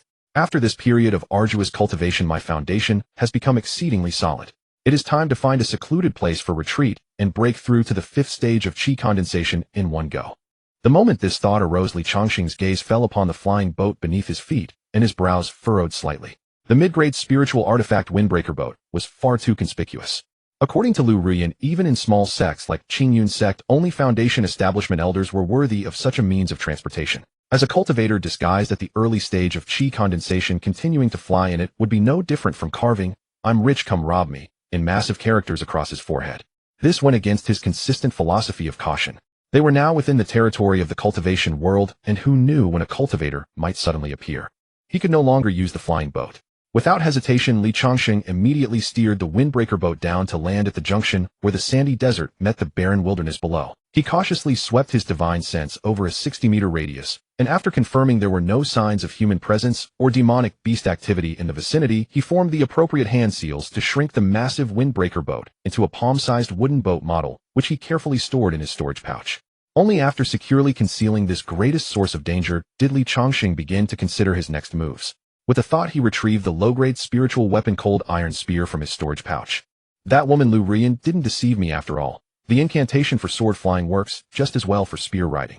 Though it lacks elegance, moves slower, and consumes considerably more spiritual energy, its greatest advantage is discretion. It suits my current identity as a rogue cultivator. Changsheng had previously learned the sword flying incantation from Lu Rian, but the basic technique was nearly universal across all weapons. The name, sword flying, was merely a matter of convenience. He suspended the cold iron spear before him, channeled the incantation from memory, and flipped onto it. His first attempt was somewhat awkward, the spear beneath his feet wobbling uncertainly, but he quickly grasped the technique for maintaining balance. Rise. With a soft utterance, the cold iron spear carried him aloft as an unremarkable streak of light, leaving the endless desert behind, and skimming low over unfamiliar mountains and forests as he began searching for a suitable seclusion site. After roughly half an hour of spear flight, Changsheng finally discovered an ideal location for his retreat. A remote stone mountain surrounded by jagged rocks and barren vegetation, utterly desolate. Far from any village or insufficiently isolated and secure, he landed without hesitation before a cliff face midway up the mountain. As spiritual energy flowed, a golden glow flashed from his fingertips, and several razor-sharp blades shot forth, slicing through the hard rock face as easily as cutting tofu. Combined with his physical strength far surpassing that of ordinary humans in merely the time it takes for one incense stick to burn a crude cave dwelling approximately 7 or 8 meters deep and over 2 meters high took shape. Though rough inside, the cave dwelling offered sufficient space. Having completed this, Changsheng did not immediately enter. Instead, he first released the second-rank puppet Dasha from his storage pouch. He commanded the tireless loyal guardian to stand silently outside the entrance like a mute door god, serving as his protector. With Dasha present, even a true early-stage Foundation establishment cultivator would have trouble on their hands. Only after completing these arrangements did he cautiously enter the crude cave, its fresh, earthy scent surrounding him. He then dragged thousands of pounds of massive stones from within to seal the entrance tightly, leaving only a minuscule hidden gap at the top for ventilation. Instantly, darkness enveloped the cave dwelling. Changsheng sat cross-legged, sensing the spiritual energy within him churning like boiling water, a flash of keen light passing through his eyes. Everything was in place. It was time to break through. He retrieved a mid-grade spirit stone from his storage pouch and held it in his palm. Closing his eyes, he sank his consciousness into his dantian and fully activated the upper clarity breath guiding art, launching his most ferocious assault against the formidable bottleneck of the fourth chi condensation stage. Majestic and pure spiritual energy surged from his palm like a flood breaking through a dam, pouring wildly into his meridians. The spiritual energy vortex within his dantian began spinning with unprecedented velocity, emitting a series of low resonant hums. 5 days later. Baozi. Freshly steamed meat buns. Sweet and fragrant candied hawthorn. The morning streets were bustling with lively voices. The spiritual energy in this land was far denser than the wastelands he had passed through after emerging from the endless great desert, sufficient to support normal breathing and cultivation practices. Changsheng strolled along the bluestone paved street, and witnessing this vivid scene before him, his heart relaxed somewhat.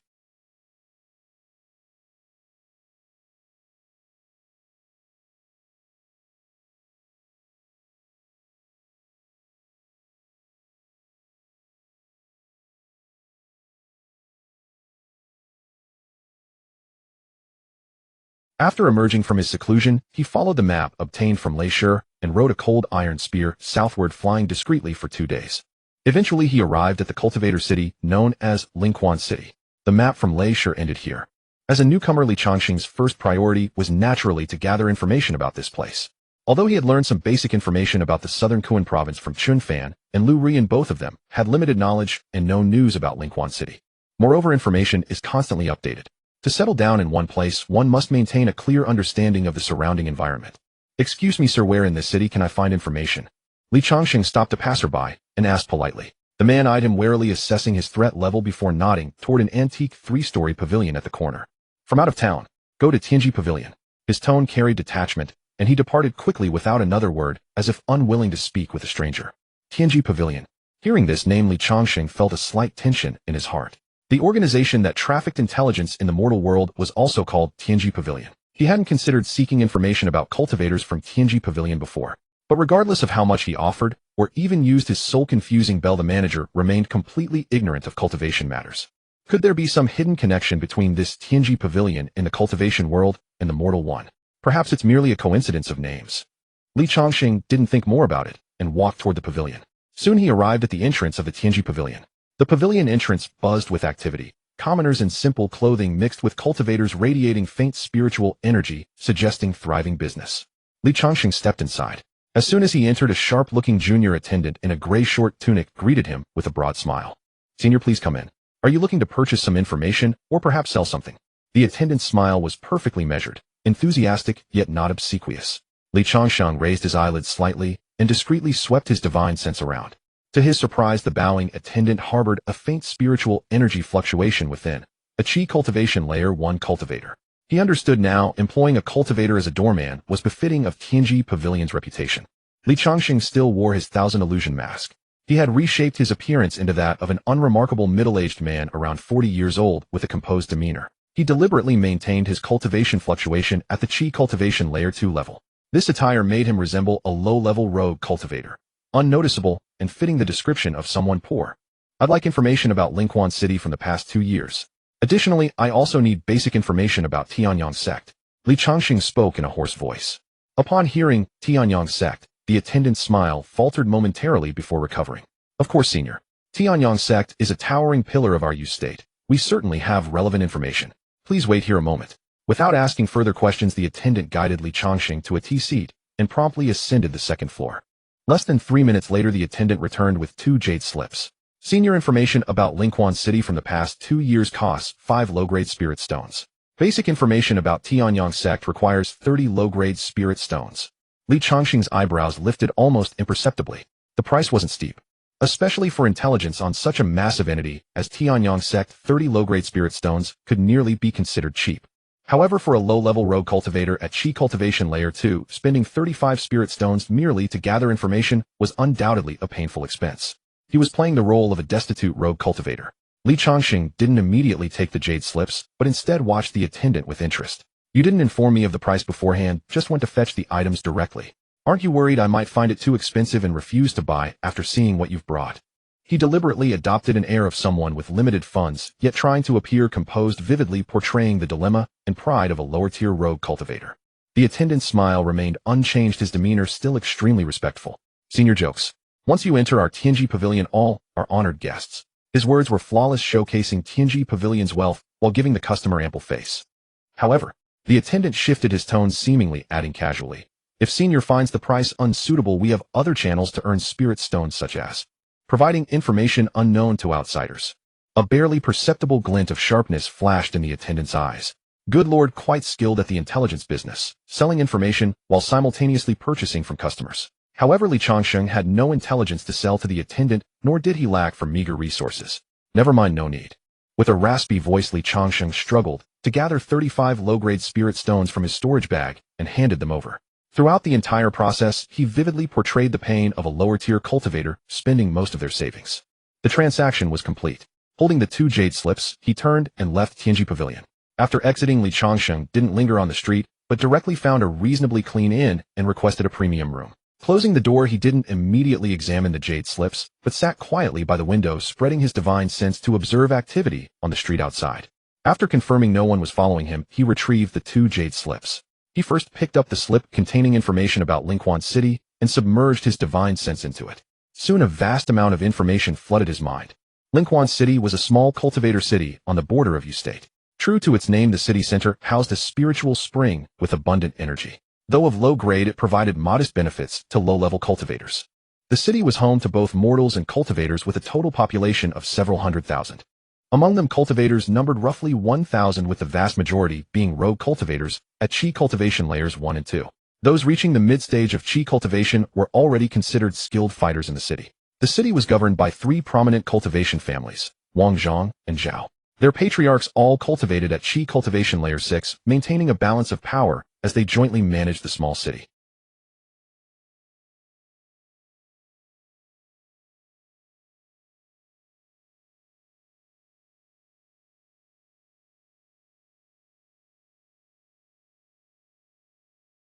The jade slip didn't mention it, but Li Changsheng would never let his guard down.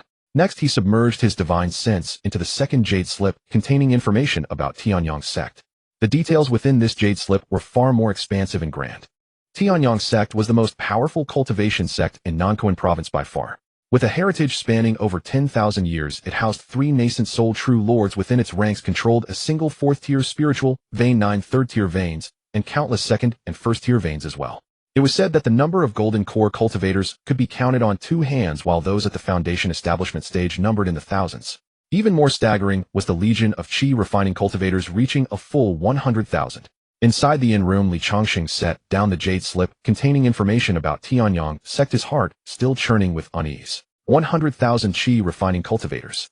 The mere thought of them soaring through the skies upon their swords made his teeth ache with envy.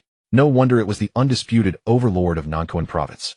However, the information contained within the jade slip was merely surface-level knowledge. Its price of 30 spirit stones naturally guaranteed the shallowness of its contents. For instance, the claim that golden core cultivators numbered only as many as could fit on 2 hands. He had absolutely no faith in such a statement. If he wished to uncover the truth, there was only one answer. He needed to spend more spirit stones. He would purchase advanced intelligence from Tianji Pavilion. Nevertheless, even this much allowed him to form a rough understanding of Tianyang's sect, this colossus of a force. At the very least, he now knew the location of the sect's main gates. What pleased him even more was the most critical piece of information contained in the jade slip. Tianyang's sect accepted new disciples once every 5 years. The next open recruitment would take place in 2 months' time. 2 months. The timing is just right. Li Changsheng lowered the jade slip, a flicker of anticipation and calculation crossing his eyes. He had not forgotten why he had come to the cultivation world. Beyond his daily check-ins and the constant benefits extracted from the system, his foremost objective was to find a powerful faction to serve as his backing. After all, one finds shade beneath a great tree. As long as he successfully joined Tianyang's sect, he would possess a solid protective shield. In that case, relying on his wisdom from 2 lifetimes and the various treasures he obtained through daily sign-ins, he would have no need to fight others to the death over meager cultivation resources like most cultivators did. He could simply remain peacefully within the sect, stirring up no trouble, drawing no attention, tending to flowers and plants each day, and occasionally signing in. First, he would steadily endure until he reached the golden core stage, then nascent soul, and beyond. This was true cautious cultivation. This was his Tao. After digesting this information, he took a set of utterly ordinary gray cloth garments from his storage pouch and changed into them. Immediately afterward, with a mere thought, the 1,000 illusions mask constantly adhered to his face grew slightly warm. A trace of faint spiritual energy infused into him, and his facial bones and muscles began to shift subtly, his countenance changing rapidly. The mask pressed tightly against his cheeks, and as a faint glow flashed, his appearance transformed swiftly. In no time, the ordinary-faced youth reflected in the mirror became a middle-aged man of about 30, his complexion sallow, his eyes carrying traces of numbness and the weathered hardness of life's hardships. Even his cultivation aura was deliberately suppressed to the level of a first-layer chi refining cultivator. In this guise, cast upon the streets of Linquan City, he would be the most inconspicuous of rogue cultivators, someone who would be utterly forgotten even after a second glance. Li Changsheng nodded with satisfaction. Only after completing everything did he push open the door and step back onto the bustling streets of Linquan City.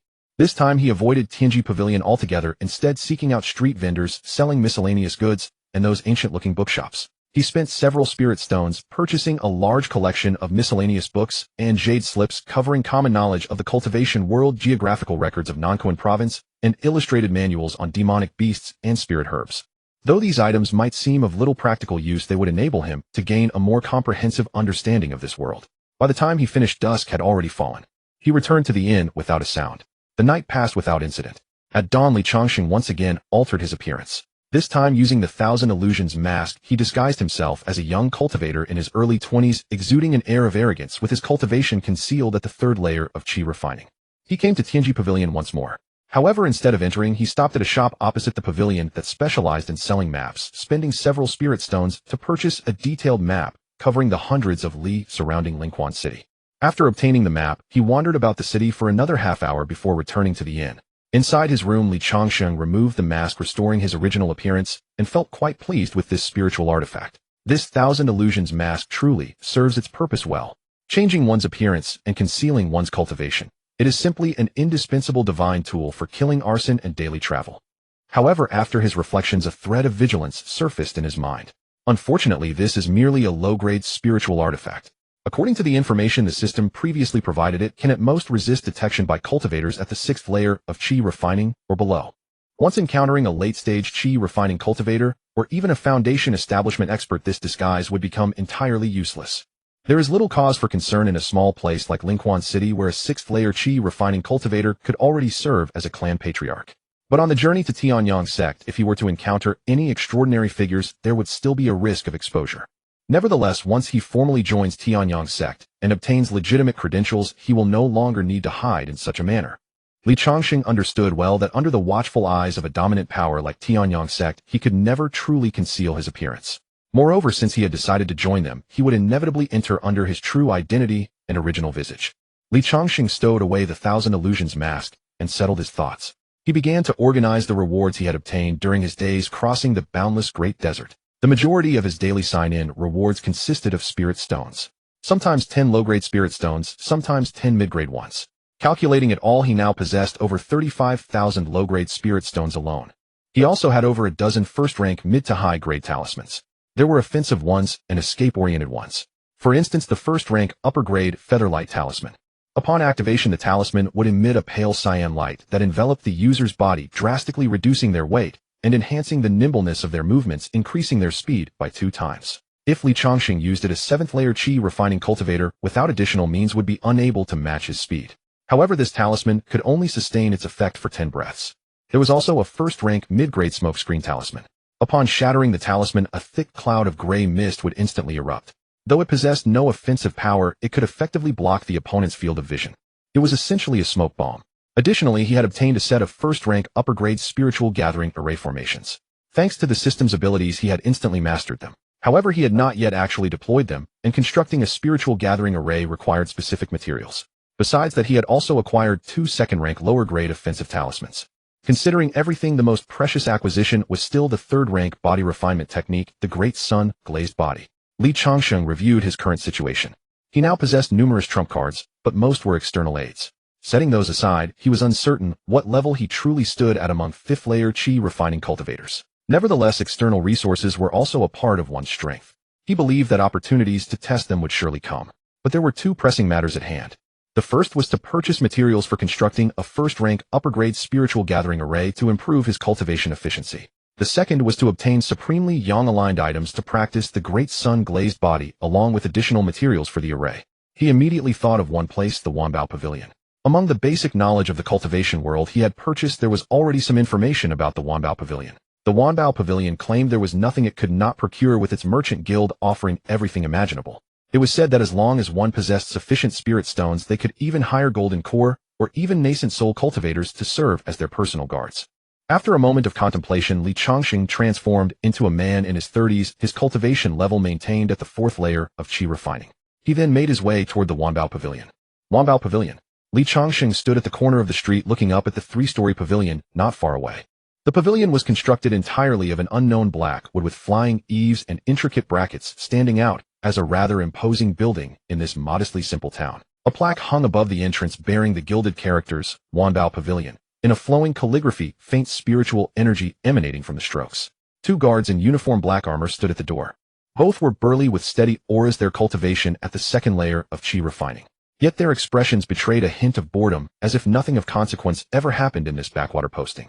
Li Changsheng straightened his robes, perfectly concealing his true cultivation at the 4th layer of Qi refining before stepping forward. The guards gave him only a cursory glance before losing interest. A mid-stage Qi refining rogue cultivator was not worth their attention. As soon as he stepped into the Wanbao Pavilion, a unique blend of scents, various herbs, ores, and unknown materials assailed his senses. The first-floor hall was bustling with people, lively enough. Dozens of counters made of white jade were neatly arranged, each manned by young attendants in uniform, smiling brightly as they introduced merchandise to customers. Li Changsheng swept his gaze and noticed that these attendants were also cultivators at the 1st layer of Qi refining. He inwardly marveled at the Wanbao Pavilion's depth, then casually walked to a counter with fewer patrons. A comely attendant immediately approached, a professional yet warm smile on her face. "Senior, welcome to the Wanbao Pavilion. How may I assist you?" Though Li Changsheng was plainly dressed, she did not slight him. In the cultivation world, even a beggar might be a mighty figure wandering incognito. Moreover, they had all been specially trained never to judge by appearance or attire lest they tarnish the guild's reputation. I'd like to first see materials for setting up a spirit gathering array. Do you have a century-old spirit gathering wood core? Li Changsheng did not list all his needs at once. He began with the most crucial and expensive material. Purchasing an entire set of high-grade array materials along with a trove of costly elixirs and spiritual items in one go would be too conspicuous for a fourth-layer chi refining rogue cultivator. The attendant was momentarily taken aback, then her smile widened. She had enough discernment to know that such materials indicated the senior intended to set up a high-grade spirit gathering array. This was a substantial transaction. Senior, you've come to the right place. We have a century-old spirit gathering wood core in stock priced at 200 low-grade spirit stones. The auxiliary materials for a first-grade upper-tier spirit gathering array, such as moonlight stone and spirit pattern wood chips, are all available. The complete set comes to 283 low-grade spirit stones. As she spoke, she led Li Changsheng to a counter displaying spiritual herbs. Additionally, senior, would you be interested in supplementary spiritual items for cultivation? We have a fresh batch of top-quality Yang attribute spiritual herbs, such as this 50-year-old fire lingji and crimson sunflower, which greatly benefit cultivators practicing Yang attributed techniques. The counter was filled with a dazzling array of herbs of various ages and grades. Li Changsheng assessed them silently in his mind. He had only just begun cultivating the great sun glass body, and these herbs ranging from first-grade low to mid-tier were perfect for his current foundation building stage, though he would require a larger quantity. Having made up his mind, he said to the attendant, I'll take the spirit gathering array materials. Give me 1 fire lingji and 1 crimson sunflower first. I'll test their effects. Also 2 bottles of first-grade upper-tier chi gathering pills. The attendant's face instantly bloomed into a radiant smile. This was a considerable sale. She efficiently packed everything and meticulously calculated the total. Senior, the array materials are 283, the 50-year fire lingji and crimson sunflower are 80, and the 2 bottles of chi gathering pills are 100. That comes to 463 low-grade spirit stones. For a mid-stage chi refining rogue cultivator, this expenditure was enough to cripple their finances.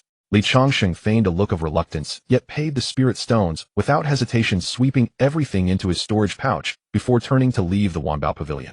As he turned the corner of his eye, caught a glimpse of a cultivator near the hall corner who had been examining goods, casting a subtle glance in his direction.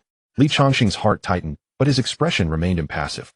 He did not look back, walking steadily out of the Wanbao Pavilion, strolling through the city's busiest main street for several rounds to confirm he wasn't followed, then unhurriedly entered a side alley, twisted and turned, and returned to the inn via the back door. Inside the inn, Li Changsheng sat cross-legged. With a wave of his hand, 2 exquisite jade boxes appeared before him. Opening the lids, a wave of scorching heat surged forth. One was a fiery red lingji shaped like a mushroom, the other a flower with petals like blazing flames. Spending over 400 spirit stones in one go is still a bit conspicuous. He mentally reviewed the situation. But most of it was for array materials, a fixed asset investment, so that's plausible. I'll buy the remaining crimson sunflower and other materials tomorrow under a different identity at the Baichao Hall in the west of the city. Large guilds like the Wanbao Pavilion might not care about his meager spirit stones, but the attendants and other customers might. If an attendant colluded with outsiders, he would face additional risk.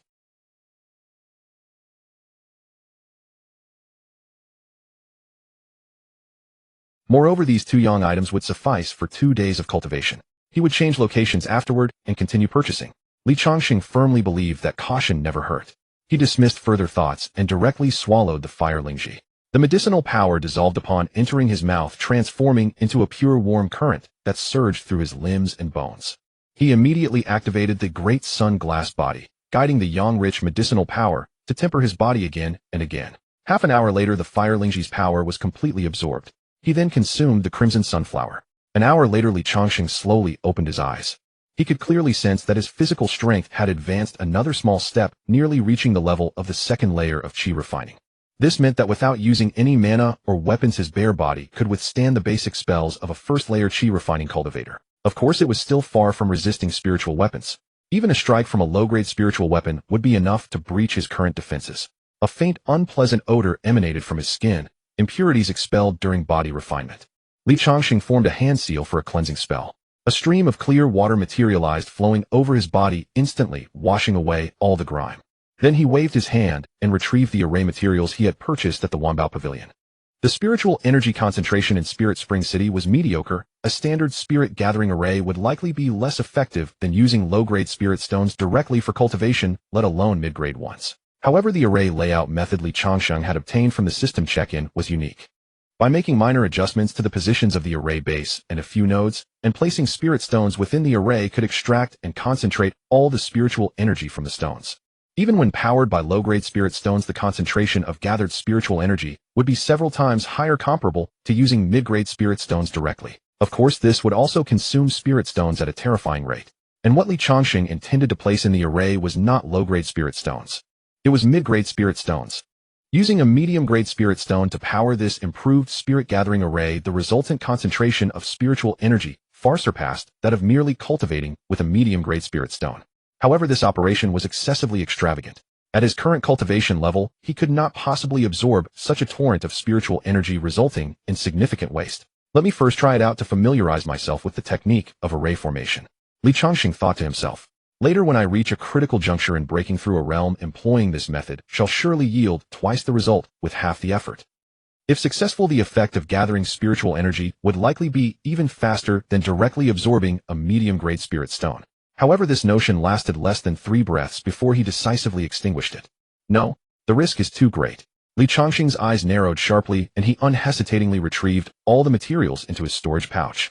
In a place like an inn with many eyes and ears who knew what kind of person was staying in the next room. If someone were to detect the spiritual energy fluctuations triggered by this spirit-gathering array and harbor malicious intent, would he not be inviting trouble? A first-grade superior spirit-gathering array, and an improved one at that, would certainly produce no small fluctuation.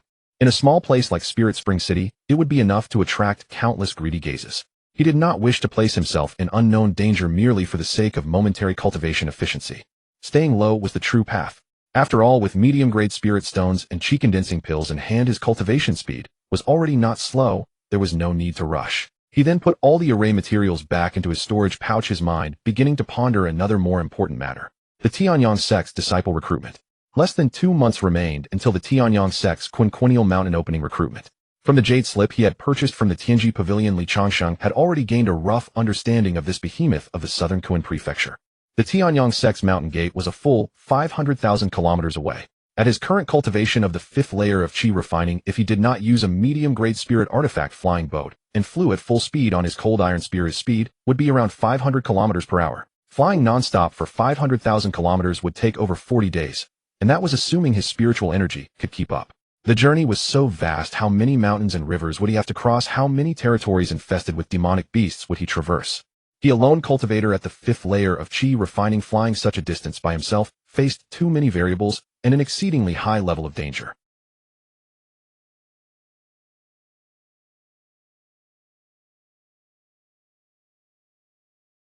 Fortunately, heaven never seals off all exits. The Jade Slip mentioned that the Tianyang sect, being a large and wealthy establishment, set up multiple recruitment points in various locations whenever it came time to recruit, in order to attract talented disciples from all over the southern Kun prefecture. At that time, the sect would dispatch steward disciples to designated cities to assess talents and recruit eligible disciples. In a cultivation city named Yunnan City, located 20,000 kilometers from Spirit Spring City, was one of the recruitment points set up by the Tianyang sect this time. Li Changsheng only needed to reach Yunnan City within the specified time. 20,000 kilometers. That distance made things much more manageable for him. At his current speed, flying at full capacity, he could arrive in less than 2 days. The risk had been greatly reduced. What a pity. Li Changsheng reconsidered.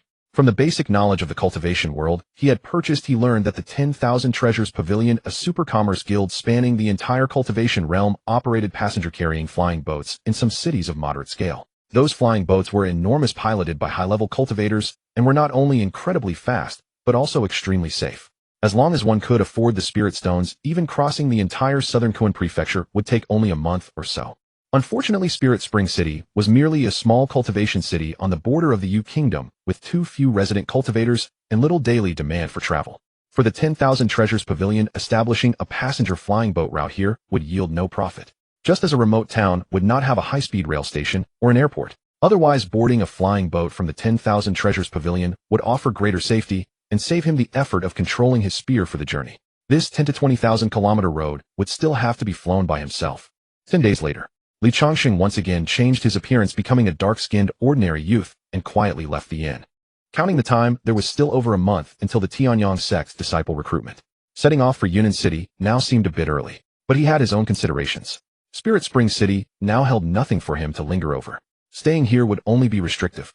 Over the past 10 days, in order to purchase the Yang attribute spiritual items needed for cultivating the Great Sun Crystal Body, he had to be cautious, changing identities and visiting several shops, fearing that a single large expenditure would attract prying eyes. Yunnan City was different. As one of the Tianyang sect's recruitment points, its scale and prosperity far surpassed that of a remote town like Spirit Spring City. There, even spending 1,000 or 800 spirit stones in one go would be like tossing a pebble into the water, causing barely a ripple, far more conducive to hiding himself. More importantly, arriving early would allow him to secure a good position and avoid the final rush of people. Moreover, as the assessment approached, the Tianyang sect, for the sake of its reputation, would surely strengthen its control over Yunnan City, resulting in unprecedented order. He could then cultivate peacefully and wait quietly for the recruitment time. Having calculated everything clearly, Li Changsheng did not linger, blending silently into the crowd and leaving through the city gate. The moment he exited the city, inside Spirit Spring City, at an inconspicuous snack stall, a plain-looking middle-aged man burying his head in a bowl of noodles muttered a low curse in a voice only he could hear. Damn it, the kid's finally out of the city. After leaving Lingquan City, Li Changsheng did not linger too long at the city gate. He proceeded calmly for several li, and after confirming that no one was following him, he found a secluded grove. With a thought, he retrieved the cold iron spear from his storage pouch. Li Changsheng infused a strand of spiritual energy into the spear. The spear emitted a faint hum and floated in midair. Then he lightly leaped and landed steadily on the spear. Rise! With a soft command, the cold iron spear carried him, transforming into an inconspicuous streak of light that sped off into the distance.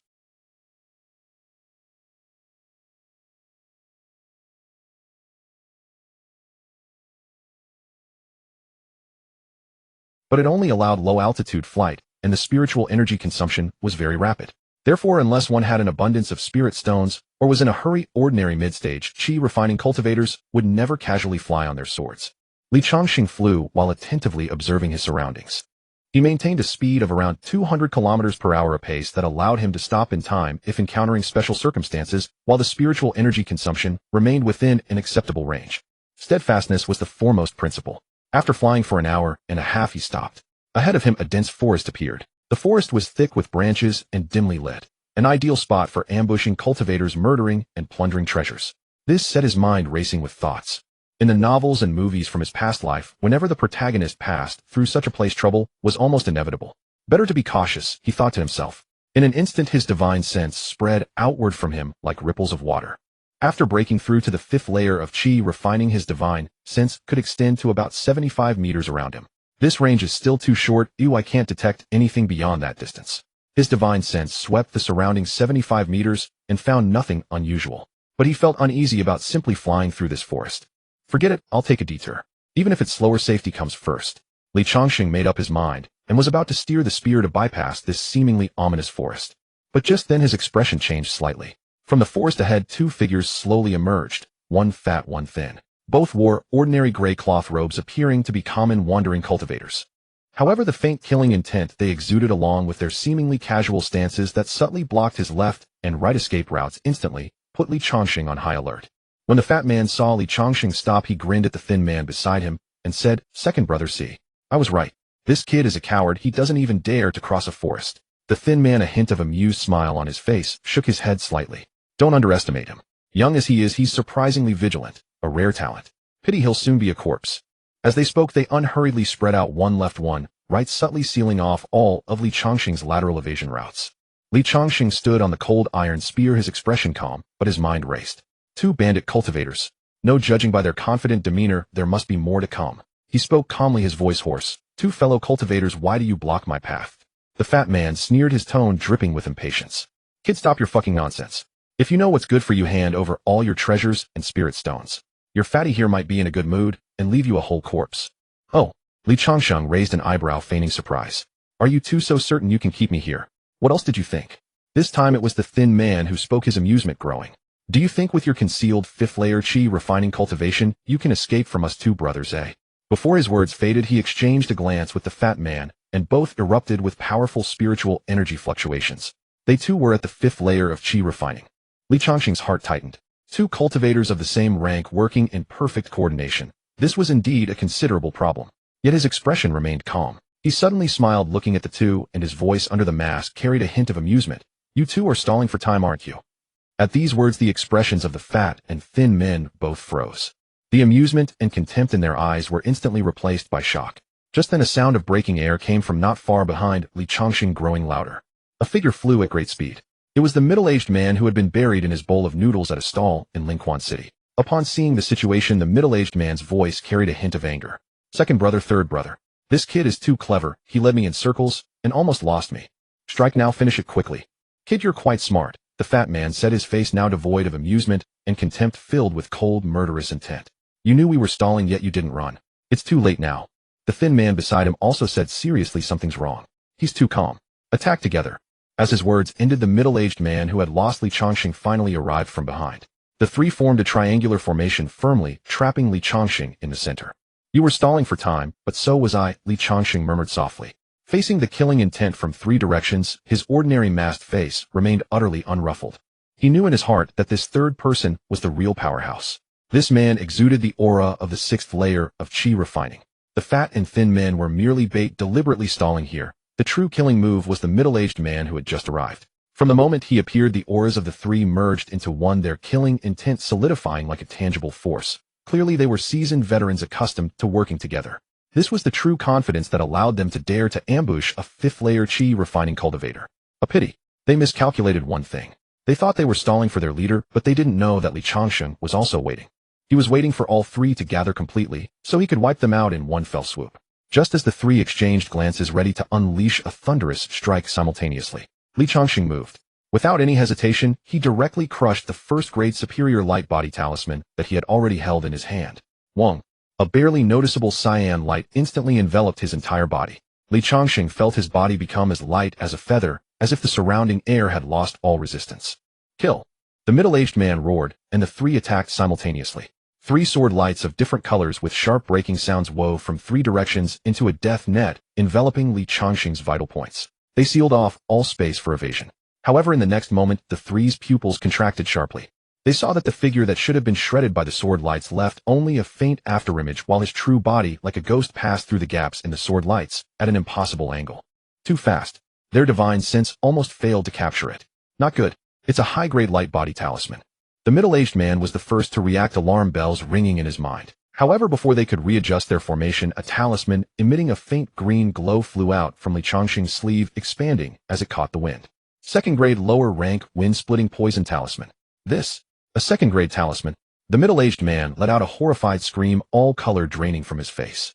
Without a second thought, he frantically mobilized all his spiritual energy, forming a thick spiritual shield before him. The fat and thin men were terrified out of their wits, hastily summoning all their defensive artifacts. Boom! The talisman exploded in midair. A violent hurricane mixed with dark green poisonous mist instantly swept across dozens of meters. Countless blade-like tiny wind blades slashed wildly within the poison mist, emitting sharp, whoosh sounds. Crackle crackle. The three's protective spiritual light and defensive artifacts under the assault of this second-grade talisman were like flimsy window paper in a storm. They lasted less than 2 breaths before emitting a series of unbearable cracking sounds. The violent wind blades and poison mist instantly engulfed them. Screams and terrified curses echoed through the forest. However, Li Changsheng didn't even bother to glance at them. At the same moment he threw the talisman, he moved his mind. The tall, burly figure of Big Silly instantly appeared before him. Keep one for questioning, kill the rest. Li Changsheng issued the cold command. The red light in Big Silly's eye sockets flickered slightly, and without any hesitation its thick metal leg kicked off the ground. Boom! The ground exploded. Its figure, like a black cannonball, charged directly into the still raging storm of poisonous mist. Within the toxic fog storm, shrill screams and the clash of metal rang endlessly. The fat and thin pair had believed that by unleashing their ultimate defensive spiritual artifacts they could at least hold out for a while. But in despair they discovered that before the countless fragmented wind blades unleashed by the second-rank talismans, their proud defenses were as fragile as window paper. What truly terrified them most was that black figure, like a ghost charging into the storm. Boom! The shock completely ignored those wind blades capable of slicing refined iron and the toxic fog that could corrode spiritual energy. Its body, forged from unknown metal, was hard to a horrifying degree. Its first target was that obese bandit cultivator. The fat man saw his shield artifact riddled with cracks and let out a frightened shriek, turning to flee. Yet the moment he turned, a massive shadow engulfed his entire field of vision. Dasha's fist carried no flourish, wielding pure primal force as it smashed brutally into his back. Crack! An acutely painful bone-breaking sound echoed. The protective aura of the fat man's defensive robe flickered once before instantly dimming away. His entire back collapsed into a terrifying curve as viscera mixed with blood erupted from his mouth. His body flew through the air like a mass of mud, lifeless before it even hit the ground. Third brother. Upon seeing this, the thin man's eyes nearly burst from his head. Without hesitation, he summoned a flying sword and furiously channeled all his spiritual energy toward Dasha.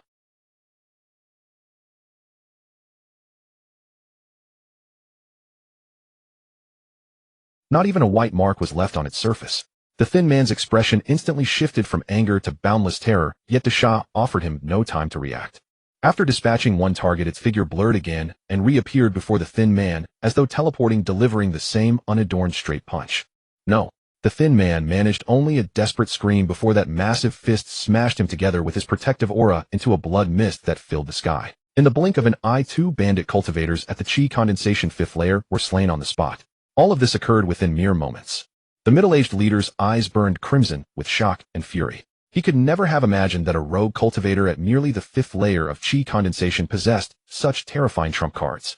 A second-rank attack talisman, and this terrifying puppet with strength rivaling the Foundation establishment period.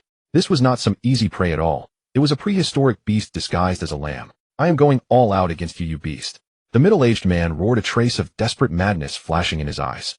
He swiftly pulled a pale golden glowing talisman from his chest, and without hesitation bit his tongue, spraying a mouthful of essence blood onto it. Blood sacrifice. Golden light, soul-rending talisman. Die. The talisman instantly blazed with brilliant light. A terrifying energy surge powerful enough to make late-stage chi condensation cultivators feel dread erupted from it. An ultra-condensed golden beam, like an invincible divine sword carrying the momentum to destroy everything, struck Dasha's chest with devastating force. Boom. A deafening sound echoed. Dasha's massive body was forced back one step by the sheer force of impact. On its blank face, 2 red lights flickered violently before actually dimming its entire body, freezing in place motionless. Seeing this, the middle-aged man's face twisted with manic relief. Ha ha ha, it is dead. Dead. What Foundation establishment puppet? Before my trump card you are nothing but scrap metal. However, his laughter had not even finished when those dim red lights in Dasha's eyes suddenly reignited brighter than before. It twisted its neck, producing a metallic scraping sound, and glanced down at the faint white mark on its chest with apparent confusion. Then it raised its head and locked onto the middle-aged man again. His laughter cut off abruptly, his face twisted with boundless terror and despair. Without thinking, he turned and fled, yet how could his speed match Dasha's? Bang! Dasha's figure chased him down like a ghost, this time not using its fist, but a precise hand blade strike that split heavily into his dantian. Oh! A shrill scream rang out as the middle-aged man convulsed violently, as if struck by lightning, his spiritual energy dissipating completely like a breached dam. He felt his dantian shattered as though by an invisible great hammer. After the excruciating pain came endless emptiness and despair. Ruined. Decades of cultivation had vanished in that moment. Dasha dragged his limp body back to Li Changsheng and tossed him aside carelessly. Li Changsheng gazed down at the ashen-faced, hollow-eyed middle-aged man, his brows furrowing slightly. He was puzzled. He had been cautious enough. After leaving the city, he had circled through crowds several times, confirmed no one was following in the forest, then flown on his artifact. Along the way, he pushed his divine sense to its limit, constantly vigilant. But these 3 bandit cultivators seemed to possess heavenly insight, not only pinpointing his location, but also seeing through his true chi condensation 5th layer cultivation. This was illogical. The effect of the soul-bewitching bell flashed through his mind, but unfortunately, it was useless against chi condensation 6th layer. Direct interrogation was the only way. Gazing at the middle-aged man on the ground who had already accepted his fate, Li Changsheng spoke calmly. I am curious how you tracked me down. Upon hearing the question, the middle-aged man slowly raised his head, his eyes brimming with resentment and unwillingness. He snorted contemptuously. We have been bandit cultivators for years and knew this outcome would come. Kill me if you must. Cut the nonsense. With that, he closed his eyes, presenting his neck for the executioner. Oh, you should know that sometimes living is more painful than death. Li Changsheng said, slowly withdrawing a small black porcelain bottle from his storage bag. Corpse-dissolving liquid. This batch of corpse-dissolving liquid was an upgraded version he had purchased from Wanbao Pavilion for 15 low-grade spirit stones, its corrosiveness exceeding his homemade version from the mortal world by more than 10 times. He uncorked the bottle and let a single drop fall onto the middle-aged man's thigh. Sizzle. White smoke rose, accompanied by a nauseating charred odor. Aya! The middle-aged man shrieked like a pig being slaughtered. On his thigh, a nail-sized bloody wound was visibly enlarging and deepening, quickly exposing stark white bones. That excruciating pain of flesh and blood being corroded inch by inch was beyond human endurance. Li Changsheng remained expressionless and prepared to pour the second drop. I will talk. I will talk. Senior Taoist. Spare my life. I will tell you everything. The middle-aged man completely broke down, screaming through tears and snot. Li Changsheng paused his movements and watched him silently. The middle-aged man panted heavily, clearly still resentful, and spat out his words bitterly. Boy, being cautious when traveling is right, but in our eyes you are an anomaly, a perfect fat sheep. You concealed your cultivation, disguising your chi condensation 5th layer as the 1st, 2nd, or 3rd layer. You frequently changed your appearance and visited places like Wanbao Pavilion multiple times. You think you are being careful, but to us professional bandits this behavior is exactly what a nouveau riche would do after getting lucky with a sudden windfall, paranoid and terrified of being robbed.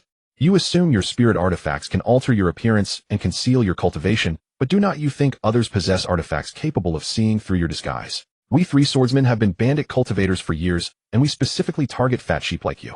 We anticipated you would have trump cards ready. But who the hell could have expected that a chi condensation 5th layer rogue cultivator so cautious in a remote little city like Linquan City would actually carry a 2nd rank attack talisman and a foundation establishment level puppet? We did not lose unjustly. It was our blindness that made us mistake a fierce tiger for a fat sheep. By the end of his words, the middle-aged man grew increasingly agitated, his face filled with indignant resentment. So that's it. Li Changsheng instantly understood the entire sequence of events. He looked at the middle-aged bandit cultivator on the ground, who had completely resigned to his fate, and the last shred of doubt in his heart dissipated. He had been too cautious. Such caution might seem flawless in the eyes of ordinary cultivators, but when facing an enemy with a special cheat, it became the most fatal flaw. That spiritual artifact or spell that could see through his disguise was their cheat. He had thought that by changing his face and altering his physique, he could completely vanish into the sea of people. Unexpectedly, in the face of their see-through cheat, his disguise was as ridiculous and laughable as the emperor's new clothes. Li Changsheng silently reviewed the situation in his mind. In fact, his line of thinking was not wrong. Under circumstances where the opponent's details were unknown, disguise and concealment were always the most cost-effective means of survival. If these 3 bandit cultivators did not have that special spiritual artifact, even if they had targeted him at the 10,000 Treasures Pavilion once he changed his appearance and walked out of the inn, they would have been grasping at shadows.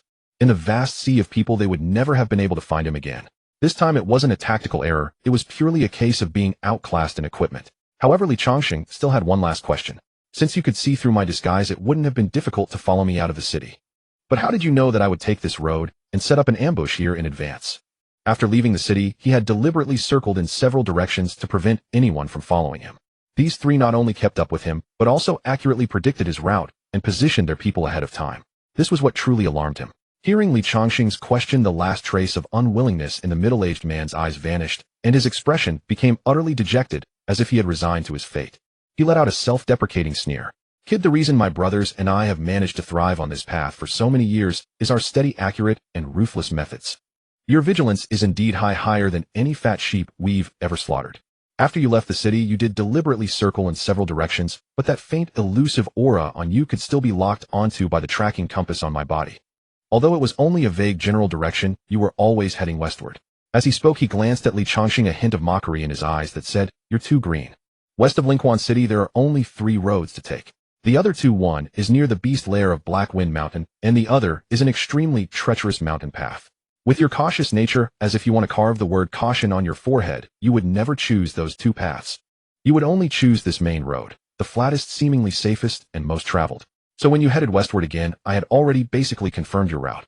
And this dense forest ahead is the only way through on this road, also the most suitable place for killing and plundering treasures.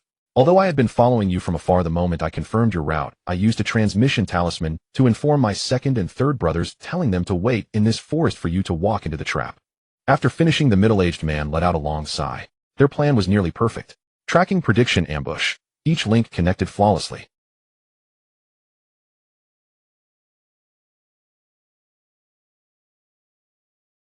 He looked at the young man before him, who had been terrifyingly calm from beginning to end, and the last trace of resentment in his heart turned into bitterness. "I've said it all. Give me a quick death." The middle-aged man closed his eyes, completely resigned. His dantian had been destroyed, making him a cripple, and he knew that a man as cautious as this one would never let him go. After listening, Li Changsheng was silent for a moment. A sense of fear rose in his heart.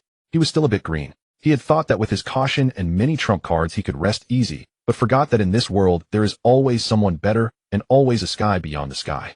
What you have is a killer move others may not have. But if others have survived until now, they must have trump cards you don't know about. This time it was because he was a notch higher in skill, relying on talismans and a puppet to turn the tables. But what about next time? What if he encountered an opponent even more cautious and with stronger trump cards? The path of cultivation is indeed fraught with danger at every step, allowing no negligence. Li Changsheng silently warned himself. Moreover, this place is not safe to linger. He glanced at the bandit cultivator on the ground with no trace of pity in his eyes. Bandit cultivation was a business of risking one's neck. Since they had chosen it, they must be prepared to be killed in return. He who kills shall be killed. Li Changsheng wasted no more words. He directly sent the three of them to reunite. With a slight movement of spiritual energy at his fingertips, a golden blade silently materialized. A flash of golden light passed by. The middle-aged man's body trembled violently, a tiny blood hole appeared between his eyebrows, and then he fell silent. Li Changsheng moved forward swiftly. He first collected the middle-aged man's storage pouch, then went to the fat man's corpse and found the second one. As for the thin man who had been blasted into a blood mist, his storage pouch had fallen intact not far away, so he picked it up as well. With 3 storage pouches in hand, he did not rush to examine the spoils. He immediately poured the enhanced corpse-dissolving liquid over the 2 corpses. Sizzle, a pungent white smoke rose. In a few moments, the 2 corpses along with their clothes were completely corroded into 2 pools of nauseating yellow liquid seeping into the soil, leaving not even bone fragments. After doing all this, Li Changsheng replaced a new medium-grade spirit stone for Dasha, then put it back into his storage pouch.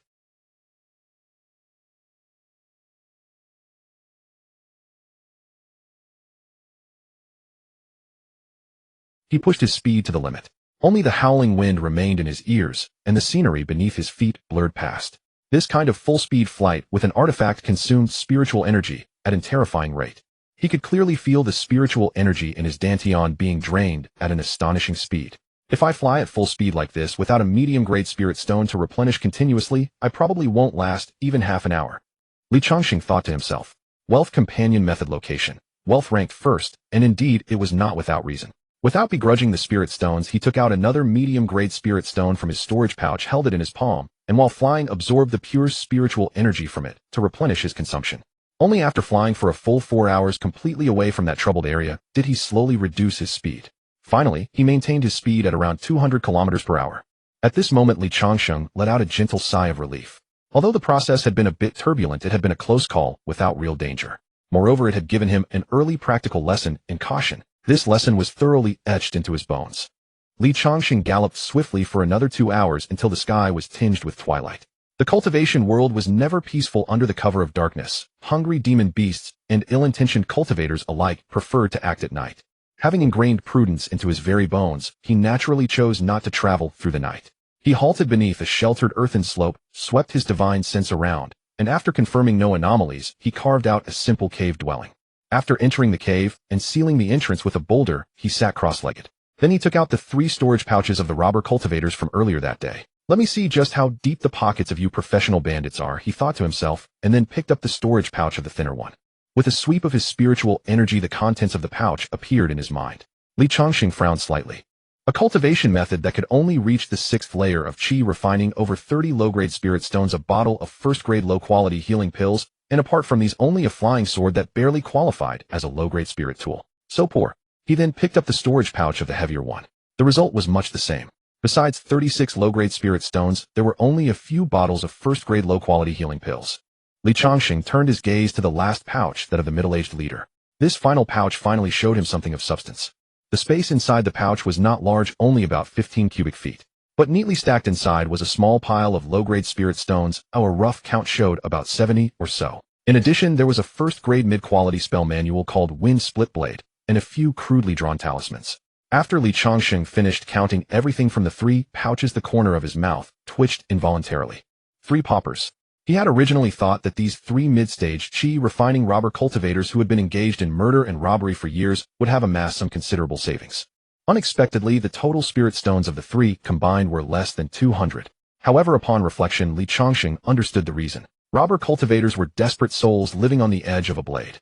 The resources they plundered were probably used at once to buy pills, weapons, or spells, converting them into personal strength. After all, only with greater strength could they rob stronger targets. Otherwise, if they painstakingly saved a pile of resources and one day capsized in a ditch, encountering a tough nut, everything they had accumulated would become a dowry for someone else. Just like now. He soon spotted an inconspicuous item in the corner of the middle-aged man's storage pouch. It was a small round mirror the size of a palm. The mirror had no handle, and its surface was not as reflective as ordinary mirrors. Instead, it displayed a dull dark cyan gray hue, neither shiny nor eye-catching. The edge of the mirror was engraved with extremely fine shallow patterns that were imperceptible without careful inspection. The entire mirror looked like a piece of old copper abandoned for years. If tossed by the roadside, no one would spare it a second glance. This should be it, Li Changsheng's heart stirred. He recalled the words the robber leader had said at the end. They had seen through his disguise by relying on a special spirit tool. He took out this unremarkable copper mirror. It felt slightly heavy in his hand, carrying a hint of metallic coolness. Li Changsheng bit his fingertip and let a drop of crimson blood fall onto the mirror's surface. The blood landed on the cyan-gray surface without sliding off. Instead, it was absorbed like a sponge, instantly seeping in. The next moment, Aloham. The copper mirror emitted a faint tremor, and a stream of information, weak yet clear, surged into his divine sense through the connection between him and the mirror. Li Changsheng closed his eyes, quietly digesting the information. After a moment, he opened his eyes and a hint of realization appeared on his face. Truth-breaking mirror.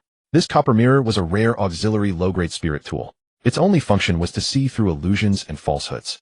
By covertly injecting a wisp of spiritual energy and focusing his divine sense into the mirror while locking onto a target, he could silently see through the disguise's illusions and aura concealment of cultivators at the 7th layer of chi refining and below. A good item, but a pity. The joy on Li Changsheng's face quickly faded, and he frowned slightly. He then thought of his own 1000 illusion mask, which could also alter appearances. The 1000 illusion mask was a mid-tier low-grade spirit tool excelling in versatility and ease of use. This truth-breaking mirror, though single function, had perfected the aspect of breaking illusions to the extreme. In terms of grade, it was already among the upper tier of low-grade spirit tools. No wonder it could easily see through the disguise of his 1000 illusion mask. It was a crushing defeat in terms of grade. It can only see through the 7th layer of chi refining and below. It's sufficient for traveling in remote areas, but I'm about to reach Yunnan City where cultivators gather, and there will definitely be many above the 7th layer. This mirror will become a white elephant.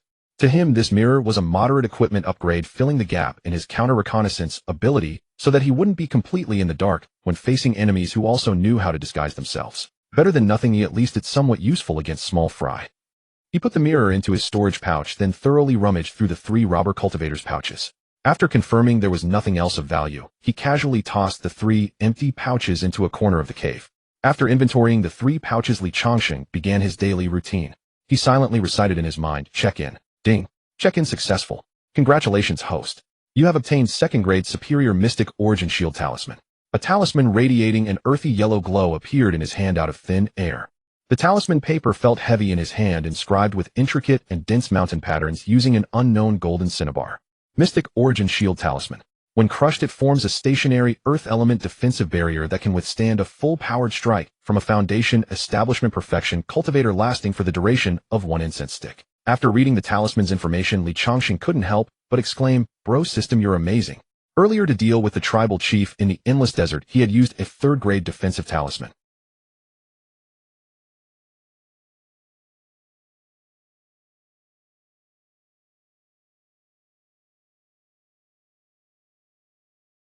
Now Brother System had promptly supplied him with a 2nd grade Superior Defense Talisman. This was truly a timely gift. With this item, his sense of security skyrocketed once more. Not bad, not bad. Delighted, he stowed this new life-saving trump card deep into his storage pouch. After finishing all this, he first took out from his storage pouch the extreme yang attribute spiritual materials he had purchased over the past 10 days in Linquan City from various shops using different identities and batches. He first swallowed a 50-year-old fire Ganoderma, then activated the Great Sun Crystal Body Technique. A scorching medicinal power diffused within his body, washing through his bones, tendons, and skin again and again. Body refinement techniques in the early stages did not demand much talent, but they were a voracious, resource-devouring beast, consuming resources extravagantly. During these 10 days in Linquan City, he practiced body refinement by day and absorbed spiritual energy by night. In just 10 days, he had spent nearly 300 low-grade spirit stones on purchasing these yang-aligned items. Such a high cost yielded remarkable results. His body refinement cultivation had already surpassed the 2nd layer and was approaching the 3rd layer. After fully absorbing the medicinal power of the fire Ganoderma, Li Changsheng once again sat cross-legged, took out a medium-grade spirit stone, and held it in his palm, then entered a state of breathing and cultivation. On the 6th day at dawn, on a broad official road, Li Changsheng mingled with the crowd, entering the city, his expression calm, his pace unhurried. On the horizon ahead, the silhouette of a majestic city was faintly visible. The towering city walls formed a continuous line in the distance, and even from afar they exuded a sense of solemnity and grandeur. Yunnan City. Finally, he was about to arrive. It had taken him 6 days since leaving Linquan City, a little later than he had anticipated. Throughout the journey, he remained cautious and steady, as always deliberately bypassing villages and small towns at a distance, preferring to travel dozens of extra miles through mountain paths rather than step into those crowded, gossip-ridden places where trouble could easily arise. Of course, trouble was not always something you could avoid simply by wanting to. 3 days ago, he had still encountered a band of rogue cultivators. Li Changsheng's gaze turned slightly cold as he recalled that brief moment. 2 petty scoundrels, one at the 4th layer of Qi refining, the other at the 5th, thought they could easily take down a solitary cultivator at the 4th layer of Qi refining. In the end, Li Changsheng merely flicked out a few talismans and released a Sha. The scene that followed hardly needed describing. In just a few seconds, the battle was over. Of course, those 2 small fry didn't even possess a single defensive low-grade spirit artifact. They weren't worth using a second-order talisman. As he drew closer to the city gates, the crowd on the official road grew dense. Li Changsheng silently recalled the intelligence he had purchased before arriving. Yunnan City has a permanent population of nearly 5 million and cultivators number less than 4,000. The disparity, more than 1 in 1,000, was like a chasm. This was the world of cultivation. He stepped into the outer city's domain, where strands of spiritual energy drifted in the air, though it could not compare to the blessed lands of famous mountains and great rivers. Yet this spiritual energy was enough to keep the mortals living in the outer city free from 100 diseases, and even allowed them to live longer than those in desolate wildernesses or ordinary villages. Along the streets, taverns and tea houses stood in profusion, the steam from meat buns wafting in the air. Peddlers in coarse linen clothes carried their wares on shoulder poles, shouting their wares lustily. This was utterly a bustling secular metropolis where mortals scurried about for a few silver coins. Li Changsheng's gaze drifted past the mortal clamor toward the city's center. There, a towering white jade city wall, like a divine blade, split Yunnan City in 2. Inside the wall and outside the wall, 2 different worlds. The inner city lay at the very center. The concentration of spiritual energy there was several times higher than in the outer city. To compete for a better cultivation environment, cultivators naturally all clustered within the inner city. After traversing the long streets of the outer city, Li Changsheng arrived at the towering gates of the inner city. Flanking the gates stood a row of guards clad in fine iron armor. All were uniformed cultivators at the early stage of Qi refining, their captain boasting a cultivation of the 5th layer. Li Changsheng handed over 2 low-grade spirit stones as the entry fee. The guard took them expressionlessly and waved him through. 2 spirit stones were merely the price of a ticket. The real expense was the exorbitant rent for a cultivation cave within the city. Those who couldn't afford the rent would be ruthlessly expelled by the patrols at nightfall.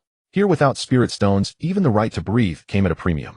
Resources were always concentrated in the hands of the few. He noticed a few mortals cautiously entering and exiting through a side gate. They were the families or servants of cultivators, the only ones permitted to set foot in this area. After all, Qi refining cultivators had not yet transcended the need for food, and many chores and errands required mortal hands.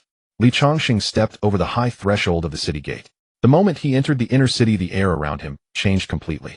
Spiritual energy of heaven and earth rushed toward him, several times richer than in the outer city. The streets of the inner city were 10 zhang wide, paved entirely with cyan jade. The road surface was spotless, and on both sides stood exquisite pavilions. Signboards shimmered with spiritual light. A pavilion selling pills, a shop selling spirit artifacts, and a merchant guild specializing in purchasing beast materials. All kinds of resources were available. Almost everyone walking on the streets were cultivators. Occasionally, a few mortals could be seen passing through. These mortals were well dressed, but all kept their eyes lowered, hugging the walls as they walked, afraid of blocking the path of any immortal master.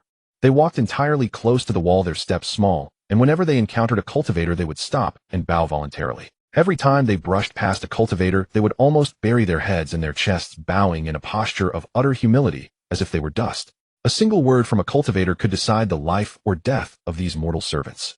Though the cultivation world forbade cultivators from casually harming mortals, those who had become servants or attendants of cultivators were not covered by this restriction.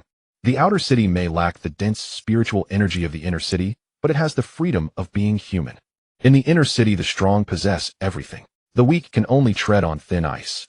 Li Changsheng sighed inwardly. Upon arriving at a new place, the first thing was to learn the latest local news. This was one of Li Changsheng's principles. His first thought was to go to the Tianji Pavilion to purchase information. First, go to the Tianji Pavilion. Just then, a timid voice came from the side. Senior, do you need a guide? Li Changsheng paused and followed the sound. A youth who looked only 16 or 17 was looking at him timidly. The youth was thin, wearing a coarse cloth garment washed white with a bit of dust on his face, appearing somewhat malnourished. For only 2 low-grade spirit stones, I can take you around the entire inner city as your guide for a day. Seeing him look over, the youth quickly added, afraid he would walk away directly. Li Changsheng studied him. The youth had no trace of spiritual energy fluctuations, clearly immortal. A mortal, yet able to solicit work on his own in the inner city where spiritual energy was abundant and cultivators swarmed, without being a servant of some cultivator. This was somewhat strange. However, the inner city of Yunnan, though only 1/5 of the total area, was indeed sizable, and flight was prohibited. He happened to need to go to the Tianji Pavilion, and having a guide would save him the trouble of asking for directions. A mere 2 low-grade spirit stones was nothing to him, less than a drop in the bucket. Where is the Tianji Pavilion? Li Changsheng asked directly without preamble. The youth, seeing a chance, brightened with joy. Senior, this way, please. He immediately led the way with a gesture. But after taking only 2 steps, he stopped again, turned around, and with a hesitant and embarrassed expression stammered.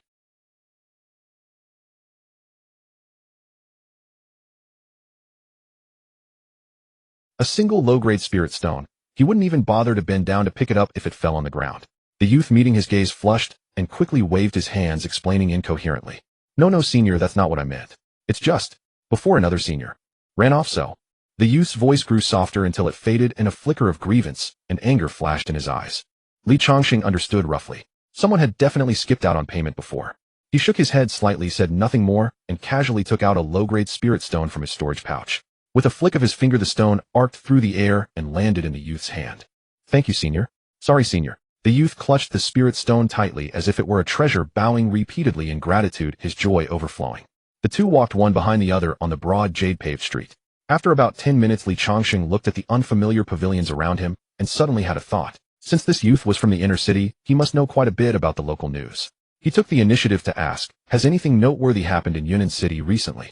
The youth thought for a moment and replied, Senior, the biggest news lately is definitely the breakthrough of the ancestor of the Ting family, the city lord.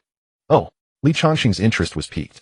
The intelligence from the Tianji Pavilion was a week old, only stating that the Tang family ancestor was at the early foundation establishment stage and was the stabilizing pillar of Yunnan City. Tell me more. It's like this, Senior. The youth lowered his voice as he led the way. Our Yunnan City's city lord, the ancestor of the Tang family, was originally at the early foundation establishment stage.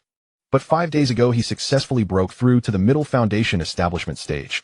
Li Changsheng's mind stirred. In a remote town like Linquan City, a cultivator at the 6th layer of qi refining could be a family patriarch and lord it over others. Yet here in Yunnan City, early foundation establishment was already the peak combat power, more than enough to dominate a region. Now that the Tang family ancestor had broken through to middle foundation establishment, he had become the unrivaled supreme powerhouse of Yunnan City, with no one to challenge him. A breakthrough of a single minor realm was enough to completely reshape the power structure of the entire city. This piece of information had some value. The streets of Yunnan City were remarkably broad, with the inner city's bluish jade stone pavement polished to an exquisite smoothness. On both sides of the street, various pavilions and shops stood in great numbers. The medicinal fragrance emitted by various miraculous elixirs mingled together, drifting ceaselessly through the air. The two walked along the street for a full half-hour's journey. They passed through 3 bustling blocks, and a tall building came into view. They had arrived at the entrance of the Tianji Pavilion. The Tianji Pavilion in Yunnan City was 2 stories higher than the one in Linquan City. The entrance was bustling with people, most of the cultivators coming and going in a hurry. Li Changsheng then walked inside. The young guide boy obediently waited outside the door. 10 minutes later, Li Changsheng walked out of the Tianji Pavilion with a calm expression. This time inside the Tianji Pavilion, he had spent 150 low-grade spirit stones. However, he did not feel distressed. In the world of cultivation, to secure a foothold, one must grasp a sufficient information gap. He had purchased many things. Among them was a detailed map of the thousands of li around Yunnan City. This gave him a clear understanding of the outer environment of Yunnan City. Furthermore, there was information about the distribution of forces within the inner city, the intricate connections and conflicts of interest among the major cultivation families and merchant associations. This intelligence was enough to prevent an outsider cultivator from stepping on mines that should not be stepped on. As for the latest news about the Tianyang sect, it was naturally also within this jade slip. Li Changsheng's mind rapidly digested these contents. This was another intensive supplement to his knowledge of the cultivation world. Seeing him come out, the boy who had been waiting outside hurried over, his attitude extremely respectful. Come take me to the Wanbao Pavilion, Li Changsheng instructed calmly. Yes, senior. The boy asked no questions and immediately walked ahead to lead the way. The two figures threaded through the broad streets. The surrounding spiritual energy was slightly richer, and the cultivation levels of the passing cultivators were noticeably higher. Before long, the two arrived at the entrance of the Wanbao Pavilion. This Wanbao Pavilion was also 2 stories higher than the branch in Linquan City, its architecture more magnificent and imposing. The facade was wide, entirely constructed from a special black wood. 2 qi refining mid-stage guards stood at the entrance, exuding the unique, deep foundation of a large merchant house. Inside the gate, the noise of a crowd was bustling. Li Changsheng was about to step inside. Just then a young man with an arrogant expression walked out from inside the Wanbao pavilion. This youth was dressed in splendid brocade followed by 2 guards. As the brocade-clad youth stepped out of the gate, his gaze swept casually and landed on the guide boy standing beside Li Changsheng. He paused in his steps, a look of undisguised mockery appearing on his face. He stepped forward, directly looking down at the guide boy, and immediately bellowed, "Wang Lin, you pseudo-spiritual root waste, do you think you're worthy to come here?" The voice was very loud. The surrounding cultivators all turned to look. The boy being pointed at and scolded stiffened slightly. He lowered his head, his hands clenched tightly into fists, but he remained silent. This kind of thing was all too common in the cultivation world. The law of the jungle was etched into the bones. A mortal without cultivation facing a young master of a cultivation family had no room for resistance. The surrounding cultivators only watched coldly. No one would stand up for a lowly guide. Li Changsheng, standing by, also had no intention of meddling. However, when he heard the name Wang Lin, his heart tightened. A famous name instantly flashed through his mind. Wang Matzi. He looked at the boy before him, who was lowering his head, but exuded a fierce determination from within. The more he looked, the more alarmed he felt. In the cultivation online novel world on Earth, most people knew what the name Wang Matzi represented. The name was Wang Lin, a useless waste who could not cultivate. Here he was publicly humiliated and endured silently. All the elements were gathered. This was exactly the legendary opening of a fate-defying protagonist. The brocade-clad youth continued to sneer. Truly a waste, can't even fart a word. With that, he strode away, with his guards disappearing at the end of the street. The surrounding cultivators, seeing there was no more excitement, dispersed. Wang Lin still stood in place, his face pale. After a long moment, he slowly exhaled. Forcing down the anger and humiliation in his chest, he turned around and squeezed out an ugly smile at Li Changsheng. "I'm sorry, senior, for making you laugh at me." Li Changsheng looked at him and said seriously, "You are Wang Lin." "Yes, senior, I am Wang Lin."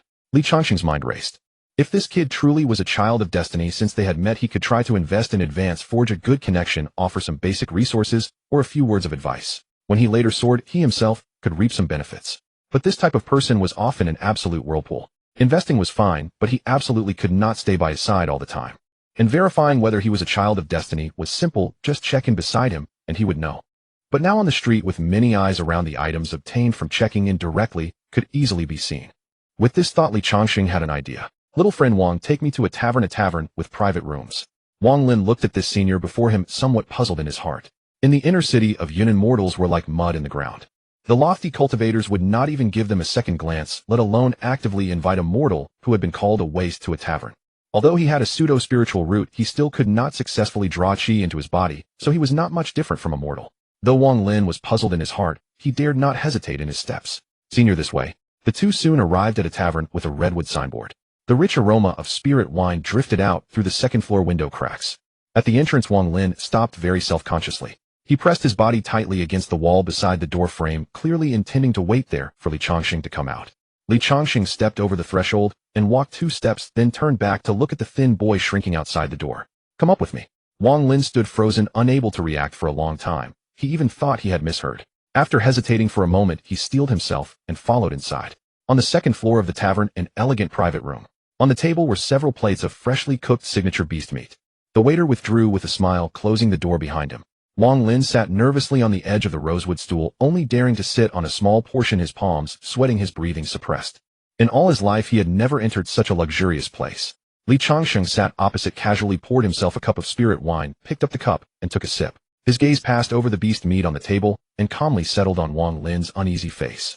He silently recited in his mind, "Check in. Ding.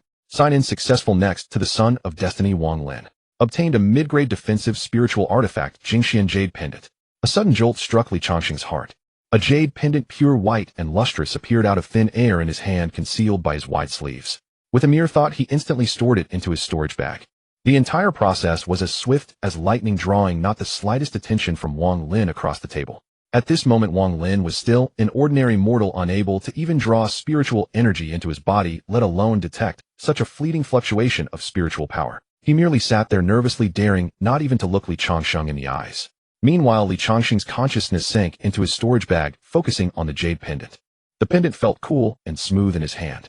Its surface appeared ordinary, yet mysterious patterns slowly flowed within. While its spiritual energy was completely concealed during normal times, its information surfaced clearly in Li Changsheng's mind. Changsheng Jade Pendant, a mid-grade defensive spiritual artifact capable of withstanding 3 full power strikes from a Foundation Establishment peak cultivator. No activation required, it will automatically generate a mystical light shield when the wearer encounters a fatal attack. Precious item. Li Changsheng secretly rejoiced. This far surpassed all the defensive talismans he had previously obtained. Talismans required manual activation, crushing them between fingers. During combat situations changed in an instant, leaving no time to calmly retrieve a talisman. But this jade pendant auto-protected its wearer.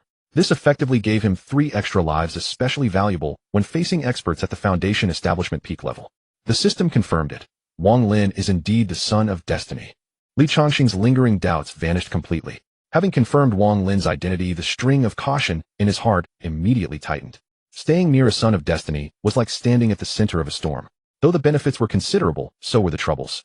He only wanted to cultivate steadily and quietly, lurking until the end of time. He must not be dragged into the quagmire of destinies involving sons of destiny.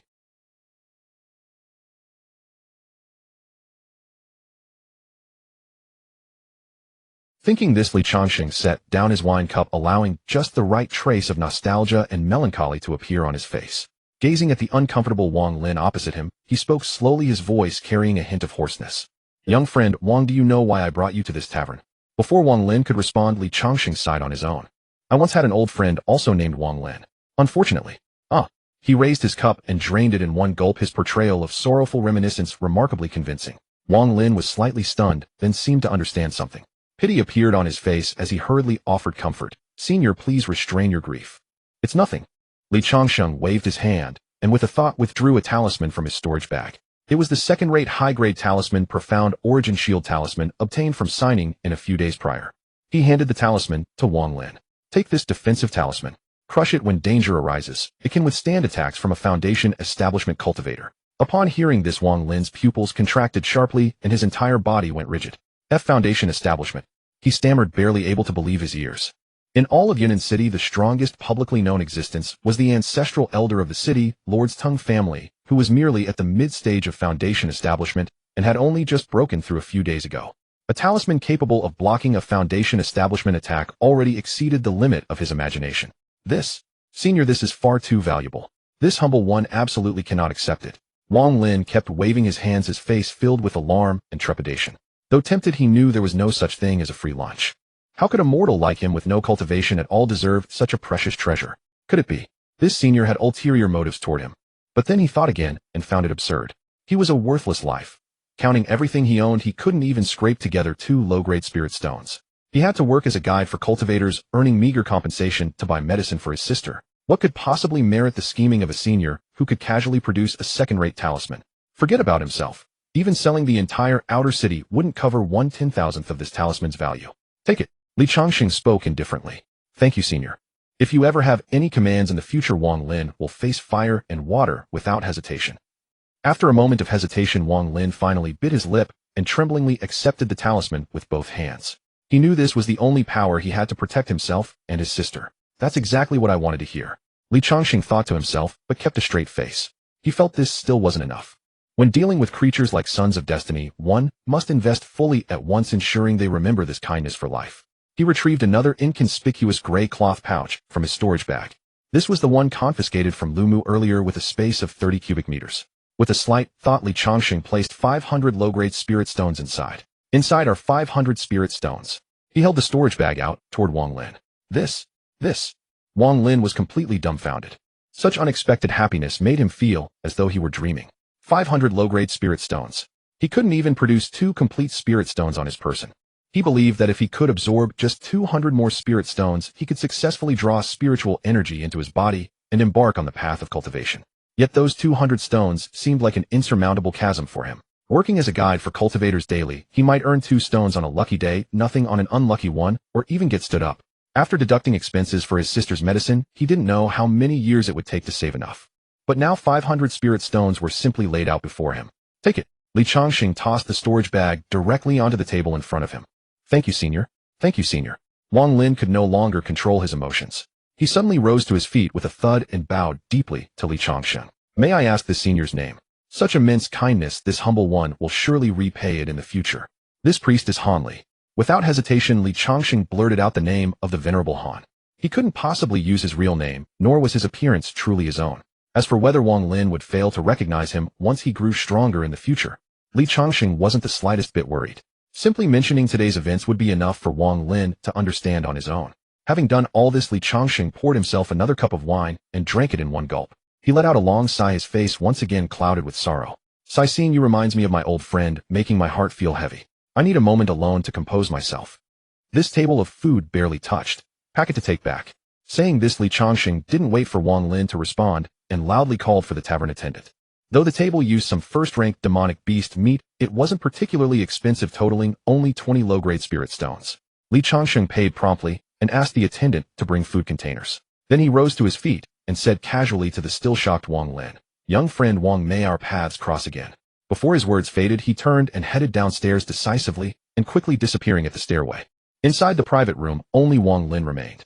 He gazed blankly at the storage bag and defensive talisman on the table, then looked toward the direction Li Changsheng had left, bowing deeply once more. Hanli. He silently repeated the name as if carving it deep into his soul. Then his gaze fell upon the steaming demonic beast meat on the table. The rich aroma of meat and the faint traces of spiritual energy within made him involuntarily swallow hard. But his thoughts were elsewhere. This meat contains spiritual energy. If my sister eats it, her condition should improve. After leaving the tavern, Li Changsheng made his way toward the Wanbao Pavilion. He hadn't given a moment's thought to how Wang Lin, now merely a mortal, would manage to open the storage pouch. If he couldn't even resolve such a minor inconvenience, then he hardly deserved the title of a fortune's favored son. Checking in beside Wang Lin had earned him the Jingxian Jade Pendant, a passive life-saving trump card added to Li Changsheng's arsenal. When he had come to the Wanbao Pavilion with Wang Lin earlier, his intention was to purchase a body-protecting spirit artifact to wear beneath his clothing. After all, one could never have too many life-saving measures. Yet the jade pendant he'd just acquired prompted him to reconsider. It wasn't that body-protecting artifacts lacked significance, but in a place like Yunnan City, finding something superior to the Jingxian Jade Pendant seemed nearly impossible. After thoroughly studying the fundamentals of the cultivation world, Li Changsheng understood that weapons were categorized as spirit artifacts, magical treasures, and spirit treasures. While the Tianji Pavilion's intelligence made no mention of higher grades, he remained convinced such classifications existed. Each tier was subdivided into 4 grades: inferior, middle, superior, and supreme. His jade pendant had already emerged as an outstanding example among middle-grade defensive spirit artifacts. Crafting defensive spirit artifacts involved intricate and exhausting processes with materials so exacting that their worth naturally surpassed ordinary spirit artifacts by a considerable margin. Yunnan City was ultimately merely a newly elevated settlement with only a mid-foundation establishment cultivator as its guardian.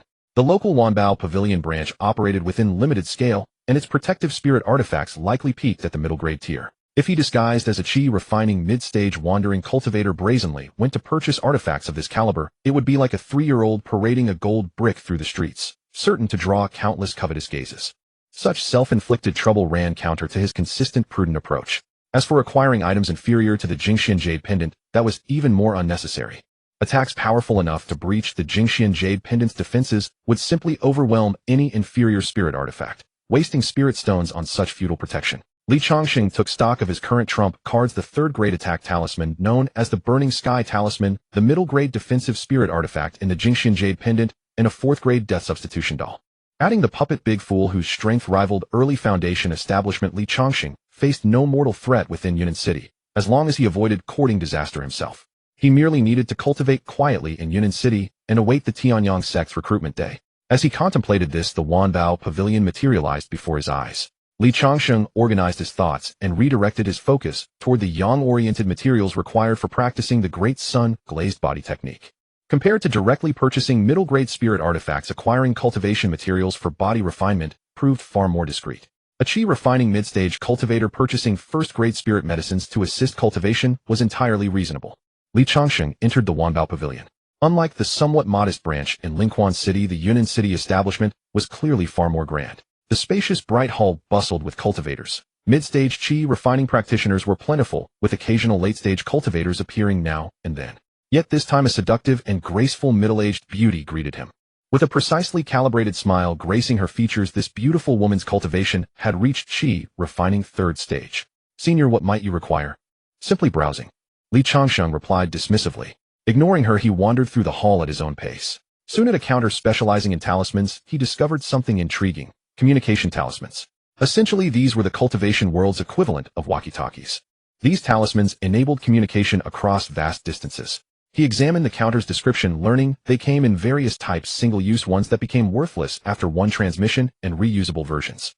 Transmission range varied from 100 li to 1,000, even 10,000 li. Higher grades commanded steeper prices. A simple pair of 100 li communication talismans cost 30 inferior spirit stones.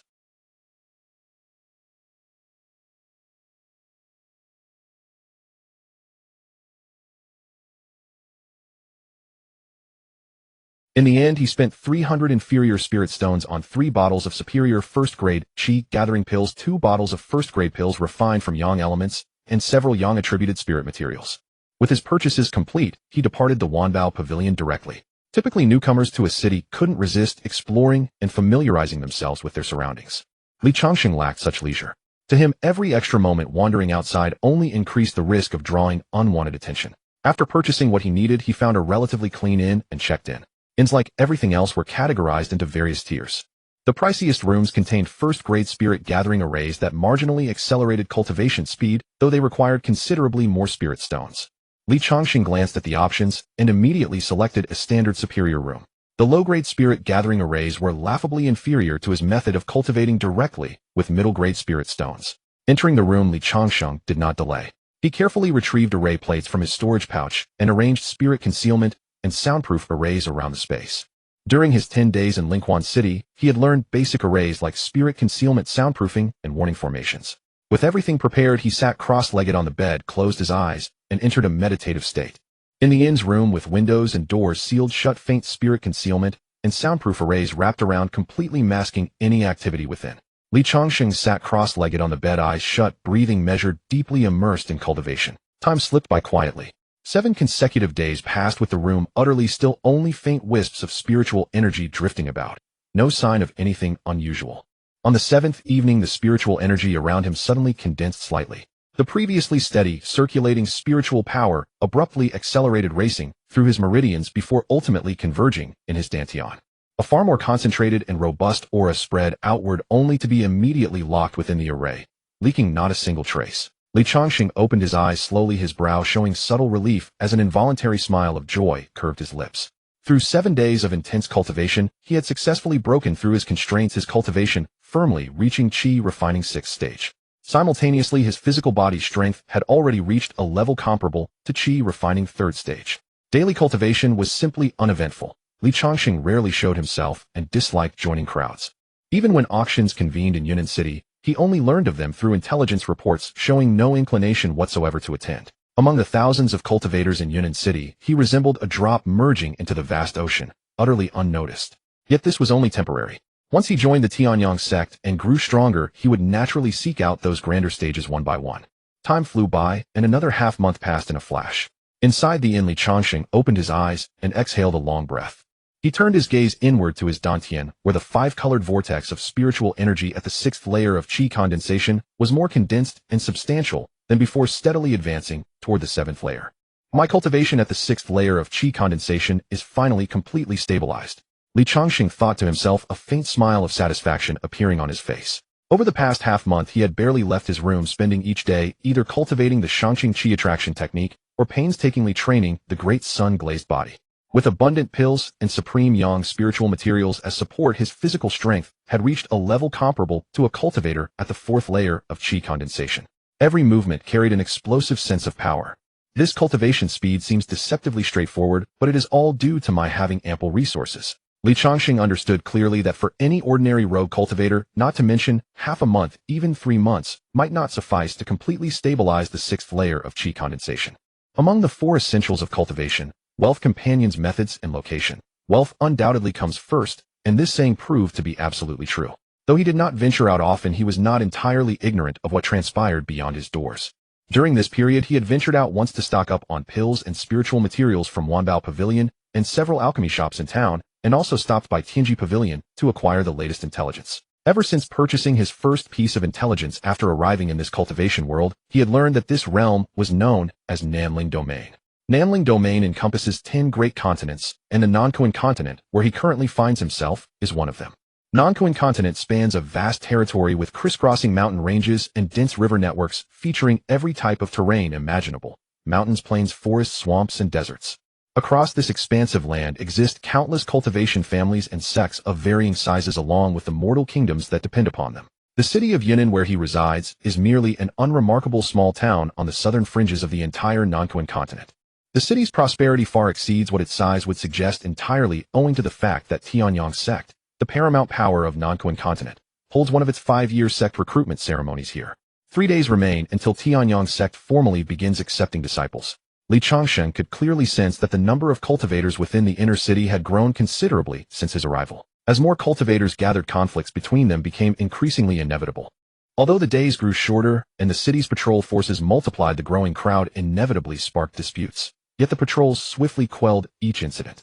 The influx of people also spawned enormous commercial opportunities. In Yunnan City, the Tung family had partnered with Wanbao Pavilion to host an auction of unprecedented scale during this quinquennial gathering. The grand finale of this auction was nothing less than a foundation-building pill, enough to drive every qi condensation cultivator into frenzy. Changsheng's gaze grew contemplative as he studied the intelligence contained within the jade slip. A single foundation-building pill is enough to make countless old fools who've been stagnant at the peak of the 9th layer of qi condensation for decades risk their very lives in competition. Yunnan City appears poised for turmoil. He murmured to himself, though his expression remained utterly composed. Auctions were invariably gatherings of all sorts, dragons and serpents alike, and thus breeding grounds for conflict. The temptation of treasures stirs the heart, and whenever an auction draws to a close, a few ownerless corpses invariably appear beyond the city walls. There was no reason for him to involve himself in such affairs.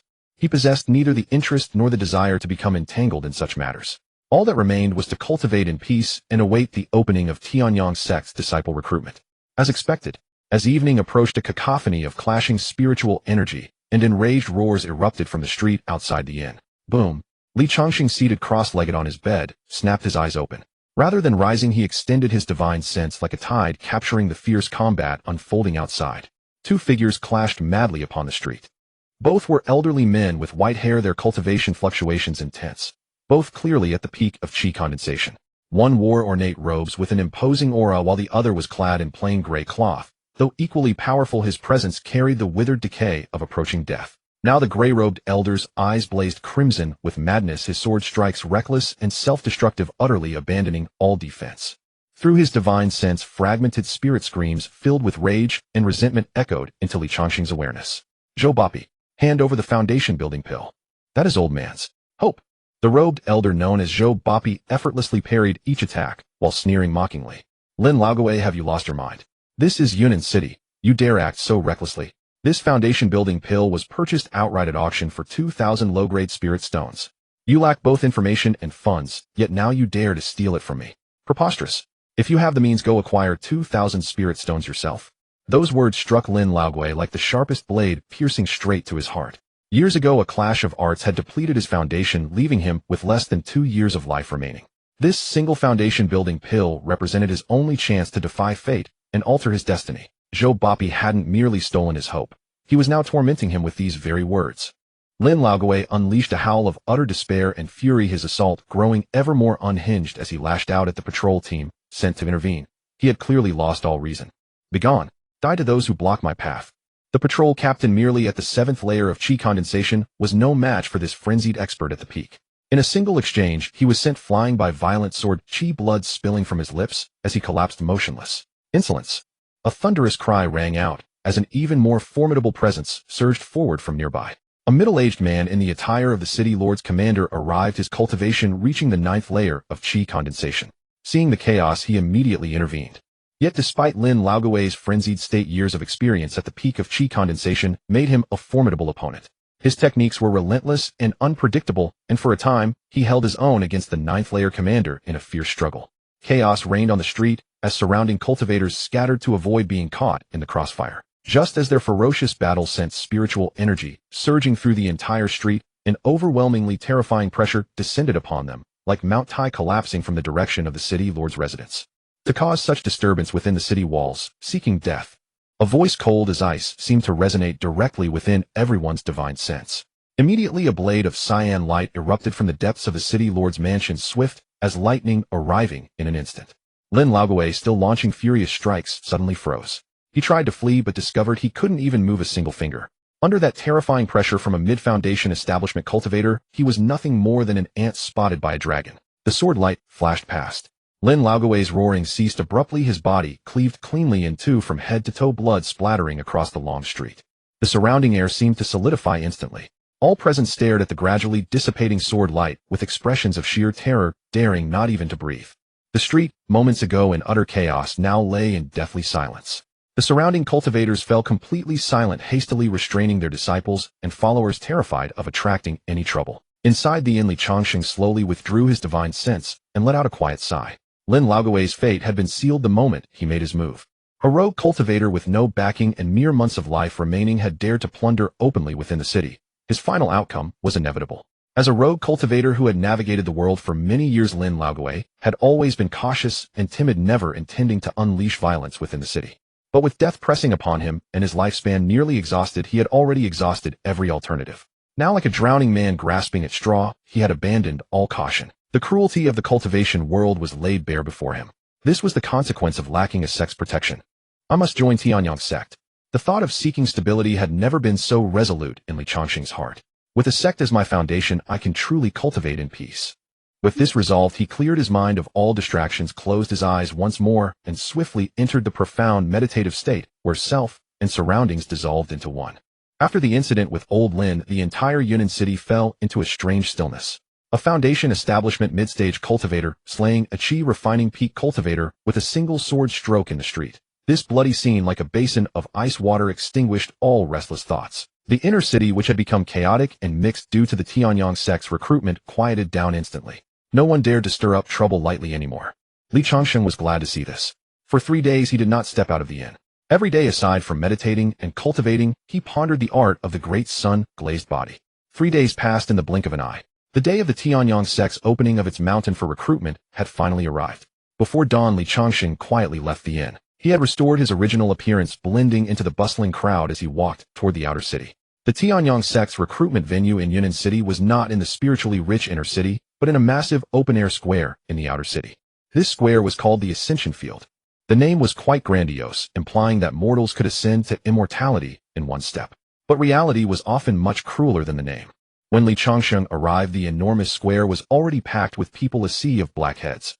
All mortals who had come to test their spiritual roots. This massive square, capable of holding 60,000 people, was soon crammed full, stretching as far as the eye could see. The air was thick with a complex odor of sweat, dust, and boundless hope. Most of them were youths under 15, accompanied by their families. Their young faces were etched with nervousness and anticipation. A small portion were young cultivators from nearby minor families. They gathered in groups, their faces showing a hint of self-importance clearly distinct from the mortals around them. Li Changsheng stood at the edge of the crowd, watching the magnificent scene that rivaled the spring festival travel rush of his past life, his heart unmoved. Out of tens of thousands, fewer than 100 would likely be selected. Such was the cruelty of the cultivation world. At the far front of the square, 10 huge platforms had been erected as testing stations. On each testing platform, an ancient wooden table stood with a fist-sized stone placed quietly on it. The stone was pitch black, its surface smooth, looking like an ordinary pebble. But under the sunlight, it seemed as if billions of stars were slowly flowing within it, deep and mysterious.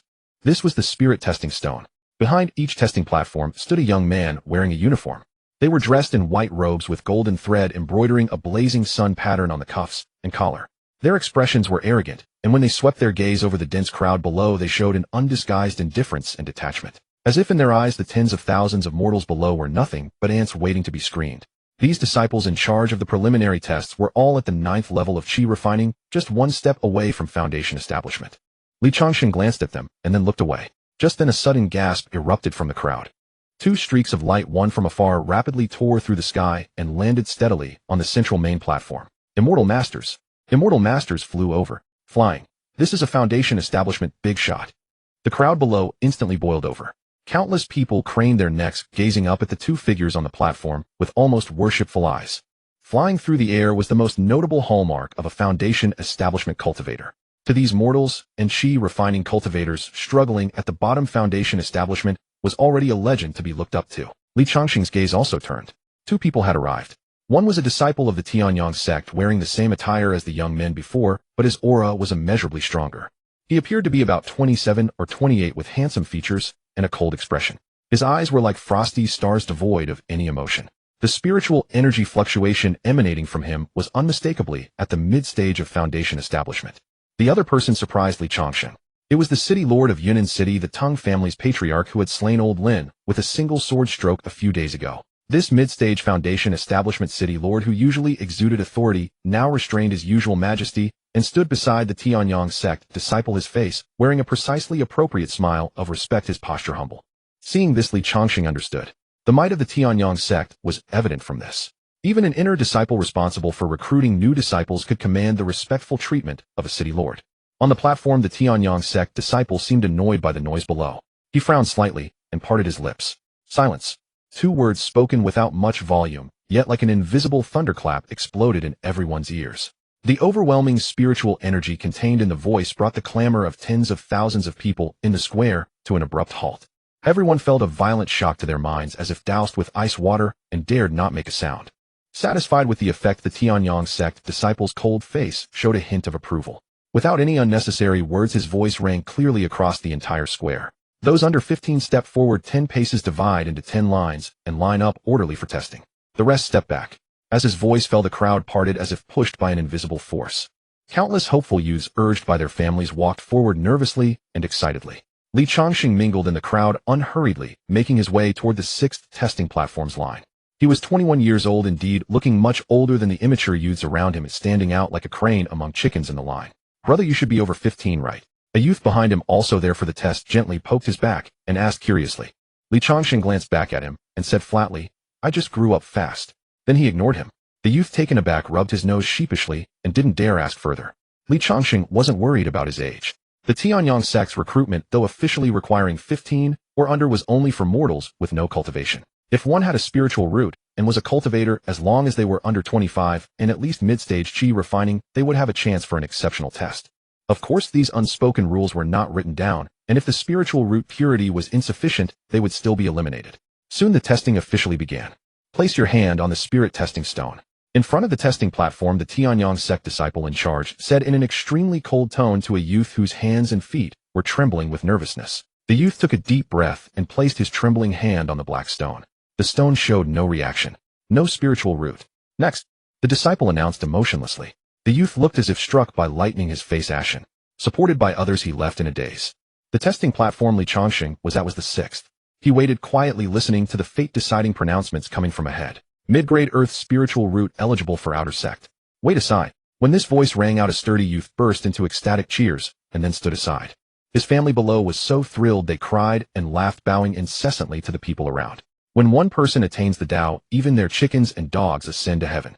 As long as one could enter the Tianyang sect, even as an outer disciple, it could change the fate of a mortal family. But more often there was disappointment. Low-grade 4-element spiritual root not accepted. As the words fell, a richly dressed youth's face instantly lost all color, filled with disbelief. "Impossible," the youth shouted, screaming, "This is impossible. My father said I have the talent for immortality. Are you mistaken?" The Tianyang sect disciple in charge didn't even lift his eyelids. He simply waved his hand casually. An invisible force sent the youth flying off the high platform, causing a small stir among the crowd. At that moment, the disciple on the platform, as if to intimidate the whole assembly, gave a cold snort. His voice was not loud, but carried clearly to every corner. "The Tianyang sect only looks at spiritual root purity. Even a single-element spiritual root, if its purity is low, is trash. Even a 5-element spiritual root, if its purity is high, is a prodigy. If your talent is insufficient, don't waste time here." The disciple in charge uttered 2 words in a cold, emotionless tone. "Next. Low-grade earth spiritual root not accepted. No spiritual root, no connection to the immortal path. Step down." Each cold pronouncement, like a heavy hammer, shattered countless people's dreams of immortality. Sounds of weeping and sighs rose and fell across the square. This was reality. The path of cultivation from the very first step was filled with cruel screening. Li Changsheng watched all this, his heart as still as an ancient well. He thought to himself that the criteria for judging spiritual roots in this cultivation world were completely different from what he had read in some web novels in his past life. Here, a single-element spiritual root was not necessarily a once-in-a-million genius, and a 5-element spiritual root possessing all 5 elements was not necessarily a waste for slow cultivation.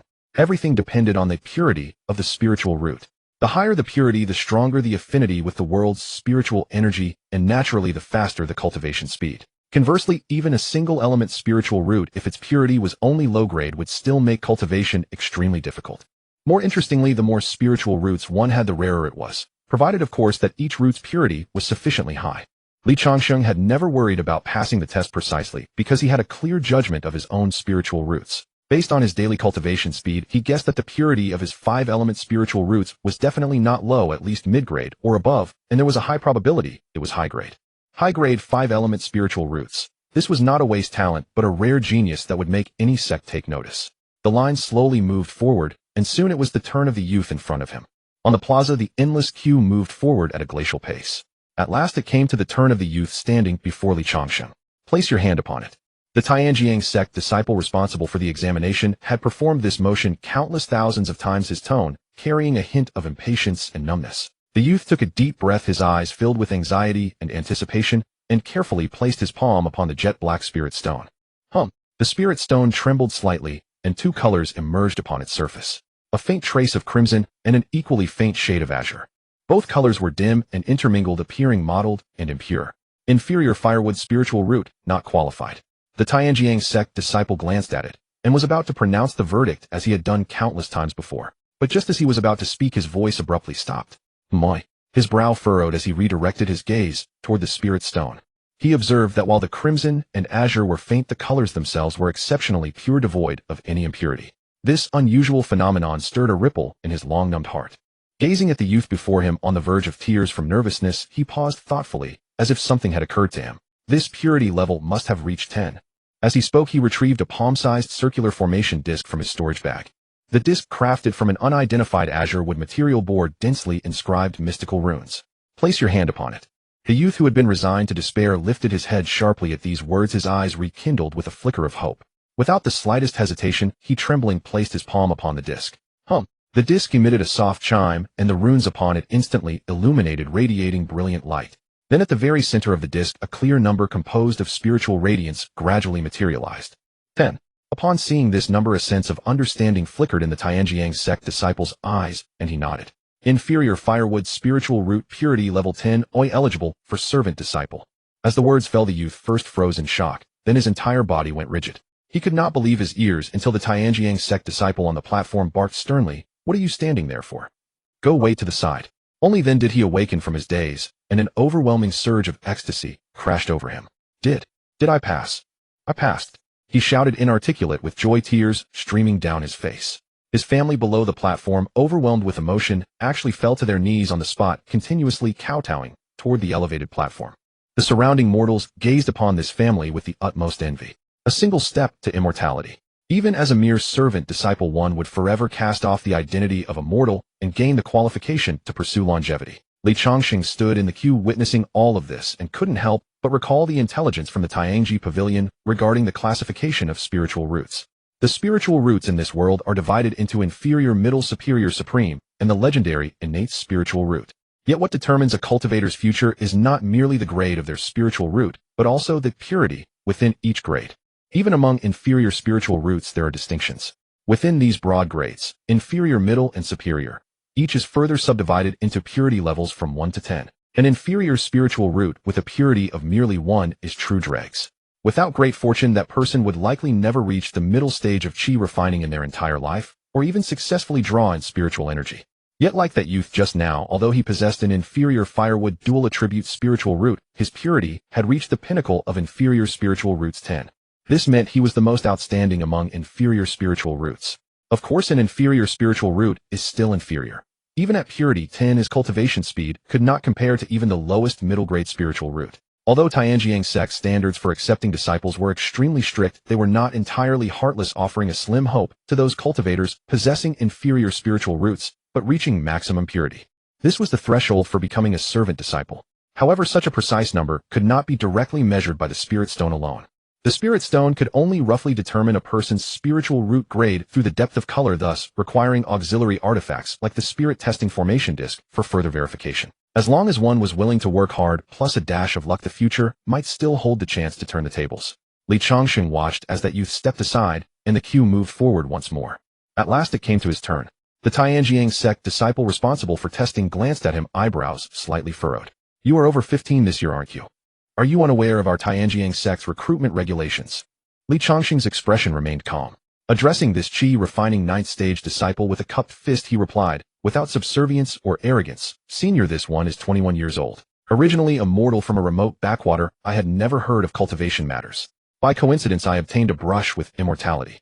After leaving that desolate region, only recently did I learn of Tianjiang sect recruiting disciples, so I came to try my luck. As he spoke, the spiritual energy within him subtly stirred. A presence belonging to the sixth stage of qi refining emanated outward. A flash of surprise appeared in the Tianjiang sect disciple's eyes. O sixth stage of qi refining. He re-examined Li Changsheng and nodded. It seems you have indeed obtained some fortune. At 21 you qualify for a special examination. Come up. Thank you, senior. Li Changsheng respectfully expressed his gratitude and strode onto the platform. Although this Tianjiang sect disciple before him was merely at the ninth stage of qi refining, posing no threat whatsoever to him, who possessed various means and trump cards. Behind this disciple stood Tianjiang sect. Besides, Li Changsheng was not the type of overbearing protagonist who looked down on everyone with nostrils turned skyward. Better to avoid trouble than invite it. Yet his actions sparked a commotion among the crowd below. Hey, that person is definitely over 15. Why does he still get to test his spiritual root? Right? Is there some kind of inside deal? Are the sect's rules just for show? Why does he get special treatment? Many youths still awaiting examination wore expressions of doubt and dissatisfaction. A bunch of mortals, what do they know?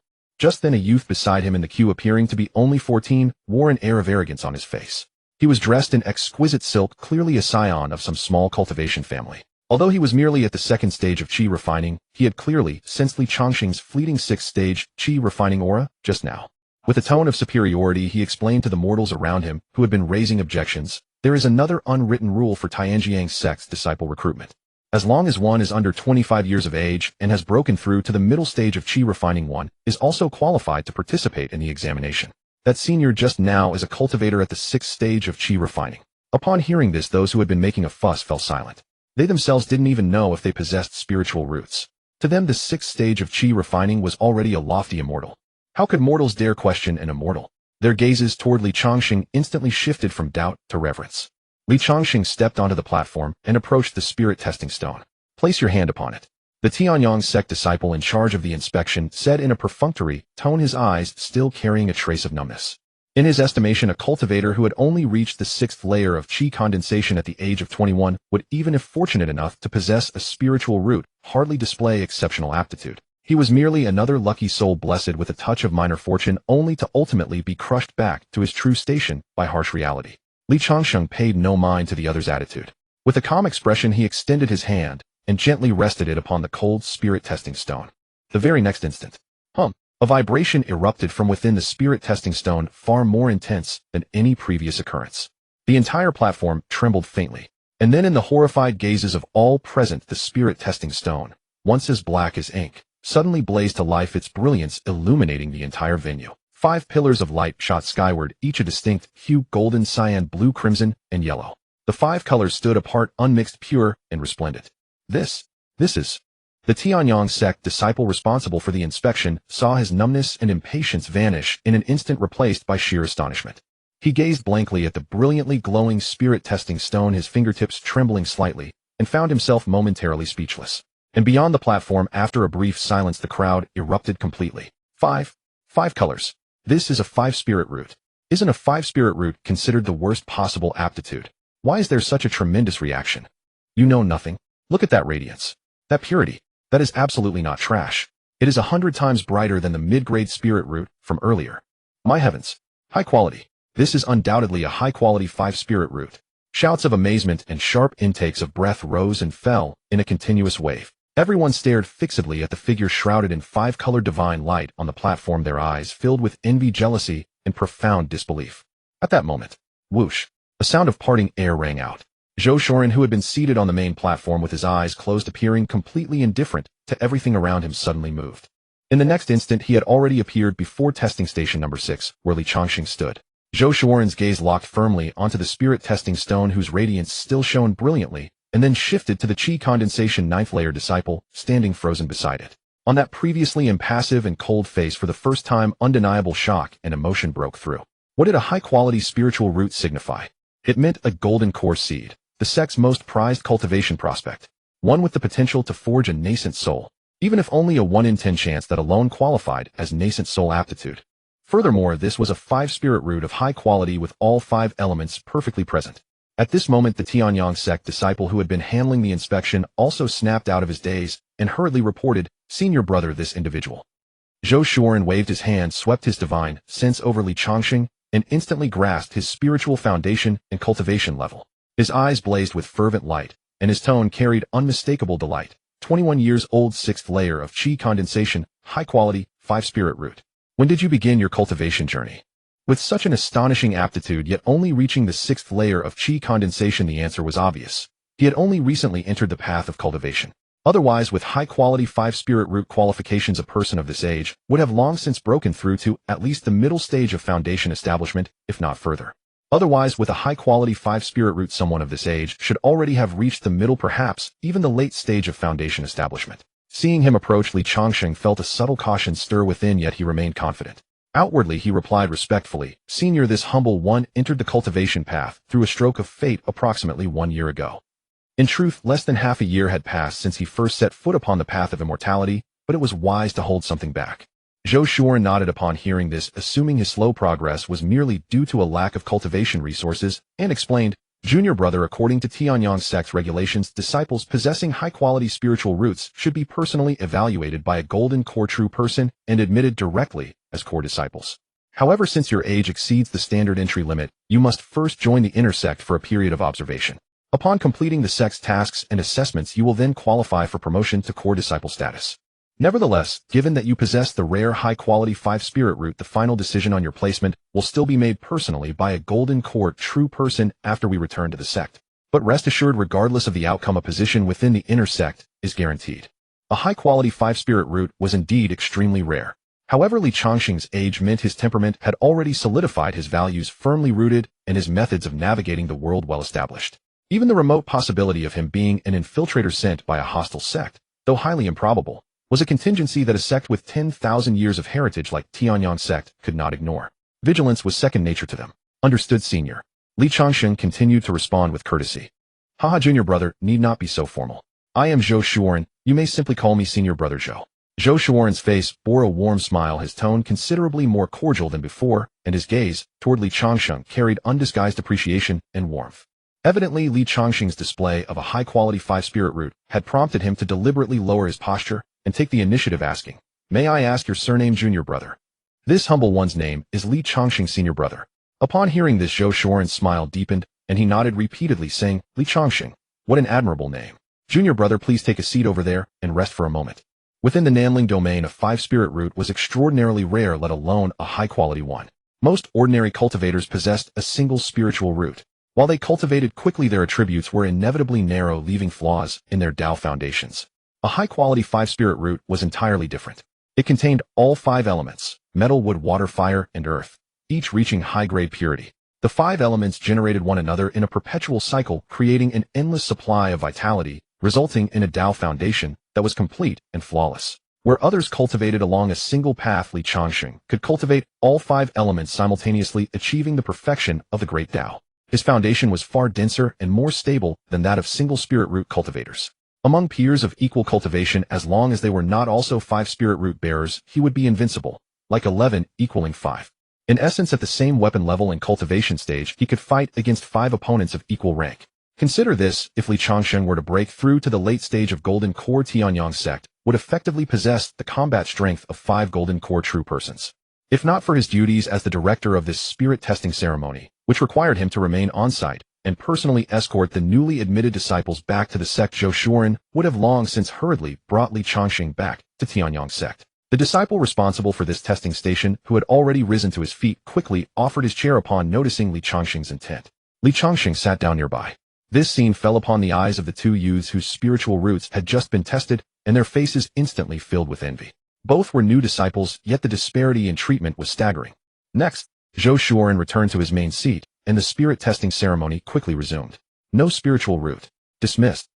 High-quality firewood, dual spiritual root. Suddenly, a sharper cry and commotion erupted from the adjacent testing station number 7. On the spirit testing stone, vermilion and emerald green spiritual lights intertwined and rose, their color rich and pure, an unmistakable sign of top-tier aptitude. Li Changsheng turned his gaze and saw a young girl with a high ponytail standing gracefully upon the platform, a trace of pride and confidence on her face. Zhou Shuren had barely returned to the main platform when his figure flickered, and he instantly appeared at testing station number 7. His heart, too, raced with excitement. A high-quality firewood dual spirit root, while not as unprecedentedly rare as Li Changsheng's high-quality 5 spirit root, was still an extraordinary aptitude. In the future, she would certainly reach the golden core stage, and if she pursued alchemy, she had every chance of becoming a third-tier pill refiner. Excellent. Most excellent. This truly has been a fruitful expedition. First a high-quality 5-spirit root, and now a high-quality firewood dual-spirit root. Leading this team has been a great merit indeed. Zhou Shuren was overjoyed. Standing upon the main platform, he watched the crowd below gradually dispersing, unable to conceal the genuine delight radiating from his face.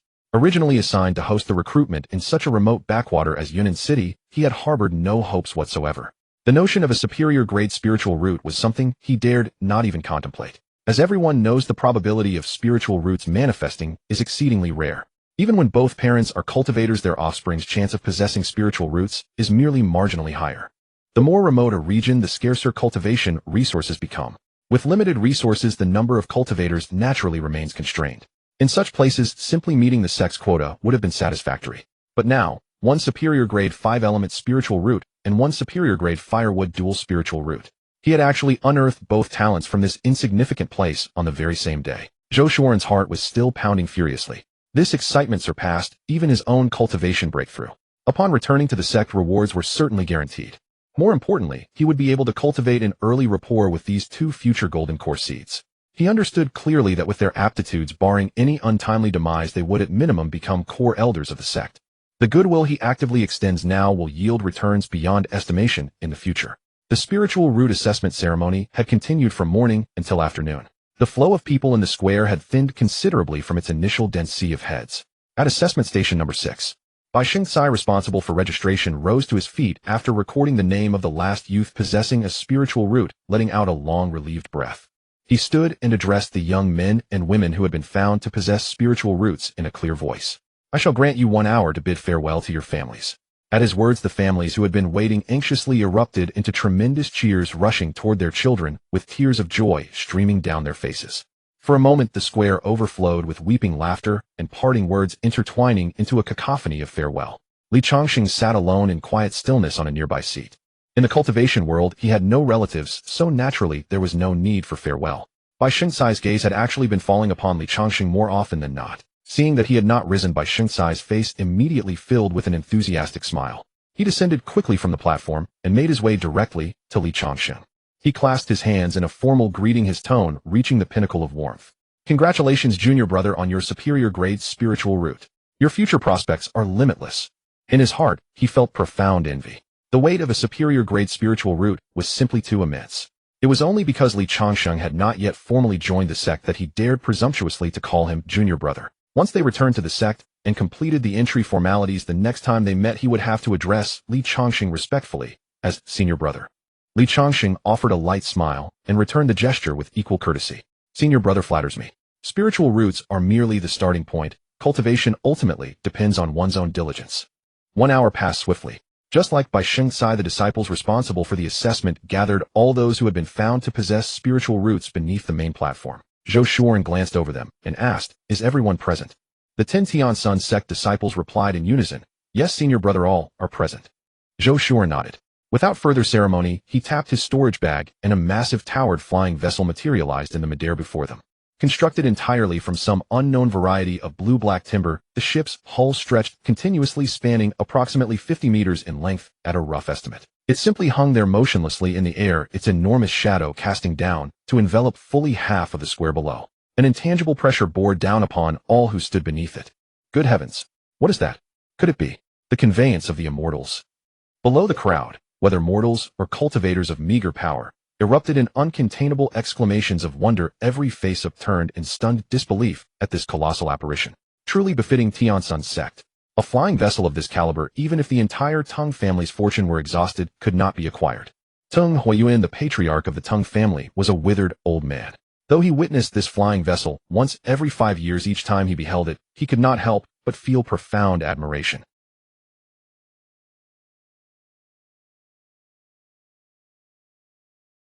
The wind-rending boat he had confiscated from Lu Mu when expanded to its maximum was merely 3 meters long. Compared to this behemoth before him, it was like the difference between a toy and an aircraft carrier. They were simply not comparable.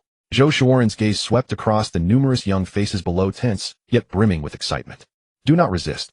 Following this, with only a gesture of his hands lifting gently, an invisible and gentle force lifted all the selected young men and women with care. Everyone felt a soft wind envelop their entire bodies as their bodies floated upward against their will, drifting toward the massive flying vessel's deck. The entire process was extraordinarily smooth without a trace of discomfort. Changsheng was also carried by this force, and he offered no resistance, allowing himself to be borne aloft to the deck. The instant his feet touched the ground, the true appearance of this flying vessel was revealed before him. Upon the spacious deck stood an exquisite three-story pavilion, with flying eaves and carved brackets like a grand house constructed upon a ship. Through the open windows of the pavilion, individual rooms could be faintly discerned within. Zhou Shuoren's figure next appeared silently upon the deck. Immediately after, Bai Shengkai and the remaining 9 Tiansun sect disciples each rode their flying swords, transforming into streams of light as they descended steadily onto the deck. Changsheng stood at the deck's edge, his gaze sweeping across the scene. The total number of candidates who had passed the assessment was also captured entirely within his observation. Out of the tens of thousands of mortals and cultivators from minor families who had come to participate in the assessment, only 29 individuals ultimately met Tiansun sect's recruitment requirements. Among them, the vast majority, like that youth from before, possessed inferior grade spiritual roots, but with a purity reaching 10. There were 19 such individuals in total.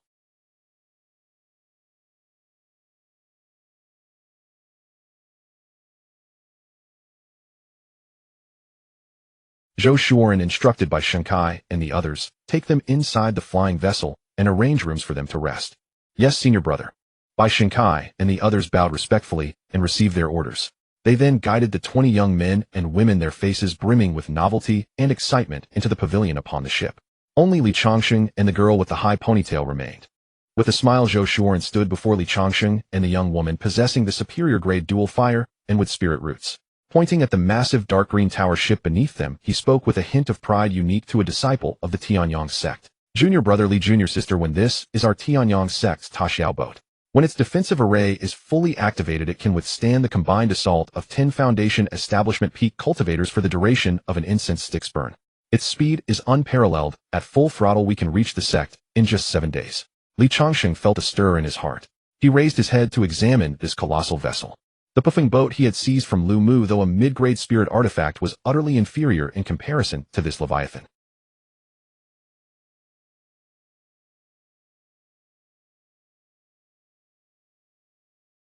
In terms of size, defense, and endurance, it far surpassed his own vessel. Was this the true foundation of a major sect? Truly formidable.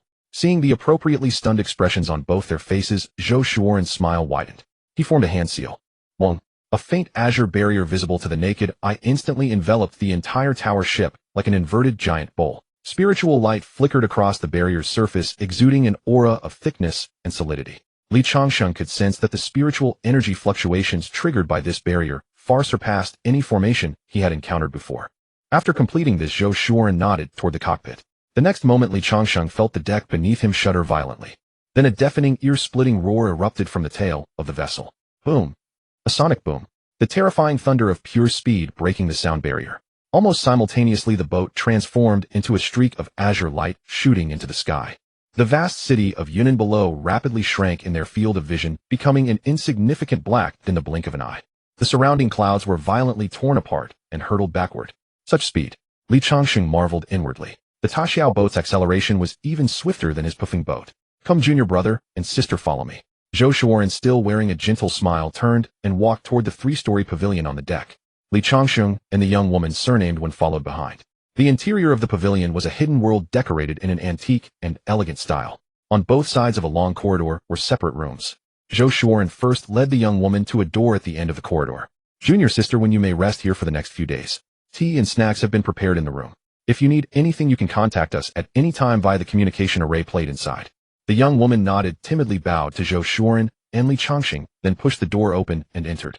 Zhou Shuoren's smile remained unchanged as he turned to Changsheng and made a gesture of invitation. Junior brother, lead this way, please. He led Changsheng to a door on the opposite side of the corridor that was visibly larger. The door opened. A wave of spiritual energy far more concentrated than the outside air rushed forth. The room was about 50 square meters, clearly employing the art of spatial compression. It featured a separate bedroom and sitting area with soft beast-hide rugs on the floor and a bronze incense burner in the corner emitting a calming spirit incense. Zhou Shuoren pointed to the area paved with spirit stones in the center of the room and introduced with a smile. This room is equipped with a second-grade spirit gathering array. Though it's only mid-grade for cultivators below the foundation establishment stage, it can double the efficiency of cultivation. You can rest here peacefully for the next few days. If you feel stifled, you may also go to the deck for fresh air and enjoy the scenery along the way. If anything comes up, feel free to call me. Zhou Shuoren took out a pale yellow talisman from his storage pouch and handed it over. This is a communication talisman used within the sect. Just inject a strand of spiritual energy, and you can speak with me. Changsheng reached out and took it. He could see that Zhou Shuoren was deliberately trying to build a closer relationship. That was fine. As a newcomer, having a foundation establishment elder brother as a backer in the sect was not a bad thing. Thank you, senior brother Zhou. He cupped his hands. Junior brother, you're too polite. Zhou Shuoren waved his hand, then, as if remembering something, took out another gray pouch from his storage pouch and handed it over. Junior brother, you're new to the sect, so you must be short on resources.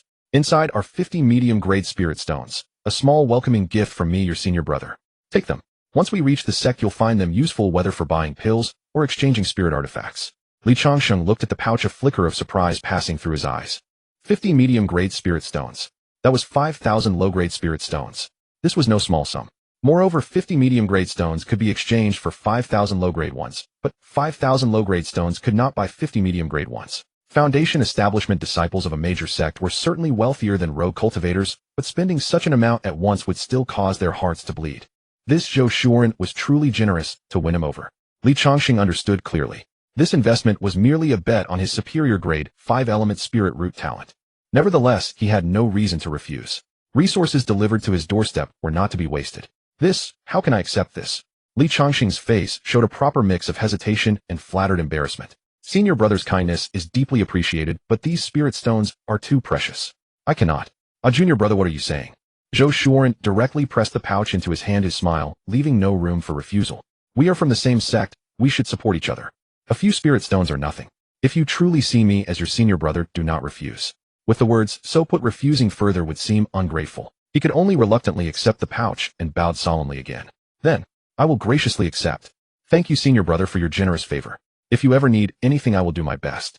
Well said, well said. Seeing him accept, Zhou Shuoren's smile became even more genuine. He patted Changsheng's shoulder, exchanged a few more pleasantries, and then turned to leave. The door gently closed. The room fell silent once more. Changsheng stood still, weighing the not insubstantial pouch in his hand. The grateful expression on his face instantly vanished, replaced by his usual calm. He extended his spiritual sense into the pouch. 50 medium-grade spirit stones, emitting a soft blue glow, lay quietly inside. Quite the lavish spender. Changsheng's lips curled slightly. He walked to the bed, sat cross-legged, and felt the dense spiritual energy gathered by the array. His mood was quite good. This trip to the Tianyang sect had just begun, yet he already had such an excellent cultivation environment, and had gained 5,000 spirit stones for free.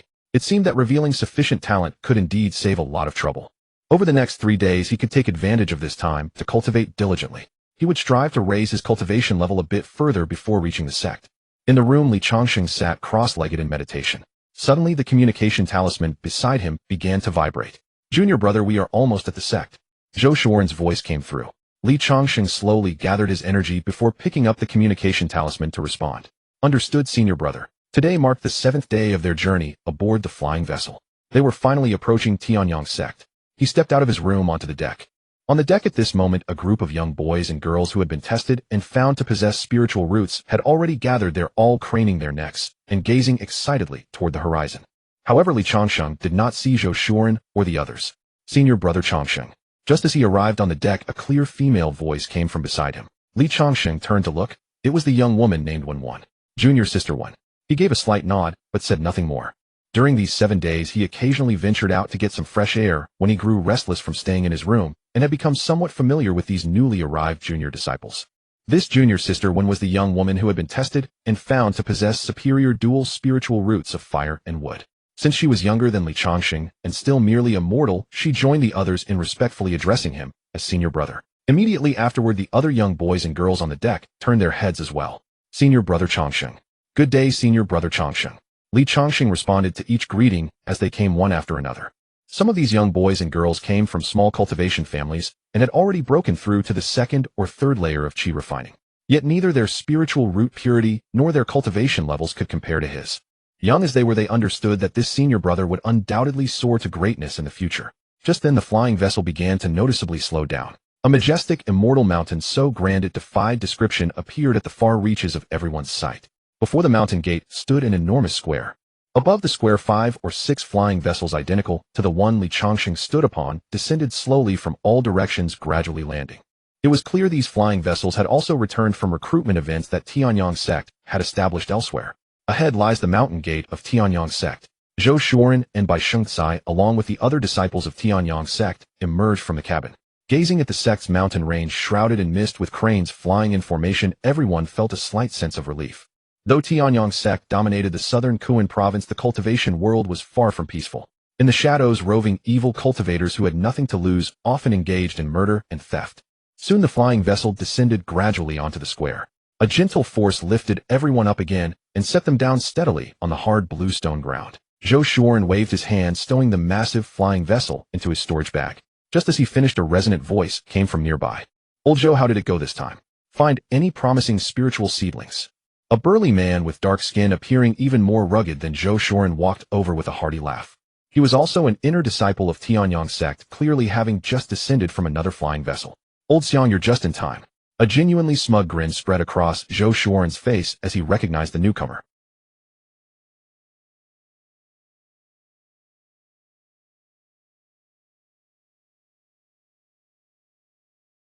His copper bell-like eyes swept disbelievingly over the group of new disciples behind Zhou Shuren, finally landing on the composed Li Changsheng and the slightly nervous one beside him. "Good heavens, old Zhou, you're not pulling my leg, are you?" Old Xiang's face was filled with shock and envy.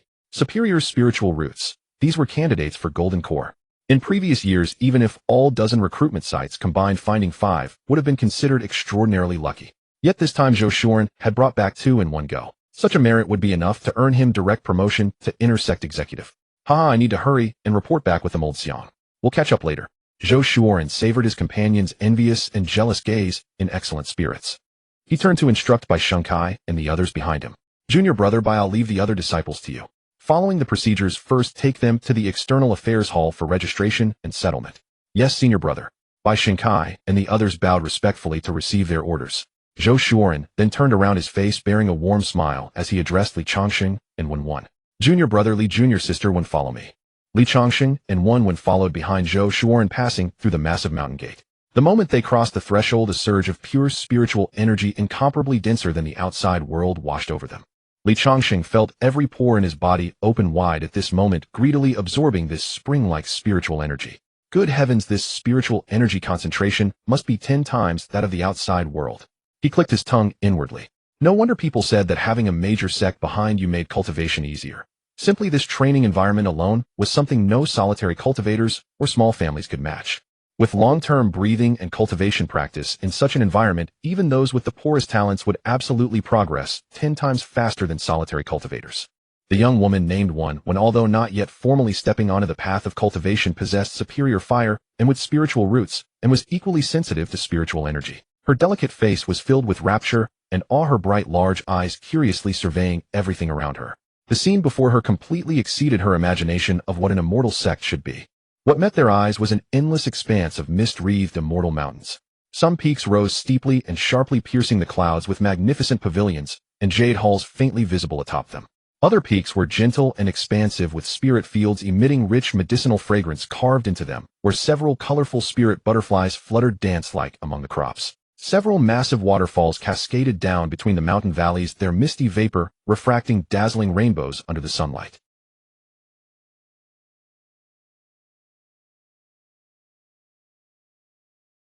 There were also disciples wearing Tianyang sect robes, standing on various flying swords and spirit artifacts, turning into streaks of flowing light as they hurried swiftly between the mountains. Li Changsheng took all of this in and couldn't help but feel a surge of emotion in his heart. This was the true grandeur of the Immortal Realm. Compared to this magnificent spectacle before him, those so-called sects he had encountered in the mortal world were like country bumpkins, not even fit to carry his shoes. After walking for about the time it takes to burn a stick of incense along a broad mountain path, paved with white jade, a grand and ancient hall appeared before them. The hall was constructed entirely of a dark bluish-black stone, standing dozens of zhang high, with flying eaves and brackets radiating power and grandeur. Above the main entrance hung a massive plaque with 3 characters in gilded gold depicted in a style as lively as dragons dancing and phoenixes soaring. Welcoming new disciples hall. Zhou Shuren led the 2 inside. The interior was extremely spacious, capable of accommodating thousands. At this moment 7 or 8 boys and girls stood scattered in the center of the hall. They appeared quite young, wearing various different attire. Li Changsheng subtly activated his divine sense, sweeping over them inconspicuously, and understood. Among these people some had spiritual energy fluctuations within them, while others having none were merely mortals. Presumably they were also superior spiritual root owners selected from other recruitment sites. Upon seeing Zhou Shuren bring people in, some of those young disciples showed curiosity, while others merely glanced indifferently before turning away. Zhou Shuren paid them no attention, leading Li Changsheng and one went directly to the very front of the hall. There an elderly man in a gray Taoist robe with white hair and beard sat cross-legged on a meditation cushion with his eyes closed. The elder's face was withered, his aura restrained, appearing as an ordinary elderly person on the verge of death, yet Li Changsheng could sense from him a faint yet vast and ocean-like terrifying pressure. Zhou Shuren walked to the elder's front, bowing respectfully. Elder, the new recruits from Yunnan City have arrived. The elder slowly opened his eyes. What eyes they were! Cloudy yet seemingly capable of piercing through the human heart and seeing through all illusions of the world. His gaze swept briefly over Li Changsheng and one without the slightest pause, as if merely looking at two ordinary stones. Good, you've worked hard.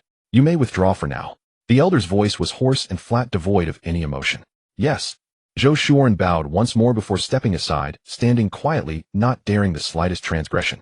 The elder did not look at them again, instead taking out a palm-sized green token from his robe, infusing it with a thread of spiritual energy, while his lips moved slightly, as if speaking into the token. Several seconds later a soft whistling sound cut through the air. Above the hall, without warning, 10 figures suddenly appeared out of thin air. They simply hung suspended in midair, as if they had been there all along. The 10 figures took various forms. There was a dignified middle-aged man in a golden dragon robe. There was a cold-faced youth with a massive sword on his back, his aura sharp as a drawn blade. There was also a white-haired elder holding a fly whisk, radiating an otherworldly and refined aura. Without exception, they all emanated a terrifying pressure that could freeze space itself. Golden Core true persons. These 10 individuals were shockingly all terrifying existences at the Golden Core stage. Li Changsheng felt an indescribable immense pressure sweep in from all directions, pressing down on him until he could barely breathe. The spiritual energy within his body moved somewhat sluggishly under this overwhelming pressure. His heart was shaken to its core. Is this the might of a Golden Core true person? Although he possessed various trump cards, including even a heaven-scorching talisman comparable to a Golden Core strike, at this moment, truly facing 10 Golden Core true persons, he felt acutely the enormous gap, the kind of disparity one would feel as an ant gazing up at a divine dragon. This was not something that could be bridged by 1 or 2 treasures or talismans. It was absolute crushing in terms of life form hierarchy. The other boys and girls in the hall were even more overwhelmed by this pressure, their faces turning deathly pale as their bodies trembled uncontrollably. A few with weaker willpower even felt their legs go weak and nearly collapsed to the ground. Li Changsheng also struggled to hold on. The oppressive force was like an invisible mountain pressing in from all directions. He felt his bones creak under the immense strain. The spiritual energy within his body began to circulate on its own, resisting the pressure.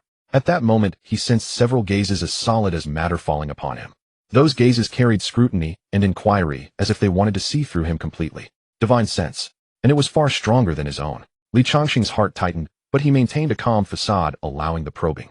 He knew that before such powerful beings, any small move would only invite unnecessary trouble. The jade pendant and substitute doll on him had been stowed in his storage pouch before disembarking the flying boat. If Tianyang sect truly intended him harm, these trump cards would be of no use. Fortunately, the divine senses did not linger on him for long. They swept past and moved on. This terrifying pressure lasted for a full minute. The moment the pressure receded like a tide, the other 9 youths, without exception, all relaxed their bodies, as if they had been drained, gasping for air. Some with weaker cultivation even had their legs give way, collapsing to the ground, their faces pale, their bodies drenched in cold sweat. Just as everyone was still trembling with lingering fear, a figure suddenly appeared out of thin air at the head of the hall. It was a middle-aged man wearing a moon-white Taoist robe with cloud patterns. He had handsome features, a gentle and warm demeanor, and his long black hair was tied back with a simple wooden hairpin, making him look like a scholarly mortal.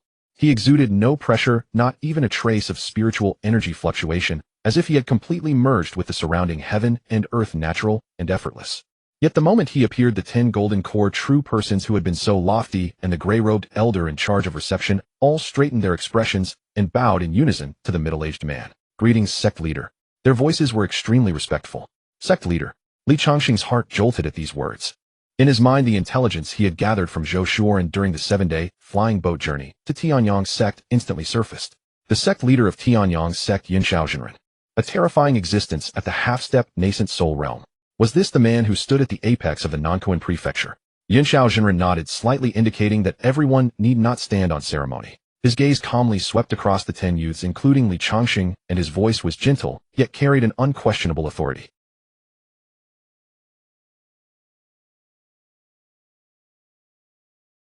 Spiritual roots only determine your starting point, not your destination. The path of immortality ahead still requires your sweat and perseverance to pave. Remember, guard against arrogance and impatience, and you will go further. These words made everyone's hearts tighten, and the complacency born from passing the assessment instantly dissipated.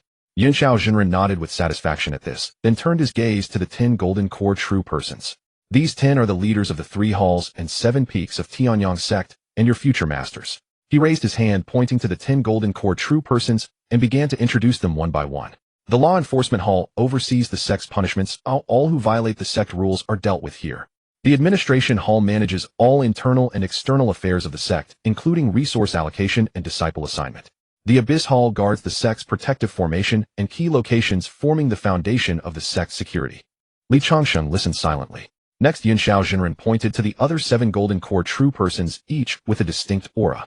Danxia Peak specializes in alchemy. All the sect's pills come from this peak.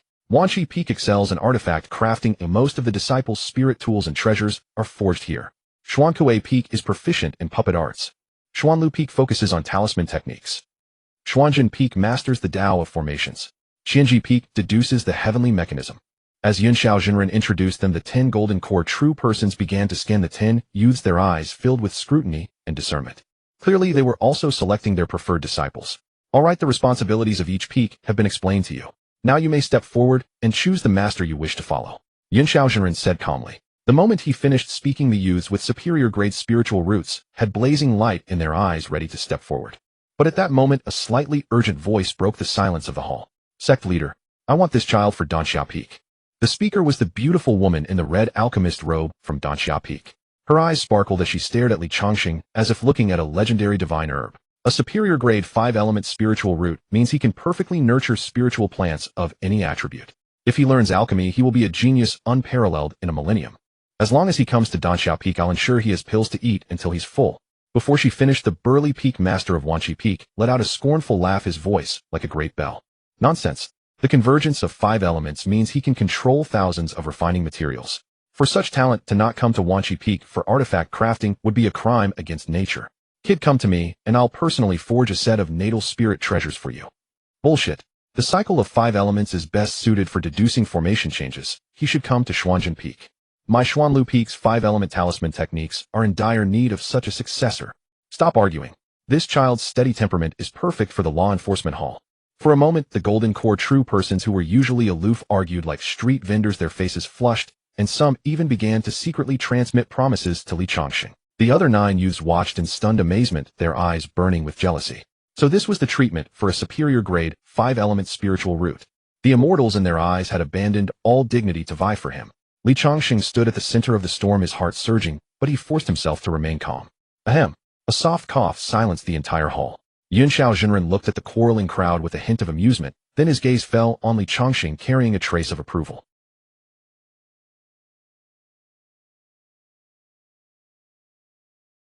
He changed his tone, becoming resolute. But the sect has its rules. Those with 5-element spiritual roots belong to Wuxing Peak. This is an ironclad rule set by our ancestors, and no one can break it. At these words, the peak masters who had been arguing so fiercely seemed to have cold water thrown on them, instantly calming down. Their eyes shifted from blazing to deep regret and unwillingness, finally turning into silent sighs. A superior grade 5-element spiritual root. Such heaven-defying talent, if taken under their guidance and nurtured carefully, could achieve immeasurable greatness. What a pity! What a pity! According to Tianyang sect's unwritten rule, any disciple detected with a 5-element spiritual root, regardless of grade, had only one destination. That was Wuxing Peak. No other hall or peak had the right to claim them. Seeing the immortals who had been so lofty arguing over him, and then seeing their complex gazes, now Li Changsheng's last bit of unease turned into an unprecedented sense of security. This time it was solid. He had also learned about the legendary peak master of Wuxing Peak from Zhou Shoren. The peak master of Wuxing Peak, Imo Tingfeng, a legendary figure. He himself was a possessor of a superior grade 5-element spiritual root. Moreover, he was another terrifying existence at the half-step nascent soul realm within Tianyang sect, aside from the sect leader Yinshao Jinren. This was definitely a powerful ally. Li Changsheng's mind immediately became active. Although his 5-element spiritual root was heaven-defying, the resources needed for cultivation would be astronomical. If he were to join another peak master, they might not be willing to fully invest in a resource black hole like him. But Wuxing Peak was different. The peak master Mo Tingfeng had been through the same path himself, so he would surely know best how to cultivate a disciple with a 5-element spiritual root. As long as he could become his disciple, and with the daily sign-ins through brother system to obtain an endless stream of resources, his life in the sect would be completely secure. The Tianyang sect had a vast influence and numerous disciples, but it never supported idle men. Through sect missions, disciples could gain experience, increase their cultivation, and the sect could also filter out those with true potential. Before the words faded, an old man clad in simple hemp clothes and wearing straw sandals, looking like a mountain woodcutter, appeared silently before Li Changsheng. He appeared utterly ordinary, yet wherever he passed, space seemed to warp slightly. The 10 golden core cultivators, upon seeing the arrival, changed expression, drastically rose in unison, and bowed respectfully. "Greetings, Uncle Mo." The old man paid them no heed. His murky eyes fixed intently on Li Changsheng, as if appraising a peerless treasure.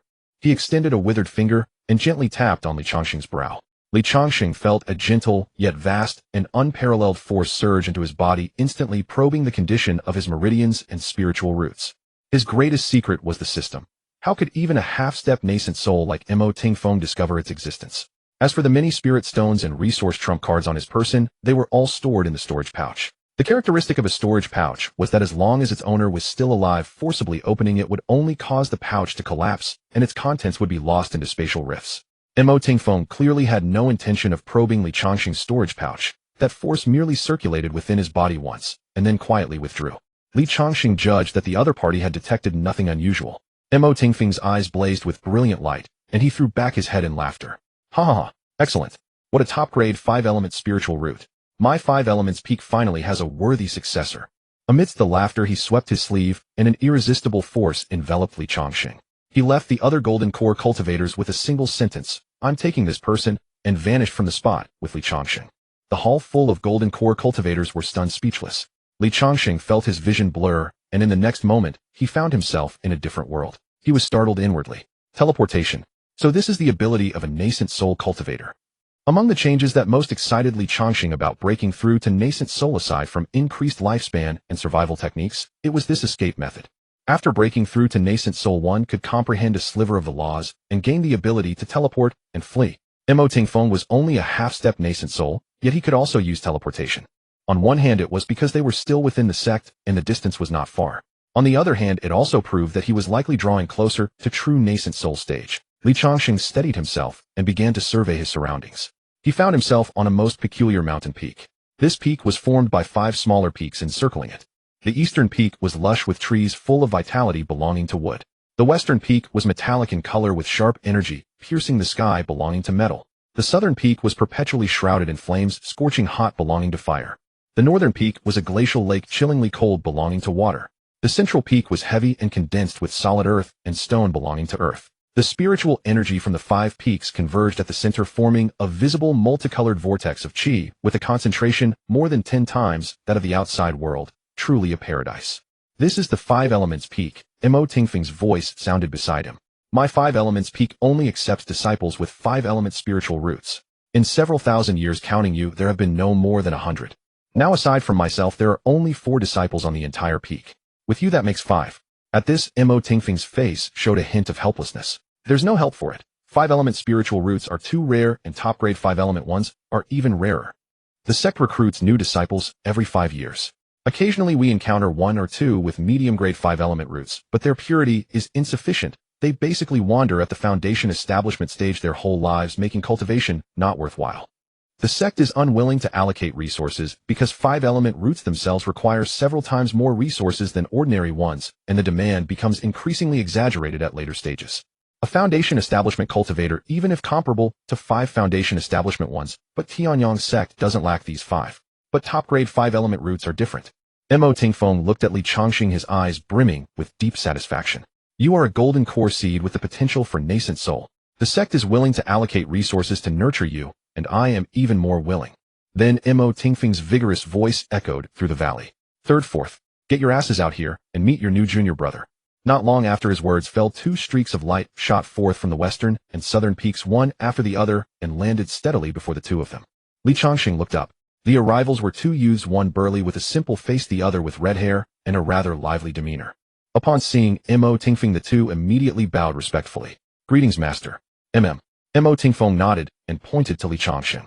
"This is your new 5th junior brother Li Changsheng, with a top-grade 5-element spiritual root." He then said to Li Changsheng, "Changsheng, this is your 3rd senior brother Shirlei and 4th senior brother Huiyun. As for your eldest senior brother, he is often out on training and his whereabouts are uncertain. Your 2nd senior sister has been sent out by the sect on a mission and won't be back for a while. There will be plenty of opportunities to meet in the future." Li Changsheng greets 3rd senior brother and 4th senior brother. Li Changsheng clasped his hands to the two. "Junior brother, you're too polite."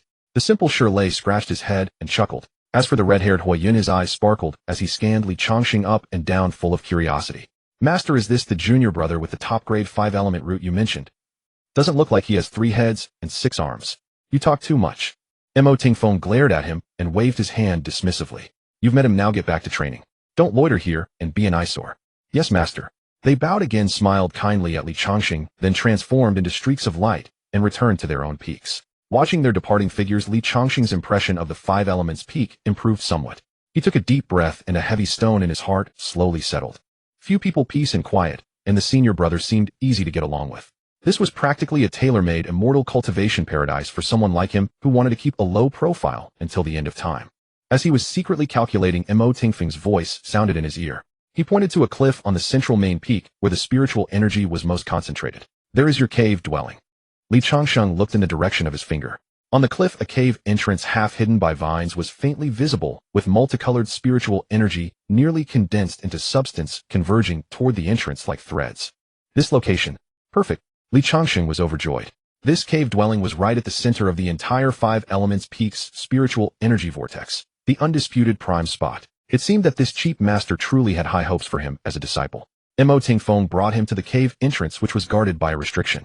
He merely waved his hand, and the restriction dispersed like ripples. "This cave dwelling was personally excavated by me back in the day, and inside I have set up a 2nd-grade top-tier spirit gathering array and defensive array. My cultivation philosophy is to go with the flow, though I won't interfere too much with your training. With your top-grade spiritual root during the chi refining stage, as long as you have resources, breaking through will be as easy as eating and drinking. Come find me when you are about to reach foundation establishment." These words sounded like heavenly music to Li Changsheng's ears. Laissez-faire teaching. This was exactly what he wanted. The master leads you in, but cultivation depends on oneself. The remaining time would let him quietly check in and develop in the shadows. Mo Tingfeng finished speaking, then took out 2 ancient jade slips and a storage ring from his bosom and handed them over. Inside these 2 jade slips, one records the signature cultivation art of our 5 elements peak, and the other records the sect's laws, rules, regional maps, and other basic knowledge. "This ring contains a gift for you." After explaining all this, Mo Tingfeng didn't say another word of nonsense. His figure flickered and he vanished directly from the spot, leaving only an ethereal voice echoing in the valley. "Cultivate diligently, and do not disgrace the name of 5 elements peak." Watching this cheap master who came and went in haste, the heavy stone in Li Changsheng's heart finally settled completely. He stood at the entrance of the cave dwelling, bowed sincerely and respectfully in the direction where Mo Tingfeng had vanished. As soon as he stepped inside, he turned and activated the 2nd-grade top-tier defensive restriction to its maximum. After doing all this, he let out a long sigh of relief and began to examine this home, where he would spend a long time to come. The cave dwelling was not large, only a single stone chamber, but on the ground in the center of the chamber, a complex spirit gathering array was carved, continuously drawing in the abundant spiritual energy from outside. Li Changsheng took a deep breath, feeling every pore on his body open up, even more comfortable than directly absorbing medium-grade spirit stones. He did not rush to cultivate, but first picked up the jade slip containing the cultivation art. He immersed his divine sense into it. In the next moment, a massive stream of information flooded his mind. 4th-grade top-tier cultivation art, the 5 Emperors reincarnation art. Li Changsheng's heart trembled violently. 4th grade. This was a top-tier art that could take one all the way to the nascent soul stage. He suppressed his ecstasy and then picked up the storage ring. He probed with his divine sense. When he saw what was inside, his breath caught for half a second. A neatly stacked pile of medium-grade spirit stones emitting a soft blue light lay quietly in the corner. A rough count showed 500 pieces. 500 medium-grade spirit stones, that was 50,000 low-grade spirit stones. Adding the spirit stones obtained from daily check-ins, the total amount of low-grade spirit stones in his possession had already exceeded 100,000. Beside them were several jade bottles with labels, all containing various 1st-grade and 2nd-grade pills sufficient for his cultivation up to foundation establishment. In addition, there was a set of medium-grade defensive spirit artifact inner armor radiating spiritual light, along with an identity token, symbolizing his status as a core disciple of Tianyang sect and exclusive attire. This isn't just taking a master, it's latching onto a golden thigh. Li Changsheng was filled with emotion, and his fondness for this master he had never met before instantly maxed out. With such a wealthy and hands-off master looking after him, his days ahead would be nothing short of comfortable. Li Changsheng put the precious jade slip containing the 5 Emperors reincarnation art into his storage pouch, then picked up the other one given by his master. This jade slip was entirely cyan in color, warm and smooth to the touch. What it contained were the rules and regulations of the Tianyang sect, along with some basic common knowledge. Li Changsheng immersed his divine sense into it. The next moment, a vast yet orderly stream of information flooded into his mind. The Tianyang sect was founded 11,000 years ago. Seeing this number, Li Changsheng couldn't help but twitch his eyelids. 11,000 years. What did that mean? In his past life, the recorded history of Huaxia spanned only 5,000 years. The sect's existence was more than double the length of his entire past civilization. He continued reading. Within the sect there were 3 halls, 9 major peaks, and numerous lesser peaks, together forming a complete and rigorous cultivation system. The 3 halls were the Administration Hall, the Enforcement Hall, and the Abyss Approaching Hall. The 9 major peaks consisted of the 7 peaks that true person Yunxiao had introduced earlier in the Welcome Hall, plus 2 special ones. One was Xianshen Peak, and the other was the Wuxing Peak beneath Li Changsheng's feet. Xianshen Peak was the secluded cultivation place of successive sect masters. Ordinary disciples, unless summoned, had no right to set foot there, even half a step. Wuxing Peak, on the other hand, was a special peak reserved for disciples with 5-element spiritual roots, holding an extraordinary status. The other 7 peaks each had their own specialties. Danxia Peak specialized in alchemy. Almost all pills of every grade in the Tianyang sect were produced here, making it one of the wealthiest peaks within the sect. Wanqi Peak focused on artifact crafting. Most of the spiritual tools and magical treasures used by disciples on a daily basis were forged by the artifact masters of this peak. Xuankue Peak was versed in puppet secret arts. It was said that the puppets refined by its peak master even possessed combat power comparable to a golden core true person. Xuanlu Peak specialized in talisman methods. Xuanjin Peak governed the great path of formations. Qianji Peak deduced heavenly secrets and divined the future, making it the most mysterious lineage within the sect. These 7 peaks and 3 halls together formed the core of the Tianyang sect. This was exactly the same as what true person Yunxiao had just introduced in the main hall. However, at the deepest part of this core area, the jade slip specially marked a region in crimson font, Burial Immortal Valley. This was the foremost forbidden ground of the Tianyang sect, with security far stricter than that of Xianshen Peak, where the sect master resided. That was because several supreme elders of the sect, namely the nascent soul lords, were in seclusion here and had not shown themselves for centuries. Beneath these 9 major peaks, there were many lesser peaks surrounding the core area, like stars around the moon. For instance, Chor Peak was where all Chor disciples lived and worked. Outer Sect Peak was where outer sect disciples cultivated. There were also Inner Sect Peak, Steward Peak, and so on, with strict hierarchy and clear divisions. Seeing this, Li Changsheng gained a more intuitive understanding of the vastness of the Tianyang sect. This was not merely a sect, it was clearly an independent kingdom, centered on cultivation. Next, he looked at the hierarchy of sect disciples recorded in the Jade Slip.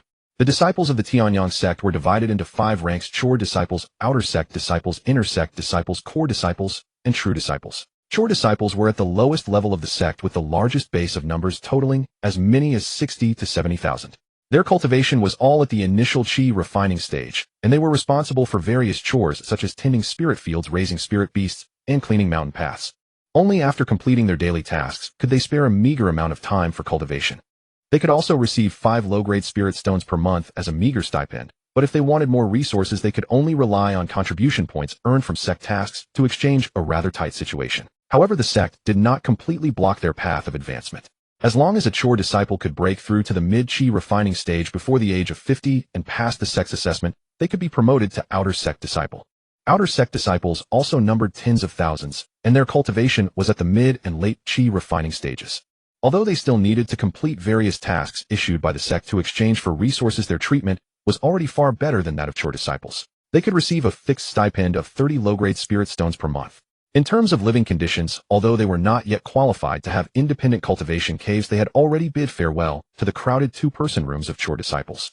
They could be assigned individual single rooms, gaining a private space of their own. And from outer sect to inner sect, there was a huge watershed. Inner sect disciples were the backbone of the sect, and their cultivation must reach the foundation establishment stage.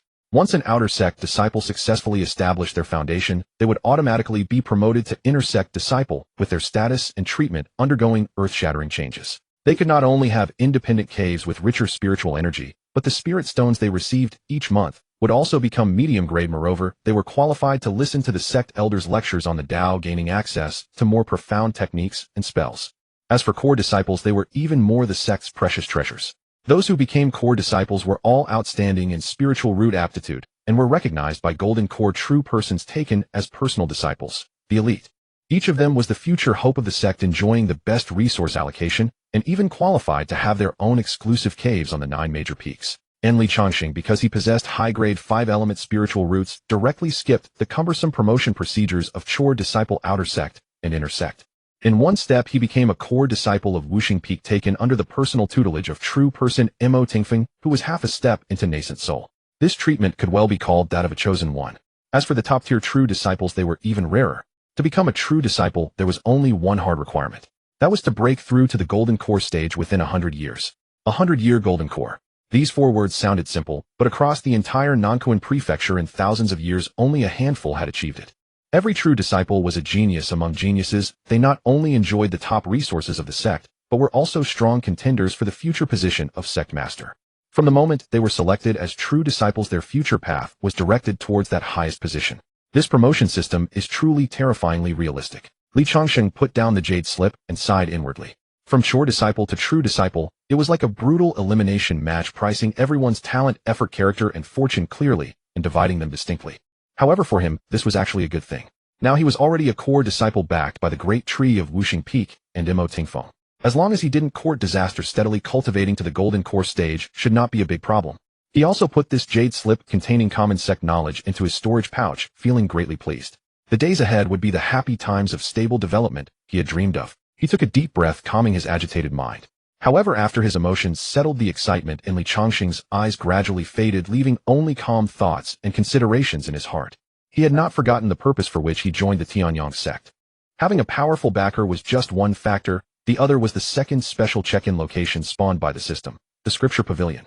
At this thought, Li Changsheng took out the set of garments symbolizing core disciple status from the storage ring given to him by Mo Tingfeng. The garment was ink green in tone, with faint cloud patterns woven from an unknown thread, cool to the touch. He removed his mortal clothes and donned the new disciple attire. As soon as it touched his body, the clothing contracted like a living creature, conforming flawlessly to his figure without the slightest bulk. Li Changsheng stretched his limbs, sensing that the garment was as light as nothing, yet possessed a resilient texture. His divine sense swept over it, and a trace of surprise flickered across his face. Intricate defensive array patterns were inscribed upon the garment, making it clearly a low-grade spiritual artifact of the defensive variety, a top-tier specimen among its rank. No wonder Tianyang sect is so formidable. Even the standard attire for core disciples is a spiritual artifact. Li Changsheng hung his identity token at his waist, lending him an otherworldly aura inherent to cultivators. He pushed open the stone door of his cave dwelling and stepped outside. Afternoon sunlight bathed the 5 elements peak, and the air overflowed with dense spiritual energy, invigorating the soul. Having returned to Tianyang sect that morning, he had spent an hour at the welcome hall before coming to this peak. Another hour had passed, making it roughly 1 o'clock in the afternoon by worldly reckoning. Li Changsheng focused his thoughts, recalling the sect's maps, and quickly pinpointed the Scripture Pavilion's exact location. Over 200 li from 5 elements peak. He tucked away the jade slip, silently marveling. Tianyang sect was far grander than he had imagined. Without hesitation, he mounted his cold iron spear and shot forward like a streak of light toward the Scripture Pavilion. Along the way, occasional figures riding flying artifacts could be seen in the distance, emerging from various peaks and tracing brilliant arcs across the sky.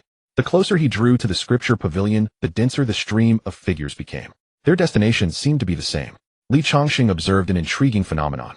Regardless of cultivation level, every disciple spontaneously retracted their flying artifacts approximately 500 meters from the Scripture Pavilion, choosing instead to walk. Li Changsheng was no exception. He had no desire to be branded a troublemaker for such a minor infraction.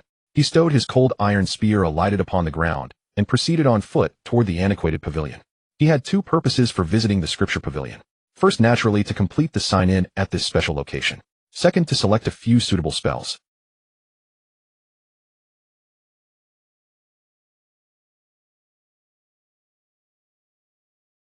The 5 Emperors reincarnation art given by Mo Tingfeng was already the optimal cultivation method for someone with 5 spiritual roots. He would conserve this quota to convert into sect contribution points later.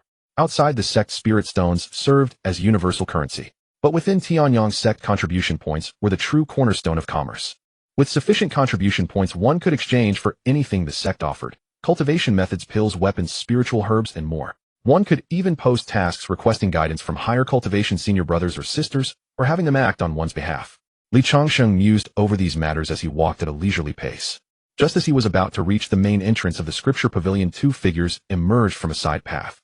Bufan, what spell do you plan to exchange for? Lin Hao walked alongside a youth, engaging him in conversation.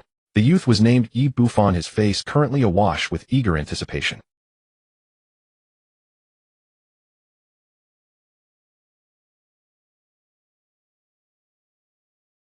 Combined with my remaining points in 3 months, I'll be able to redeem a bottle-breaking pill.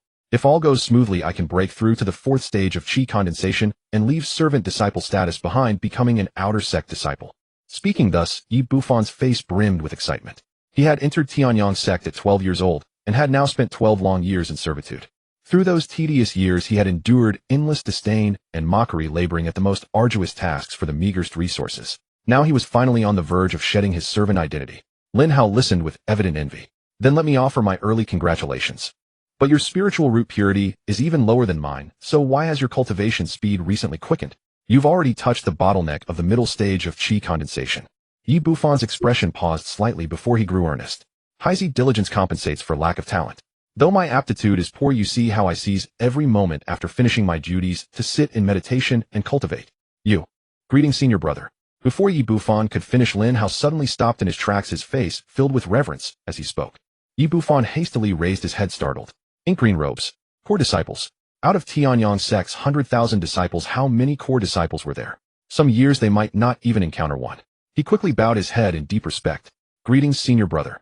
The youth before them appeared roughly their age, but his distinguished robes and unfathomable cultivation formed an insurmountable chasm between them. Li Changsheng paused briefly. He glanced at the two figures converging from the side path, plain gray garments, one at the 2nd stage, the other at the 3rd of Qi condensation. Obvious servant disciples. He gave a slight nod, said nothing more, and continued toward the scripture pavilion ahead. To him, they were merely passers-by on the path of cultivation, ordinary aptitude unlikely to cross paths meaningfully in this lifetime. Watching Li Changsheng's departing silhouette, Lin Hao's eyes were filled with envy and desolation. A core disciple. I wouldn't dare to dream of such a thing. I don't even know if I'll ever break through to the late stage of Qi condensation in this lifetime. His voice carried a heavy undertone of powerlessness. If the figure had been merely an outer or inner sect disciple, perhaps he could have found some opportunity to curry favor and gain minor benefits. But the gap between a core disciple and a servant disciple was simply too vast. It was akin to a lowly clerk serving tea accidentally crossing paths with a department-level executive in the hallway. Beyond politely exchanging greetings, you wouldn't even have the privilege to say another word, let alone attempt to flatter. That person wouldn't bother to spare you a second glance. Envy flickered in Yi Bufan's eyes as well, but something stirred within his heart. His gaze hardened as he muttered to himself, so what if he's a core disciple? I may yet have my chance in the future. His tone carried a confidence utterly discordant with his station and cultivation. The scripture pavilion was drawing near.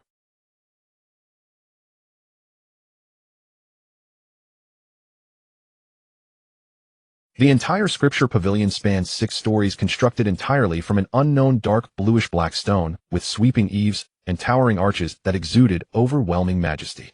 Li Changsheng gazed upon the ancient yet majestic structure before him, feeling a profound aura of historical gravity wash over him.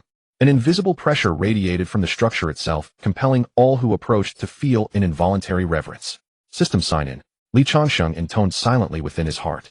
Ding.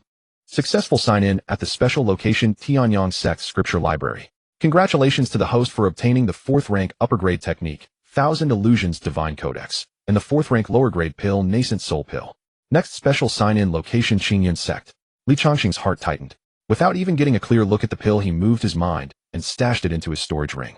As for the technique named 1000 Illusions Divine Codex, it was like an innate memory directly imprinted deep within his mind. Bro system, you're the best. Li Changsheng couldn't help but admire inwardly. Although he had already mentally prepared himself, knowing that signing in at special locations would yield generous rewards, this bounty still exceeded his expectations.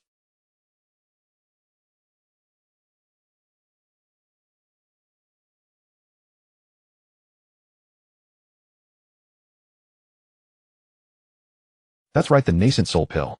Just from its name one could guess its terrifying efficacy. This item was a fatal temptation for those great true men whose lifespan was nearly exhausted and who were stuck at golden core perfection without any progress enough to make them risk their lives to compete for it.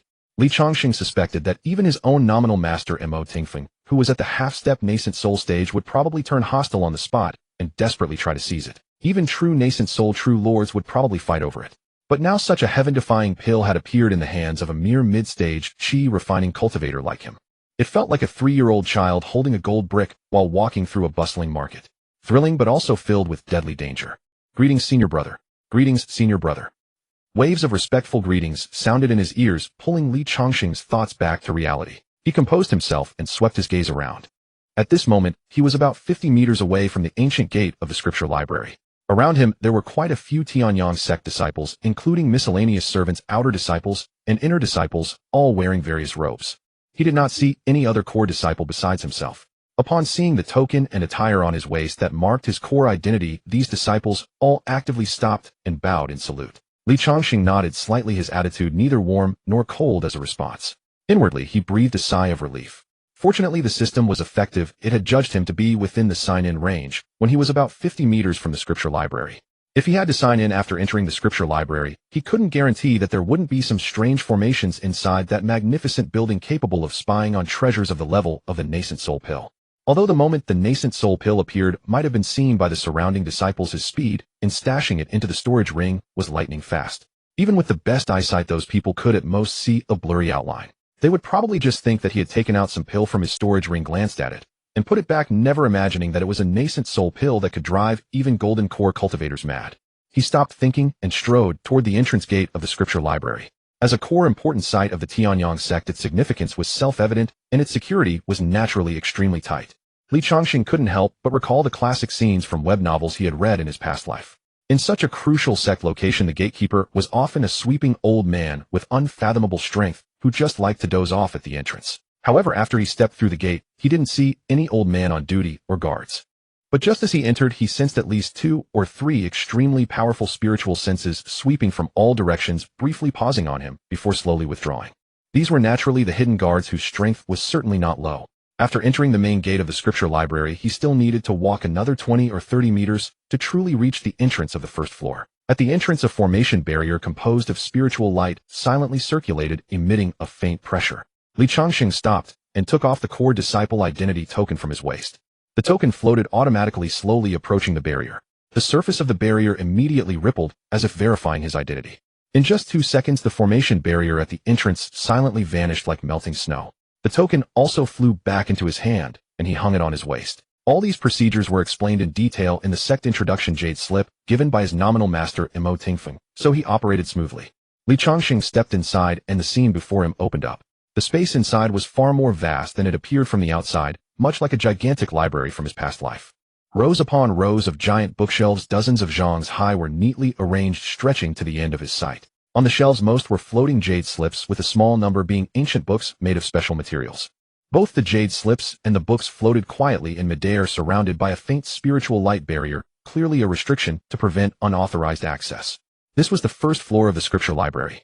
It collected first-rank, lower-grade, and middle-grade spells or techniques. But besides that, Li Changsheng also saw many floating light clusters of various colors in the spaces between the bookshelves. He approached one and probed with his spiritual sense, immediately understanding their purpose. What they contained were not techniques or spells, but various common knowledge of the cultivation world.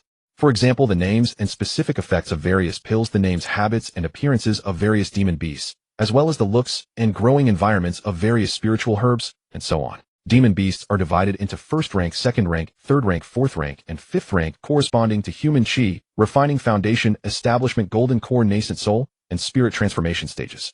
These light clusters, unlike the techniques and spells, were free, so any disciple could consult them at will without spending even a single contribution point. Li Changsheng naturally looked down on those first-rank spells. He turned and walked to the area of light clusters recording demon beast information, then moved his spiritual sense and swept over the nearest cluster. In the next moment, a stream of information flooded into his mind. Iron armored boar, rank first rank, mid-stage demon beast. Appearance, body like a calf covered with a thick black keratin layer resembling iron armor, stout limbs, 2 curved and sharp fangs in the mouth glinting with a cold light. Habits, a gregarious demon beast with a violent temper and strong territorial awareness. It likes to eat various hard ores and spiritual plant roots, so its physical defense far exceeds that of same rank demon beasts. Weakness: the abdomen is its only weak point with relatively thin keratin. Value: its fangs are good materials for refining first-rank lower-grade spiritual tools, and its iron armor, if stripped off, can be made into fine armor for mortal armies. This jade slip even contained a detailed illustration of the iron-armored boar. After Li Changsheng quickly digested the information, he turned and walked to the area of spiritual herbs and pills, spending about 10 minutes browsing and understanding, then headed straight to the entrance of the second floor. The entrance to the second floor was on the right side of the first floor's entrance, also with a formation barrier.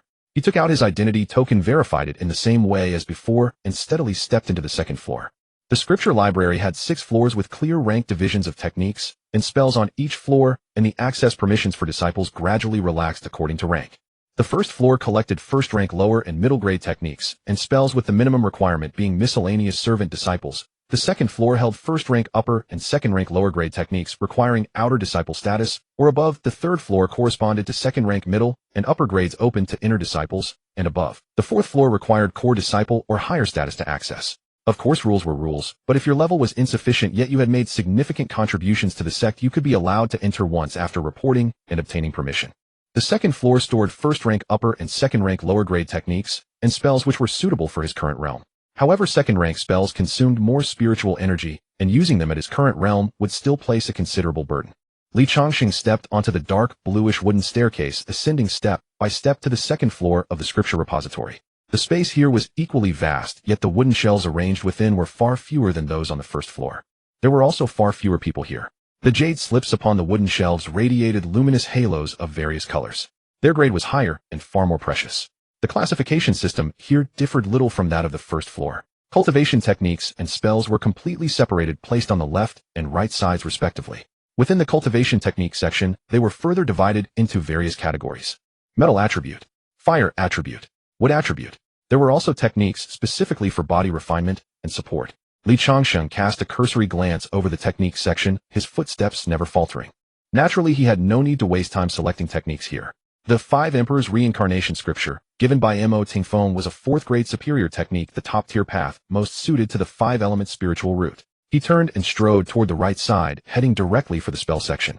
The spell area was similarly divided into corresponding zones: attack category, defense category, movement category, support category.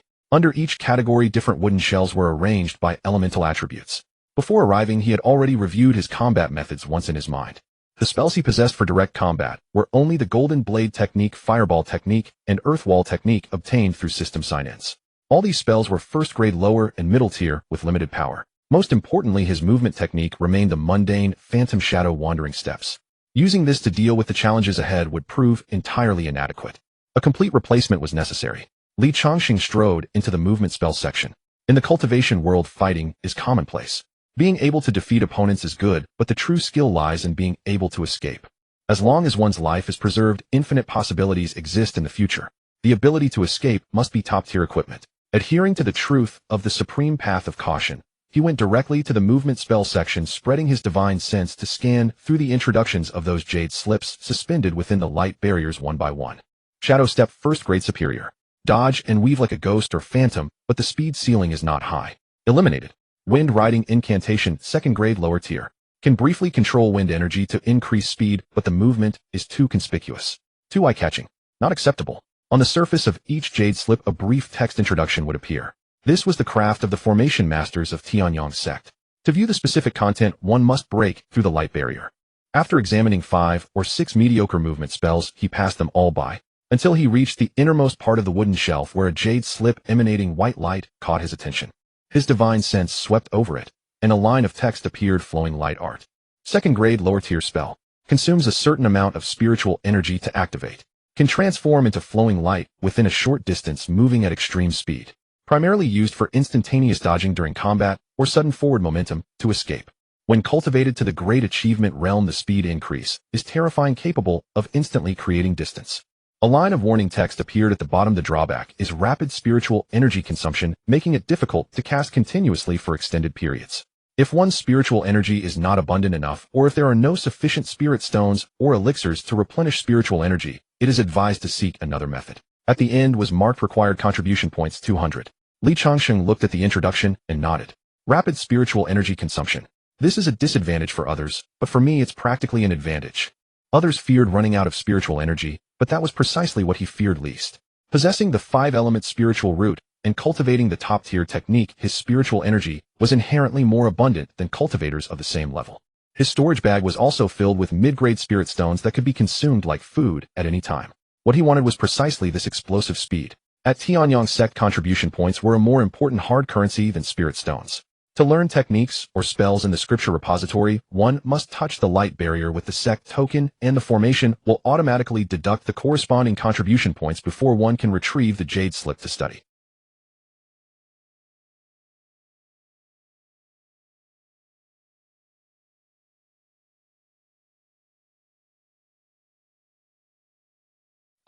A faint light flickered on the token, clearly displaying the words contribution points 0. Li Changsheng's heart was unperturbed. As a core disciple, he had the privilege of freely selecting 2 techniques and 3 spells upon joining the sect. However, the maximum level 1 could study was only 2nd grade middle tier. As expected, after about 3 seconds, the light barrier formation melted like snow and ice, quietly parting to both sides, revealing the jade slip inside. First checking contribution points, then verifying identity permissions. This formation is quite intelligent. A subtle admiration stirred in Li Changsheng's heart, deepening his recognition of this great sect's accumulated foundation. The formation master behind this was certainly no simple person. He reached out and took the jade slip, its surface cool to the touch. He probed with his divine sense. In just about 10 minutes, he firmly memorized the cultivation method of this flowing light art. Being at the 6th level of Qi, refining his memory was far beyond that of ordinary people. Though not quite achieving photographic memory, memorizing a spell in 10 minutes was well within his capabilities. What a pity, unlike obtaining spells from the system, which can be directly mastered. A slight regret filled his heart as he returned the jade slip to its original position. The light barrier restored as before. Having selected the means of escape, next was attack spells. He went to the attack spell area and quickly found a spell also named Golden Blade Technique. However, this one was 2nd grade lower tier, 10 times more powerful than his previous 1st grade lower tier version. Of course, the spiritual energy consumption was also correspondingly much greater. Without hesitation, Li Changsheng used up another of his free quotas, memorizing this advanced version of the Golden Blade Technique. 1 spell learning quota remaining. Li Changsheng stroked his chin, contemplating which spell to choose for the 3rd one. Escape methods are covered, damage output is covered, only a control type skill is missing. Being able to control an enemy, whether to create timing for my own spell casting or to buy time for escape, would be extremely practical. He went to the support spell area and finally locked onto a 2nd grade lower tier wood attribute spell named Vine Entanglement. This spell could summon abundant resilient vines from the ground to bind an enemy's hands and feet. It was truly an essential divine technique for ambushes and escape. Having used up all 3 spell quotas, Li Changsheng was satisfied and prepared to leave the scripture repository. According to his core disciple status, he actually had the qualification to enter the 4th floor. The 2nd floor mainly housed 1st grade superior and 2nd grade lower tier spells and techniques. The 3rd floor contained 2nd grade middle tier and superior. The 4th floor collected 3rd grade techniques and spells, a domain only golden core true men could venture into. Forget it. Even if I go to the 3rd or 4th floor, there's no point if I don't continue selecting spells. Li Changsheng shook his head and directly abandoned the idea of continuing upstairs. First, those 3rd grade spells, with his current cultivation of the 6th level of Qi refining, even if he theoretically learned them, the little spiritual energy in his dantian would be entirely insufficient to cast them. Forcing a cast might simply drain him dry. Second, his free quota had already been exhausted. If he wanted to learn more, he would have to exchange real contribution points. Leaving the scripture repository and returning to his cave dwelling on the 5 Elements Peak, where spiritual energy was abundant, Li Changsheng activated the cave dwelling's formation and sat cross-legged on the meditation cushion. However, he did not immediately begin cultivating. Instead, he calmed his heart and began to review his own situation over the past few days. From arriving at Yunnan City to having his spiritual root tested, then being brought back to the 5 Elements Peak by Mo Tingfeng. This series of events passed through his mind one by one. With the superior 5-element spiritual root talent, he had joined Tianyang sect, obtained the 4th grade superior technique and more cultivation resources, and gained Mo Tingfeng as a backer. The benefits were indeed many. But the superior 5-element spiritual root talent, the core disciple identity. This starting point looks like a perfect hand, but thinking carefully, it's still a bit too conspicuous. The word genius, while bringing glory and resources, also meant endless troubles and scrutiny. Within the sect, the seemingly harmonious relationship between fellow disciples absolutely concealed countless competitions and jealousies beneath the surface. A tree that stands out from the forest will surely be destroyed by the wind. Though I have my convenient master watching over me, I cannot be too ostentatious. In the days to come, I must continue to stay hidden. Unless absolutely necessary, I must not go out doing everything possible to lower my presence. The superior five-element spiritual root identity had certainly attracted much attention to him. But as long as he maintains a low profile from now on, concealing his cultivation level over time, coupled with other exceptionally talented disciples showing their brilliance, his prominence will naturally be gradually overshadowed. Throughout the long history of the cultivation world, there has never been a shortage of individuals with extraordinary talent when their spiritual roots were tested. Yet in the end, countless people found their cultivation stagnating, ultimately fading into obscurity among the masses. The Thousand Illusions Divine Codex is practically tailor-made for me. Changsheng began recalling the cultivation technique he had obtained by signing in at the Scripture Pavilion. It was a fourth-rank superior auxiliary technique that could conceal one's cultivation level, similar to the Thousand Illusions mask, but of a higher grade. Once cultivated to the highest realm, it could withstand the prying of a late nascent soul grand perfected lord. In other words, as long as Changsheng cultivated this technique to perfection, no one except a peak nascent soul level magnate, examining him directly, could see through his true cultivation. However, this was not its greatest use. It had an even more heaven-defying effect. It could fake one's cultivation level. Once cultivated to perfection, it could simulate the aura of a late nascent soul cultivator at most. Of course, both abilities required that he did not engage in combat. Once he made a move, he would be exposed. But even so, it was already incredibly heaven-defying. Changsheng mused inwardly. When he one day cultivated to perfection and disguised himself as a nascent soul true lord, he could become a rogue cultivator who plunders others. Daoist friend, your storage pouch seems fated to be mine. As long as he robbed cultivators at the Golden Core stage or below, would they dare to refuse? The mere thought made Changsheng chuckle. But he was only daydreaming. Such a high-risk venture did not align with his consistently prudent approach. For now, the most important thing was to improve his own cultivation. Moreover, it was time to switch cultivation techniques. The technique he had been cultivating, the Supreme Purity Chi Guidance Art, was merely a basic attribute-less technique that could only be cultivated up to the 9th layer of the Chi refining stage. Although he felt that this technique was definitely not simple and surely had a sequel, he had no way to obtain it. And now that he possessed a superior five-element spiritual root naturally, he could not continue cultivating a technique that only reached the 9th layer of Chi refining. Of course, if he obtained the sequel in the future, and its grade far surpassed the 5 Emperors Reincarnation Art, he could switch then. With a thought, Changsheng took out a jade slip recording the 5 Emperors Reincarnation Art from his storage pouch. He pressed the jade slip to his forehead and immersed his divine sense into it. The next moment, a vast and profound stream of information surged into his mind. The 5 Emperors Reincarnation Art was a 4th-rank superior cultivation technique. This technique was not created by anyone, rather an ancestor of the 5 Elements Peak had obtained it by chance from an ancient ruin. Its cultivation method was completely different from ordinary techniques. It did not merely involve breathing and absorbing spiritual energy. Instead, it required condensing 5 spiritual energy vortices of metal, wood, water, fire, and earth attributes within the Dantian. These 5 vortices were like 5 miniature Dantians, each independent, yet interconnected and resonating with each other through a mysterious method. Changsheng understood. Ordinary cultivators had only one Dantian, so their cultivation naturally achieved twice the result with half the effort. But with his 5-element spiritual root, cultivating the 5 Emperors Reincarnation Art meant he had to cultivate 5 Dantians simultaneously. The resources required would naturally be 5 times that of an ordinary cultivator, or even more.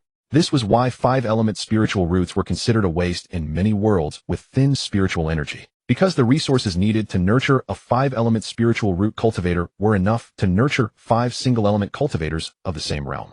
Ordinary small sects could never afford such a terrifying expenditure. But similarly, once cultivated successfully, the benefits were unimaginable. The 5 elements generate each other in an endless cycle. These 5 independent spiritual energy vortices would form a perfect reincarnation within the Dantian. Wood generates fire, fire generates earth, earth generates metal, metal generates water, water generates wood. This generative cycle would make his spiritual power recovery speed far surpass that of cultivators at the same level, and the quality of his spiritual power would be more condensed and refined. More importantly, when facing enemies, he could simultaneously activate spells of 5 different attributes: metal sharpness, wood's tenacity, water's softness, fire's explosiveness, and earth's heaviness.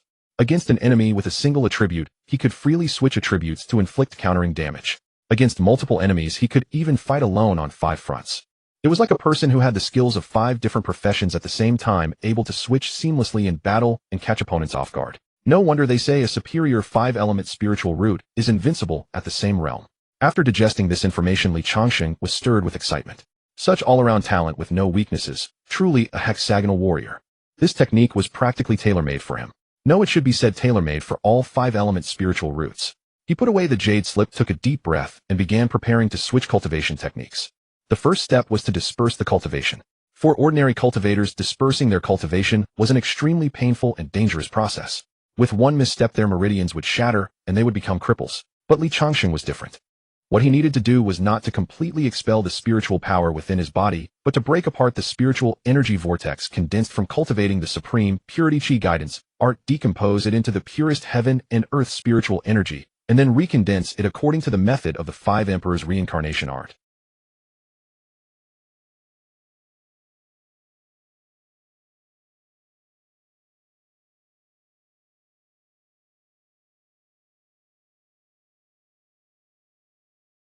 This was the foundation of his sixth-layer chi refining cultivation.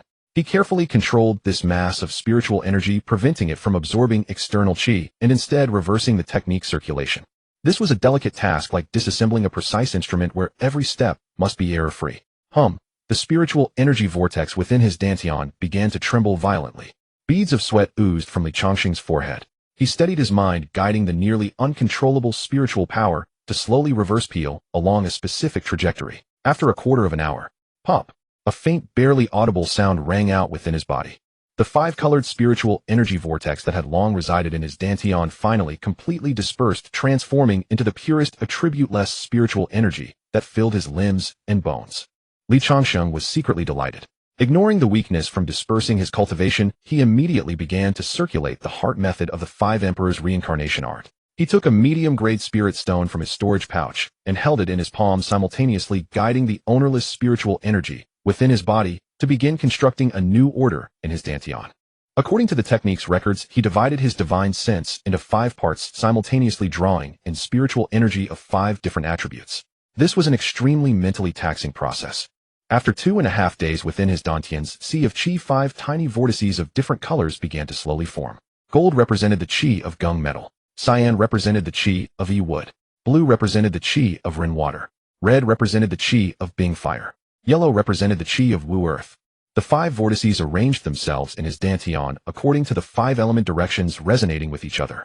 They rotated slowly and appeared very weak, like candle flames that might go out at any moment. But Li Changsheng could feel that a new foundation, far more stable and powerful than before, was quietly being laid within his body. Li Changsheng slowly concluded his cultivation, feeling the 5 newly formed multicolored miniature vortexes within his dantian, and a hint of satisfied smile spread across his face. Although his current cultivation had nearly returned to zero due to the dispersion of his previous power, the foundation of the 5 emperors reincarnation art was finally and thoroughly laid. These 5 vortexes, corresponding to metal, wood, water, fire, and earth, though faint, were stable and pure, resonating with each other from afar, forming a profound 5-element cycle. Next, I must restore my cultivation. Li Changsheng once again took out a mid-grade spirit stone, swallowed a chi-gathering pill, and immersed himself in the exhilarating sensation of rapidly surging power. With superior 5 spiritual roots, a top-tier 4th-grade art, and the exceptionally favorable cultivation environment, coupled with lavish resource expenditure, the results were astonishing. Chi refining layer 1. Chi refining layer 2. Chi refining layer 3. In merely 3 days, his cultivation broke through resolutely and returned to the chi refining layer 6 realm.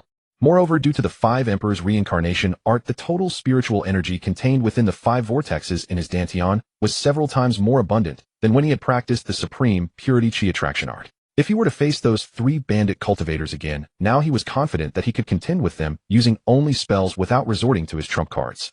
Time flew like a fleeting white colt passing a gap, who in the blink of an eye a month had passed. During this month, Li Changsheng had barely set foot outside his dwelling. By day, he cultivated the great sun crystal body within his cave abode, using pills and supreme yang spiritual objects to fiercely temper his physical body. By night, he devotedly operated the 5 emperors reincarnation art, striving to break through to higher realms. Boom! A surge of spiritual energy far more powerful than before erupted from within Li Changsheng inside the cave. Chi refining layer 7 was achieved. His physical body's strength had also firmly stepped into the level comparable to Chi refining layer 4. I wonder how this breakthrough speed measures up among cultivators with superior spiritual roots. Li Changsheng pondered silently. Breaking through to Chi refining layer 7, the late Chi refining stage was a watershed in the Chi refining realm. Of course, with superior 5 spiritual roots, there was no such thing as a bottleneck in the Chi refining stage. All that was required was to cultivate step by step. Over the past month, relying on the dense spiritual energy of the 5 elements peak, along with mid-grade spirit stones, and the Chi gathering pills, Chi condensation pills, and other elixirs given by Mo Tingfeng. Throwing down such abundant resources allowed him to break through to Chi refining layer 7 in just 1 month. He even found it a bit slow. Just then, the restriction of the cave dwelling fluctuated slightly. A familiar voice came from outside. Junior brother Changsheng, may I come in and have a word? Li Changsheng was somewhat surprised. He recognized the voice. It was third senior brother Shirley. He promptly stood up and opened the stone door of the cave. Sure enough, Shirley stood outside the cave door with a smile. Seeing Li Changsheng come out, he quickly spoke. I hope I haven't disturbed you. As he spoke, he took out a storage pouch and handed it over. Inside are 40 mid-grade spirit stones and a jade talisman that can seal one full-powered strike from me. A gift for you. Li Changsheng took the storage pouch, feeling a bit speechless. Having a backer really made a difference. His storage ring now contained over 100,000 low-grade spirit stones, more than he could ever use. But this free trump card was not to be refused. Don't think it's too little, junior brother. I'm a bit poor. Shirley scratched his head. However, the senior brother and second senior sister are quite wealthy. When they return in a while, I'll make sure they fork over some generous gifts. Li Changsheng smiled and did not refuse. More spirit stones were always welcome. Moreover, he could not discern Shirley's cultivation level. Judging by when they joined the sect, this third senior brother was at least at the mid-foundation establishment stage or above. A jade talisman containing a full-powered strike from a mid-foundation establishment cultivator was extremely precious to him right now. Third senior brother, you're too kind. Thank you. Please come in and talk. The two entered the cave dwelling. Li Changsheng brewed a pot of tea. After a conversation, he finally understood some of the background. Over the past month, third senior brother Shirley and fourth senior brother Huiyun had wanted to come visit him immediately to get acquainted. However, they were both occupied with sect missions and could not get away. Shirley had only just returned after completing his mission not long ago. As for fourth senior brother Huiyun, he had not yet returned. The daily life of a cultivator in a sect was not about secluding oneself, though carrying out missions to earn resources and contribution points was a routine for every disciple. As they chatted, Shirley's gaze toward Li Changsheng showed a hint of envy. Li Changsheng was puzzled. Shirley sighed, took a sip of tea, and then explained. Junior brother, you possess superior 5 spiritual roots and have boundless prospects. Although I also have 5 spiritual roots, they are only of the medium grade with a purity that reaches 10 within the medium grade. He paused, his tone tinged with helplessness. The 5 elements peak has few disciples, so the master made an exception and accepted me to cultivate here. But I am actually only the master's last disciple, and my treatment naturally cannot compare with yours as a personal disciple. The limitations of medium grade 5 spiritual roots were evident. After reaching the early foundation establishment stage, his cultivation speed slowed down. It took him a full 15 years to break through to the mid-stage. Now he remained stuck at the mid-foundation establishment stage. In this lifetime, he would most likely stop at the late foundation establishment stage. Golden core was beyond his reach. After hearing this, Li Changsheng understood. This resolved a previous doubt of his. It was said that superior 5 spiritual roots were extremely rare, not appearing once in 100 years. Yet the 5 elements peak, aside from himself and Mo Tingfeng, had 4 other senior brothers and sisters. That number was actually quite considerable. The lifespan of a golden core cultivator was around 500 years. If they possessed secret techniques or heavenly materials that could extend life, they might survive for up to 700 years through the long ages. Mo Tingfeng was now nearly 400 years old. He could not have taken disciples when he was 100. At that time, it was uncertain whether Mo Tingfeng had even formed his golden core. Over the long accumulation of time, casting a wide net and taking in several 5 spiritual roots, disciples gradually produced these few individuals. This was entirely reasonable. Shirley set down his teacup, his expression turning more serious. Junior brother, you have been in the sect for a month now. I believe you understand that after the 3rd month, you need to complete your first sect mission. If you need help, then you can come to me. Li Changsheng nodded and cupped his hands in thanks. Thank you for your concern, senior brother. If I truly encounter difficulties, I will certainly come to seek your guidance and assistance. Normally speaking, according to the sect's rules, a disciple must complete a sect mission 1 month after joining. This is a hard requirement with no room for negotiation.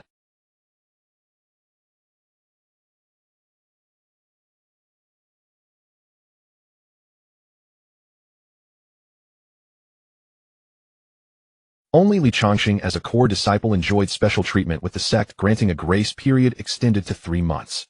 No matter how talented or special a core disciple was, they still had to abide by the sect's rules. After exchanging a few simple words, Shirley stood up. Junior brother, you should rest now. I won't disturb your cultivation. Li Changsheng nodded, rose, and escorted Shirley out of the cave dwelling. Watching the 3rd senior brother vanish into a streak of light, Li Changsheng turned and walked back into the stone chamber. The heavy stone door boomed shut. The formation's radiance flickered to life, sealing off all external noise and prying eyes.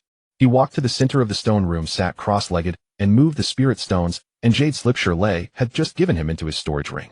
The chi-gathering pills he had purchased earlier in Linquan City were already used up. Among the pills given by Master Mo Tingfeng were chi-gathering pills, essence augmenting pills, and chi-condensing pills, all elixirs that could accelerate cultivation speed and increase cultivation base. Coupled with the dense spiritual energy at the center of the Five Elements Peaks formation and the mid-grade spirit stones in his ring, he was now in no shortage of cultivation resources.